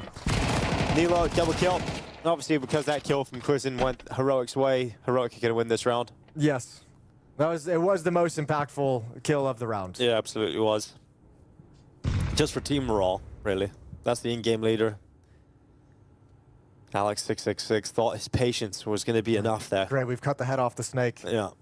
Everything falls apart from that point onwards. And the comeback begins. Let's see how long it lasts. Oh, he's gonna go down after time. That's rough. That's all right. They got a lot of cash on a few players, so they'll be all good. There we go, Heroic. Put another one on the board. It feels like delaying the inevitable. We'll find out shortly here. Still in the driver's seat is Bait. No reason to panic quite yet. 12-3. Now all down to timing of who is going to look where first, but Crizin would have had the information. Alex did get spammed down on the cross towards Secret. So Crizin knows there's likely somebody waiting for him. Force buy in this round. Sizzy saving money for an AWP. Tech9, P250 armor. Kenzazor went down after time, so he's only got unarmored Glock. And we're going to try and find Nilo behind this smoke. It's going to break open. Who's ready first? Damn. Well, good shutdown here from Youngstar, taking a couple of kills with him and at least warming up individually. There's back to finish them off, and Youngstar collects the 4K. Okay. Well, maybe you can play yourself into a little bit of energy for the next map in the series if you're Heroic. Maybe you go on a little streak here that kind of reminds your team, reminds the guys what it's like to win some rounds and scrape it together and actually fight back. So we'll see how far Heroic can ride this bus until they fall off. That was a weird metaphor. I don't know. I just went. We were hanging on the side of the bus. I liked it. Cool. Took me on a journey. Thanks. Really made you think. And right now, it feels like they were getting run over by the bus the whole map. Yeah, the bus hasn't really been a friend of theirs. No, the Bait bus. They've mastered the bus of Bait. That one just clicked. That was really good. Yeah. That was the one. Well, they're just gonna settle into this one. Sit around with their, with the Glocks, maybe just clicking them in their hands, and Youngstar is just gonna make sure that they walk outside to the death. xCloud and Youngstar taking 3 quick kills, and that's it really. So 5 rounds for Heroic. This is it. Will there be a real comeback, or will Bait close it right now? The money has returned, and Sizzy, he's got enough for his AWP. Sizzy has got the op out. The last thing you want to do if you're Bait, I'll say this, like it seems like impossible, especially with like just watching eye test wise of how this game is played out, because Heroic hasn't even felt like they're like in the server for a lot of this game. But the last thing you want to do at this point is give a CT side on Nuke like 4 rounds in a row, right? You just don't want to have to deal with that kind of momentum and anything that goes along with it, and then that feeling that the CT side is just in lockdown because they've got all the money in the world. So really, Bait just. We've seen these so far where you let a team linger around. This needs to be just put them away now. Move on to the next map, which is Ancient.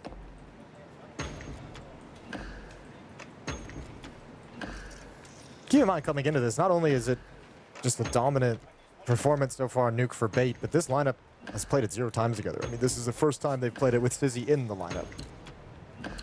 It's crazy. They look good. They should play it. Against Heroic. Against Heroic. That's good.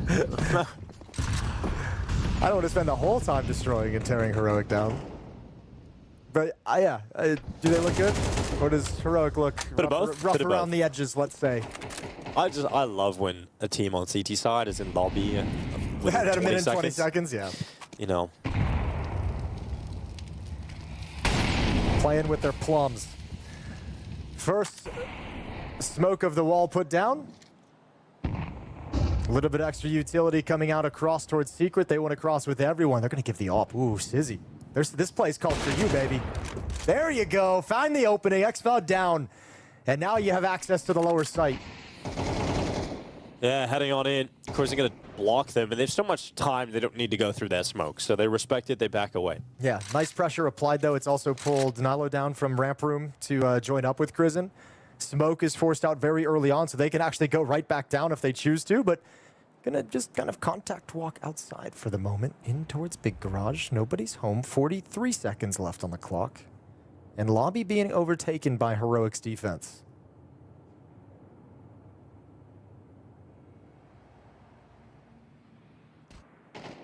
"30 seconds. Youngstar's got a pick here. It's Alex to fall away. And yeah, it's getting real late in the round, isn't it? Yeah, They haven't really done anything. Why have they done this? They need all the kills to come very quickly, and they don't. The bomb just spills on the floor outside. So, yeah, that's it. Job's done. It will be a 6th round here for Heroic. Well, I'm not a huge fan of that call to fall back and walk to try and wrap heaven without any utility. That takes a long time to do that, expecting nobody to peek you or spot you out or catch you. And I feel like the play in towards Mini was right there for you. But either way, that round falls apart, and Heroic, yeah, now they do string that 4th round together. Let's see. It might actually be a comeback. Not now that you said it. You just can't believe in those things. Gotta believe in the comeback instead. Oh, look at the puppy. It's quite, yeah. It's a little golden retriever. Very nice. You're in a rage. You can't. It's hard to rage when you look up and see a cuddly toy of a golden retriever. That's fair. It's a very good point, actually. Maybe we need everybody to have one. It's his service dog. No, that's an AK-47 for Kansas, and well, it's gone. It's on the floor. It's actually very violent scene. Did they run out of steam? That would be sad. Seems like Heroic is just now starting to get into things. Could be the worst time for it. AK-47 still for Essential. 3 versus 5 kills are the name of the game now. Trade off some of these kind of these garbage kills you're going to give them by sending the pistols in first.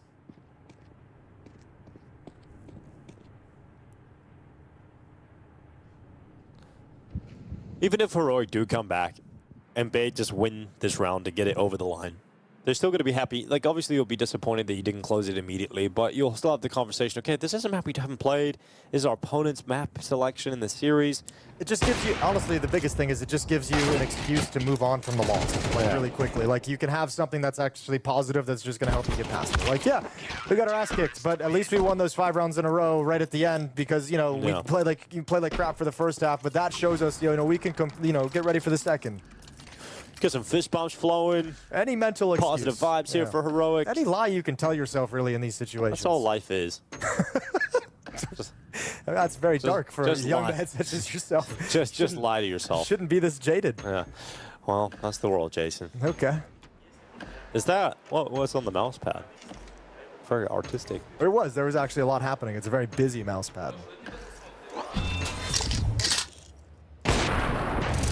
Nice shot from Youngster. Little spam down through the smoke.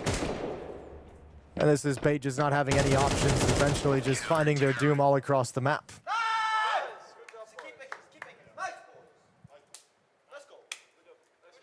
See, that's not the attitude of someone who thinks there's no chance of coming back.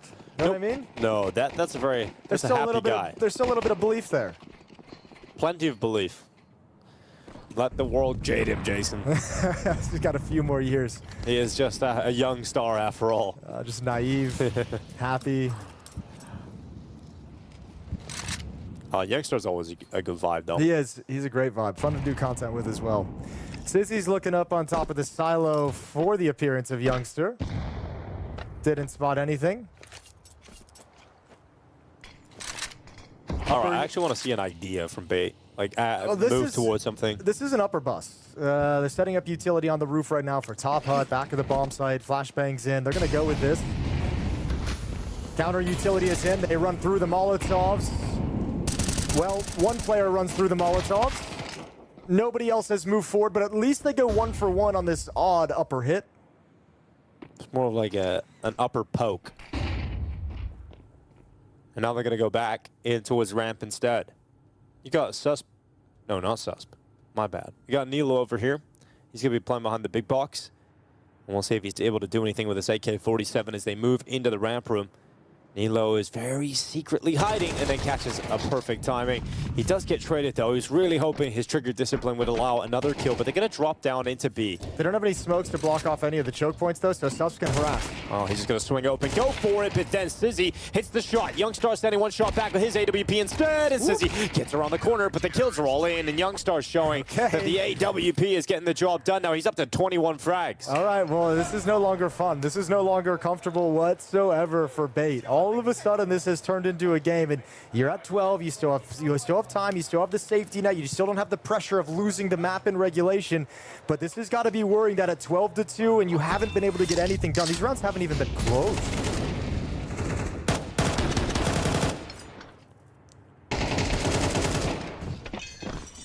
And you start just getting that doubt starting to build up of, okay, T-side nuke, yep, it's getting more and more difficult to close this one, more and more difficult to win this one needed round. 6 straight for Heroic CT side.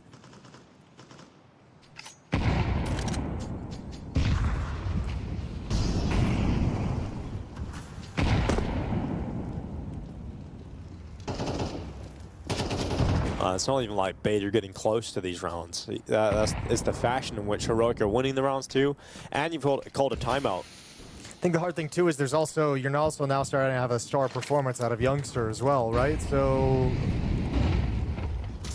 you've got momentum, you've got the hot hand in the upper bomb site. We go. That's awkward. But luckily, Cruisin got a double kill, and he pulls it right back with a third. So it's just unable to do anything from his spray, but you end up getting Cruisin making sure it doesn't get out of hand. And Bait not really carving out anything in that upper site for them despite the opportunity. P250 gets a free kill. That's Nilo falling away at heaven. Yeah, the gun dropped into the bomb site as well. Can't recover that. Would love to find one. Oh, he does have another. Okay, one more kill in the cards. Op has to jump out of the way. There's no way you win this round, surely, but another kill would be something really cool. Drops it to the side. Okay, wait a second. We're building into something here, Dinko. Sizzy has the AK-47, Youngstar not giving him a shot, forcing them to respect him. Sizzy with some great moves, great shots, and really showing what he can do, but unable to make that happen. I wanted to will that into Dude, I would be so hyped if he won that. I know, he actually started making that look cool with the drop down into the AK.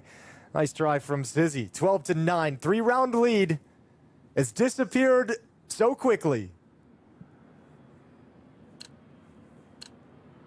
It's a game of CT side. Can't believe Bait won the pistol and the follow-up round too. And they've just stopped. 12-2 and you stall out. Gotta find just that one round. That's proving so difficult right now.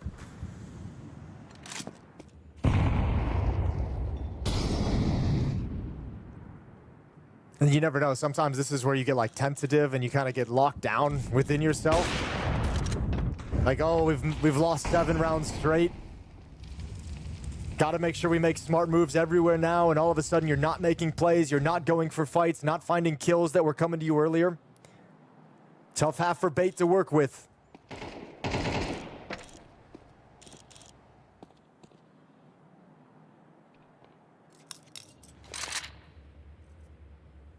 They would have heard Milo jump up on the ladder, so they have an idea of his scaling. Ooh, around the back, it's Kansas or eventually committing to that kill, but then having to reload and getting caught from Nilo up in heaven, who does see a second target and goes back and gets that one as well. That follow-up fight, you're not needing to look for that kill. That's not a fun fight if you're NPL from beneath, and now all of a sudden you took what was a 5-on-3. It's now a 3-on-3. Crimson spots one coming his direction. Easy kill along the back wall. 27 seconds, doors open, but no comfort for Bait. Sizzy gonna commit to the plant down inside of the site. And can Heroic retake this to keep the map going, to keep this comeback? Sizzy, there's a shot, and that's Cruising gone, but it puts Essential in a 1v2, and both players are heavily damaged, especially Susp on 17 HP. They've only got flashes left here. Smoke is already deployed out towards the bomb. Essential. Oh, he's got both, and finally able to close it out. Bait, a struggle there in the second half. Yep. A dominant first half, though, from the CT side, and it proves to be enough to take their opponent's map pick. Yeah, started getting a little bit sketchy, but that's the benefit of having such a dominant first half. So yeah, you would have liked to have closed it out much easier, but at the end of the day, the success in the first half sets you up to be able to go through a few struggles and still come out on top. Yeah, absolutely. And, you know, moving into the second map here, going to be feeling a lot more comfortable with your map pool if you're Bait coming into this one. At least for Heroic, you know, you start to get a performance that you can be somewhat happy with. Yes. In particular from Youngstar, who really showed up individually. Something to look forward to going into Ancient, at least. Enough kills across the board, decent enough rounds from a few different players that you start to say, okay, well, the individuals are at least coming online. The individuals are at least here and starting to warm up into the game. So yeah, I think you're right. The Heroic kind of at least accomplish that secondary side quest, you know, so to speak. And for Bait, I think for them, it's kind of like, hey, let's just forget about the second half. We were good on this map. Odd game because we were just so dominant. Maybe we lost our focus a little bit, but forget about it. Let's move on to map 2. Yeah, moving on to map 2, they'll have about a 15-minute break in between and just try and reset Heroic Girl. Enough time for a couple bananas. Yeah, absolutely. And we all know bananas can repower you, get you ready for that Ancient map coming up. So that's all that we have to look forward to. Here's the scores in the doors. 21 and 15 performance from Youngstar, topping the charts here for Heroic, 109 ADR. For Sizzy, though, gotta say, was very impressed with him. He played really well. 23 and 12, 111 ADR. Yeah, had some cool things to it. So looking like a very interesting pickup for this team, having him here on loan from the Spirit Academy, and obviously a good showing here in Cluj-Napoca against Heroic. We'll see how he does on the second map as well, because the AWP can have huge impact over on Ancient as well. Yeah, well, looking forward to that, absolutely. You can see both halves just a sea of blue when it comes to the round wins. The CT side's performing very well. But in the end, a 13-9 victory from Bait. They just had way too much done, especially winning the pistol and the conversion in the start of the second half, you know, just getting themselves up to 12 immediately. Yeah, that's just what made it feel weird that it extended so long after that. Right. But regardless, who cares? They got the win. They got the W. Now they get the break. We're going to move on to the next map in the series, Ancient, when we return between Heroic and Bait.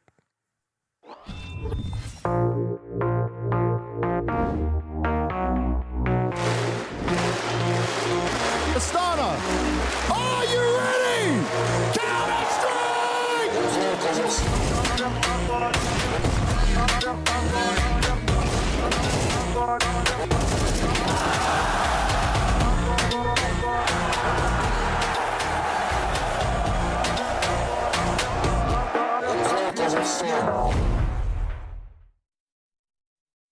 She said she loves you. But she can't love me. But I love you.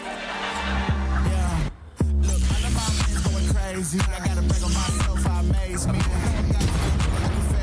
Too dope like I'm back in the 80s. I won't play window anymore. What's going on? Play your role. 1xBet. The human body was built to move.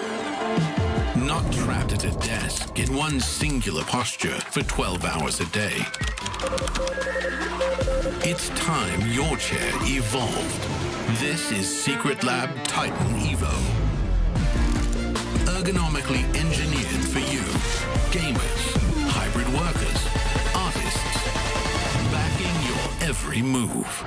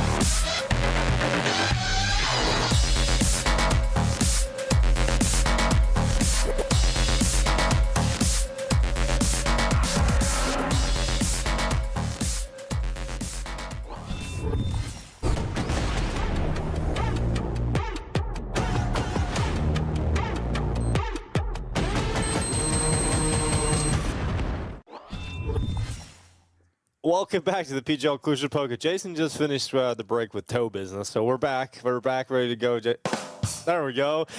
This is a great game. You know, this is everything you really want from this match so far.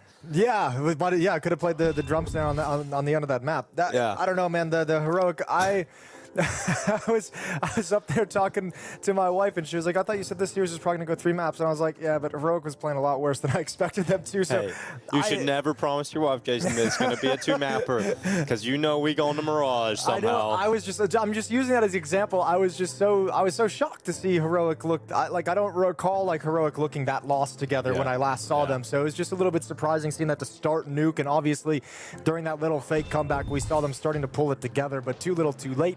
Now we go over to Ancient, and I already know Bait is a team that I'm going to favor on this map. This is a map I've seen them play a lot of good teams on, and I think they're confident on this map against anyone in the world. Yeah, I think this is where it gets a little bit more difficult somehow for Heroic. I would agree with you on that. I do feel like Bait coming into this now heavily favored to walk away with the series. I think they're just going to cruise through it. I think this was the first map as well that we saw them really kind of get. I think at CAC last year when Alex had just switched into calling as well. This was like one of the first maps where I saw him like calling on that. I was like, PGL Bucharest. Might have been PGL Bucharest. Yeah. Same studio. Yeah. Where I was like, oh, like Alex, he can actually call a game on this map. So yeah, I feel like they just have too many advantages, and you add into that this newest addition to the team that you would point out and say maybe that's their weakness was their best player on the first map. So yeah, Sizzy delivering some good stuff on Nuke. Scintillating stuff from Sizzy. I think moving forward as well, I think he's been a cool player to add into this team. Hetrick, he's a great player too, but I think when you've been together for such a long time, adding a young player in with the firepower that he's got, hopefully there's just such an upside that you're gonna really take the next step if you're Bait. Yeah, I think we're seeing that a lot, especially I think we see a lot of like teams going younger, going for like the newer guys who haven't had that chance yet. And you're Which is so crazy to talk about Hetrick getting replaced by a younger guy. It's like, oh. It's like, oh, that's kind of brutal. That happened. Yeah, fast. Whatever. Looked good on the first map we just saw played. So let's see how it continues here. Yeah, getting into the rest of the game now, we go into Ancient. It's going to be Heroic on the CT side, Bait on the T side. A good amount of utility here for Essential. And a real quick kill here from X-Flood as they're going to be racing their way down into middle. It's Susp just dropping back as much as he can in towards the cave here.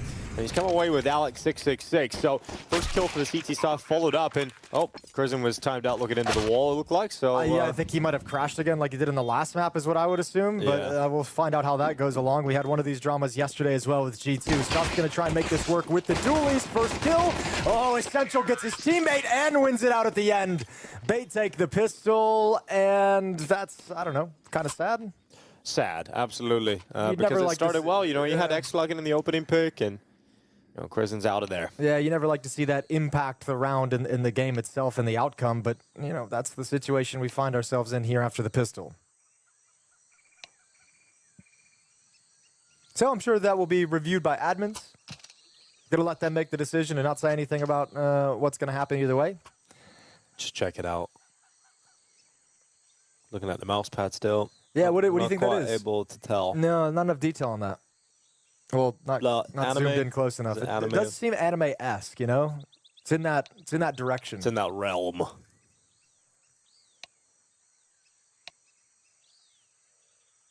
right, a lot of chatting going on. Crimson still has his headset off. There's no... Oh, I don't see an admin around him, but maybe he's under the desk. Get the man with the mohawk back. The mohawk guy did bring the mohawk admin in here. Perfectly. Yeah, he really nailed it yesterday. Everything was so smooth under his watchful gaze. That's the kind of guy, nothing's going to go wrong. Exactly. Yeah. The double cup, I do appreciate that. If you get a hot coffee, Jason, a double cup technique, it stops your fingers from burning. Especially if you're drinking with your shooting hand, man. Exactly. Risky stuff. Really risky stuff. Don't want to burn those fingers. It's the worst place for a blister on the trigger finger.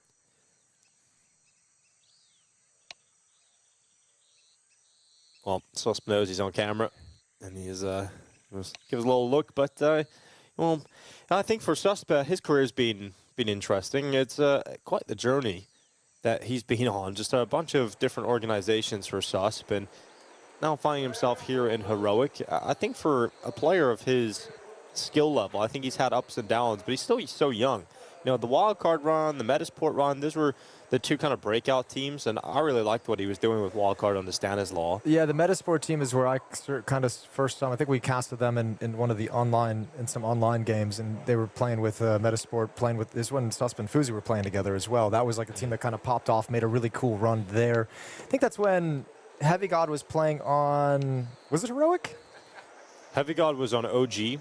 And OG is the one. And yeah. Cloud9. Yeah. It was when he was on OG right before his departure to Cloud9 pretty quick after that event. But yeah, they kind of popped off. They had some surprise runs in like an online qualification to make it pretty deep. It failed at the qualification, but took down at least one big name along the road. And yeah, Sus finds himself here after that brief time in wildcard as well. Not brief, but that time in wildcard. So yeah, cool to see. Yeah, a couple of years over there for them, and now he's been here for 39 days inside of the Heroic camp. So 39 long days. Pretty dysfunctional start. I think they're still trying to figure out what the roster moving forward will be for Heroic. Oh, for sure. And yeah, you're figuring out what it's going to be like going forward, figuring out who you're going to have, like who's in what role, the opping situation, IGL, is that everything you want to go for? Yeah, but Susp is only 21 years old, so it's still very early days in his career, and also just a good amount of experience so far. Yeah, for being only 21, for sure. I'm with you. He's got a good amount. Actually, a very young team at the moment with Tobistan as the coach behind him. What's the average age? 20.7. Yeah, that is really young. That's a very young team. Yeah, Bait also. I think Bait might be the youngest, right? Youngest team. He's one of the youngest. Bait is 20.3. Oh, the same. Okay. Yeah. Two very, very young squads on the server today. Yes, sir. Right. Not sure what the issue is, but if we get information on that, we'll pass it on over to you. Yeah. What's going on the mainstream at the moment? We'll check that out. We'll do like a whole little around the world. Well, the mainstream. I told you, Zantares is player of the week on HLTV. Look over there. I told you, he always is. It's always Zantares. He's getting that. He's getting that ADR. He had like 150 ADR on a map earlier today. The other stream is on a little bit of a break right now. So what's up if you're coming over from the A stream? Vitality MongolZ, excuse me, going to be the final game over on the A stream to close out day number 2 here at Cluj. Vitality MongolZ. What a game that was last year in 2025. What a game it was. Probably not so much anymore. No, maybe, though. Maybe. No, it wasn't at the major, but that was with Control-S. Now we got the GOAT, Cobra, so maybe it'll be a different story. It's true. They were missing Cobra. They didn't even know it at the time. Well, Vitality looking like you're going to have a comfortable run through the group stages.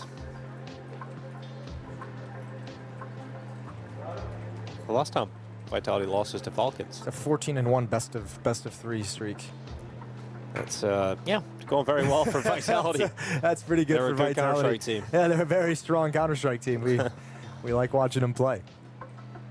Yeah, this is what else we got? We can talk a little bit about this, the VRS stuff. We have that kind of flying up at the beginning of every match, so you know the consequences of the VRS of teams winning and losing.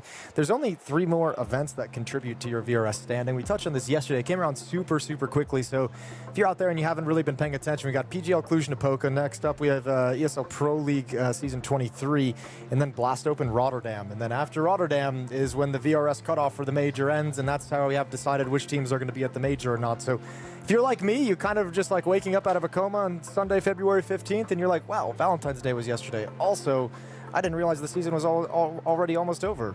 Yeah, that's actually insane to think about.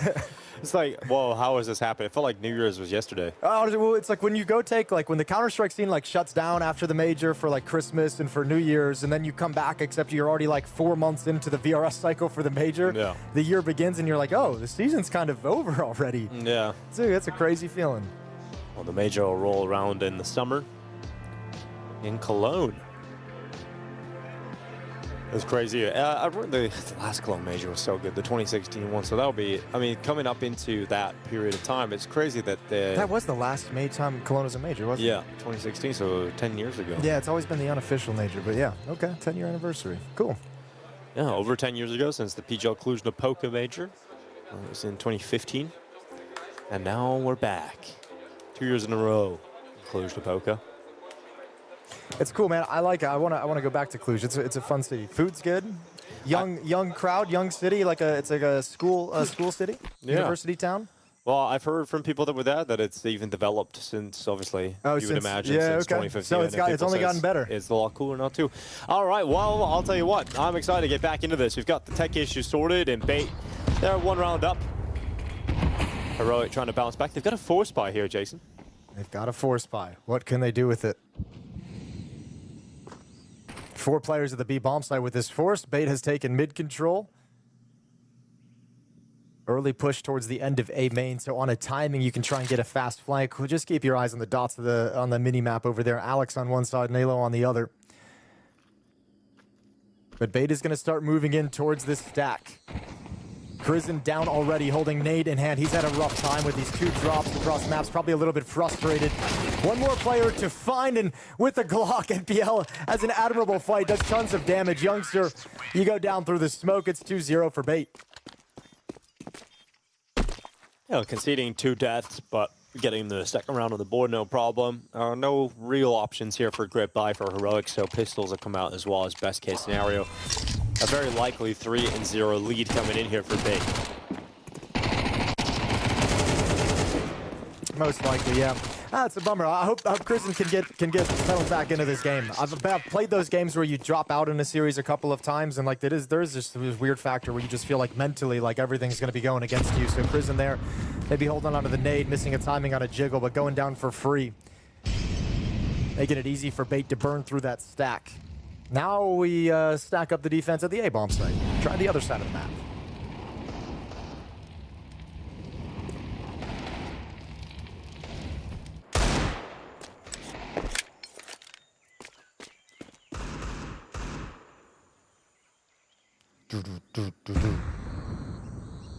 Oh, you kind of timed that perfectly with the decoy exploding, Jason. Yeah, hell yeah, I did. Well, there's the A main push on the flank around the back. X-Flood, they are ready in front of you. It wasn't quite ready for that, but a nice surprise. Youngster coming in with a 5-7. It's going to be Alex 666 that goes down off the back of that. And ooh, long-range fight with the pistol. Not going to be working out here for Youngstar. He switches to the Mac-10 and ends up feeling the superiority of the AK-47. So that's a 3-round lead here for Bait. Yeah, straight betwixt the eyes. Round 4 coming in hot. No op on the Heroic side of things. All M4s, and then we've got an op out in the hands of Sizzy. Had that excellent first map to lead the way for Bait. We'll see how Alex continues to marshal his troops here on T-side. Ancient. Instant elbow smoke coming in. And still red smoke as well from Bait's T-side. And a barrage of utility to prevent any fast play, excuse me. Molotov and HE grenade out, and right out of the gate, right off the rip in the first gun round, Bait's going to attack the extremities. Youngster to hold solo. Youngster is just waiting. Behind the big box is a good position here. They go cinematic mode. See if Youngstar can get this job done. Creeping out to the left side. Youngstar's going to see his first target, takes it immediately, and great reaction here from NPL. Alex 666 following up as well, and layers to this attack as that bomb goes down, and it's going to be a Heroic retake required. Yeah, there's one kit that's going to be on Crizzen, shifting over. Flashbang is out. X-Fod's already got good standing out towards Temple. He's going to walk his way out. And inside the bomb site is a low HP Alex. On the back, Alex spotted, taken down by X-Cloud. Kenzazor running into the side. Oh my god, Kenzazor just savage inside of the bomb site, and Sizzy comes in to make the most of his teammates' impact. Great work from Kenzazor. Great reactions, and a 4-0 lead for Bait off the back of that. Woof, that is a second shot. That's incredible from Kenzazor. You love to see it. Great trades from Bait on the progression in, but look at this. Ooh, get out. Straight to the dome of X-Cloud, and Crizzen never expected Sizzy to take the step out. Good reposition. Well, and a great first gun around for Bait. Bait are keeping up the pressure, aren't they? Coming into this map, they had a great start on Nuke, having a fantastic start on Ancient as well. We've talked at length about how much better we anticipate them to be on this map and how much more comfortable they're going to be on Ancient. Well, this T-side is off to the races. Heroic just not able to match it. Now we got NPL's turn walking up. It's going to be Youngstar with a first little bit of a fumble there. For Bait at the top of the ramp, kind of walking in front of each other. I wonder if that's like them having two different ideas of what they're supposed to be doing, but either way, that's really ugly when you block each other right at the edge of that smoke. No one can get back in, and no one can move forward enough to find a clean fight. So we fall into a 3-on-3. However, Susp and X-Cloud brought pretty dang low.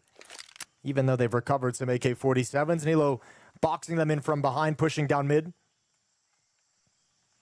However, Bait is content to sit here for the moment and see what the reaction, see how far Heroic is going to push the envelope.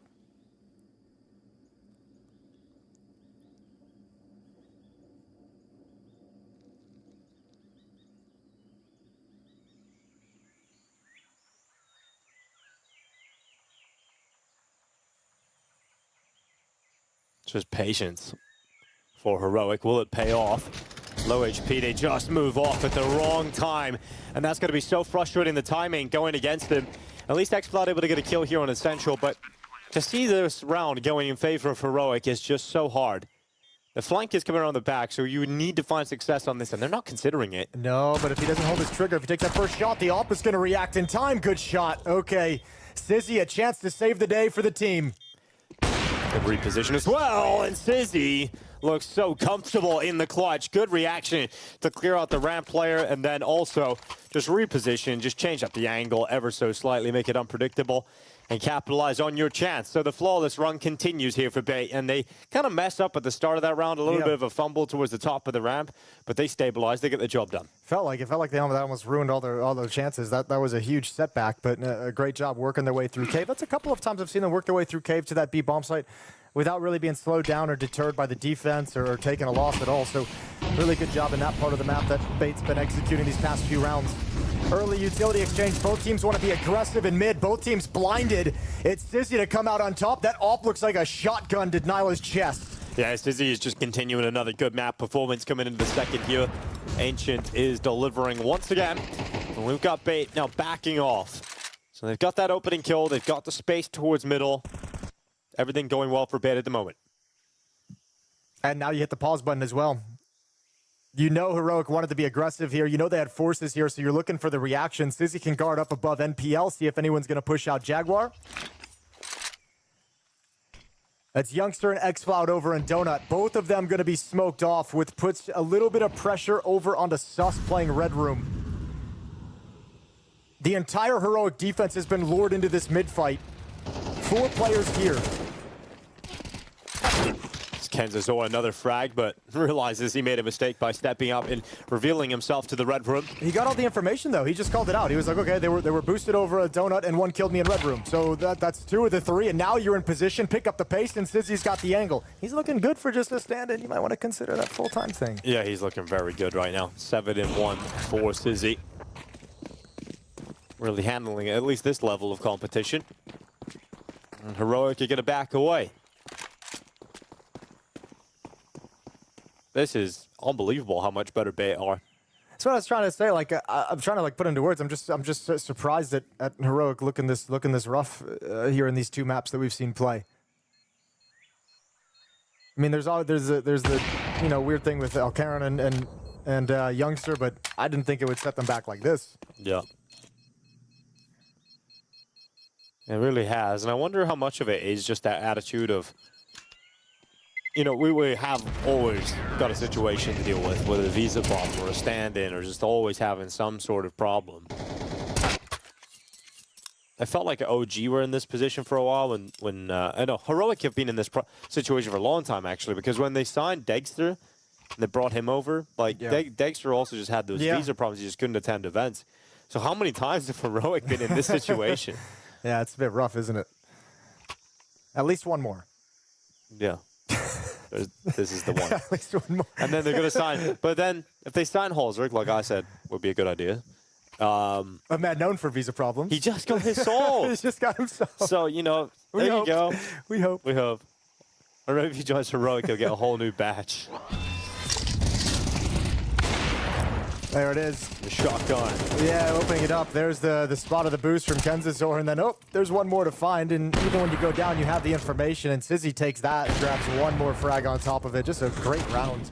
Yeah, I call that one the Sizzy slice. That opening real close. Inside of elbow.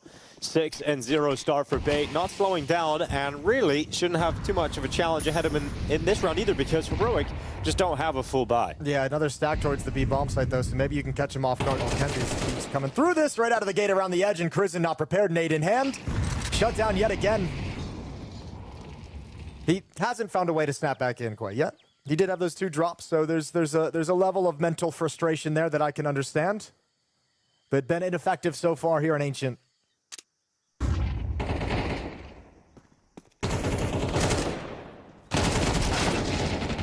Well, essential to the kill. Youngstar and X-Cloud at least pulling a couple back here. Sizzy with the responses again. So that was the hope there for Heroic, but Sizzy has ripped him apart. Oh, was close to it. Close to winning everything, and then in the end, it's Alex that'll do so instead. I said there wasn't expected a huge amount of resistance there in that round, but Heroic actually do pretty well, considering.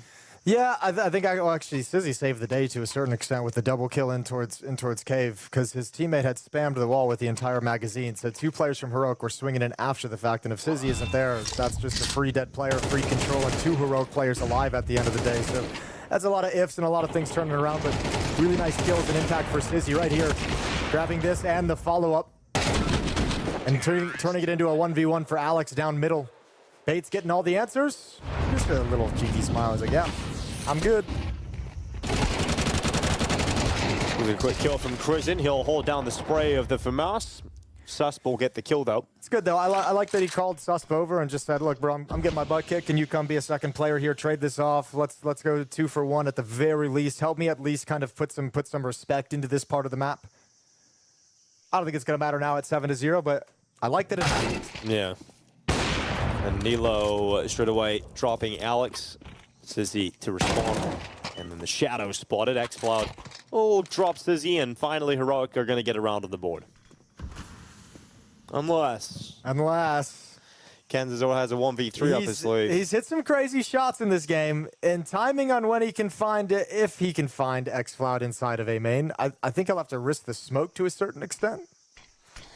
Definitely will have another to risk one. This one. All right, well, I know where he is now. No longer he got the element of surprise. And he'll just be taken down by Youngstar instead. So Kenzo knocked over. And finally, Heroic breakthrough. Now they got to go to a big streak, right? They can't just let it be the one and done. And unfortunately, this time, a tech issue for MPL, it seems. At least it's not Crizin. True. At least it's not Crizin. I would have felt really bad. So NPL is going to get a taste of it. We'll get that resolved and fixed up as soon as we possibly can. 7-1. Classic Brazilian score. Well, good thing they aren't watching this one, Jason. Otherwise, your weekend might end up with a lot of DMs. That's cool. What other games have we got on? It's the last game. It's MongolZ taking out Vitality on the other stream. How's that going? Well, I don't like to spoil it for the viewers, but we'll spoil for the viewers. 5-1 at the moment. Yeah. For Vitality. That's really kind of expected. It's getting started. It's a spoiler, but it hasn't spoiled started. expectations. Maybe, Just getting started over that. Techno's got 8 kills, though, so he's having a good time. I'm excited for tomorrow. Tomorrow's games are going to be fun, because tomorrow we start getting into elimination. Yes. And I'm a huge fan of the elimination games. All people going home. Stakes being at their highest. 3 more days of the group stage after today for PGL Cluj-Napoca as we finish out the Swiss system, and then a couple of days off. You'll get you'll get Thursday to kind of rest and reset, and then Friday, Saturday, Sunday, there's playoffs out in the arena in Cluj-Napoca. Almost there. We're on the initial stretch, day 2. Yeah. 6-round lead. And back into the action. Tons of nades down middle, not doing a whole lot of damage.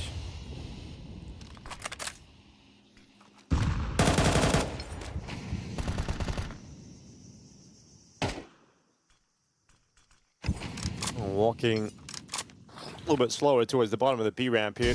You got Youngstar and then Zolf looking all the way down to the bottom of the ramp. As they go into the peak, it is Sizzy who will go over. Got that Youngstar opener, followed by Nilo. Okay. And we're talking about Heroic requiring a run off the back of their first round win. Looks like they've got a shot to do it, but KenZort at least grabbing something here for Bay in round 9. moving into middle. It's actually a big boy kill. It takes away a lot of information in the middle of the map, which puts a lot of pressure on xFloud, who's got to cover against this. And Kenzazor's hit some absolute bangers. So xFloud backing up, nade in hand. Oh, that's not the time for the Molotov. They're already going to turn the corner. They beat it all. Cleared out CT spawn. Not the time for a Molotov in return as well. xFloud not even blinded. Great performance with 2 and Youngster to finish things up. Second round for Heroic's defense. Yeah, money's gone as well here. Over for Bait, so that means there is a chance actually to go to quite a bit of a run here. Heroic to close the gap. A 7-5 half is still possible. Well, and importantly, remember, we also saw this on the previous map in like an extremely losing effort when you were down 12-2 and go on a good run. Now you're getting the chance to have that run at a point where it can actually save the day, where it can put you in a situation where you have enough to play in the second half. So yeah, if you're going to give it to us on Nuke in a losing effort at 2-12, give it to us now. Give it to us in this first half of Ancient, so the second half has got some power to it. Instead of a futile comeback, Heroic getting it going now, and he ain't gonna get past Christian, who really is he was in requirement for a round like that, and he actually gets it. So 4 kills coming in towards him. You know, find those eco kills, and we see Christian get on the board. And like a smile on his face as well. Yeah, I'm really happy at a round like that. Those rounds, I mean, they seem silly. It seems dumb for him to say from the outside, but those are feel-good rounds for someone who's having a tough game. The fact he's able to spray 4 down is going to calm down his nerves a lot, let him settle into the game, and hopefully moving forward, he can find a little bit more confidence in his plays. 7-3, 4-round lead, with Heroic clawing themselves back into Ancient as best they can.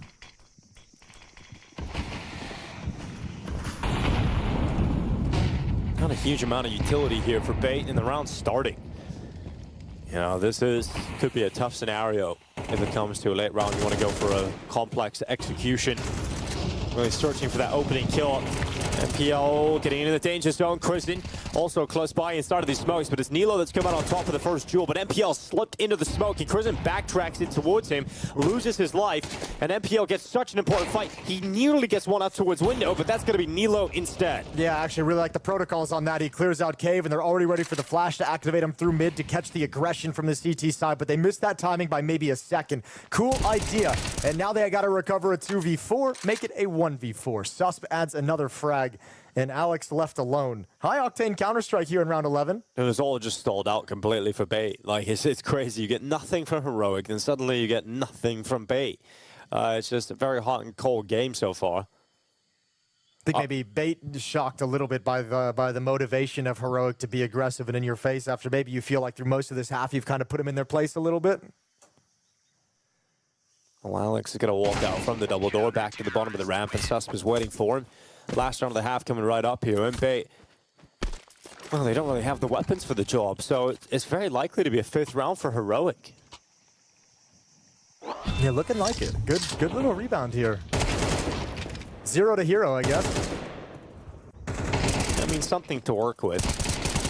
We're still going to the second half behind by 2 rounds on the CT side of Ancient, but that's the problem, is like you're gonna, even if you get 5, like you still feel like you haven't gotten enough for the CT side. But I think at this point, especially with the way the first map played out, Heroic's just gonna be happy to take any positive. Yeah, it will just have a chance in the second half, right? Like, give yourself a little bit of breathing room, chance to make a mistake. Unfortunately, NPL heads up duel against Susp comes out in the way of the Galil.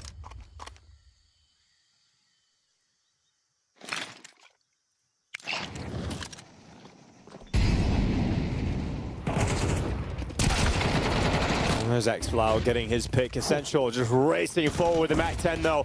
And if you just lost your chance for a 5th round, Heroic, looks like it. Grenade going up, Essential gets the kill, and he actually gets away from that grenade as well. Impressive stuff from Bait, just barreling into the B bomb site. And Heroic needed that 5th round. With only 4 going into the next half, it is tough. Very tough. And then spammed down by MPL as well, but before even getting into a position where he could even compete. So you're going to be happy with that half, you know, losing a few rounds towards the end there, but preventing the 5th round going the way of Heroic is a massive win. Equally for Bait, you're super pleased you stopped that run and just won your last round with some Tech 9s. One heads-up duel from NPL, and they're happy to keep cranking up the pressure towards that B bomb site after the defender goes down. So everything to do for Heroic. Last notes from Coach Tobiz coming through, talking over how they want to play this second half, but Bait have all the advantages in the world, and they are looking like that strong ancient team that we knew they were going to be coming into this.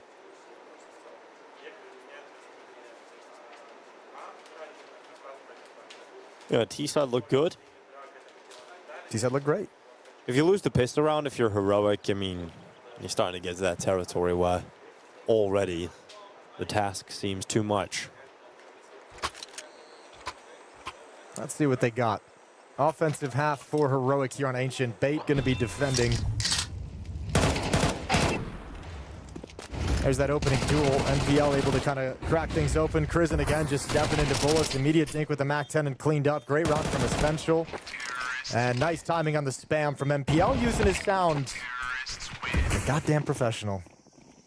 He is a professional. And he made it work. And now we move into the second half. An 8-4 lead for Bait. A KenZor kit in play, so keep eyes on that if it's required. But Heroic want to hit this B-bomb site. Yeah, they do.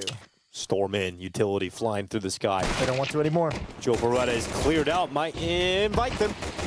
X-Flaw's going to be feeling good about that, and even better about the second kill. Look at this, KenZor inside of the smoke. He just walked right past two. I like it. I like it. Are you going to come back through right now?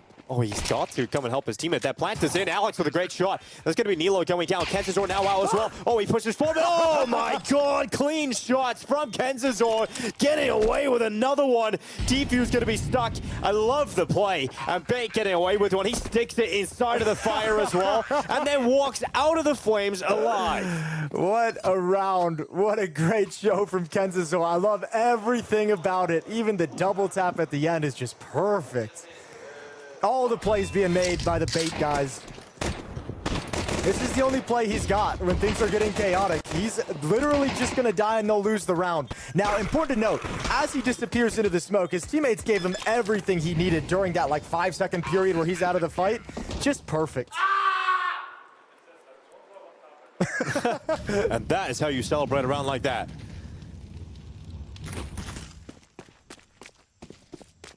Deagle going out here in middle for XFloud. KenZor going to play inside of the donut. Oh my! Damn. Taste that, KenZor. Domed, yeah. Sweet pistol round, bro. All right, Sizzy back, deepening in the bomb site, getting away from the danger. Not sure about B or A main, excuse me. Now he's got some range with the M4. Bomb on the ground. XFloud with yet another trade. And Bait's bringing all the bodies over here for the fight. They're coming out on top now. M4 supremacy, and Crizin the last left. Yeah, just Crizin hanging out with nothing but a Glock. 10-4. Unless. Let's see what Crizin can do as he goes back in through red all the way around to the donut. There's no way. He's got just a Glock. It's a great Glock skin, though, the Water Elemental. It is. But he's dead. He's now got an M4. So okay, changes things. He's got an anime skin too, which obviously increases his chances. Decreases, if you ask me. Increases 100%. Here he goes. Looking for some main character anime arc going on here, Crizin. Aura with this skin. Is Aura with a golden retriever puppy in the picture, though, and I'm able to get really too much done there, unfortunately. And we're looking at 10-4 now for Bait. 10-4, 6-round lead. Yeah, got a little dicey there. Heroic doing some cool stuff, finding some openings. Great shot from XFloud with the Deagle to break things open and give a feeling of danger into the round, but equally good recovery from Bait.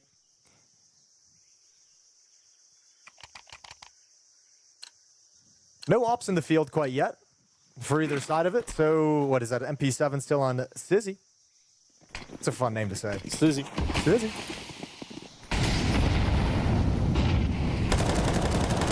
You got MPL running his way up towards heaven. It's KenZor with that first kill. MPL getting in the mix, run over the top of by Nilo.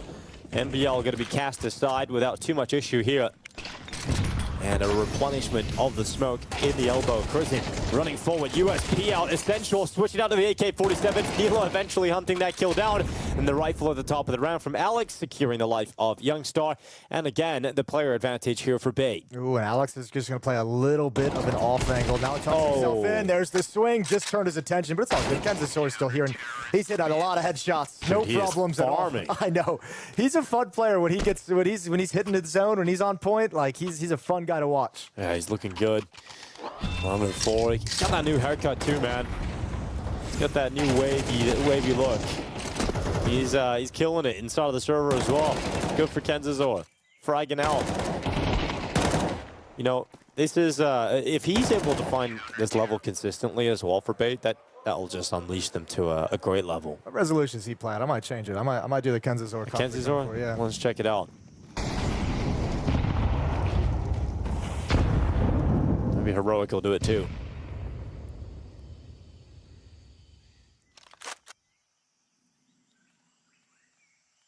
All right, what are we talking, Jason? Plays 1280 by 960. I'm already on 4-3 I'm already stretched. there. I'm already there. Oh, I love that. You are basically KenZor. I'm the same thing. All you need to do is grow your hair out like him too, and put a little bit of MOUZ in there, and you're good. All right. You're gonna be hitting those headshots. That's everybody calm down now. We didn't need to take it into that direction. All right, Sizzy off angle over towards Cave. 3 players coming in this direction. Doesn't have anyone to swing off of his contact. So this is just fight till you die. He's got the first, the second. A good early warning system. And KenZor is ready to pick up the pieces. After the fact, he's got another one. Crisp. Yep, and map point, series point. And we're about to wrap this up. Another day of PGL Cluj-Napoca 2026. 2026. You know, in radio commentary, they often tell you like the conditions of the weather. Yeah, I know. I love that. Like in like the old like Madden games, always be like, "Welcome to sunny San Francisco." Yeah. What's the weather in Cluj-Napoca, Jason? Let me feel like I'm there. All right, want to give it to you? Right there. Hurry up! Hurry up! It is 35 and cloudy. So what? Like, that's not very hot. Anyway, we've got Fire inside the middle, heating things up as the fights start to get going. And now we've got Stusp running out towards middle. Looking to be aggressive, leading the charge, the AK-47 in tandem with Youngstar getting up towards the red room. And it's right on the wall as NPL splatters the brains of Youngstar all across it. It's Stusp to respond though with kill of his own, but it's short-lived in terms of his success as KenZor is sharp and ready again. Who else but KenZor to just add that impact kill when most needed? And it all falls down to just one. Nilo, 1 versus 3, bomb stuck in middle at the base of the stairs. And he's a long ways away. Bait looking to take this series 2-0. Lonely Nilo on his way, all the way to the back lines. It's raining here on Ancient. Yes, indeed it is. And it's going to be a gloomy day, a gloomy Sunday here for Nilo. As he runs away, prolonging play. While we all wait to end this day. Finally, KenZor. Shooter McGavin. He's got it. There he is. Knocks him over. Nilo down, and a 13-4 victory coming in for Bait. Well, a clean and easy day at the office. I don't think there's really too much you're going to be worried about if you're Bait after a performance like that. You're walking out, you're feeling good. You even played Nuke today and were able to perform on it. So, feeling very good over in the Bait department. Dominate on it as well. And I mean, even that little bit of a comeback, that little bit of a hiccup there in the second half is going to be something they'll forget about. I don't know, Heroic. I'm not gonna be too harsh on this. That was just not great Counter-Strike put into the server today, but it's clear that there's some issues within that team, and we've had that kind of revolving door of stand-ins that we talked about. So I don't know. There's something internally that's preventing them from having an effective game inside the server today, and that's just where we're at. I mean, you're going to be looking at dejected faces because you know inside of the heroic camp. Like, that is a game that's going to shock you at how bad you played. I mean, you know the quality of players you've got when you look across the table. You've got a lot of good players, and used to being a little bit more competitive than this, and so you're just sitting wondering, okay, we have a lot of work to do. It's just going to be frustrating as a competitor going to a tournament and playing like this. So absolutely, a lot of work to be done for Heroic, and obviously this isn't the roster they'll be fielding for the future.